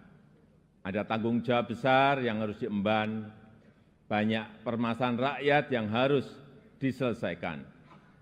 Dan dengan adanya media sosial seperti sekarang ini, apapun bisa disampaikan kepada Presiden. Mulai dari masalah rakyat di pinggiran, sampai kemarahan, sampai ejekan, dan bahkan makian, dan fitnahan, bisa dengan mudah disampaikan dengan media sosial. Saya tahu ada yang mengatakan saya ini bodoh, pelongo-pelongo, tidak tahu apa-apa, Fir'aun, tolol, ya enggak apa-apa. Sebagai pribadi saya menerima saja. Bapak Ibu yang saya muliakan, tantangan ke depan tidaklah mudah. Pilihan kebijakan akan semakin sulit, sehingga dibutuhkan keberanian, dibutuhkan kepercayaan untuk mengambil keputusan yang sulit. dan keputusan yang tidak populer. Oleh sebab itu, menurut saya, pemimpin itu harus punya public trust, karena kepercayaan adalah salah satu faktor penentu bisa berjalan atau tidaknya suatu kebijakan, bisa diikuti atau tidaknya sebuah keputusan. Ini adalah modal politik dalam memimpin sebuah bangsa besar seperti Indonesia. Selain itu, seorang pemimpin juga membutuhkan dukungan dan kerjasama dari seluruh komponen bangsa. Oleh sebab itu, saya ingin mengucapkan terima kasih kepada pimpinan lembaga tinggi negara, para ulama, para tokoh agama, para tokoh masyarakat, dan para pemimpin adat, kepada guru, budayawan, tenaga kesehatan, dan awak media, kepada partai politik, politisi, aparat pemerintah, dan TNI Polri, serta kepada seluruh lapisan masyarakat yang telah memberikan dukungan selama ini. Bahkan makian dan fitnahan bisa dengan mudah disampaikan dengan media sosial. Saya tahu ada yang mengatakan saya ini bodoh, pelongo-pelongo, tidak tahu apa-apa, Fir'aun, tolol. Ya enggak apa-apa. Sebagai pribadi saya menerima saja. Tapi yang membuat saya sedih, budaya santun dan budaya dan budi pekerti luhur bangsa ini kok kelihatannya mulai hilang. Kebebasan dan demokrasi digunakan untuk melampiaskan kedengkian dan fitnah. Polusi di wilayah budaya ini, sekali lagi polusi di wilayah budaya ini sangat melukai keluhuran budi pekerti bangsa Indonesia yang besar. Assalamualaikum warahmatullahi wabarakatuh.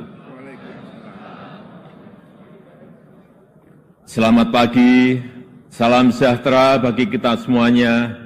Shalom, Om Swastiastu, Namo Buddhaya, salam kebajikan. Yang saya hormati Wakil Presiden Republik Indonesia, Bapak Profesor Dr. Kiai Haji Ma'ruf Amin beserta Ibu Wuri Estu Ma'ruf Amin. Yang saya hormati Ketua, para Wakil Ketua dan para anggota Majelis Permusyawaratan Rakyat Republik Indonesia. Yang saya hormati Ketua, para Wakil Ketua dan para anggota Dewan Perwakilan Rakyat Republik Indonesia. Yang saya hormati Ketua, para Wakil Ketua dan para anggota Dewan Perwakilan Daerah Republik Indonesia. Yang saya hormati Ketua, para Wakil Ketua dan para anggota lembaga-lembaga negara. Yang saya hormati Ibu Profesor Dr. Hajah Megawati Soekarno Putri, Presiden Republik Indonesia kelima.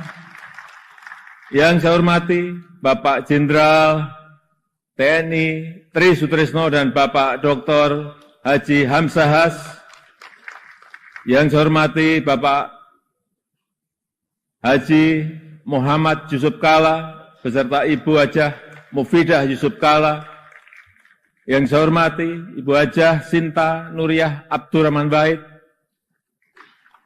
Yang saya hormati Yang Mulia para Duta Besar negara-negara sahabat dan para pimpinan perwakilan badan dan organisasi internasional. Yang saya hormati para Menteri Kabinet Indonesia Maju, Jaksa Agung, Panglima TNI dan Kapolri, serta Kabin. Yang saya hormati para Ketua Umum Partai Politik, Bapak Ibu, Saudara-saudara sebangsa dan setanah air, para hadirin yang saya muliakan. Kita saat ini sudah memasuki tahun politik. Suasana sudah hangat-hangat kuku dan sedang tren ini di kalangan politisi dan parpol. Setiap ditanya capres dan cawapresnya, jawabannya belum ada arahan Pak Lurah. Saya sempat mikir, siapa ini Pak Lurah? Sedikit-sedikit kok Pak Lurah. Belakangan saya tahu yang dimaksud Pak Lurah ternyata saya. Ya, saya jawab saja, saya bukan lurah. Saya adalah Presiden Republik Indonesia. Ternyata Pak Lurah itu kode. Tapi perlu saya tegaskan, saya ini bukan ketua umum parpol, bukan ketua umum partai politik, bukan juga ketua koalisi partai. Dan sesuai ketentuan undang-undang, yang menentukan capres dan cawapres itu adalah partai politik dan koalisi partai politik. Jadi saya ingin mengatakan, itu bukan wewenang saya. Bukan wewenang Pak Lurah. Bukan wewenang Pak Lurah, sekali lagi. Walaupun saya paham, ini sudah menjadi nasib seorang presiden untuk dijadikan paten-patenan dalam bahasa Jawa. Dijadikan alibi, dijadikan tameng. Bahkan, walau kampanye belum mulai, foto saya banyak dipasang di mana-mana. Ya, saya harus ngomong apa adanya. Saya ke provinsi A, ada. Ke kota B, ada. Ke kabupaten C, ada juga. Sampai ke tikungan-tikungan desa saya lihat, ada juga. Tapi bukan foto saya sendirian. Ada di sebelahnya bareng capres.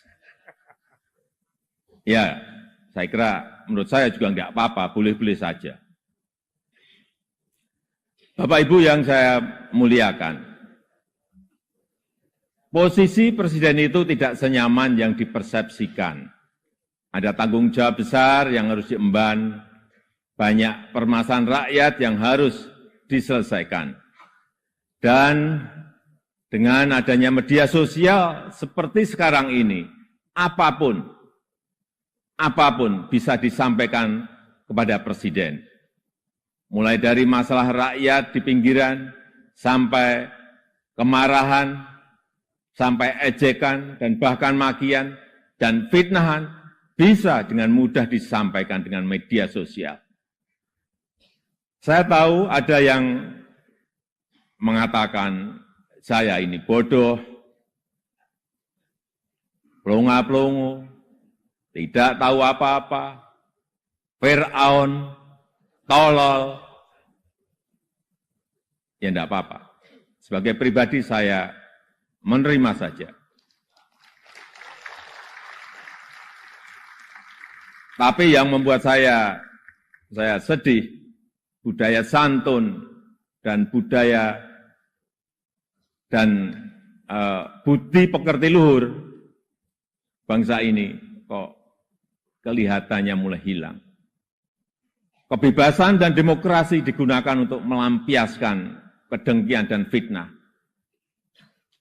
Polusi di wilayah budaya ini, sekali lagi polusi di wilayah budaya ini sangat melukai keluhuran budi pekerti bangsa Indonesia yang besar.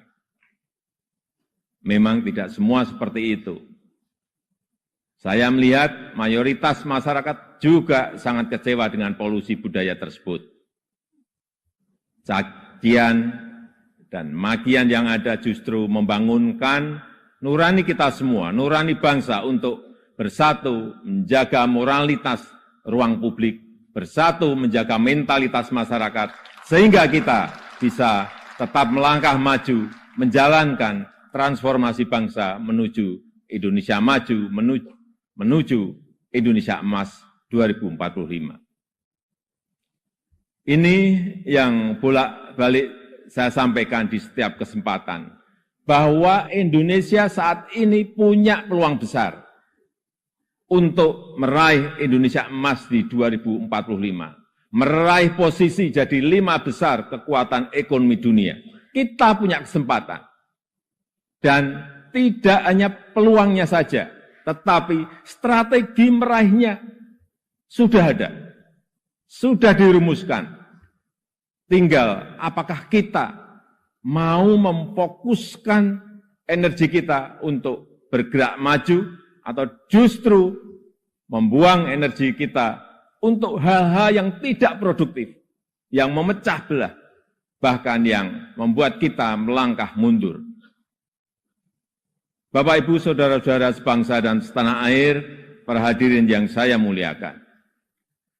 Bonus demografi yang akan mencapai puncak di tahun 2030-an adalah peluang besar kita untuk meraih Indonesia emas 2045. 68% adalah penduduk usia produktif. Disinilah kunci peningkatan produktivitas nasional kita.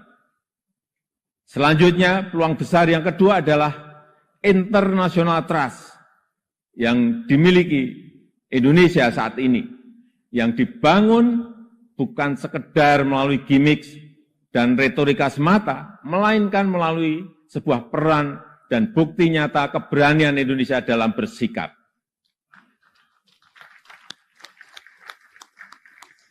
Momentum presidensi Indonesia di G20, keketuaan Indonesia di ASEAN, konsistensi Indonesia dalam menjunjung HAM, kemanusiaan dan kesetaraan, serta kesuksesan Indonesia menghadapi krisis dunia 3 tahun terakhir ini, telah mendongkrak dan menempatkan Indonesia kembali dalam peta percaturan dunia. Dan di tengah kondisi dunia yang bergolak akibat perbedaan, Indonesia dengan Pancasilanya, dengan harmoni keberagamannya, dengan prinsip demokrasinya, mampu menghadirkan ruang dialog, mampu menjadi titik temu dan menjembatani perbedaan yang ada. Lembaga think tank Australia, Lowy Institute, menyebut Indonesia sebagai middle power in Asia, dengan diplomatic influence yang terus meningkat tajam, dan Indonesia termasuk 1 dari 6 negara Asia yang mengalami kenaikan comprehensive power. Tapi kemudian ada yang bilang, memang kenapa dengan international trust yang tinggi? Rakyat kan makannya nasi. International trust nggak bisa dimakan. Ya, memang nggak bisa. Sama seperti jalan tol, nggak bisa dimakan. Ya memang. Nah, ini contoh menghabiskan energi untuk hal-hal yang tidak produktif. Tapi tidak apa-apa. Saya malah senang, memang harus ada yang begini-begini, supaya lebih berwarna, supaya tidak monoton dunia ini. Bapak Ibu yang saya muliakan, dengan international trust yang tinggi, kredibilitas kita akan lebih diakui. Kedaulatan kita akan lebih dihormati. suara Indonesia akan lebih didengar, sehingga memudahkan kita dalam setiap bernegosiasi. Peluang tersebut harus mampu kita manfaatkan. Rugi besar kita jika melewatkan kesempatan ini, karena tidak semua negara memilikinya dan belum tentu akan kembali memilikinya. Sehingga strategi pertama untuk memanfaatkan kesempatan ini adalah mempersiapkan sumber daya manusia Indonesia. Kita telah berhasil menurunkan angka stunting menjadi 21,6% di 2022 dari angka sebelumnya 37%. Menaikkan indeks pembangunan manusia menjadi 72,9 di 2022. Menaikkan indeks pemberdayaan gender menjadi 76,5 di tahun 2022. Menyiapkan anggaran perlindungan sosial total, kalau dijumlah dari 2015 sampai 2023, sebesar 3.212 triliun. Termasuk di dalamnya Kartu Indonesia Sehat, Kartu Indonesia Pintar, KIP Kuliah, PKH, Kartu Sembako, serta perlindungan kepada lansia, penyandang disabilitas, dan kelompok-kelompok rentan lainnya. Serta rescaling dan upscaling tenaga kerja melalui Balai Latihan Kerja dan program Kartu Prakerja. Di saat yang sama, SDM yang telah kita persiapkan harus mendapatkan lapangan kerja untuk menghasilkan produktivitas nasional. Sehingga kita juga harus mengembangkan sektor ekonomi baru yang membuka lapangan kerja sebanyak-banyaknya, yang memberikan nilai tambah sebesar-besarnya. Disinilah peran sektor ekonomi hijau dan hilirisasi sebagai window opportunity kita untuk meraih kemajuan. Karena Indonesia sangat kaya sumber daya alam, termasuk bahan mineral, hasil perkebunan, hasil kelautan, serta sumber energi baru dan terbarukan. Tapi kaya SDA saja, kaya sumber daya alam saja tidak cukup. Jadi pemilik saja juga tidak cukup. Karena itu akan membuat kita menjadi bangsa pemalas yang hanya menjual bahan mentah kekayaannya tanpa ada nilai tambah, tanpa ada keberlanjutan. Saya ingin tegaskan, Indonesia tidak boleh seperti itu. Indonesia harus menjadi negara yang juga mampu mengolah sumber dayanya, mampu memberikan nilai tambah dan mensejahterakan rakyatnya. Dan ini bisa kita lakukan melalui hilirisasi yang sudah ratusan kali saya sampaikan, puluhan kali saya sampaikan. Hilirisasi yang ingin kita lakukan adalah hilirisasi yang melakukan transfer teknologi, yang memanfaatkan sumber energi baru dan terbarukan, serta meminimalisir dampak lingkungan. Pemerintah telah mewajibkan perusahaan tambang sekarang ini untuk membangun pusat pembibitan, membangun pusat persemaian, untuk menghutankan kembali lahan pasca tambang, pasca penambangan. Hilirisasi yang ingin kita lakukan adalah hilirisasi yang tidak hanya pada komoditas mineral, tapi juga non-mineral, seperti sawit, rumput laut, kelapa, dan komoditas-komoditas potensial lainnya, yang mengoptimalkan kandungan lokal, yang bermitra dengan UMKM, bermitra dengan petani, bermitra dengan nelayan, sehingga manfaatnya terasa langsung bagi rakyat kecil. Upaya ini sedang kita lakukan dan harus terus dilanjutkan. Ini memang pahit bagi para pengekspor bahan mentah. Ini juga mungkin pahit bagi pendapatan negara dalam jangka pendek. Tapi jika ekosistem besarnya sudah terbentuk, jika pabrik pengolahannya sudah beroperasi, saya pastikan ini akan berbuah manis pada akhirnya. Terutama bagi kesejahteraan masyarakat Indonesia. Sebagai gambaran, setelah kita stop ekspor nikel ore di tahun 2020, investasi hilirisasi nikel tumbuh pesat. Kini telah ada 43 industri pengolahan nikel yang akan membuka peluang kerja yang sangat besar. Ini baru satu komoditas.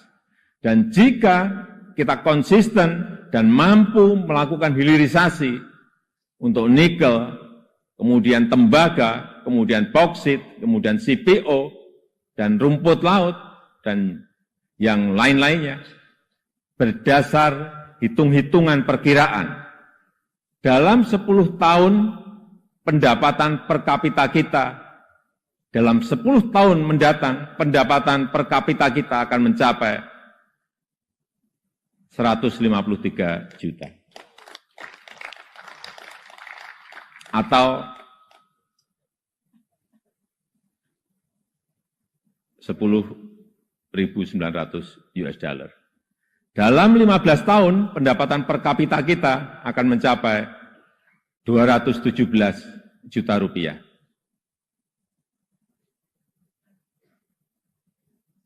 Atau kurang lebih 15.800 US dollar. Dan dalam 22 tahun, pendapatan per kapita kita akan mencapai 331 juta rupiah atau 25.000 US dollar. Sebagai perbandingan, tahun 2022 kemarin kita berada di angka 71 juta rupiah. Artinya, dalam 10 tahun lompatannya bisa 2 kali lipat lebih. Di mana fondasi untuk menggapai itu semua sudah kita mulai. Pembangunan infrastruktur dan konektivitas yang pada akhirnya menaikkan daya saing kita. Kita tahu berdasarkan International Institute for Management Development, IMD, daya saing kita di tahun 2022 naik dari ranking 44 menjadi 34. Kenaikan ini merupakan kenaikan tertinggi di dunia. Pembangunan dari desa, pembangunan dari pinggiran dan daerah terluar yang pada akhirnya memeratakan ekonomi kita dengan dana desa yang kita gelontorkan total mencapai 539 triliun dari tahun 2015 sampai tahun 2023. Konsistensi reformasi struktural, terutama penyederhanaan regulasi, kemudahan perizinan, kepastian hukum, dan pencegahan korupsi, semua itu menjadi modalitas kita untuk meraih kemajuan. Oleh sebab itu, saya berulang kali menyampaikan kepemimpinan ke depan sangat menentukan masa depan Indonesia. Ini bukan tentang siapa yang jadi presidennya. Bukan itu. Tapi apakah sanggup atau tidak untuk bekerja sesuai dengan apa yang sudah kita mulai saat ini. Apakah berani atau tidak? Mampu konsisten atau tidak? Karena yang dibutuhkan itu adalah nafas yang panjang. Karena kita tidak sedang jalan-jalan sore. Kita juga tidak sedang lari sprint. Tapi yang kita lakukan harusnya adalah lari maraton untuk mencapai Indonesia emas.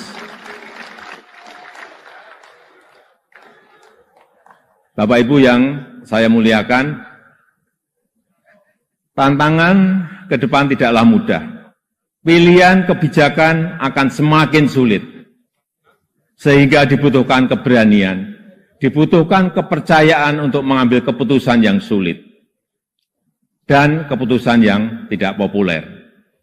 Oleh sebab itu, menurut saya, pemimpin itu harus punya public trust, karena kepercayaan adalah salah satu faktor penentu bisa berjalan atau tidaknya suatu kebijakan, bisa diikuti atau tidaknya sebuah keputusan. Ini adalah modal politik dalam memimpin sebuah bangsa besar seperti Indonesia. Selain itu, seorang pemimpin juga membutuhkan dukungan dan kerjasama dari seluruh komponen bangsa. Oleh sebab itu, saya ingin mengucapkan terima kasih kepada pimpinan lembaga tinggi negara, para ulama, para tokoh agama, para tokoh masyarakat, dan para pemimpin adat, kepada guru, budayawan, tenaga kesehatan, dan awak media, kepada partai politik, politisi, aparat pemerintah, dan TNI Polri, serta kepada seluruh lapisan masyarakat yang telah memberikan dukungan selama ini.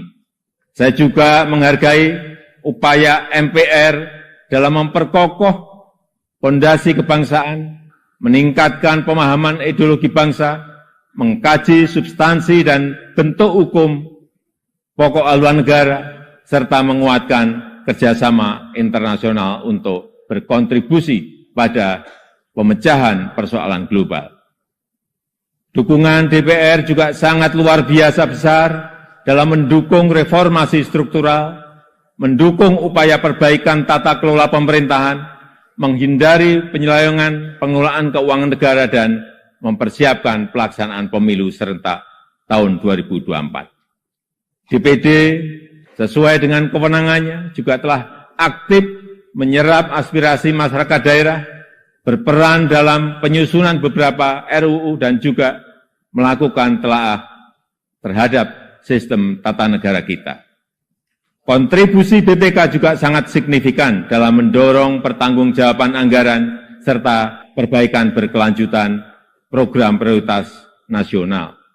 Upaya MA, Mahkamah Agung dalam menciptakan keadilan patut diapresiasi melalui peningkatan transparansi peradilan, pengembangan sistem peradilan berbasis elektronik, serta percepatan proses penanganan perkara dengan biaya murah.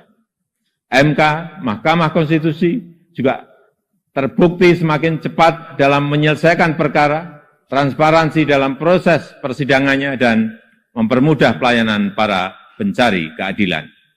KY, Komisi Yudisial, terus aktif melakukan advokasi, pelatihan, dan investigasi, menjatuhkan sanksi tegas terhadap hakim yang melanggar untuk menegakkan kehormatan, keluhuran, martabat, dan perilaku hakim. Selain itu, saya juga mengucapkan terima kasih kepada Bank Indonesia, OJK, LPS, KPK, Ombudsman, KPU, Bawaslu, Komnas HAM, dan lembaga-lembaga nasional lainnya yang telah berkontribusi sesuai peran dan kewenangannya. Semoga Allah SWT, Tuhan Yang Maha Esa, senantiasa mempermudah upaya kita dalam meraih Indonesia maju yang kita cita-citakan. Marilah kita bersatu padu, terus melaju untuk Indonesia maju. Dirgahayu Republik Indonesia, Dirgahayu Negeri Pancasila, merdeka! Merdeka! Merdeka! Terima kasih. Wassalamualaikum warahmatullahi wabarakatuh. Om Santi Santi Santi Om. Namo Buddhaya. Untuk informasi, yang saya pakai ini adalah baju adat dari Tanimbar ke Provinsi Maluku. Presiden Jokowi menyampaikan pidato kenegaraannya di sidang tahunan MPR serta sidang bersama DPR dan DPD di Gedung Nusantara, Senayan, Jakarta pada Rabu 16 Agustus. Tak lupa dalam pidatonya yang tayang di YouTube TVR Parlemen, Jokowi juga menyinggung soal pemimpin alias Presiden Indonesia selanjutnya. Dikutip dari tribunnews.com pada 16 Agustus, berawal dari Jokowi membahas soal penyederhanaan regulasi dan kebijakan negara. Hal itu sepatutnya dibahas demi membantu pemerataan ekonomi nasional. Dalam pidatonya, Jokowi menyampaikan berulang kali di mana kepemimpinan ke depan sangat menentukan masa depan Indonesia. Jokowi beranggapan bahwa tidak penting siapa yang menjadi presiden selanjutnya, namun yang terpenting adalah sanggup bertugas meneruskan pekerjaan yang sudah dimulai, bahkan yang sedang berlangsung saat ini. Lebih lanjut, Jokowi mengatakan bahwa Presiden Indonesia selanjutnya membutuhkan nafas yang panjang. Lantaran diibaratkan tidak sedang jalan-jalan sore dan tidak sedang lari sprint. Namun Presiden Indonesia selanjutnya harus sanggup berlari maraton demi melanjutkan pekerjaan-pekerjaan yang saat ini tengah dikerjakan. Itu bertujuan untuk bisa mencapai Indonesia emas. Sehingga Jokowi mengatakan Presiden Indonesia selanjutnya harus berani dan konsisten demi kemajuan negara Indonesia. Pencegahan korupsi, semua itu menjadi modalitas kita untuk meraih kemajuan. Oleh sebab itu, saya berulang kali menyampaikan kepemimpinan ke depan sangat menentukan masa depan Indonesia. Ini bukan tentang siapa yang jadi presidennya. Bukan itu. Tapi apakah sanggup atau tidak untuk bekerja sesuai dengan apa yang sudah kita mulai saat ini. Apakah berani atau tidak? Mampu konsisten atau tidak? Karena yang dibutuhkan itu adalah nafas yang panjang. Karena kita tidak sedang jalan-jalan sore. Kita juga tidak sedang lari sprint. Tapi yang kita lakukan harusnya adalah lari maraton untuk mencapai Indonesia emas. Kita saat ini sudah memasuki tahun politik. Suasana sudah hangat-hangat kuku, dan sedang tren ini di kalangan politisi dan parpol. Setiap ditanya capres dan cawapresnya, jawabannya belum ada arahan Pak Lurah. Saya sempat mikir, siapa ini Pak Lurah? Sedikit-sedikit kok Pak Lurah. Belakangan saya tahu yang dimaksud Pak Lurah ternyata saya. Ya, saya jawab saja, saya bukan lurah. Saya adalah Presiden Republik Indonesia. Ternyata Pak Lurah itu kode. Tapi perlu saya tegaskan, saya ini bukan ketua umum parpol, bukan ketua umum partai politik, bukan juga ketua koalisi partai. Dan sesuai ketentuan undang-undang, yang menentukan capres dan cawapres itu adalah partai politik dan koalisi partai politik. Jadi saya ingin mengatakan, itu bukan wewenang saya, bukan wewenang Pak Lurah, bukan wewenang Pak Lurah. Sekali lagi, walaupun saya paham ini sudah menjadi nasib seorang presiden untuk dijadikan paten-patenan dalam bahasa Jawa, dijadikan alibi, dijadikan tameng. Bahkan walau kampanye belum mulai, foto saya banyak dipasang di mana-mana. Ya, saya harus ngomong apa adanya. Saya ke provinsi A, ada. Ke kota B, ada.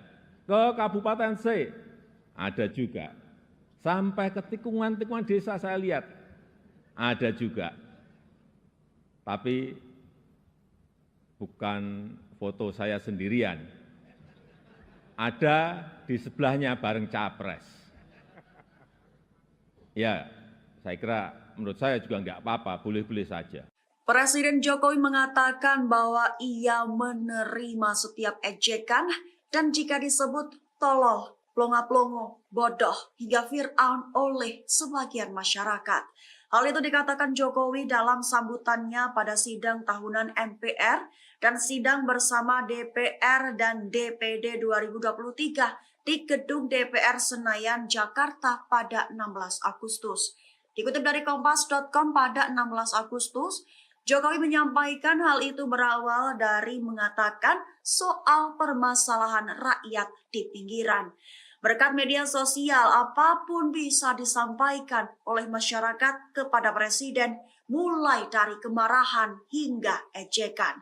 Tak hanya sebatas itu, bahkan makian dan fitnah juga bisa disampaikan dengan mudah di media sosial. Baru setelah itu Jokowi menyampaikan ejekan-ejekan yang didengarnya dan ditunjukkan kepada dirinya. Jokowi menegaskan dirinya tidak mempermasalahkan diejek seperti itu. Namun lanjutnya, ia merasa sedih lantaran jika dilihat budaya santun dan budi pekerti luhur bangsa mulai hilang. Tak sebatas itu, bahkan kebebasan demokrasi justru digunakan untuk melampiaskan kedengkian dan fitnah, sehingga muncul polusi di wilayah budaya yang melukai keluhuran budi pekerti bangsa Indonesia.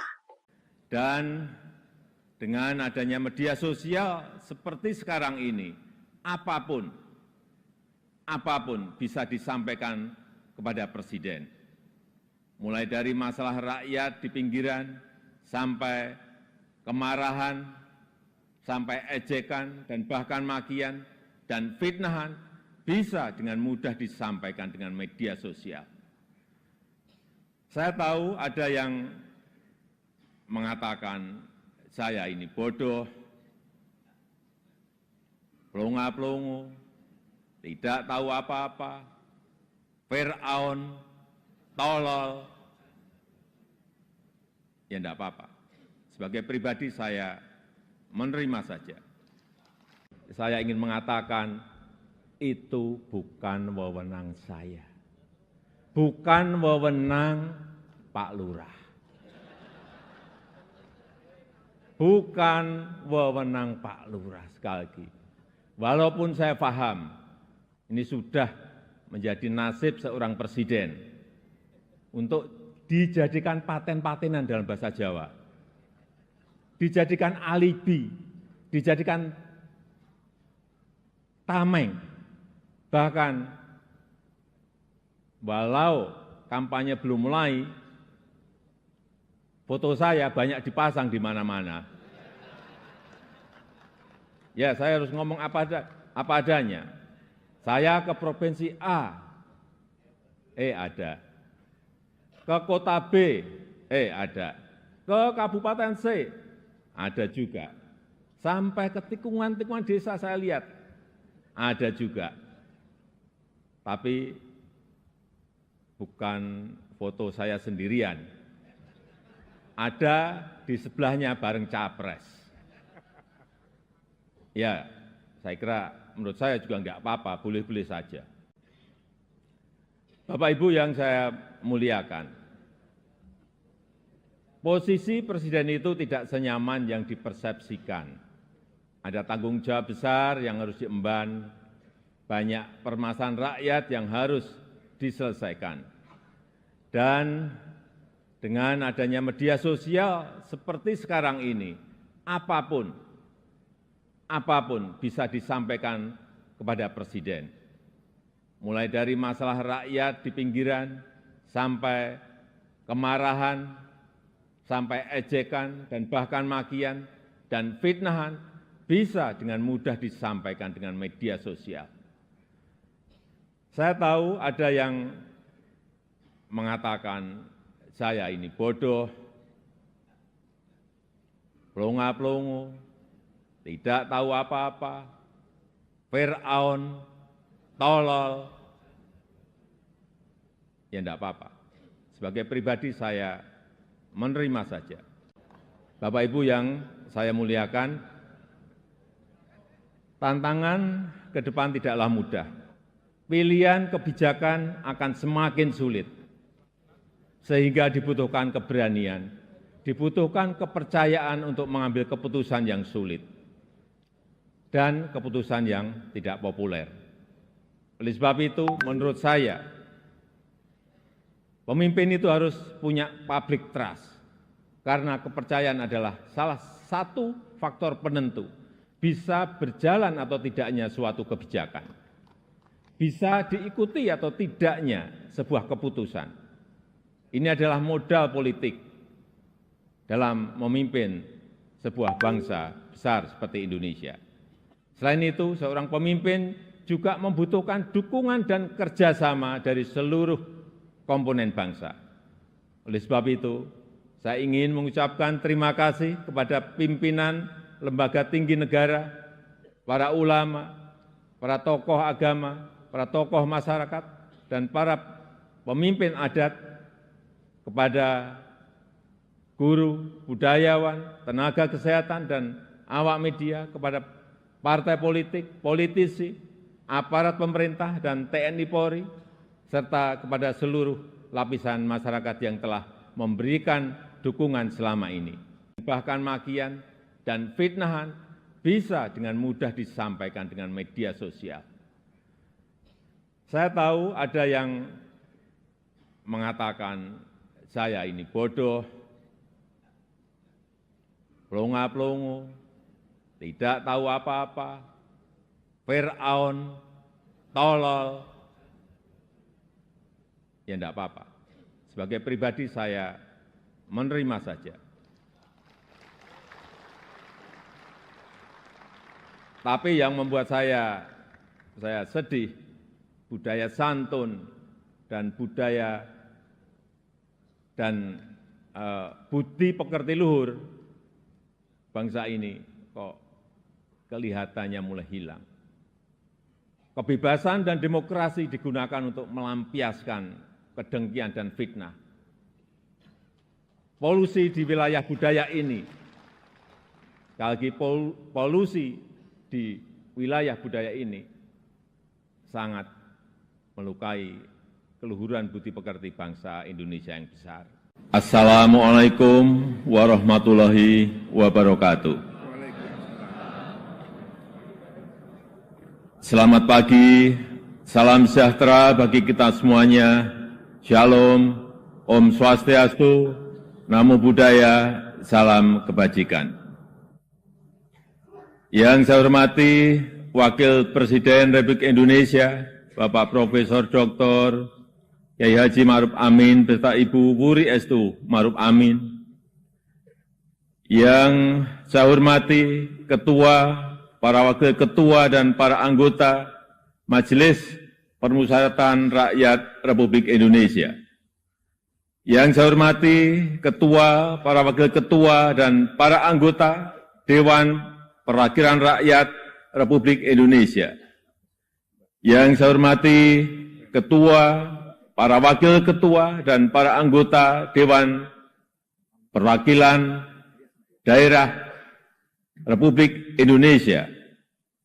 Yang saya hormati Ketua, para Wakil Ketua dan para anggota lembaga-lembaga negara.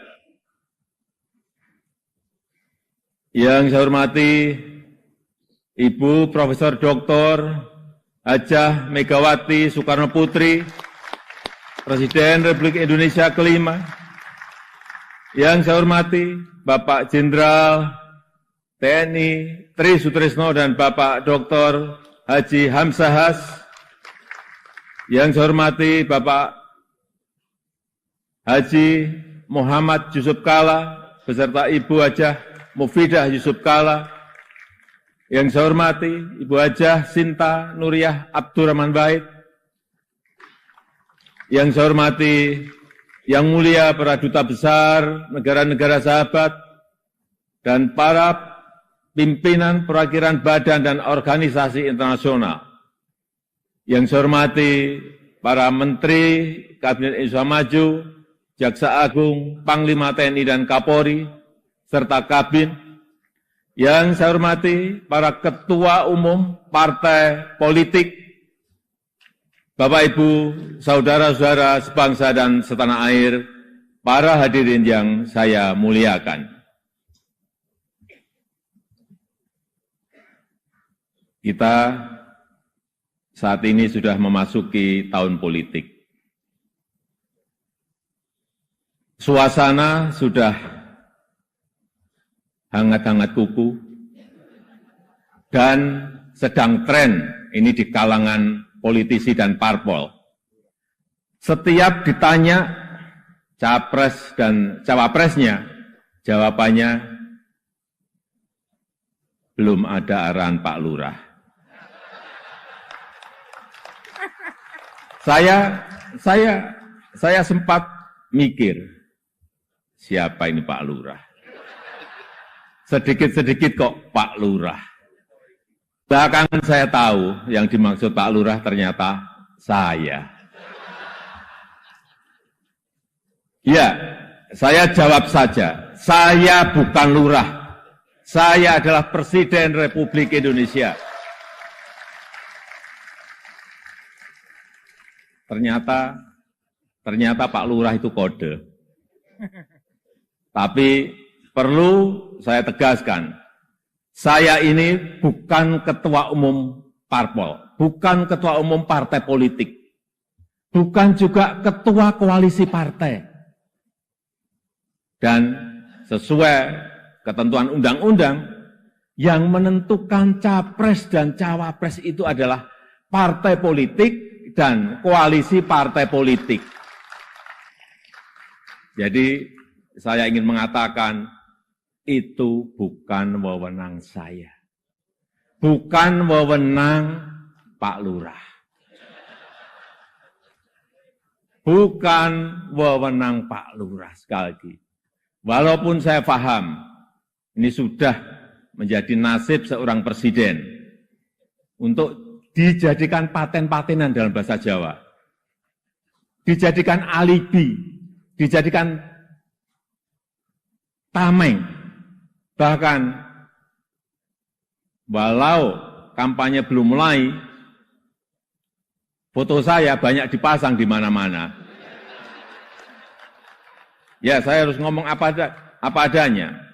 Saya ke provinsi A, ada. Ke kota B, ada. Ke kabupaten C, ada juga. Sampai ke tikungan-tikungan desa saya lihat, ada juga. Tapi bukan foto saya sendirian. Ada di sebelahnya bareng capres. Ya, saya kira menurut saya juga enggak apa-apa, boleh-boleh saja. Bapak Ibu yang saya muliakan, posisi presiden itu tidak senyaman yang dipersepsikan. Ada tanggung jawab besar yang harus diemban, banyak permasalahan rakyat yang harus diselesaikan. Dan dengan adanya media sosial seperti sekarang ini, apapun bisa disampaikan kepada presiden. Mulai dari masalah rakyat di pinggiran, sampai kemarahan, sampai ejekan, dan bahkan makian, dan fitnahan, bisa dengan mudah disampaikan dengan media sosial. Saya tahu ada yang mengatakan saya ini bodoh, plonga-plongo, tidak tahu apa-apa, Fir'aun, tolol. Ya enggak apa-apa. Sebagai pribadi saya menerima saja. Tapi yang membuat saya sedih, budaya santun dan budaya dan budi pekerti luhur bangsa ini kok kelihatannya mulai hilang. Kebebasan dan demokrasi digunakan untuk melampiaskan kedengkian dan fitnah. Polusi di wilayah budaya ini, sekali lagi polusi di wilayah budaya ini sangat melukai keluhuran budi pekerti bangsa Indonesia yang besar. Memang tidak semua seperti itu. Saya melihat mayoritas masyarakat juga sangat kecewa dengan polusi budaya tersebut. Cacian dan makian yang ada justru membangunkan nurani kita semua, nurani bangsa untuk bersatu menjaga moralitas ruang publik, bersatu menjaga mentalitas masyarakat, sehingga kita bisa tetap melangkah maju, menjalankan transformasi bangsa menuju Indonesia maju, menuju Indonesia emas 2045.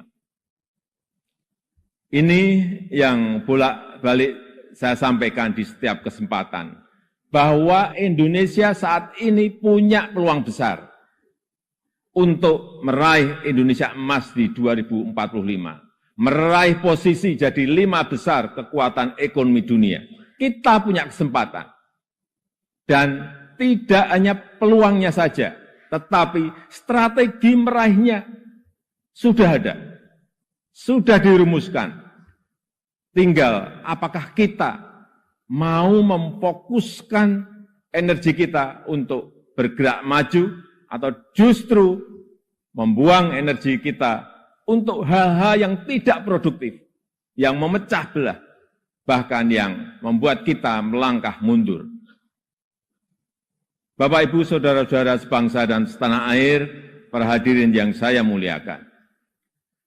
Bonus demografi yang akan mencapai puncak di tahun 2030-an adalah peluang besar kita untuk meraih Indonesia emas 2045. 68% adalah penduduk usia produktif. Disinilah kunci peningkatan produktivitas nasional kita. Selanjutnya, peluang besar yang kedua adalah international trust yang dimiliki Indonesia saat ini, yang dibangun bukan sekedar melalui gimmick dan retorika semata, melainkan melalui sebuah peran dan bukti nyata keberanian Indonesia dalam bersikap.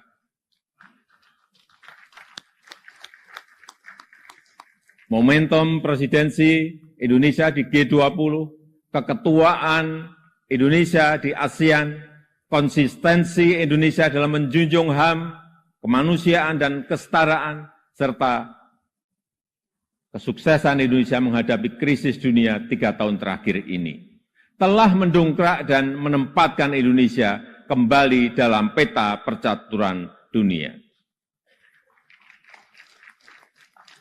Dan di tengah kondisi dunia yang bergolak akibat perbedaan Indonesia dengan Pancasilanya, dengan harmoni keberagamannya, dengan prinsip demokrasinya, mampu menghadirkan ruang dialog, mampu menjadi titik temu dan menjembatani perbedaan yang ada.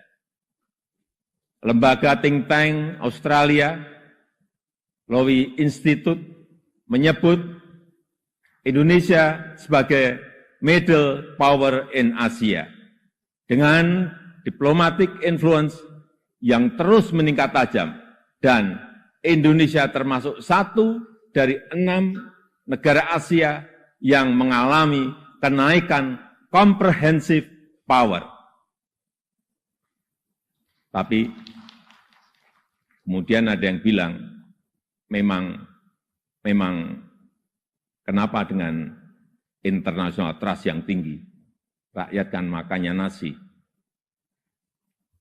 International trust nggak bisa dimakan. Ya, memang nggak bisa. Sama seperti jalan tol, nggak bisa dimakan. Ya memang. Nah, ini contoh menghabiskan energi untuk hal-hal yang tidak produktif. Tapi tidak apa-apa. Saya malah senang, memang harus ada yang begini-begini, supaya lebih berwarna, supaya tidak monoton dunia ini. Bapak Ibu yang saya muliakan, dengan international trust yang tinggi, kredibilitas kita akan lebih diakui. Kedaulatan kita akan lebih dihormati. Suara Indonesia akan lebih didengar, sehingga memudahkan kita dalam setiap bernegosiasi. Peluang tersebut harus mampu kita manfaatkan. Rugi besar kita jika melewatkan kesempatan ini, karena tidak semua negara memilikinya, dan belum tentu akan kembali memilikinya. Sehingga strategi pertama untuk memanfaatkan kesempatan ini adalah mempersiapkan sumber daya manusia Indonesia. Kita telah berhasil menurunkan angka stunting menjadi 21,6% di 2022 dari angka sebelumnya 37%. Menaikkan indeks pembangunan manusia menjadi 72,9 di 2022. Menaikkan indeks pemberdayaan gender menjadi 76,5 di tahun 2022. Menyiapkan anggaran perlindungan sosial total, kalau dijumlah dari 2015 sampai 2023, sebesar 3.212 triliun. Termasuk di dalamnya Kartu Indonesia Sehat, Kartu Indonesia Pintar, KIP Kuliah, PKH, Kartu Sembako, serta perlindungan kepada lansia, penyandang disabilitas, dan kelompok-kelompok rentan lainnya. Serta reskilling dan upskilling tenaga kerja melalui Balai Latihan Kerja dan program Kartu Prakerja. Di saat yang sama, SDM yang telah kita persiapkan harus mendapatkan lapangan kerja untuk menghasilkan produktivitas nasional. Sehingga kita juga harus mengembangkan sektor ekonomi baru yang membuka lapangan kerja sebanyak-banyaknya, yang memberikan nilai tambah sebesar-besarnya. Disinilah peran sektor ekonomi hijau dan hilirisasi sebagai window opportunity kita untuk meraih kemajuan. Karena Indonesia sangat kaya sumber daya alam, termasuk bahan mineral, hasil perkebunan, hasil kelautan, serta sumber energi baru dan terbarukan. Tapi kaya SDA saja, kaya sumber daya alam saja tidak cukup. Jadi pemilik saja juga tidak cukup. Karena itu akan membuat kita menjadi bangsa pemalas yang hanya menjual bahan mentah kekayaannya tanpa ada nilai tambah, tanpa ada keberlanjutan. Saya ingin tegaskan, Indonesia tidak boleh seperti itu. Indonesia harus menjadi negara yang juga mampu mengolah sumber dayanya, mampu memberikan nilai tambah dan mensejahterakan rakyatnya. Dan ini bisa kita lakukan melalui hilirisasi yang sudah ratusan kali saya sampaikan, puluhan kali saya sampaikan. Hilirisasi yang ingin kita lakukan adalah hilirisasi yang melakukan transfer teknologi, yang memanfaatkan sumber energi baru dan terbarukan, serta meminimalisir dampak lingkungan. Pemerintah telah mewajibkan perusahaan tambang sekarang ini untuk membangun pusat pembibitan, membangun pusat persemaian, untuk menghutankan kembali lahan pasca tambang, pasca penambangan.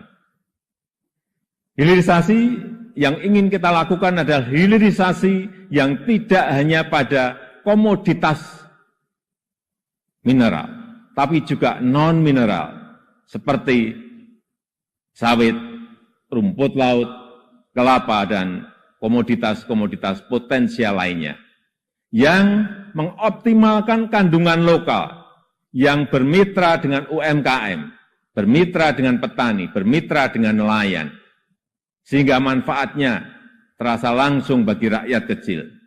Upaya ini sedang kita lakukan dan harus terus dilanjutkan. Ini memang pahit bagi para pengekspor bahan mentah. Ini juga mungkin pahit bagi pendapatan negara dalam jangka pendek. Tapi jika ekosistem besarnya sudah terbentuk, jika pabrik pengolahannya sudah beroperasi, saya pastikan ini akan berbuah manis pada akhirnya. Terutama bagi kesejahteraan masyarakat Indonesia. Sebagai gambaran, setelah kita stop ekspor nikel ore di tahun 2020, investasi hilirisasi nikel tumbuh pesat. Kini telah ada 4 menyampaikan pidato kenegaraannya di sidang tahunan MPR serta sidang bersama DPR dan DPD di Gedung Nusantara Senayan, Jakarta pada Rabu 16 Agustus. Tak lupa dalam pidatonya yang tayang di YouTube TVR Parlemen, Jokowi juga menyinggung soal pemimpin alias Presiden Indonesia selanjutnya. Dikutip dari tribunnews.com pada 16 Agustus, berawal dari Jokowi membahas soal penyederhanaan regulasi dan kebijakan negara. Hal itu sepatutnya dibahas demi membantu pemerataan ekonomi nasional. Dalam pidatonya, Jokowi menyampaikan berulang kali di mana kepemimpinan ke depan sangat menentukan masa depan Indonesia.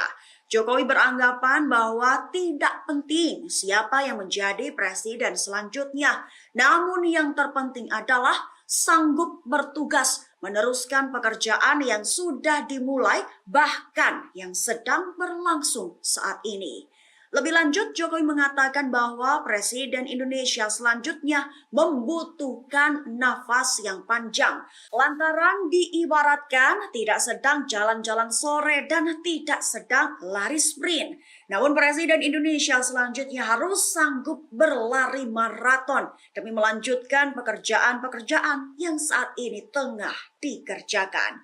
Itu bertujuan untuk bisa mencapai Indonesia emas.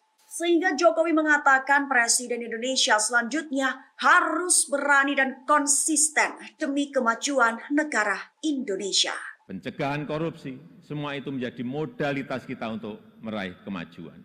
Oleh sebab itu, saya berulang kali menyampaikan kepemimpinan ke depan sangat menentukan masa depan Indonesia. Ini bukan tentang siapa yang jadi presidennya. Bukan itu. Tapi apakah sanggup atau tidak untuk bekerja sesuai dengan apa yang sudah kita mulai saat ini. Apakah berani atau tidak?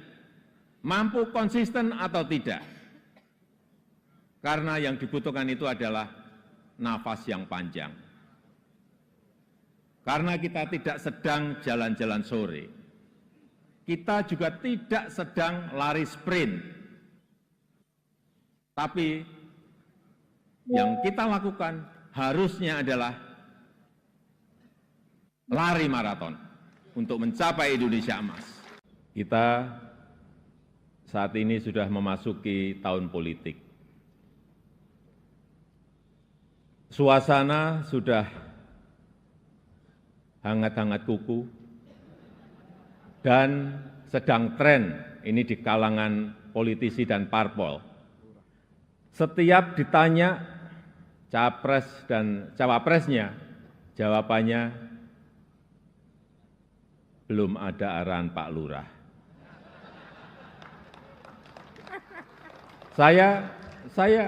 saya sempat mikir, siapa ini Pak Lurah? Sedikit-sedikit kok Pak Lurah. Belakangan saya tahu yang dimaksud Pak Lurah ternyata saya. Ya, saya jawab saja, saya bukan lurah, saya adalah Presiden Republik Indonesia. Ternyata Pak Lurah itu kode. Tapi perlu saya tegaskan, saya ini bukan ketua umum parpol, bukan ketua umum partai politik, bukan juga ketua koalisi partai. Dan sesuai ketentuan undang-undang, yang menentukan capres dan cawapres itu adalah partai politik dan koalisi partai politik. Jadi saya ingin mengatakan itu bukan wewenang saya, bukan wewenang Pak Lurah, bukan wewenang Pak Lurah. Sekali lagi, walaupun saya paham ini sudah menjadi nasib seorang presiden untuk dijadikan paten-patenan dalam bahasa Jawa, dijadikan alibi, dijadikan tameng, bahkan walau kampanye belum mulai, foto saya banyak dipasang di mana-mana. Ya, saya harus ngomong apa adanya. Saya ke provinsi A, ada. Ke kota B, ada. Ke kabupaten C, ada juga. Sampai ke tikungan-tikungan desa saya lihat, ada juga. Tapi bukan foto saya sendirian. Ada di sebelahnya bareng capres. Ya, saya kira menurut saya juga enggak apa-apa, boleh-boleh saja. Presiden Jokowi mengatakan bahwa ia menerima setiap ejekan dan jika disebut tolol, plonga-plongo, bodoh, hingga Fir'aun oleh sebagian masyarakat. Hal itu dikatakan Jokowi dalam sambutannya pada sidang tahunan MPR dan sidang bersama DPR dan DPD 2023 di Gedung DPR Senayan, Jakarta pada 16 Agustus. Dikutip dari Kompas.com pada 16 Agustus, Jokowi menyampaikan hal itu berawal dari mengatakan soal permasalahan rakyat di pinggiran. Berkat media sosial, apapun bisa disampaikan oleh masyarakat kepada Presiden, mulai dari kemarahan hingga ejekan. Tak hanya sebatas itu, bahkan makian dan fitnah juga bisa disampaikan dengan mudah di media sosial. Baru setelah itu Jokowi menyampaikan ejekan-ejekan yang didengarnya dan ditunjukkan kepada dirinya. Jokowi menegaskan dirinya tidak mempermasalahkan diejek seperti itu. Namun lanjutnya, ia merasa sedih lantaran jika dilihat budaya santun dan budi pekerti luhur bangsa mulai hilang. Tak sebatas itu, bahkan kebebasan demokrasi justru digunakan untuk melampiaskan kedengkian dan fitnah, sehingga muncul polusi di wilayah budaya yang melukai keluhuran budi pekerti bangsa Indonesia. Dan dengan adanya media sosial seperti sekarang ini, apapun bisa disampaikan kepada Presiden. Mulai dari masalah rakyat di pinggiran, sampai kemarahan, sampai ejekan, dan bahkan makian, dan fitnahan, bisa dengan mudah disampaikan dengan media sosial. Saya tahu ada yang mengatakan, saya ini bodoh, plonga-plongo, tidak tahu apa-apa, Fir'aun, tolol, ya enggak apa-apa. Sebagai pribadi saya menerima saja. Saya ingin mengatakan itu bukan wewenang saya. Bukan wewenang Pak Lurah. bukan wewenang Pak Lurah sekali lagi. Walaupun saya paham ini sudah menjadi nasib seorang presiden untuk dijadikan paten-patenan dalam bahasa Jawa, dijadikan alibi, dijadikan tameng, bahkan walau kampanye belum mulai, foto saya banyak dipasang di mana-mana. Ya, saya harus ngomong apa adanya. Saya ke provinsi A, ada. Ke kota B, ada. Ke kabupaten C, ada juga. Sampai ke tikungan-tikungan desa saya lihat, ada juga. Tapi bukan foto saya sendirian. Ada di sebelahnya bareng capres. Ya, saya kira menurut saya juga enggak apa-apa, boleh-boleh saja. Bapak Ibu yang saya muliakan, posisi presiden itu tidak senyaman yang dipersepsikan.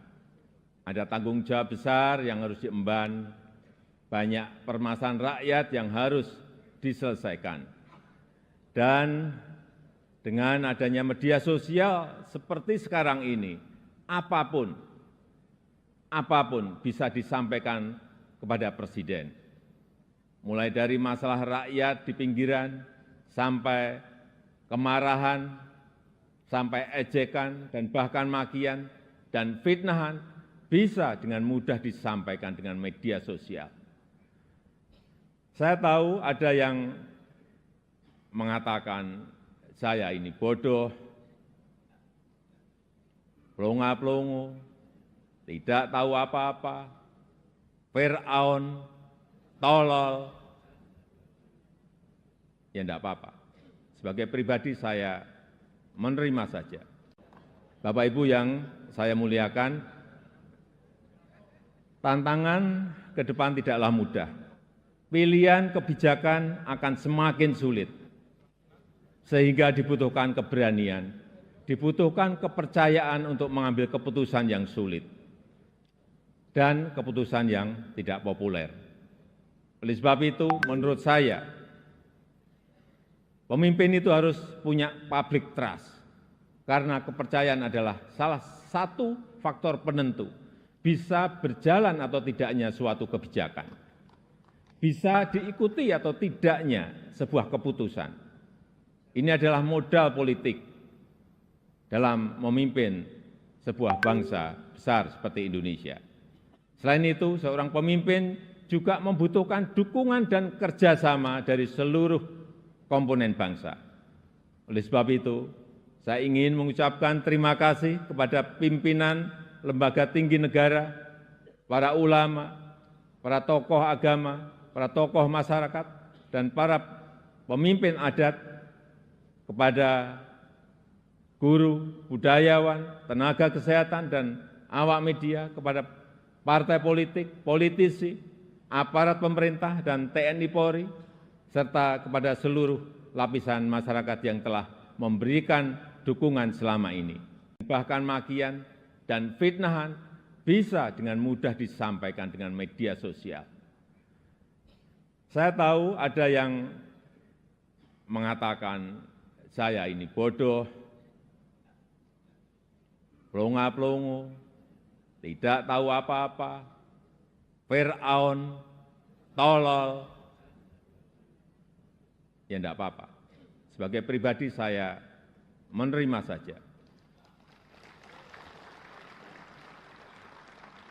Tapi yang membuat saya sedih, budaya santun dan budaya dan budi pekerti luhur bangsa ini kok kelihatannya mulai hilang. Kebebasan dan demokrasi digunakan untuk melampiaskan kedengkian dan fitnah. Polusi di wilayah budaya ini, sekali lagi polusi di wilayah budaya ini sangat melukai keluhuran budi pekerti bangsa Indonesia yang besar. Assalamualaikum warahmatullahi wabarakatuh. Selamat pagi, salam sejahtera bagi kita semuanya. Shalom, Om Swastiastu, Namo Buddhaya, salam kebajikan. Yang saya hormati Wakil Presiden Republik Indonesia, Bapak Profesor Dr.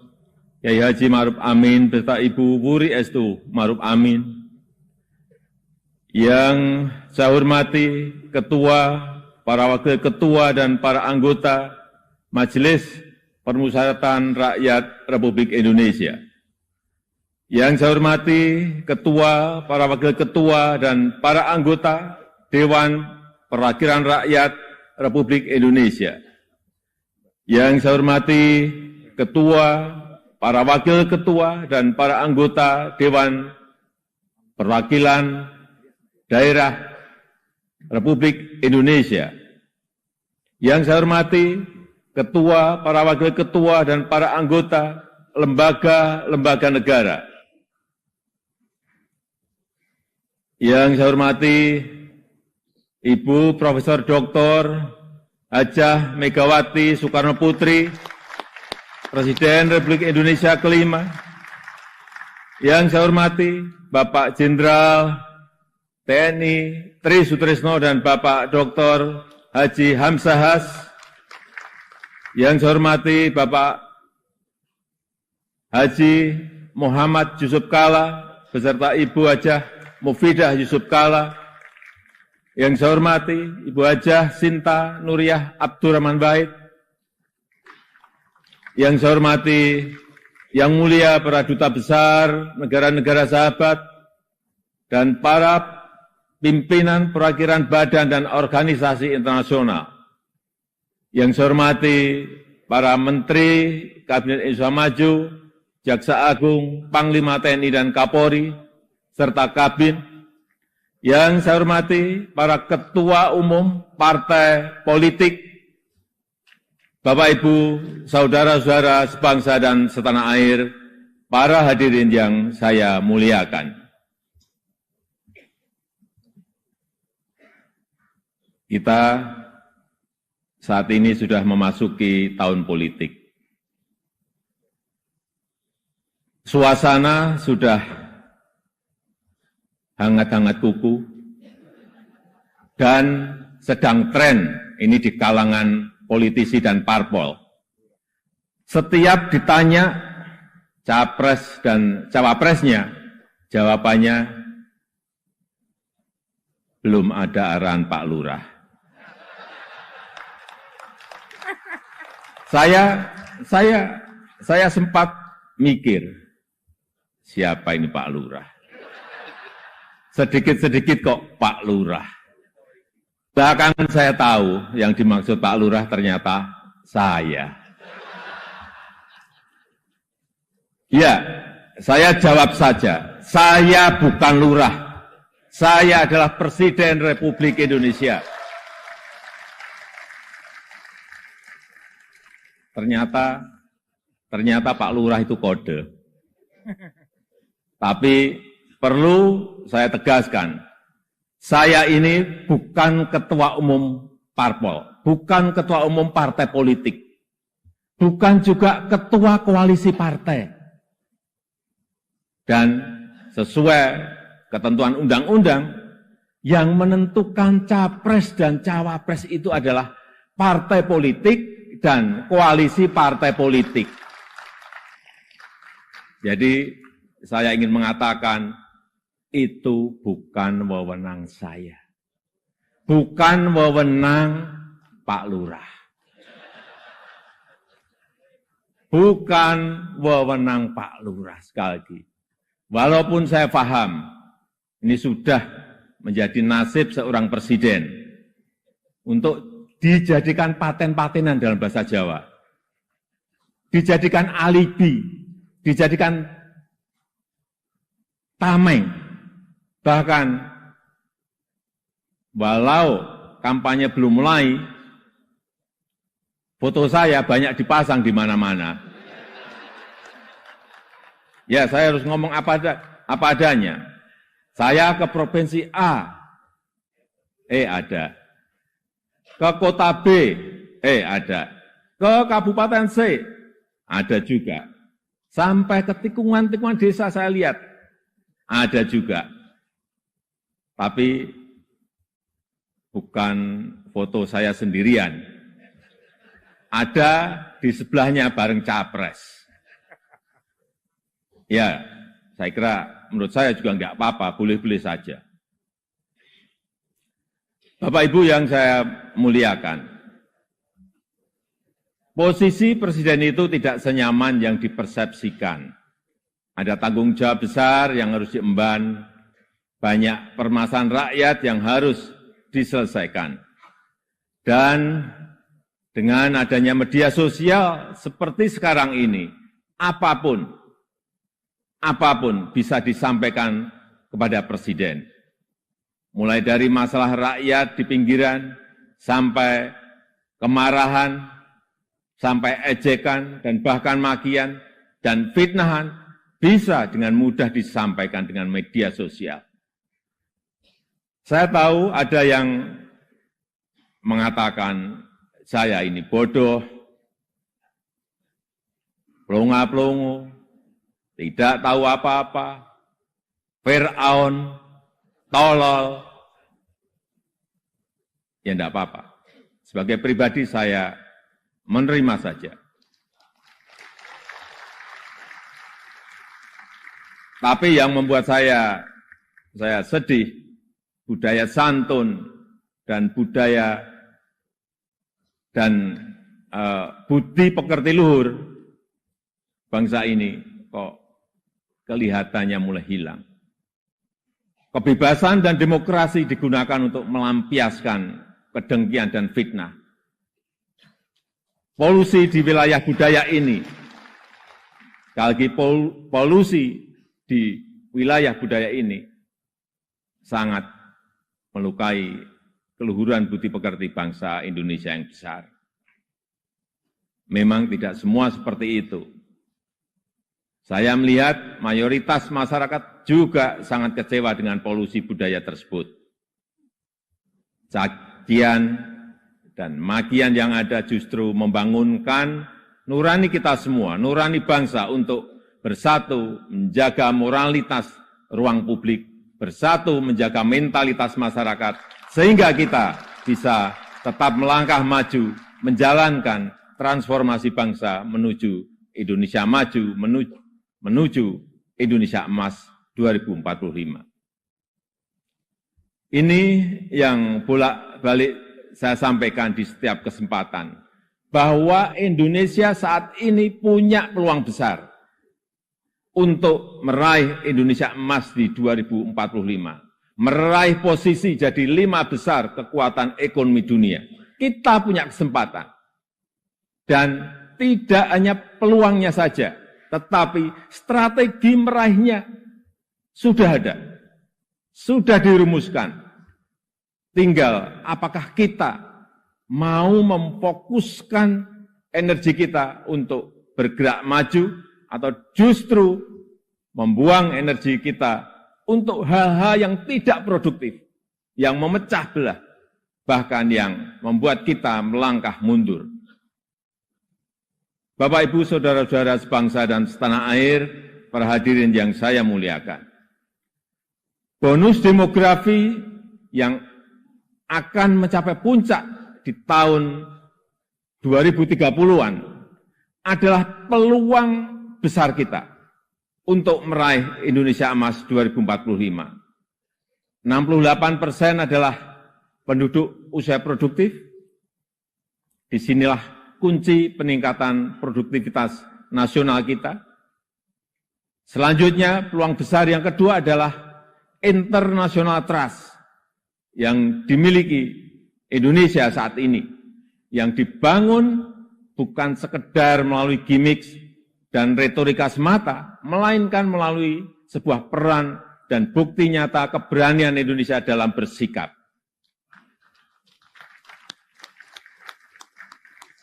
Momentum presidensi Indonesia di G20, keketuaan Indonesia di ASEAN, konsistensi Indonesia dalam menjunjung HAM, kemanusiaan dan kesetaraan, serta kesuksesan Indonesia menghadapi krisis dunia 3 tahun terakhir ini telah mendongkrak dan menempatkan Indonesia kembali dalam peta percaturan dunia.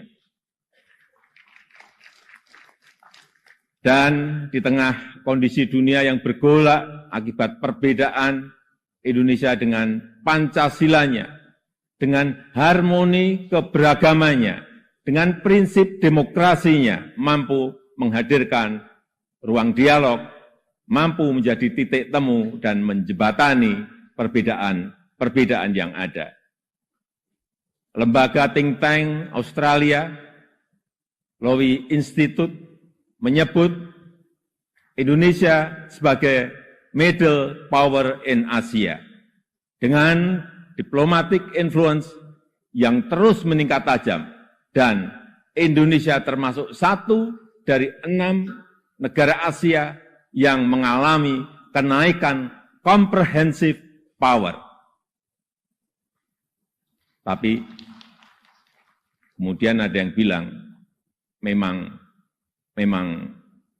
kenapa dengan international trust yang tinggi, rakyat kan makannya nasi. International trust nggak bisa dimakan. Ya, memang nggak bisa. Sama seperti jalan tol, nggak bisa dimakan. Ya memang. Nah, ini contoh menghabiskan energi untuk hal-hal yang tidak produktif. Tapi tidak apa-apa. Saya malah senang, memang harus ada yang begini-begini, supaya lebih berwarna, supaya tidak monoton dunia ini. Bapak Ibu yang saya muliakan, dengan international trust yang tinggi, kredibilitas kita akan lebih diakui. Kedaulatan kita akan lebih dihormati. Suara Indonesia akan lebih didengar, sehingga memudahkan kita dalam setiap bernegosiasi. Peluang tersebut harus mampu kita manfaatkan. Rugi besar kita jika melewatkan kesempatan ini, karena tidak semua negara memilikinya, dan belum tentu akan kembali memilikinya. Sehingga strategi pertama untuk memanfaatkan kesempatan ini adalah mempersiapkan sumber daya manusia Indonesia. Kita telah berhasil menurunkan angka stunting menjadi 21,6% di 2022 dari angka sebelumnya 37%. Menaikkan indeks pembangunan manusia menjadi 72,9 di 2022. Menaikkan indeks pemberdayaan gender menjadi 76,5 di tahun 2022. Menyiapkan anggaran perlindungan sosial total, kalau dijumlah dari 2015 sampai 2023, sebesar 3.212 triliun. Termasuk di dalamnya Kartu Indonesia Sehat, Kartu Indonesia Pintar, KIP Kuliah, PKH, Kartu Sembako, serta perlindungan kepada lansia, penyandang disabilitas, dan kelompok-kelompok rentan lainnya. Serta rescaling dan upscaling tenaga kerja melalui Balai Latihan Kerja dan program Kartu Prakerja. Di saat yang sama, SDM yang telah kita persiapkan harus mendapatkan lapangan kerja untuk menghasilkan produktivitas nasional. Sehingga kita juga harus mengembangkan sektor ekonomi baru yang membuka lapangan kerja sebanyak-banyaknya, yang memberikan nilai tambah sebesar-besarnya. Disinilah peran sektor ekonomi hijau dan hilirisasi sebagai window opportunity kita untuk meraih kemajuan.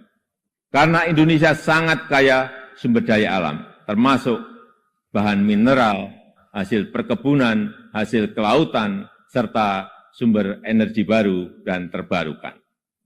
Tapi kaya SDA saja, kaya sumber daya alam saja tidak cukup. Jadi pemilik saja juga tidak cukup. Karena itu akan membuat kita menjadi bangsa pemalas yang hanya menjual bahan mentah kekayaannya tanpa ada nilai tambah, tanpa ada keberlanjutan. Saya ingin tegaskan, Indonesia tidak boleh seperti itu. Indonesia harus menjadi negara yang juga mampu mengolah sumber dayanya, mampu memberikan nilai tambah dan mensejahterakan rakyatnya. Dan ini bisa kita lakukan melalui hilirisasi yang sudah ratusan kali saya sampaikan, puluhan kali saya sampaikan. Hilirisasi yang ingin kita lakukan adalah hilirisasi yang melakukan transfer teknologi, yang memanfaatkan sumber energi baru dan terbarukan, serta meminimalisir dampak lingkungan. Pemerintah telah mewajibkan perusahaan tambang sekarang ini untuk membangun pusat pembibitan, membangun pusat persemaian, untuk menghutankan kembali lahan pasca tambang, pasca penambangan. Hilirisasi yang ingin kita lakukan adalah hilirisasi yang tidak hanya pada komoditas mineral, tapi juga non-mineral, seperti sawit, rumput laut, kelapa, dan komoditas-komoditas potensial lainnya, yang mengoptimalkan kandungan lokal, yang bermitra dengan UMKM, bermitra dengan petani, bermitra dengan nelayan, sehingga manfaatnya terasa langsung bagi rakyat kecil. Upaya ini sedang kita lakukan dan harus terus dilanjutkan. Ini memang pahit bagi para pengekspor bahan mentah. Ini juga mungkin pahit bagi pendapatan negara dalam jangka pendek. Tapi jika ekosistem besarnya sudah terbentuk, jika pabrik pengolahannya sudah beroperasi, saya pastikan ini akan berbuah manis pada akhirnya. Terutama bagi kesejahteraan masyarakat Indonesia. Sebagai gambaran, setelah kita stop ekspor nikel ore di tahun 2020, investasi hilirisasi nikel tumbuh pesat. Kini telah ada 43 industri pengolah nikel yang akan membuka peluang kerja yang sangat besar. Ini baru satu komoditas. Dan jika kita konsisten dan mampu melakukan hilirisasi untuk nikel, kemudian tembaga, kemudian boksit, kemudian CPO, dan rumput laut, dan yang lain-lainnya, berdasar hitung-hitungan perkiraan, dalam 10 tahun pendapatan per kapita kita, dalam 10 tahun mendatang, pendapatan per kapita kita akan mencapai 153 juta. Atau 10.900 US dollar. Dalam 15 tahun, pendapatan per kapita kita akan mencapai 217 juta rupiah.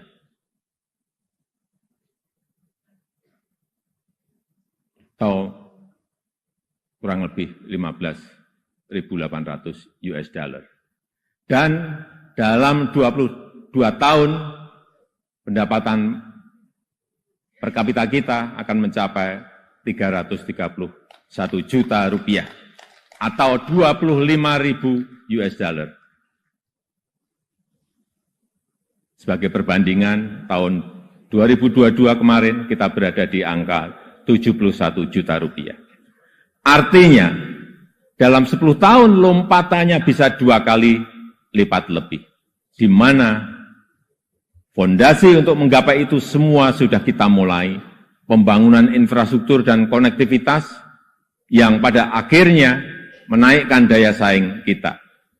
Kita tahu berdasarkan International Institute for Management Development, IMD, daya saing kita di tahun 2022 naik dari ranking 44 menjadi 34.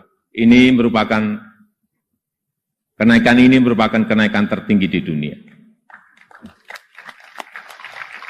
Pembangunan dari desa, pembangunan dari pinggiran dan daerah terluar yang pada akhirnya memeratakan ekonomi kita dengan dana desa yang kita gelontorkan total mencapai 539 triliun dari tahun 2015 sampai tahun 2023. Konsistensi reformasi struktural, terutama penyederhanaan regulasi, kemudahan perizinan, kepastian hukum, dan pencegahan korupsi, semua itu menjadi modalitas kita untuk meraih kemajuan. Oleh sebab itu, saya berulang kali menyampaikan, kepemimpinan ke depan sangat menentukan masa depan Indonesia. Ini bukan tentang siapa yang jadi presidennya. Bukan itu. Bukan itu. Tapi, apakah sanggup atau tidak untuk bekerja sesuai dengan apa yang sudah kita mulai saat ini? Apakah berani atau tidak? Mampu konsisten atau tidak?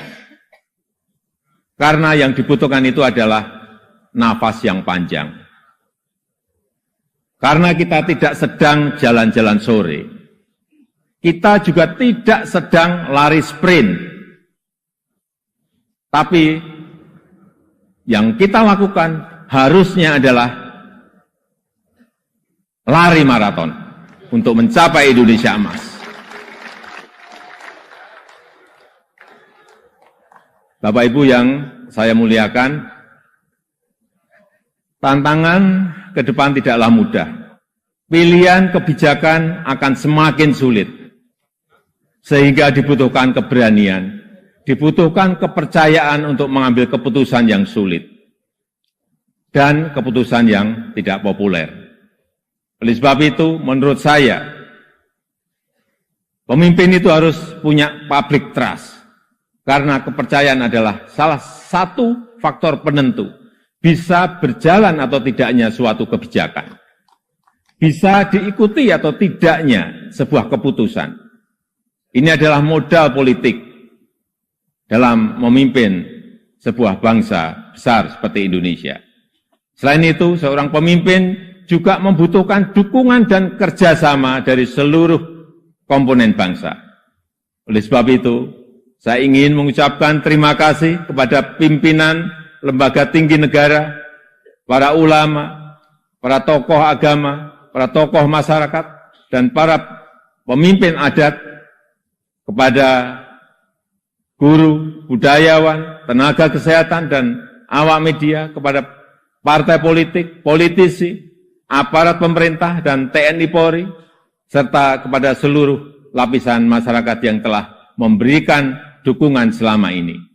Saya juga menghargai upaya MPR dalam memperkokoh fondasi kebangsaan, meningkatkan pemahaman ideologi bangsa, mengkaji substansi dan bentuk hukum pokok haluan negara, serta menguatkan kerjasama internasional untuk berkontribusi pada pemecahan persoalan global. Dukungan DPR juga sangat luar biasa besar dalam mendukung reformasi struktural, mendukung upaya perbaikan tata kelola pemerintahan, menghindari penyelewengan pengelolaan keuangan negara, dan mempersiapkan pelaksanaan pemilu serentak tahun 2024. DPD sesuai dengan kewenangannya juga telah aktif menyerap aspirasi masyarakat daerah, berperan dalam penyusunan beberapa RUU dan juga melakukan telaah terhadap sistem tata negara kita. Kontribusi BPK juga sangat signifikan dalam mendorong pertanggungjawaban anggaran serta perbaikan berkelanjutan program prioritas nasional. Upaya MA, Mahkamah Agung dalam menciptakan keadilan patut diapresiasi melalui peningkatan transparansi peradilan, pengembangan sistem peradilan berbasis elektronik, serta percepatan proses penanganan perkara dengan biaya murah. MK, Mahkamah Konstitusi, juga terbukti semakin cepat dalam menyelesaikan perkara, transparansi dalam proses persidangannya, dan mempermudah pelayanan para pencari keadilan. KY, Komisi Yudisial, terus aktif melakukan advokasi, pelatihan, dan investigasi, menjatuhkan sanksi tegas terhadap hakim yang melanggar untuk menegakkan kehormatan, keluhuran, martabat, dan perilaku hakim. Selain itu, saya juga mengucapkan terima kasih kepada Bank Indonesia, OJK, LPS, KPK, Ombudsman, KPU, Bawaslu, Komnas HAM, dan lembaga-lembaga nasional lainnya yang telah berkontribusi sesuai peran dan kewenangannya. Semoga Allah SWT, Tuhan Yang Maha Esa, senantiasa mempermudah upaya kita dalam meraih Indonesia maju yang kita cita-citakan. Marilah kita bersatu padu, terus melaju untuk Indonesia maju. Dirgahayu Republik Indonesia, dirgahayu negeri Pancasila, merdeka! Merdeka! Merdeka! Terima kasih. Wassalamualaikum warahmatullahi wabarakatuh. Om Santi Santi Santi Om. Namo Buddhaya. Untuk informasi, yang saya pakai ini adalah baju adat dari Tanimbar ke Provinsi Maluku. Presiden Jokowi menyampaikan pidato kenegaraannya di sidang tahunan MPR serta sidang bersama DPR dan DPD di Gedung Nusantara, Senayan, Jakarta pada Rabu 16 Agustus.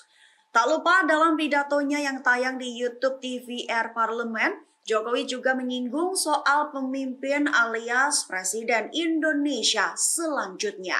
Dikutip dari tribunnews.com pada 16 Agustus, berawal dari Jokowi membahas soal penyederhanaan regulasi dan kebijakan negara. Hal itu sepatutnya dibahas demi membantu pemerataan ekonomi nasional.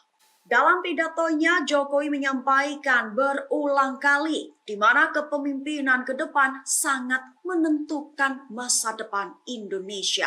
Jokowi beranggapan bahwa tidak penting siapa yang menjadi presiden selanjutnya, namun yang terpenting adalah sanggup bertugas meneruskan pekerjaan yang sudah dimulai, bahkan yang sedang berlangsung saat ini. Lebih lanjut, Jokowi mengatakan bahwa Presiden Indonesia selanjutnya membutuhkan nafas yang panjang. Lantaran diibaratkan tidak sedang jalan-jalan sore dan tidak sedang lari sprint. Namun Presiden Indonesia selanjutnya harus sanggup berlari maraton demi melanjutkan pekerjaan-pekerjaan yang saat ini tengah dikerjakan. Itu bertujuan untuk bisa mencapai Indonesia emas. Sehingga Jokowi mengatakan Presiden Indonesia selanjutnya harus berani dan konsisten demi kemajuan negara Indonesia. Pencegahan korupsi, semua itu menjadi modalitas kita untuk meraih kemajuan. Oleh sebab itu, saya berulang kali menyampaikan kepemimpinan ke depan sangat menentukan masa depan Indonesia. Ini bukan tentang siapa yang jadi presidennya. Bukan itu. Tapi apakah sanggup atau tidak untuk bekerja sesuai dengan apa yang sudah kita mulai saat ini. Apakah berani atau tidak? Mampu konsisten atau tidak? Karena yang dibutuhkan itu adalah nafas yang panjang. Karena kita tidak sedang jalan-jalan sore. kita juga tidak sedang lari sprint. Tapi yang kita lakukan harusnya adalah lari maraton untuk mencapai Indonesia emas. Kita saat ini sudah memasuki tahun politik. Suasana sudah hangat-hangat kuku dan sedang tren ini di kalangan politisi dan parpol. Setiap ditanya capres dan cawapresnya, jawabannya belum ada arahan Pak Lurah. Saya sempat mikir, siapa ini Pak Lurah? Sedikit-sedikit kok Pak Lurah. Belakangan saya tahu yang dimaksud Pak Lurah ternyata saya. Ya, saya jawab saja, saya bukan lurah. Saya adalah Presiden Republik Indonesia. Ternyata Pak Lurah itu kode. Tapi perlu saya tegaskan, saya ini bukan ketua umum parpol, bukan ketua umum partai politik, bukan juga ketua koalisi partai. Dan sesuai ketentuan undang-undang, yang menentukan capres dan cawapres itu adalah partai politik dan koalisi partai politik. Jadi saya ingin mengatakan itu bukan wewenang saya, bukan wewenang Pak Lurah, bukan wewenang Pak Lurah. Sekali lagi, walaupun saya paham ini sudah menjadi nasib seorang presiden untuk dijadikan paten-patenan dalam bahasa Jawa, dijadikan alibi, dijadikan tameng. Bahkan walau kampanye belum mulai, foto saya banyak dipasang di mana-mana.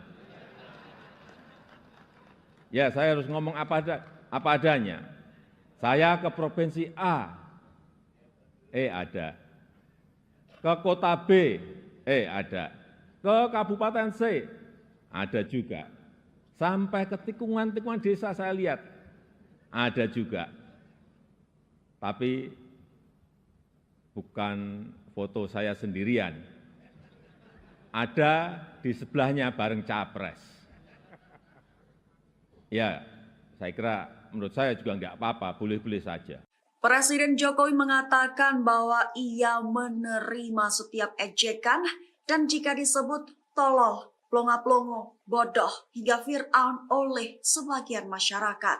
Hal itu dikatakan Jokowi dalam sambutannya pada sidang tahunan MPR dan sidang bersama DPR dan DPD 2023 di Gedung DPR Senayan, Jakarta pada 16 Agustus. Dikutip dari Kompas.com pada 16 Agustus, Jokowi menyampaikan hal itu berawal dari mengatakan soal permasalahan rakyat di pinggiran. Berkat media sosial, apapun bisa disampaikan oleh masyarakat kepada Presiden, mulai dari kemarahan hingga ejekan. Tak hanya sebatas itu, bahkan makian dan fitnah juga bisa disampaikan dengan mudah di media sosial. Baru setelah itu, Jokowi menyampaikan ejekan-ejekan yang didengarnya dan ditunjukkan kepada dirinya. Jokowi menegaskan dirinya tidak mempermasalahkan diejek seperti itu. Namun lanjutnya, ia merasa sedih lantaran jika dilihat budaya santun dan budi pekerti luhur bangsa mulai hilang. Tak sebatas itu, bahkan kebebasan demokrasi justru digunakan untuk melampiaskan kedengkian dan fitnah, sehingga muncul polusi di wilayah budaya yang melukai keluhuran budi pekerti bangsa Indonesia. Dan dengan adanya media sosial seperti sekarang ini, apapun apapun bisa disampaikan kepada Presiden. Mulai dari masalah rakyat di pinggiran, sampai kemarahan, sampai ejekan, dan bahkan makian, dan fitnahan bisa dengan mudah disampaikan dengan media sosial. Saya tahu ada yang mengatakan saya ini bodoh, pelongo-pelongo, tidak tahu apa-apa, Fir'aun, tolol. Ya enggak apa-apa. Sebagai pribadi saya menerima saja. Saya ingin mengatakan itu bukan wewenang saya. Bukan wewenang Pak Lurah. Bukan wewenang Pak Lurah, sekali lagi. Walaupun saya paham ini sudah menjadi nasib seorang presiden untuk dijadikan paten-patenan dalam bahasa Jawa, dijadikan alibi, dijadikan tameng, bahkan walau kampanye belum mulai, foto saya banyak dipasang di mana-mana. Ya, saya harus ngomong apa adanya. Saya ke provinsi A, ada. Ke kota B, ada. Ke kabupaten C, ada juga. Sampai ke tikungan-tikungan desa saya lihat, ada juga. Tapi bukan foto saya sendirian. Ada di sebelahnya bareng capres. Ya, saya kira menurut saya juga enggak apa-apa, boleh-boleh saja. Bapak Ibu yang saya muliakan, posisi presiden itu tidak senyaman yang dipersepsikan. Ada tanggung jawab besar yang harus diemban, banyak permasalahan rakyat yang harus diselesaikan. Dan dengan adanya media sosial seperti sekarang ini, apapun bisa disampaikan kepada Presiden. Mulai dari masalah rakyat di pinggiran, sampai kemarahan, sampai ejekan, dan bahkan makian, dan fitnahan, bisa dengan mudah disampaikan dengan media sosial. Saya tahu ada yang mengatakan saya ini bodoh,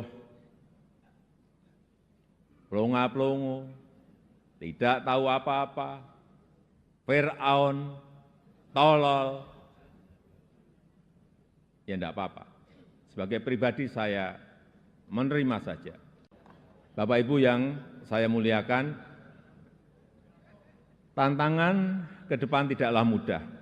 Pilihan kebijakan akan semakin sulit, sehingga dibutuhkan keberanian, dibutuhkan kepercayaan untuk mengambil keputusan yang sulit dan keputusan yang tidak populer.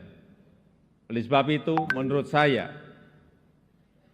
pemimpin itu harus punya public trust, karena kepercayaan adalah salah satu faktor penentu bisa berjalan atau tidaknya suatu kebijakan, bisa diikuti atau tidaknya sebuah keputusan.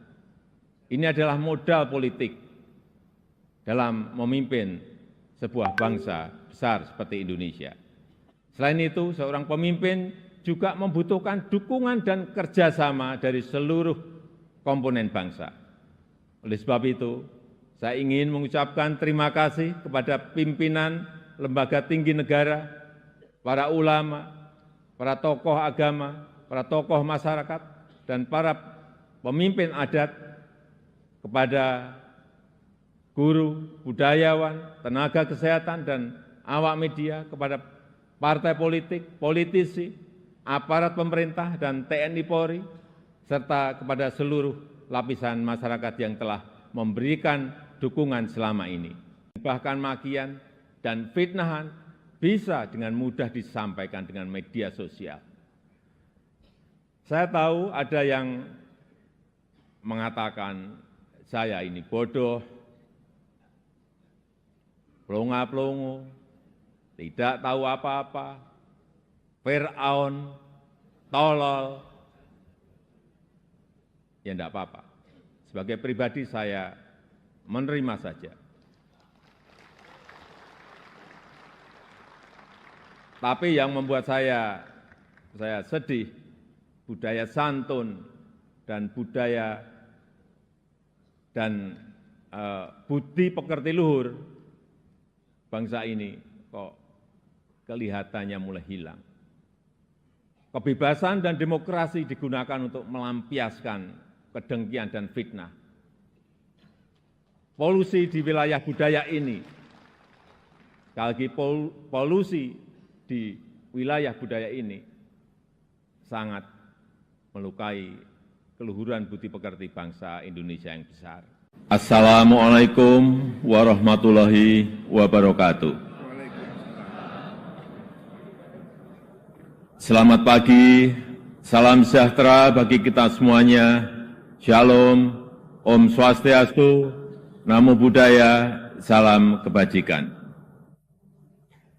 Yang saya hormati Wakil Presiden Republik Indonesia, Bapak Profesor Dr.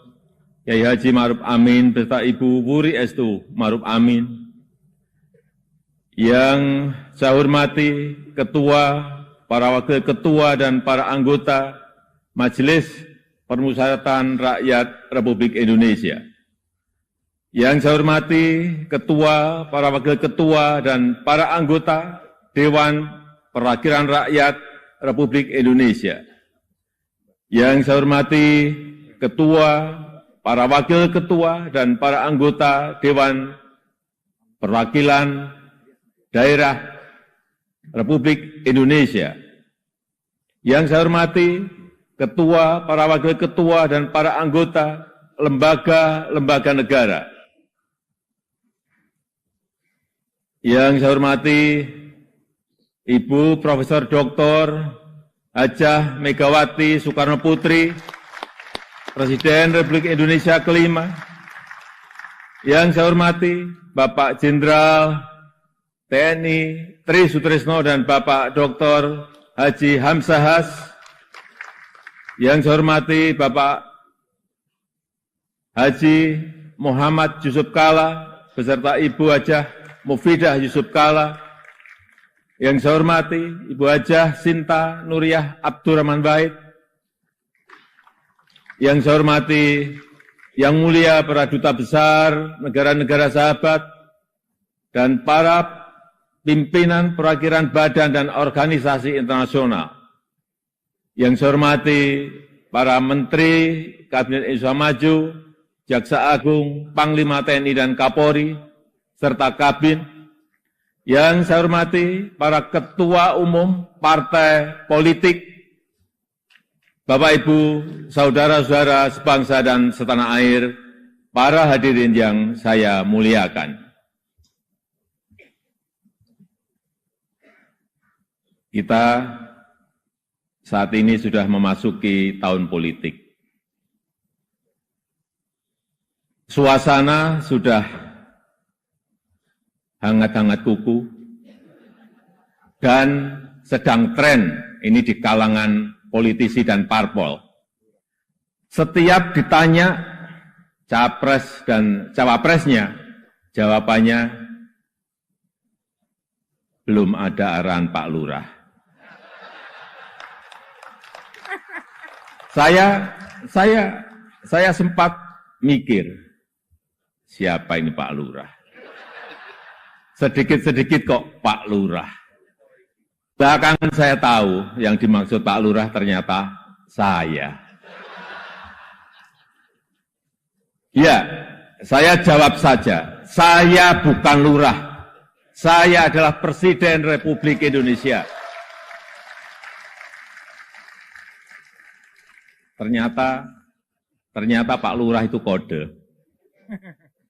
Tapi perlu saya tegaskan, saya ini bukan ketua umum parpol, bukan ketua umum partai politik, bukan juga ketua koalisi partai. Dan sesuai ketentuan undang-undang, yang menentukan capres dan cawapres itu adalah partai politik dan koalisi partai politik. Jadi saya ingin mengatakan itu bukan wewenang saya. Bukan wewenang Pak Lurah. Bukan wewenang Pak Lurah, sekali lagi. Walaupun saya paham, ini sudah menjadi nasib seorang presiden untuk dijadikan paten-patenan dalam bahasa Jawa. Dijadikan alibi, dijadikan tameng. Bahkan, walau kampanye belum mulai, foto saya banyak dipasang di mana-mana. Ya, saya harus ngomong apa adanya. Saya ke provinsi A, ada. Ke kota B, ada. Ke kabupaten C, ada juga. Sampai ke tikungan-tikungan desa saya lihat, ada juga. Tapi bukan foto saya sendirian. Ada di sebelahnya bareng capres. Ya, saya kira menurut saya juga enggak apa-apa, boleh-boleh saja. Bapak Ibu yang saya muliakan,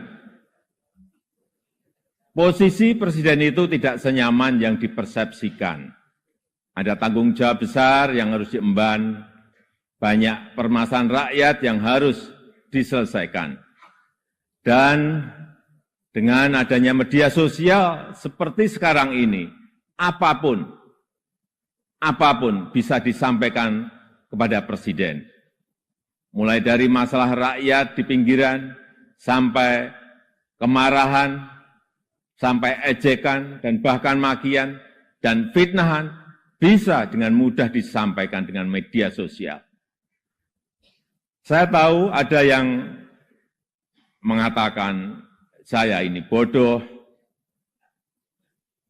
pelongo-pelongo, tidak tahu apa-apa, Fir'aun, tolol. Ya enggak apa-apa. Sebagai pribadi saya menerima saja. Tapi yang membuat saya sedih, budaya santun dan budaya dan budi pekerti luhur bangsa ini kok kelihatannya mulai hilang. Kebebasan dan demokrasi digunakan untuk melampiaskan kedengkian dan fitnah. Polusi di wilayah budaya ini, sekali lagi polusi di wilayah budaya ini sangat melukai keluhuran budi pekerti bangsa Indonesia yang besar. Memang tidak semua seperti itu. Saya melihat mayoritas masyarakat juga sangat kecewa dengan polusi budaya tersebut. Cacian dan makian yang ada justru membangunkan nurani kita semua, nurani bangsa untuk bersatu menjaga moralitas ruang publik, bersatu menjaga mentalitas masyarakat, sehingga kita bisa tetap melangkah maju, menjalankan transformasi bangsa menuju Indonesia maju, menuju Indonesia emas 2045. Ini yang bolak-balik saya sampaikan di setiap kesempatan, bahwa Indonesia saat ini punya peluang besar untuk meraih Indonesia emas di 2045. Meraih posisi jadi 5 besar kekuatan ekonomi dunia. Kita punya kesempatan. Dan tidak hanya peluangnya saja, tetapi strategi meraihnya sudah ada. Sudah dirumuskan. Tinggal apakah kita mau memfokuskan energi kita untuk bergerak maju atau justru membuang energi kita untuk hal-hal yang tidak produktif, yang memecah belah, bahkan yang membuat kita melangkah mundur. Bapak, Ibu, saudara-saudara sebangsa dan setanah air, para hadirin yang saya muliakan. Bonus demografi yang akan mencapai puncak di tahun 2030-an adalah peluang besar kita untuk meraih Indonesia Emas 2045. 68% adalah penduduk usia produktif. Disinilah kunci peningkatan produktivitas nasional kita. Selanjutnya, peluang besar yang kedua adalah international trust yang dimiliki Indonesia saat ini, yang dibangun bukan sekedar melalui gimmick dan retorika semata, melainkan melalui sebuah peran dan bukti nyata keberanian Indonesia dalam bersikap.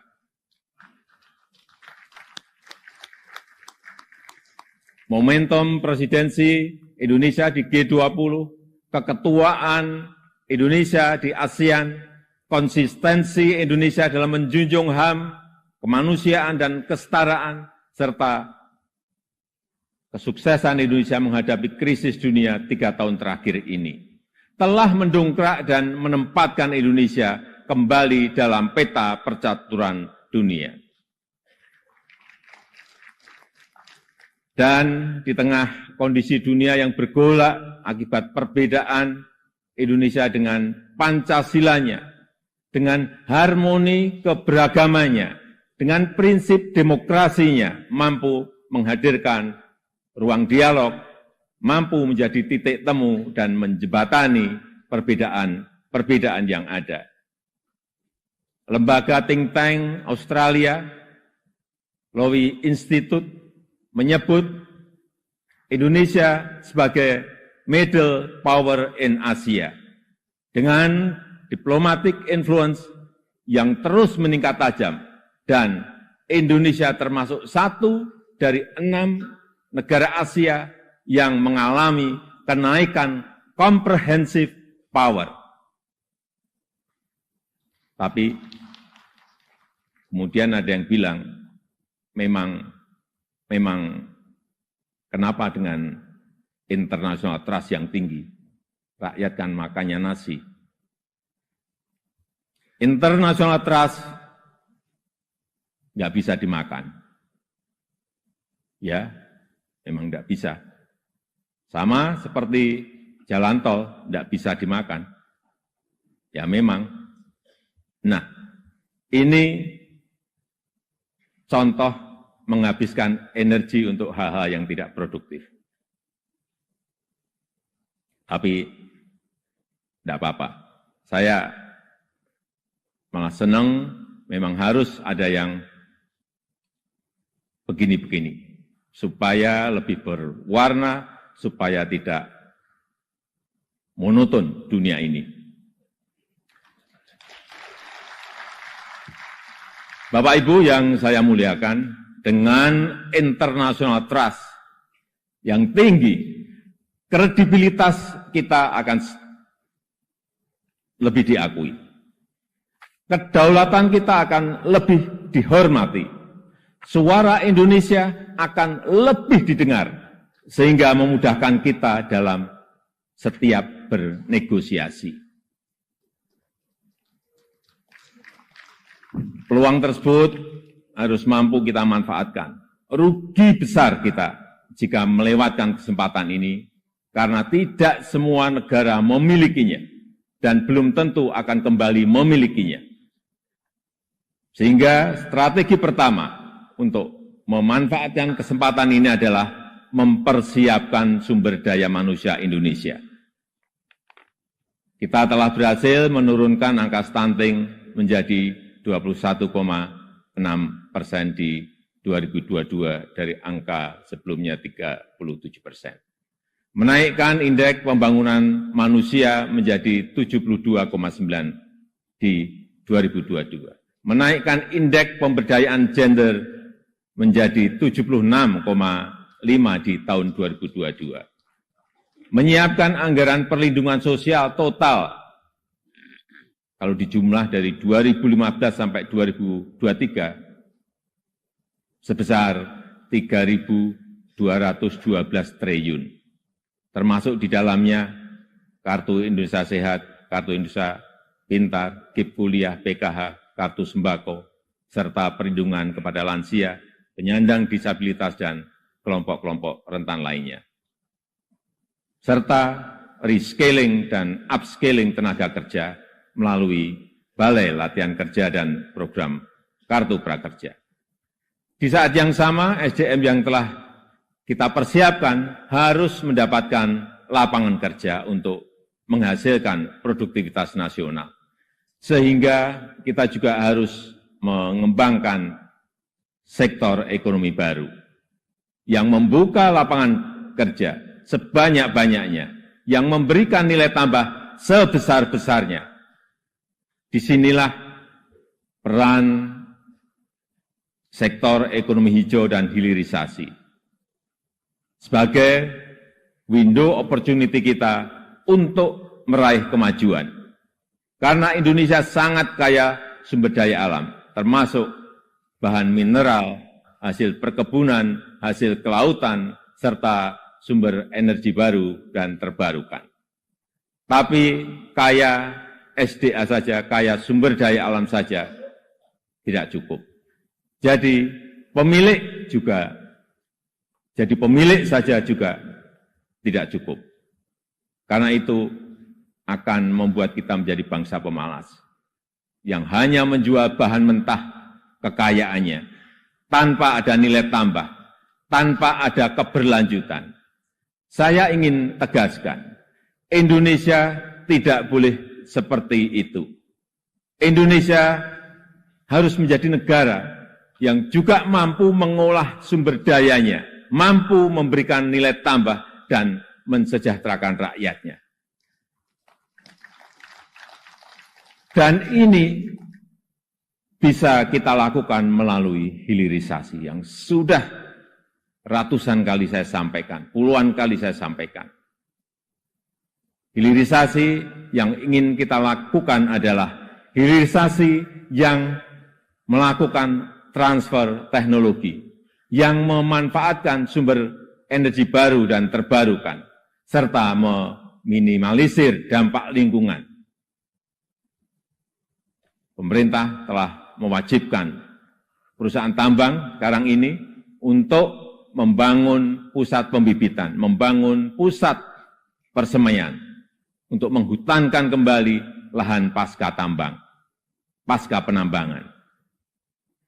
Hilirisasi yang ingin kita lakukan adalah hilirisasi yang tidak hanya pada komoditas mineral, tapi juga non-mineral, seperti sawit, rumput laut, kelapa, dan komoditas-komoditas potensial lainnya, yang mengoptimalkan kandungan lokal, yang bermitra dengan UMKM, bermitra dengan petani, bermitra dengan nelayan, sehingga manfaatnya terasa langsung bagi rakyat kecil.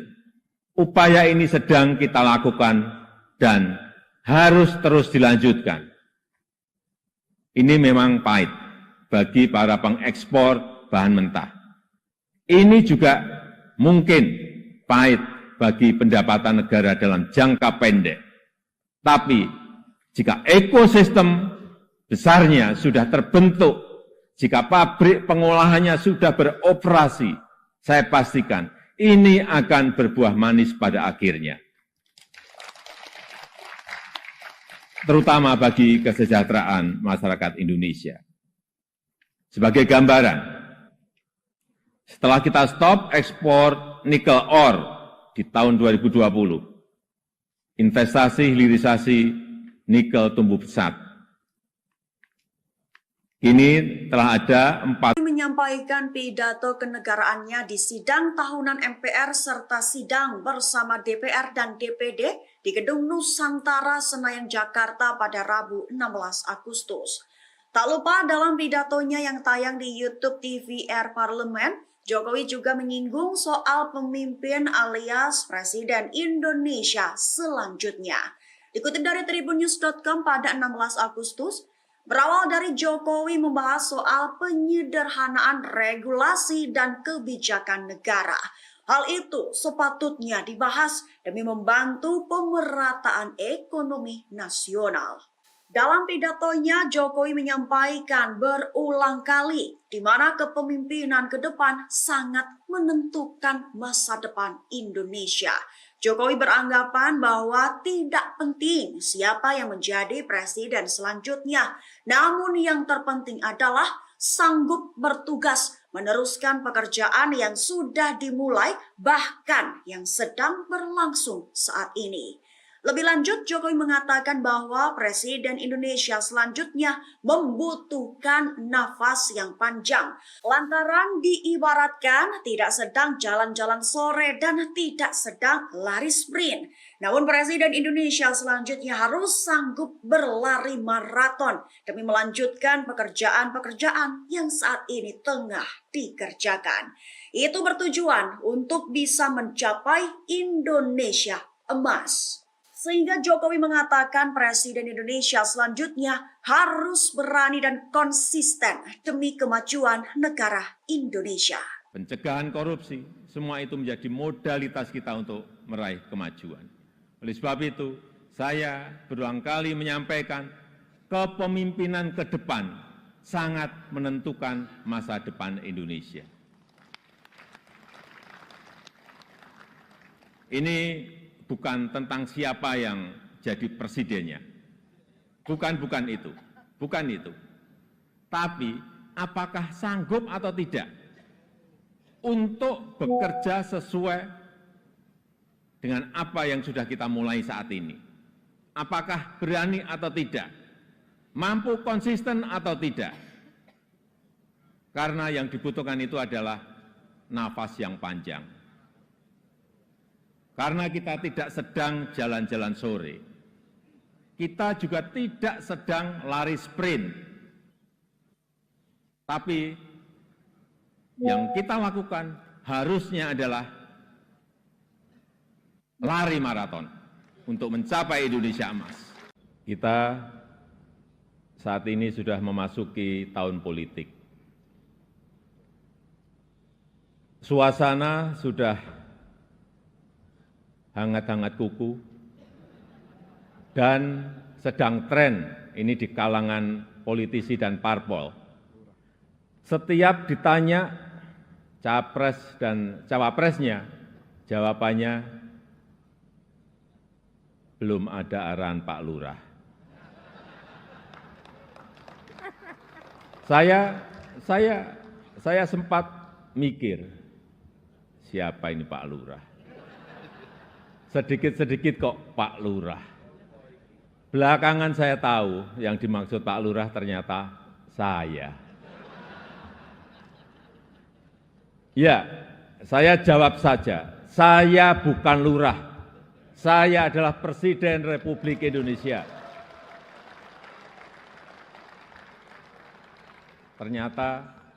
Ternyata Pak Lurah itu kode. Tapi perlu saya tegaskan, saya ini bukan ketua umum parpol, bukan ketua umum partai politik, bukan juga ketua koalisi partai. Dan sesuai ketentuan undang-undang, yang menentukan capres dan cawapres itu adalah partai politik dan koalisi partai politik. Jadi saya ingin mengatakan, itu bukan wewenang saya, bukan wewenang Pak Lurah, bukan wewenang Pak Lurah. Sekali lagi, walaupun saya paham ini sudah menjadi nasib seorang presiden untuk dijadikan paten-patenan dalam bahasa Jawa, dijadikan alibi, dijadikan tameng. Bahkan walau kampanye belum mulai, foto saya banyak dipasang di mana-mana. Ya, saya harus ngomong apa adanya. Saya ke provinsi A, ada. Ke kota B, ada. Ke kabupaten C, ada juga. Sampai ke tikungan-tikungan desa saya lihat, ada juga. Tapi bukan foto saya sendirian, ada di sebelahnya bareng capres. Ya, saya kira menurut saya juga enggak apa-apa, boleh-boleh saja. Presiden Jokowi mengatakan bahwa ia menerima setiap ejekan dan jika disebut tolol, plonga-plongo, bodoh, hingga Fir'aun oleh sebagian masyarakat. Hal itu dikatakan Jokowi dalam sambutannya pada sidang tahunan MPR dan sidang bersama DPR dan DPD 2023 di Gedung DPR Senayan, Jakarta pada 16 Agustus. Dikutip dari Kompas.com pada 16 Agustus, Jokowi menyampaikan hal itu berawal dari mengatakan soal permasalahan rakyat di pinggiran. Berkat media sosial, apapun bisa disampaikan oleh masyarakat kepada presiden, mulai dari kemarahan hingga ejekan.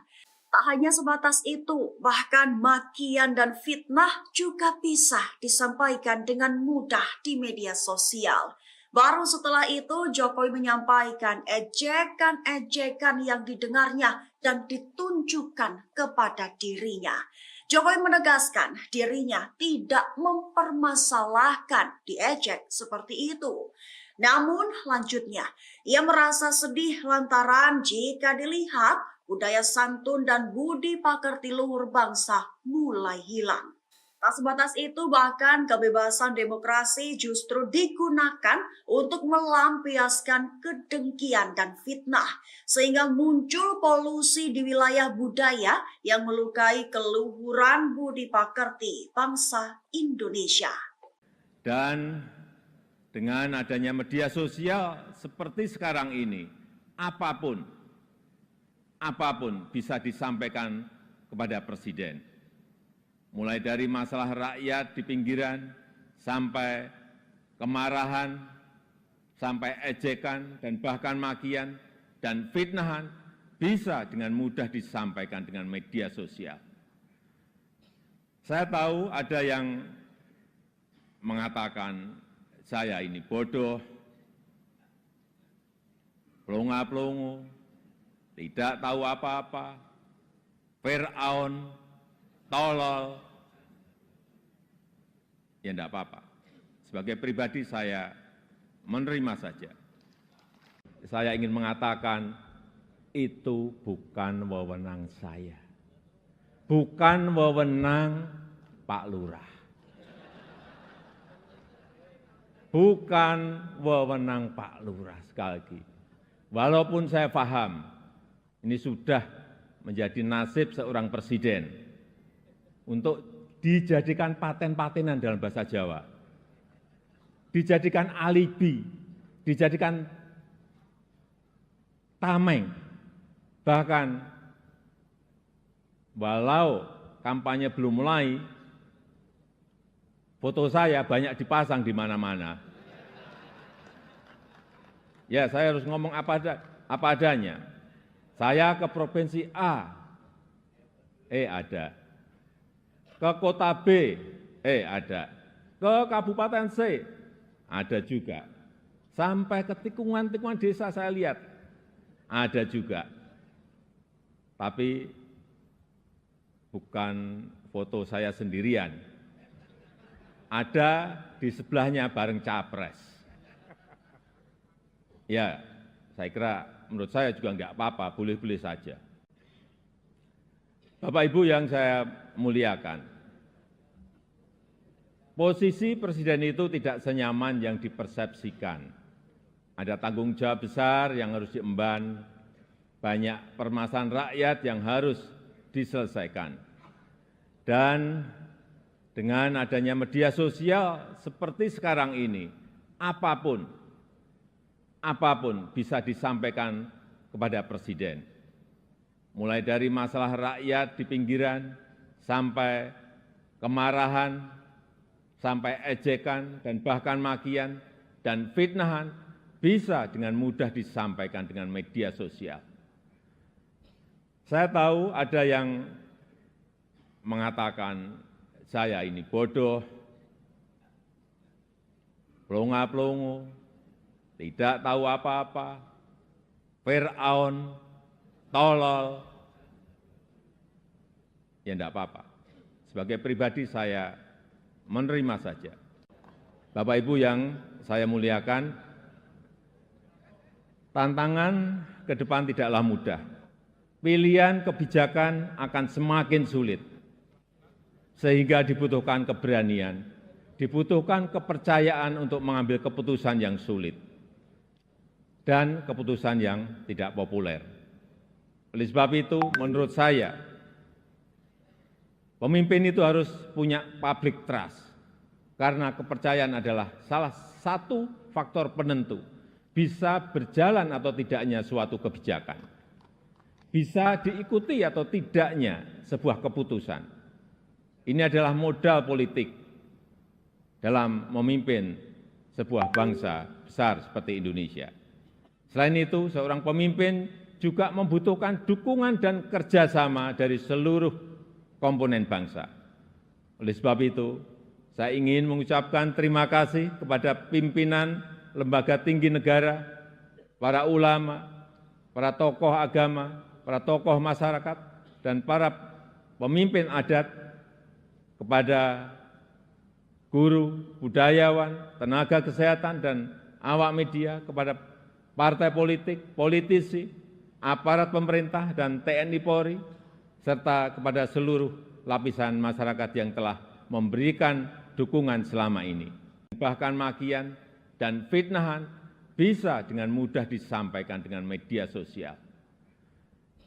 Saya tahu ada yang mengatakan saya ini bodoh,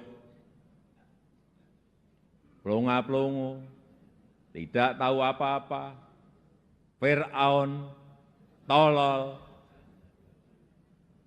Ya tidak apa-apa. Sebagai pribadi saya menerima saja. Tapi yang membuat saya sedih, budaya santun dan budaya dan budi pekerti luhur bangsa ini kok kelihatannya mulai hilang. Kebebasan dan demokrasi digunakan untuk melampiaskan kedengkian dan fitnah. Polusi di wilayah budaya ini, sekali lagi polusi di wilayah budaya ini sangat melukai keluhuran budi pekerti bangsa Indonesia yang besar. Assalamualaikum warahmatullahi wabarakatuh.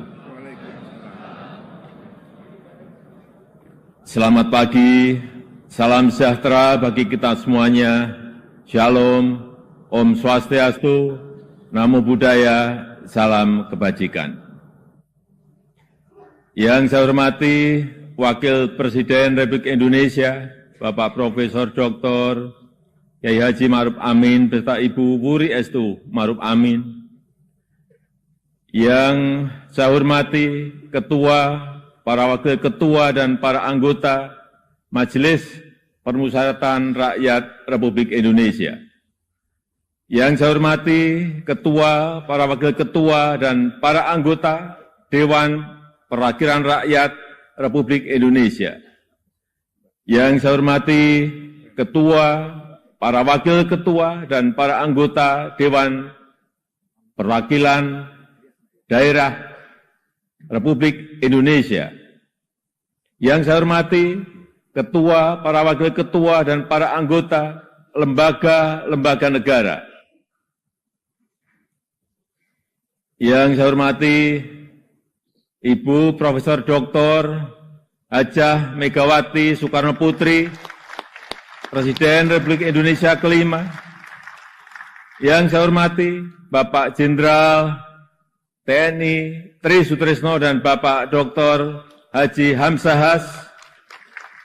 Yang saya hormati Bapak Haji Muhammad Yusuf Kalla beserta Ibu Hajah Mufidah Yusuf Kalla.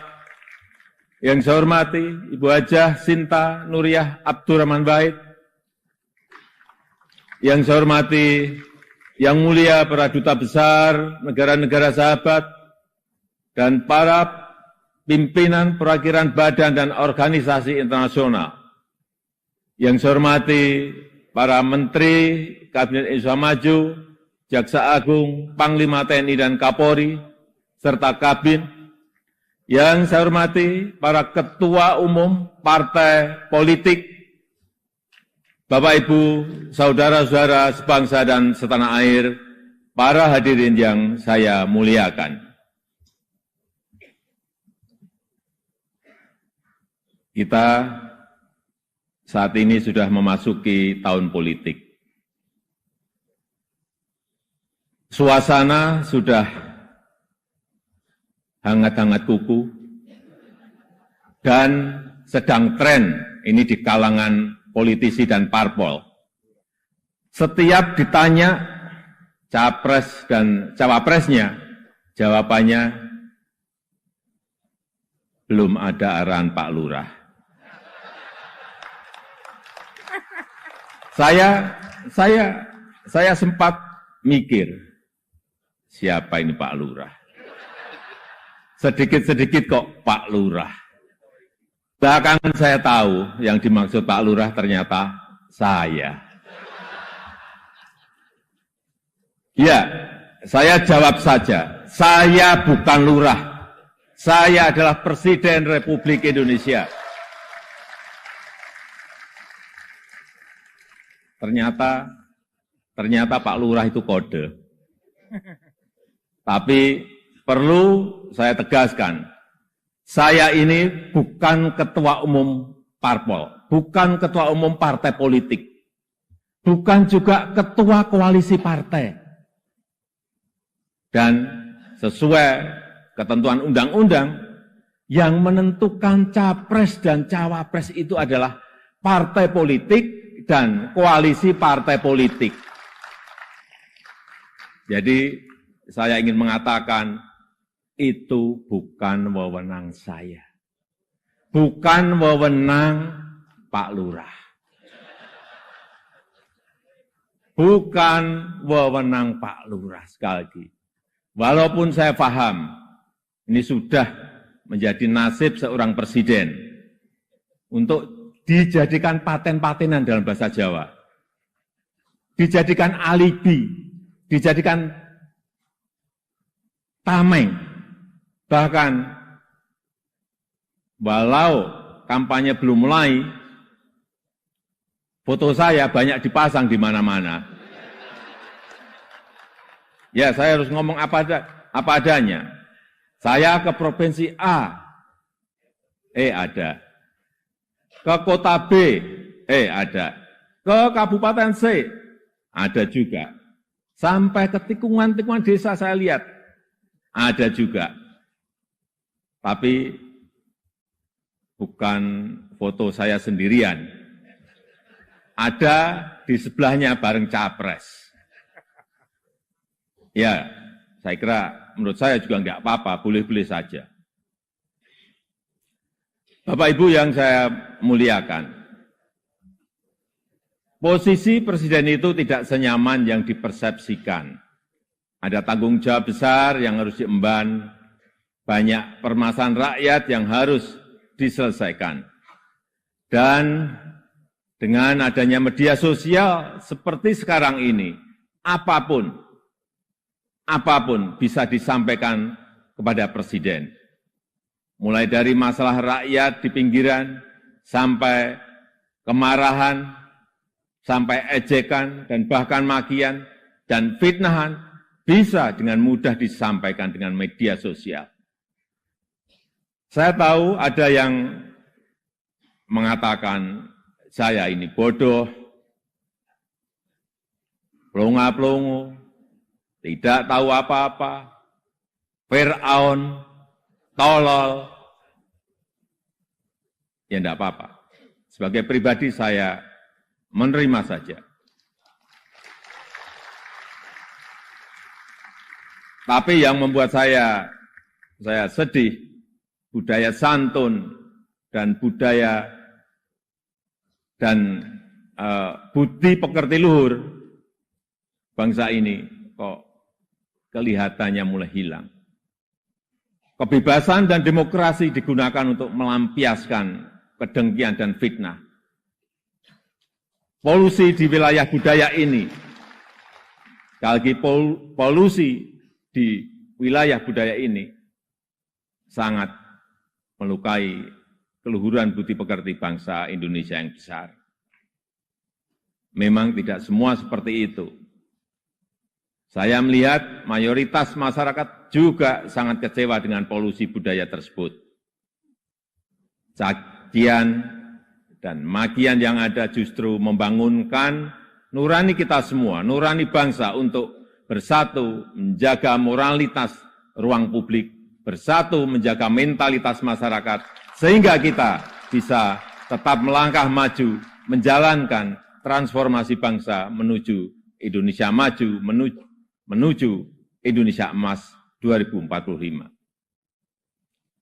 Ini yang bolak-balik saya sampaikan di setiap kesempatan, bahwa Indonesia saat ini punya peluang besar untuk meraih Indonesia emas di 2045, meraih posisi jadi 5 besar kekuatan ekonomi dunia. Kita punya kesempatan. Dan tidak hanya peluangnya saja, tetapi strategi meraihnya sudah ada, sudah dirumuskan. Tinggal apakah kita mau memfokuskan energi kita untuk bergerak maju, atau justru membuang energi kita untuk hal-hal yang tidak produktif, yang memecah belah, bahkan yang membuat kita melangkah mundur. Bapak, Ibu, saudara-saudara sebangsa dan setanah air, para hadirin yang saya muliakan. Bonus demografi yang akan mencapai puncak di tahun 2030-an adalah peluang besar kita untuk meraih Indonesia emas 2045. 68% adalah penduduk usia produktif. Disinilah kunci peningkatan produktivitas nasional kita. Selanjutnya, peluang besar yang kedua adalah international trust yang dimiliki Indonesia saat ini, yang dibangun bukan sekedar melalui gimmick dan retorika semata, melainkan melalui sebuah peran dan bukti nyata keberanian Indonesia dalam bersikap.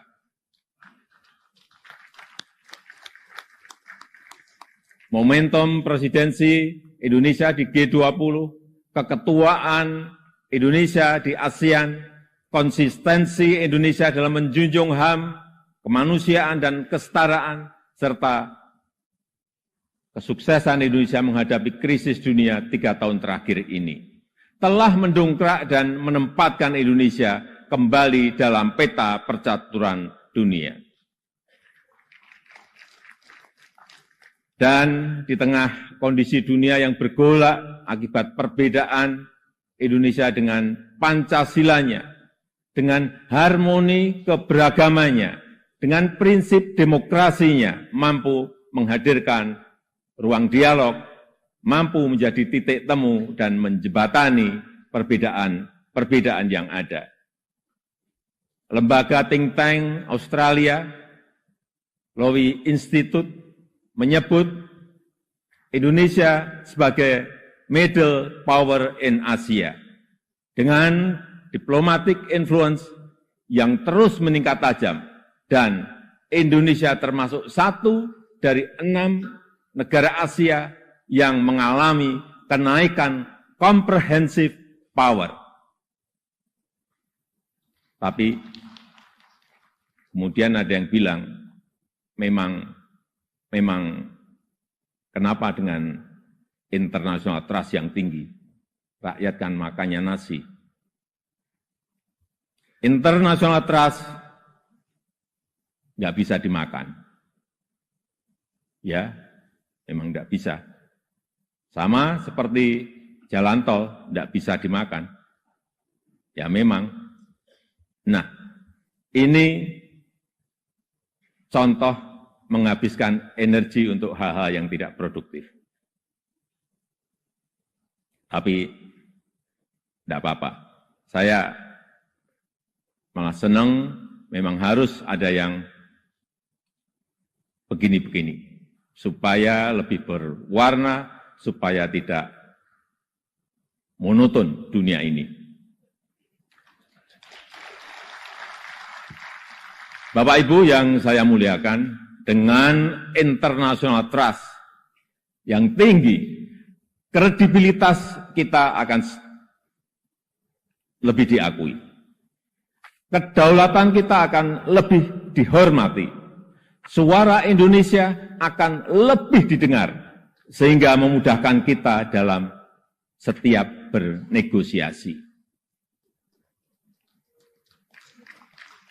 Peluang tersebut harus mampu kita manfaatkan. Rugi besar kita jika melewatkan kesempatan ini, karena tidak semua negara memilikinya, dan belum tentu akan kembali memilikinya. Sehingga strategi pertama untuk memanfaatkan kesempatan ini adalah mempersiapkan sumber daya manusia Indonesia. Kita telah berhasil menurunkan angka stunting menjadi 21,6% di 2022 dari angka sebelumnya 37%. Menaikkan indeks pembangunan manusia menjadi 72,9 di 2022. Menaikkan indeks pemberdayaan gender menjadi 76,5 di tahun 2022. Menyiapkan anggaran perlindungan sosial total, kalau dijumlah dari 2015 sampai 2023, sebesar 3.212 triliun. Termasuk di dalamnya Kartu Indonesia Sehat, Kartu Indonesia Pintar, KIP Kuliah, PKH, Kartu Sembako, serta perlindungan kepada lansia, penyandang disabilitas, dan kelompok-kelompok rentan lainnya.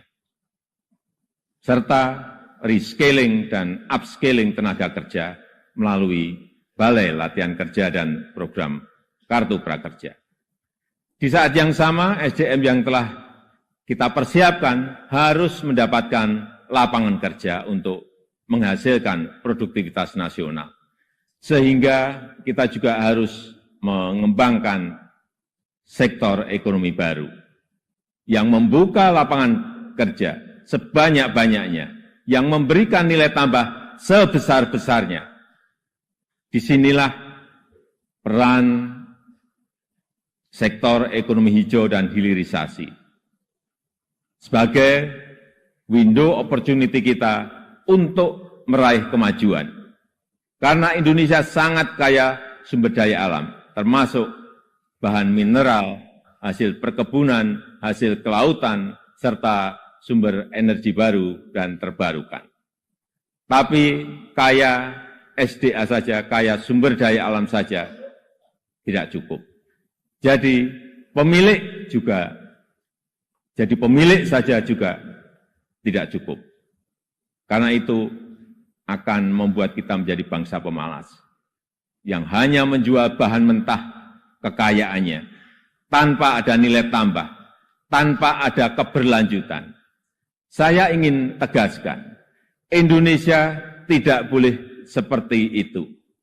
Indonesia harus menjadi negara yang juga mampu mengolah sumber dayanya, mampu memberikan nilai tambah dan mensejahterakan rakyatnya. Dan ini bisa kita lakukan melalui hilirisasi yang sudah ratusan kali saya sampaikan, puluhan kali saya sampaikan. Hilirisasi yang ingin kita lakukan adalah hilirisasi yang melakukan transfer teknologi, yang memanfaatkan sumber energi baru dan terbarukan, serta meminimalisir dampak lingkungan. Pemerintah telah mewajibkan perusahaan tambang sekarang ini untuk membangun pusat pembibitan, membangun pusat persemaian, untuk menghutankan kembali lahan pasca tambang, pasca penambangan. Hilirisasi yang ingin kita lakukan adalah hilirisasi yang tidak hanya pada komoditas mineral, tapi juga non-mineral, seperti sawit, rumput laut, kelapa, dan komoditas-komoditas potensial lainnya, yang mengoptimalkan kandungan lokal yang bermitra dengan UMKM, bermitra dengan petani, bermitra dengan nelayan, sehingga manfaatnya terasa langsung bagi rakyat kecil. Upaya ini sedang kita lakukan dan harus terus dilanjutkan. Ini memang pahit bagi para pengekspor bahan mentah. Ini juga mungkin pahit bagi pendapatan negara dalam jangka pendek.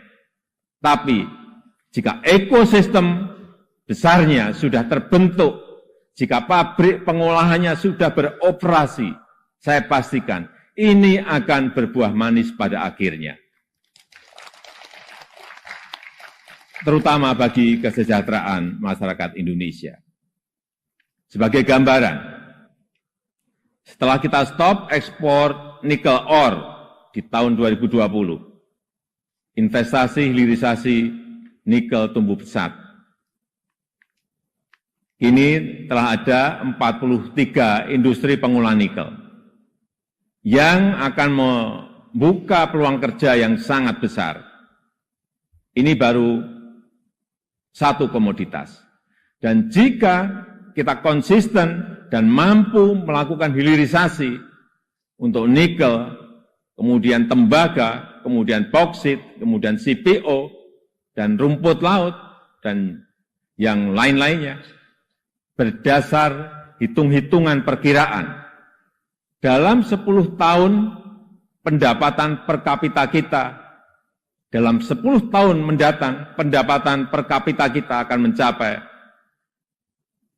153 juta. Atau 10.900 US dollar. Dalam 15 tahun, pendapatan per kapita kita akan mencapai 217 juta rupiah.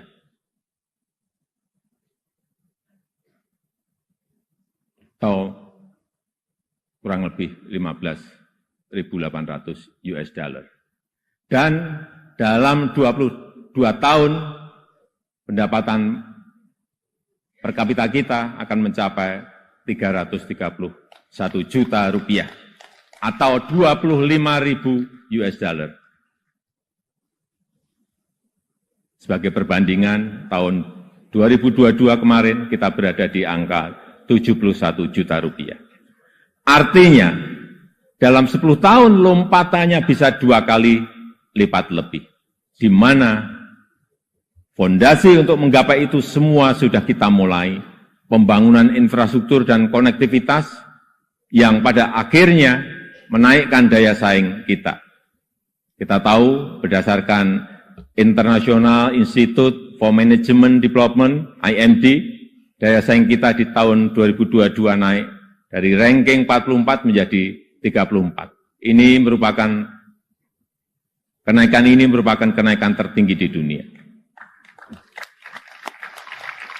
Pembangunan dari desa, pembangunan dari pinggiran dan daerah terluar yang pada akhirnya memeratakan ekonomi kita dengan dana desa yang kita gelontorkan total mencapai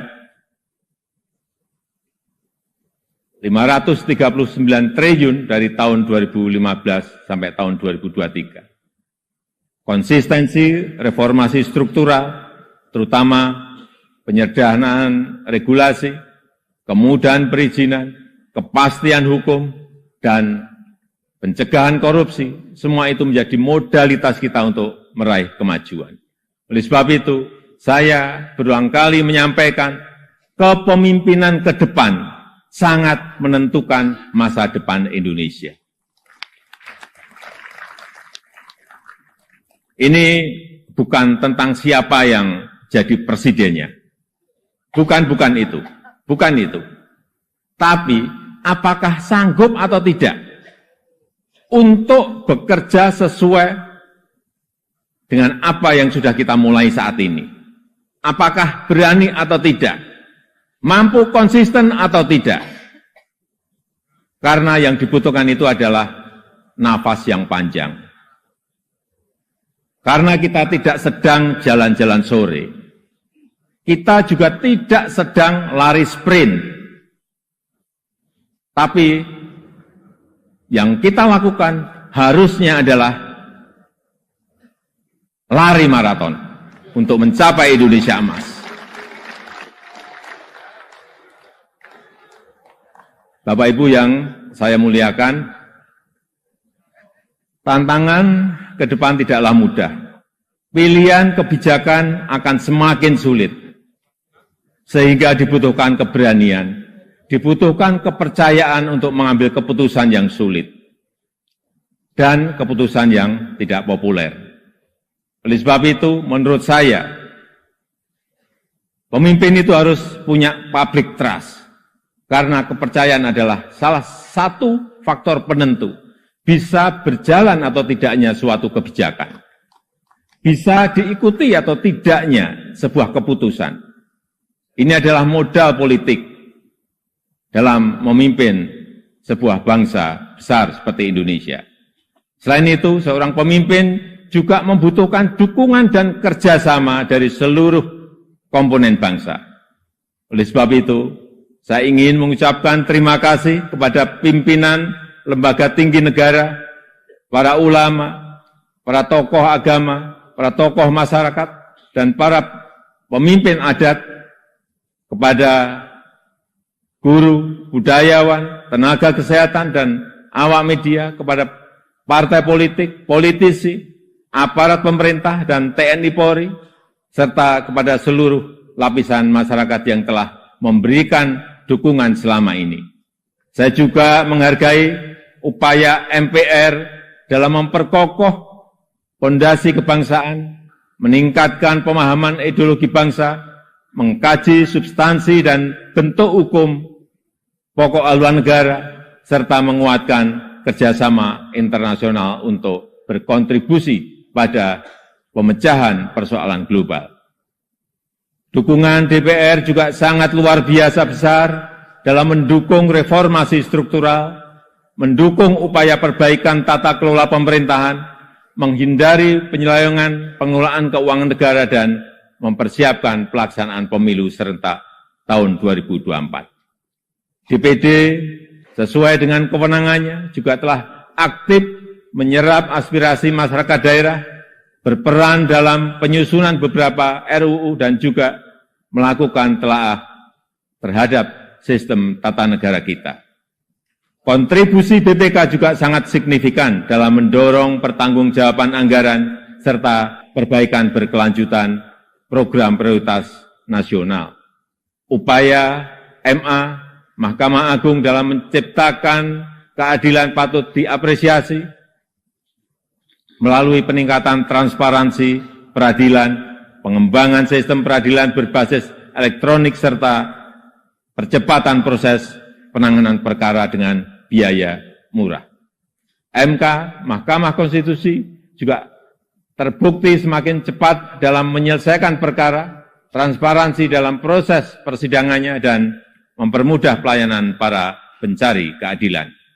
KY, Komisi Yudisial, terus aktif melakukan advokasi, pelatihan, dan investigasi, menjatuhkan sanksi tegas terhadap hakim yang melanggar untuk menegakkan kehormatan, keluhuran, martabat, dan perilaku hakim.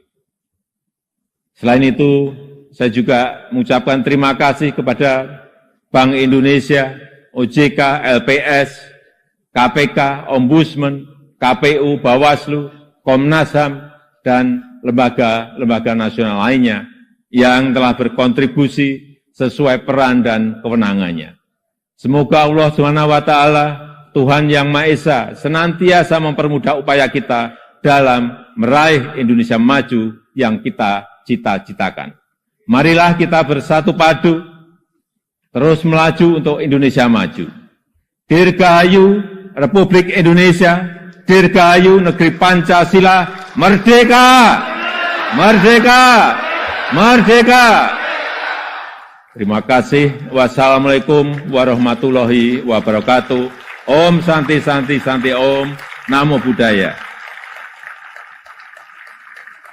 Untuk informasi, yang saya pakai ini adalah baju adat dari Tanimbar, Provinsi Maluku.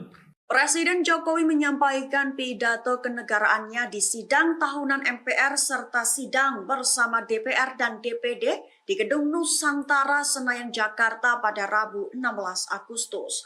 Tak lupa dalam pidatonya yang tayang di YouTube TVR Parlemen, Jokowi juga menyinggung soal pemimpin alias Presiden Indonesia selanjutnya. Dikutip dari tribunnews.com pada 16 Agustus, berawal dari Jokowi membahas soal penyederhanaan regulasi dan kebijakan negara. Hal itu sepatutnya dibahas demi membantu pemerataan ekonomi nasional. Dalam pidatonya, Jokowi menyampaikan berulang kali di mana kepemimpinan ke depan sangat menentukan masa depan Indonesia. Jokowi beranggapan bahwa tidak penting siapa yang menjadi presiden selanjutnya, namun yang terpenting adalah sanggup bertugas meneruskan pekerjaan yang sudah dimulai, bahkan yang sedang berlangsung saat ini. Lebih lanjut, Jokowi mengatakan bahwa Presiden Indonesia selanjutnya membutuhkan nafas yang panjang. Lantaran diibaratkan tidak sedang jalan-jalan sore dan tidak sedang lari sprint. Namun Presiden Indonesia selanjutnya harus sanggup berlari maraton demi melanjutkan pekerjaan-pekerjaan yang saat ini tengah dikerjakan. Itu bertujuan untuk bisa mencapai Indonesia emas. Sehingga Jokowi mengatakan Presiden Indonesia selanjutnya harus berani dan konsisten demi kemajuan negara Indonesia. Pencegahan korupsi, semua itu menjadi modalitas kita untuk meraih kemajuan. Oleh sebab itu, saya berulang kali menyampaikan kepemimpinan ke depan sangat menentukan masa depan Indonesia. Ini bukan tentang siapa yang jadi presidennya. Bukan itu. Tapi apakah sanggup atau tidak untuk bekerja sesuai dengan apa yang sudah kita mulai saat ini. Apakah berani atau tidak, mampu konsisten atau tidak.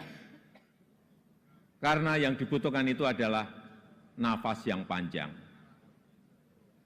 Karena kita tidak sedang jalan-jalan sore, kita juga tidak sedang lari sprint. Tapi yang kita lakukan harusnya adalah lari maraton untuk mencapai Indonesia emas. Kita saat ini sudah memasuki tahun politik. Suasana sudah hangat-hangat kuku, dan sedang tren ini di kalangan politisi dan parpol. Setiap ditanya capres dan cawapresnya, jawabannya belum ada arahan Pak Lurah.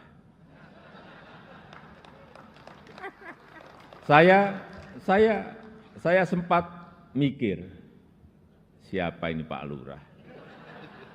Sedikit-sedikit kok Pak Lurah. Belakangan saya tahu yang dimaksud Pak Lurah ternyata saya.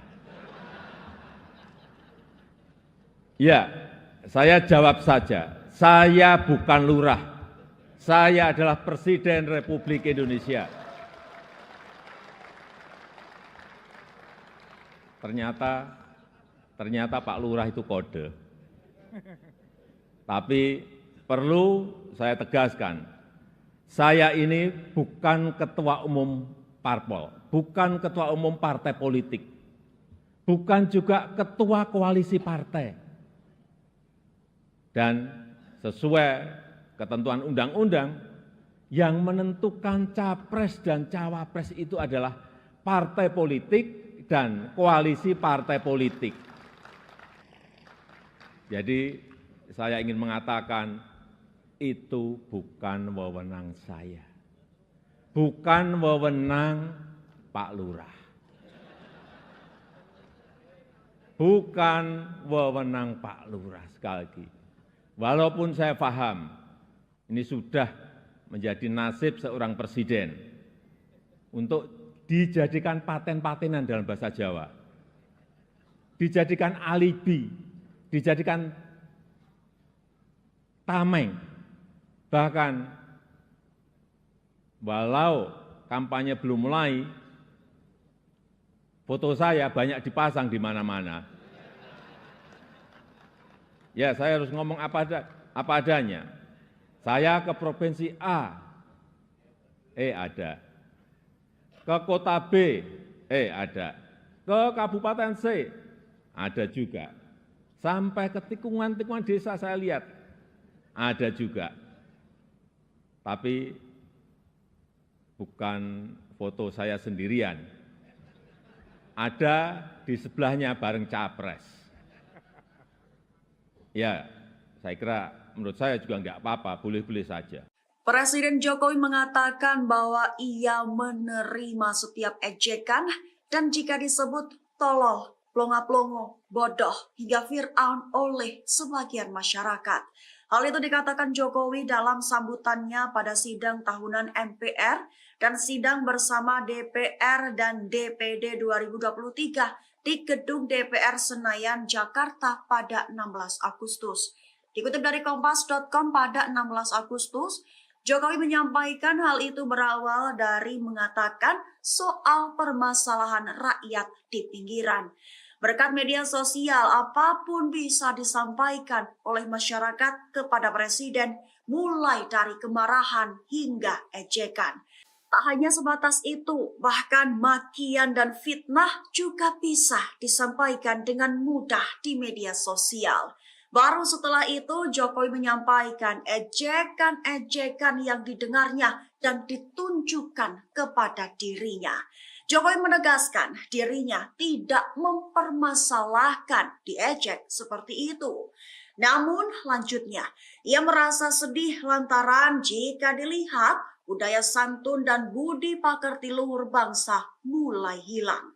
Tak sebatas itu, bahkan kebebasan demokrasi justru digunakan untuk melampiaskan kedengkian dan fitnah, sehingga muncul polusi di wilayah budaya yang melukai keluhuran budi pekerti bangsa Indonesia. Dan dengan adanya media sosial seperti sekarang ini, apapun bisa disampaikan kepada Presiden. Mulai dari masalah rakyat di pinggiran, sampai kemarahan, sampai ejekan, dan bahkan makian, dan fitnahan, bisa dengan mudah disampaikan dengan media sosial. Saya tahu ada yang mengatakan saya ini bodoh, plonga-plongo, tidak tahu apa-apa, Fir'aun, tolol. Ya enggak apa-apa. Sebagai pribadi saya menerima saja. Saya ingin mengatakan itu bukan wewenang saya. Bukan wewenang Pak Lurah. Bukan wewenang Pak Lurah, sekali lagi. Walaupun saya paham ini sudah menjadi nasib seorang presiden untuk dijadikan paten-patenan dalam bahasa Jawa, dijadikan alibi, dijadikan tameng, bahkan walau kampanye belum mulai, foto saya banyak dipasang di mana-mana. Ya, saya harus ngomong apa adanya. Saya ke provinsi A, ada. Ke kota B, ada. Ke kabupaten C, ada juga. Sampai ke tikungan-tikungan desa saya lihat, ada juga. Tapi bukan foto saya sendirian. Ada di sebelahnya bareng capres. Ya, saya kira menurut saya juga enggak apa-apa, boleh-boleh saja. Bapak Ibu yang saya muliakan, posisi presiden itu tidak senyaman yang dipersepsikan. Ada tanggung jawab besar yang harus diemban, banyak permasalahan rakyat yang harus diselesaikan. Dan dengan adanya media sosial seperti sekarang ini, apapun bisa disampaikan kepada Presiden. Mulai dari masalah rakyat di pinggiran, sampai kemarahan, sampai ejekan, dan bahkan makian, dan fitnahan, bisa dengan mudah disampaikan dengan media sosial. Saya tahu ada yang mengatakan saya ini bodoh, pelongo-pelongo, tidak tahu apa-apa, Fir'aun, tolol. Ya enggak apa-apa. Sebagai pribadi saya menerima saja.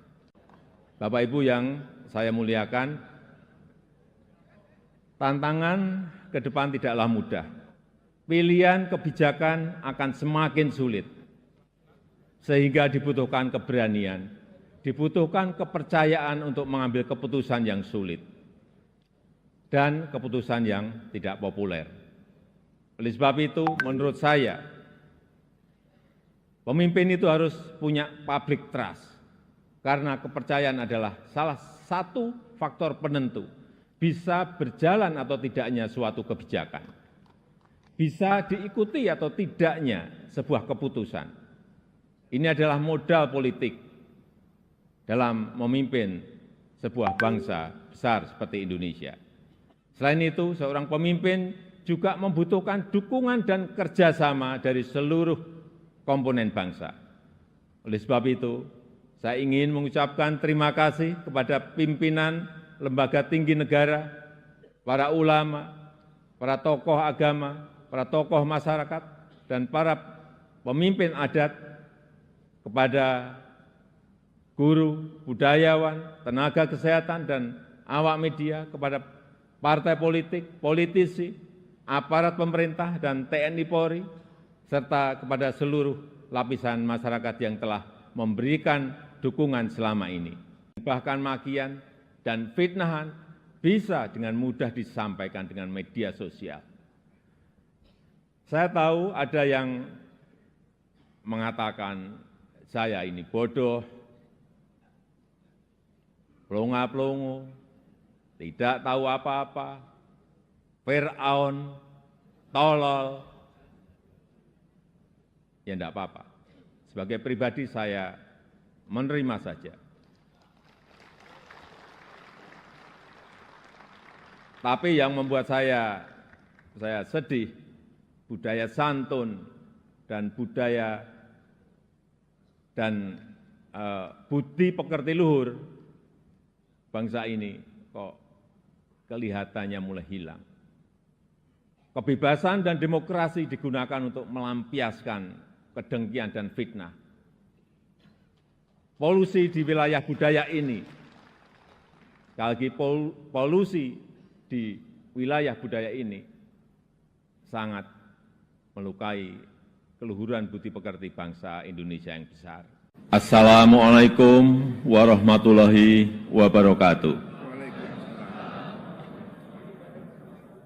Selamat pagi, salam sejahtera bagi kita semuanya. Shalom, Om Swastiastu, Namo Buddhaya, salam kebajikan. Yang saya hormati Wakil Presiden Republik Indonesia, Bapak Profesor Dr. Kyai Haji Ma'ruf Amin beserta Ibu Wuri Estu Ma'ruf Amin.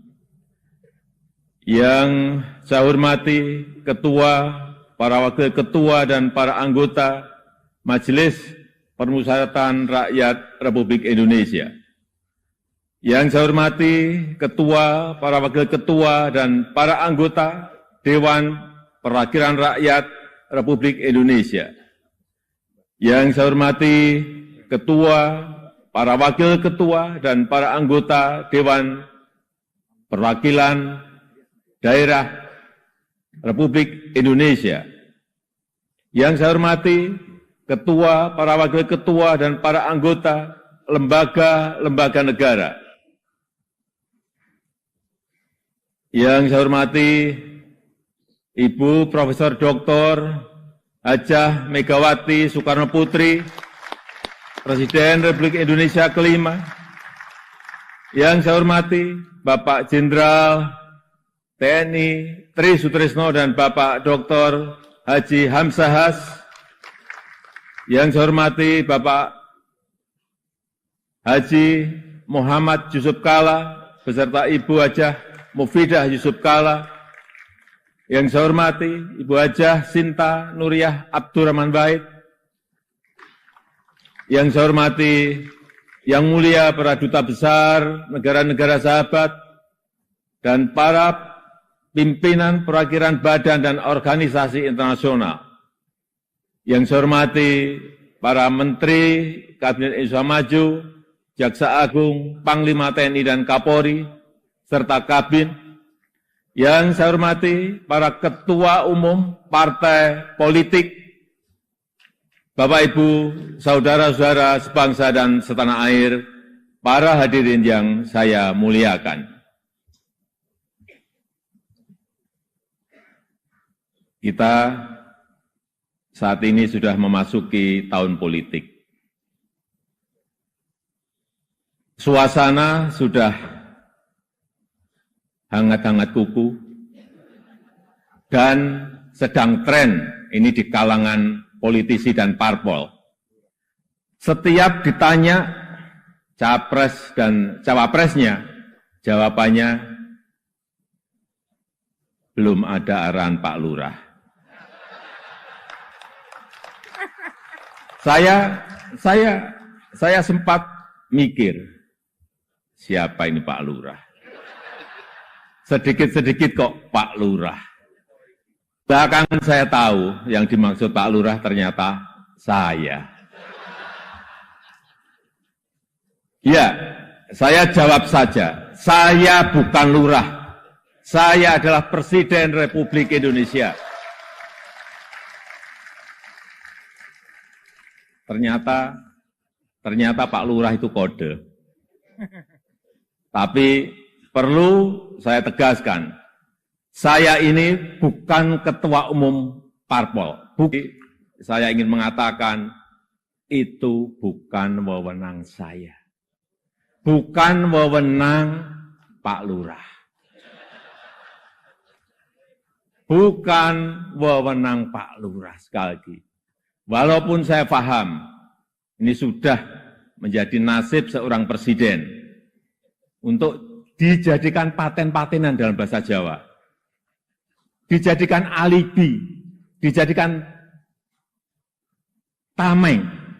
Bahkan, walau kampanye belum mulai,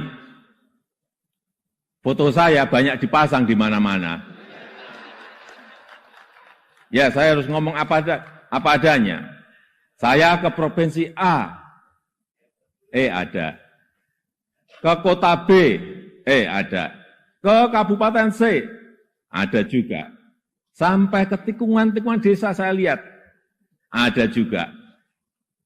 Tapi bukan foto saya sendirian. Ada di sebelahnya bareng capres.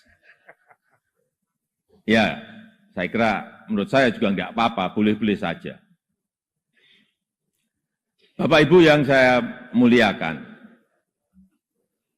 posisi presiden itu tidak senyaman yang dipersepsikan.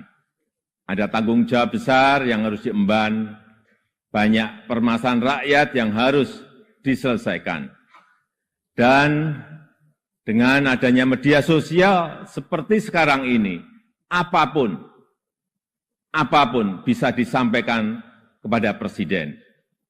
Mulai dari masalah rakyat di pinggiran, sampai kemarahan, sampai ejekan, dan bahkan makian, dan fitnahan, bisa dengan mudah disampaikan dengan media sosial. Saya tahu ada yang mengatakan, saya ini bodoh, pelongo-pelongo, tidak tahu apa-apa, Fir'aun, tolol. Ya enggak apa-apa. Sebagai pribadi saya menerima saja. Tapi yang membuat saya sedih, budaya santun dan budaya dan budi pekerti luhur bangsa ini kok kelihatannya mulai hilang. Kebebasan dan demokrasi digunakan untuk melampiaskan kedengkian dan fitnah. Polusi di wilayah budaya ini, sekali lagi polusi di wilayah budaya ini sangat melukai keluhuran budi pekerti bangsa Indonesia yang besar. Memang tidak semua seperti itu. Saya melihat mayoritas masyarakat juga sangat kecewa dengan polusi budaya tersebut. Cacian dan makian yang ada justru membangunkan nurani kita semua, nurani bangsa untuk bersatu menjaga moralitas ruang publik, bersatu menjaga mentalitas masyarakat, sehingga kita bisa tetap melangkah maju, menjalankan transformasi bangsa menuju Indonesia maju, menuju Indonesia emas 2045. Ini yang bolak-balik saya sampaikan di setiap kesempatan, bahwa Indonesia saat ini punya peluang besar untuk meraih Indonesia emas di 2045, meraih posisi jadi 5 besar kekuatan ekonomi dunia. Kita punya kesempatan. Dan tidak hanya peluangnya saja, tetapi strategi meraihnya sudah ada, sudah dirumuskan. Tinggal apakah kita mau memfokuskan energi kita untuk bergerak maju, atau justru membuang energi kita untuk hal-hal yang tidak produktif, yang memecah belah, bahkan yang membuat kita melangkah mundur. Bapak, Ibu, saudara-saudara sebangsa dan setanah air, para hadirin yang saya muliakan. Bonus demografi yang akan mencapai puncak di tahun 2030-an adalah peluang besar kita untuk meraih Indonesia emas 2045. 68% adalah penduduk usia produktif. Disinilah kunci peningkatan produktivitas nasional kita. Selanjutnya, peluang besar yang kedua adalah international trust yang dimiliki Indonesia saat ini, yang dibangun bukan sekedar melalui gimmick dan retorika semata, melainkan melalui sebuah peran dan bukti nyata keberanian Indonesia dalam bersikap.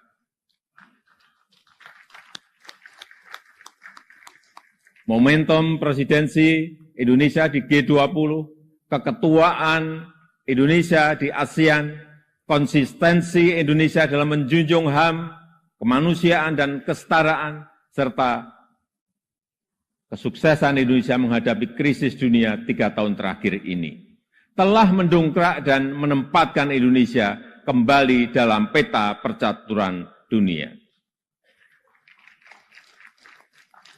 Dan di tengah kondisi dunia yang bergolak akibat perbedaan, Indonesia dengan Pancasilanya, dengan harmoni keberagamannya, dengan prinsip demokrasinya, mampu menghadirkan ruang dialog, mampu menjadi titik temu dan menjembatani perbedaan yang ada. Lembaga think tank Australia, Lowy Institute, menyebut Indonesia sebagai middle power in Asia, dengan diplomatic influence yang terus meningkat tajam, dan Indonesia termasuk 1 dari 6 negara Asia yang mengalami kenaikan comprehensive power. Tapi kemudian ada yang bilang, memang kenapa dengan international trust yang tinggi, rakyat kan makannya nasi. International trust nggak bisa dimakan. Ya, memang nggak bisa. Sama seperti jalan tol, nggak bisa dimakan. Ya memang. Nah, ini contoh menghabiskan energi untuk hal-hal yang tidak produktif. Tapi tidak apa-apa. Saya malah senang, memang harus ada yang begini-begini, supaya lebih berwarna, supaya tidak monoton dunia ini. Bapak Ibu yang saya muliakan, dengan international trust yang tinggi, kredibilitas kita akan lebih diakui. Kedaulatan kita akan lebih dihormati.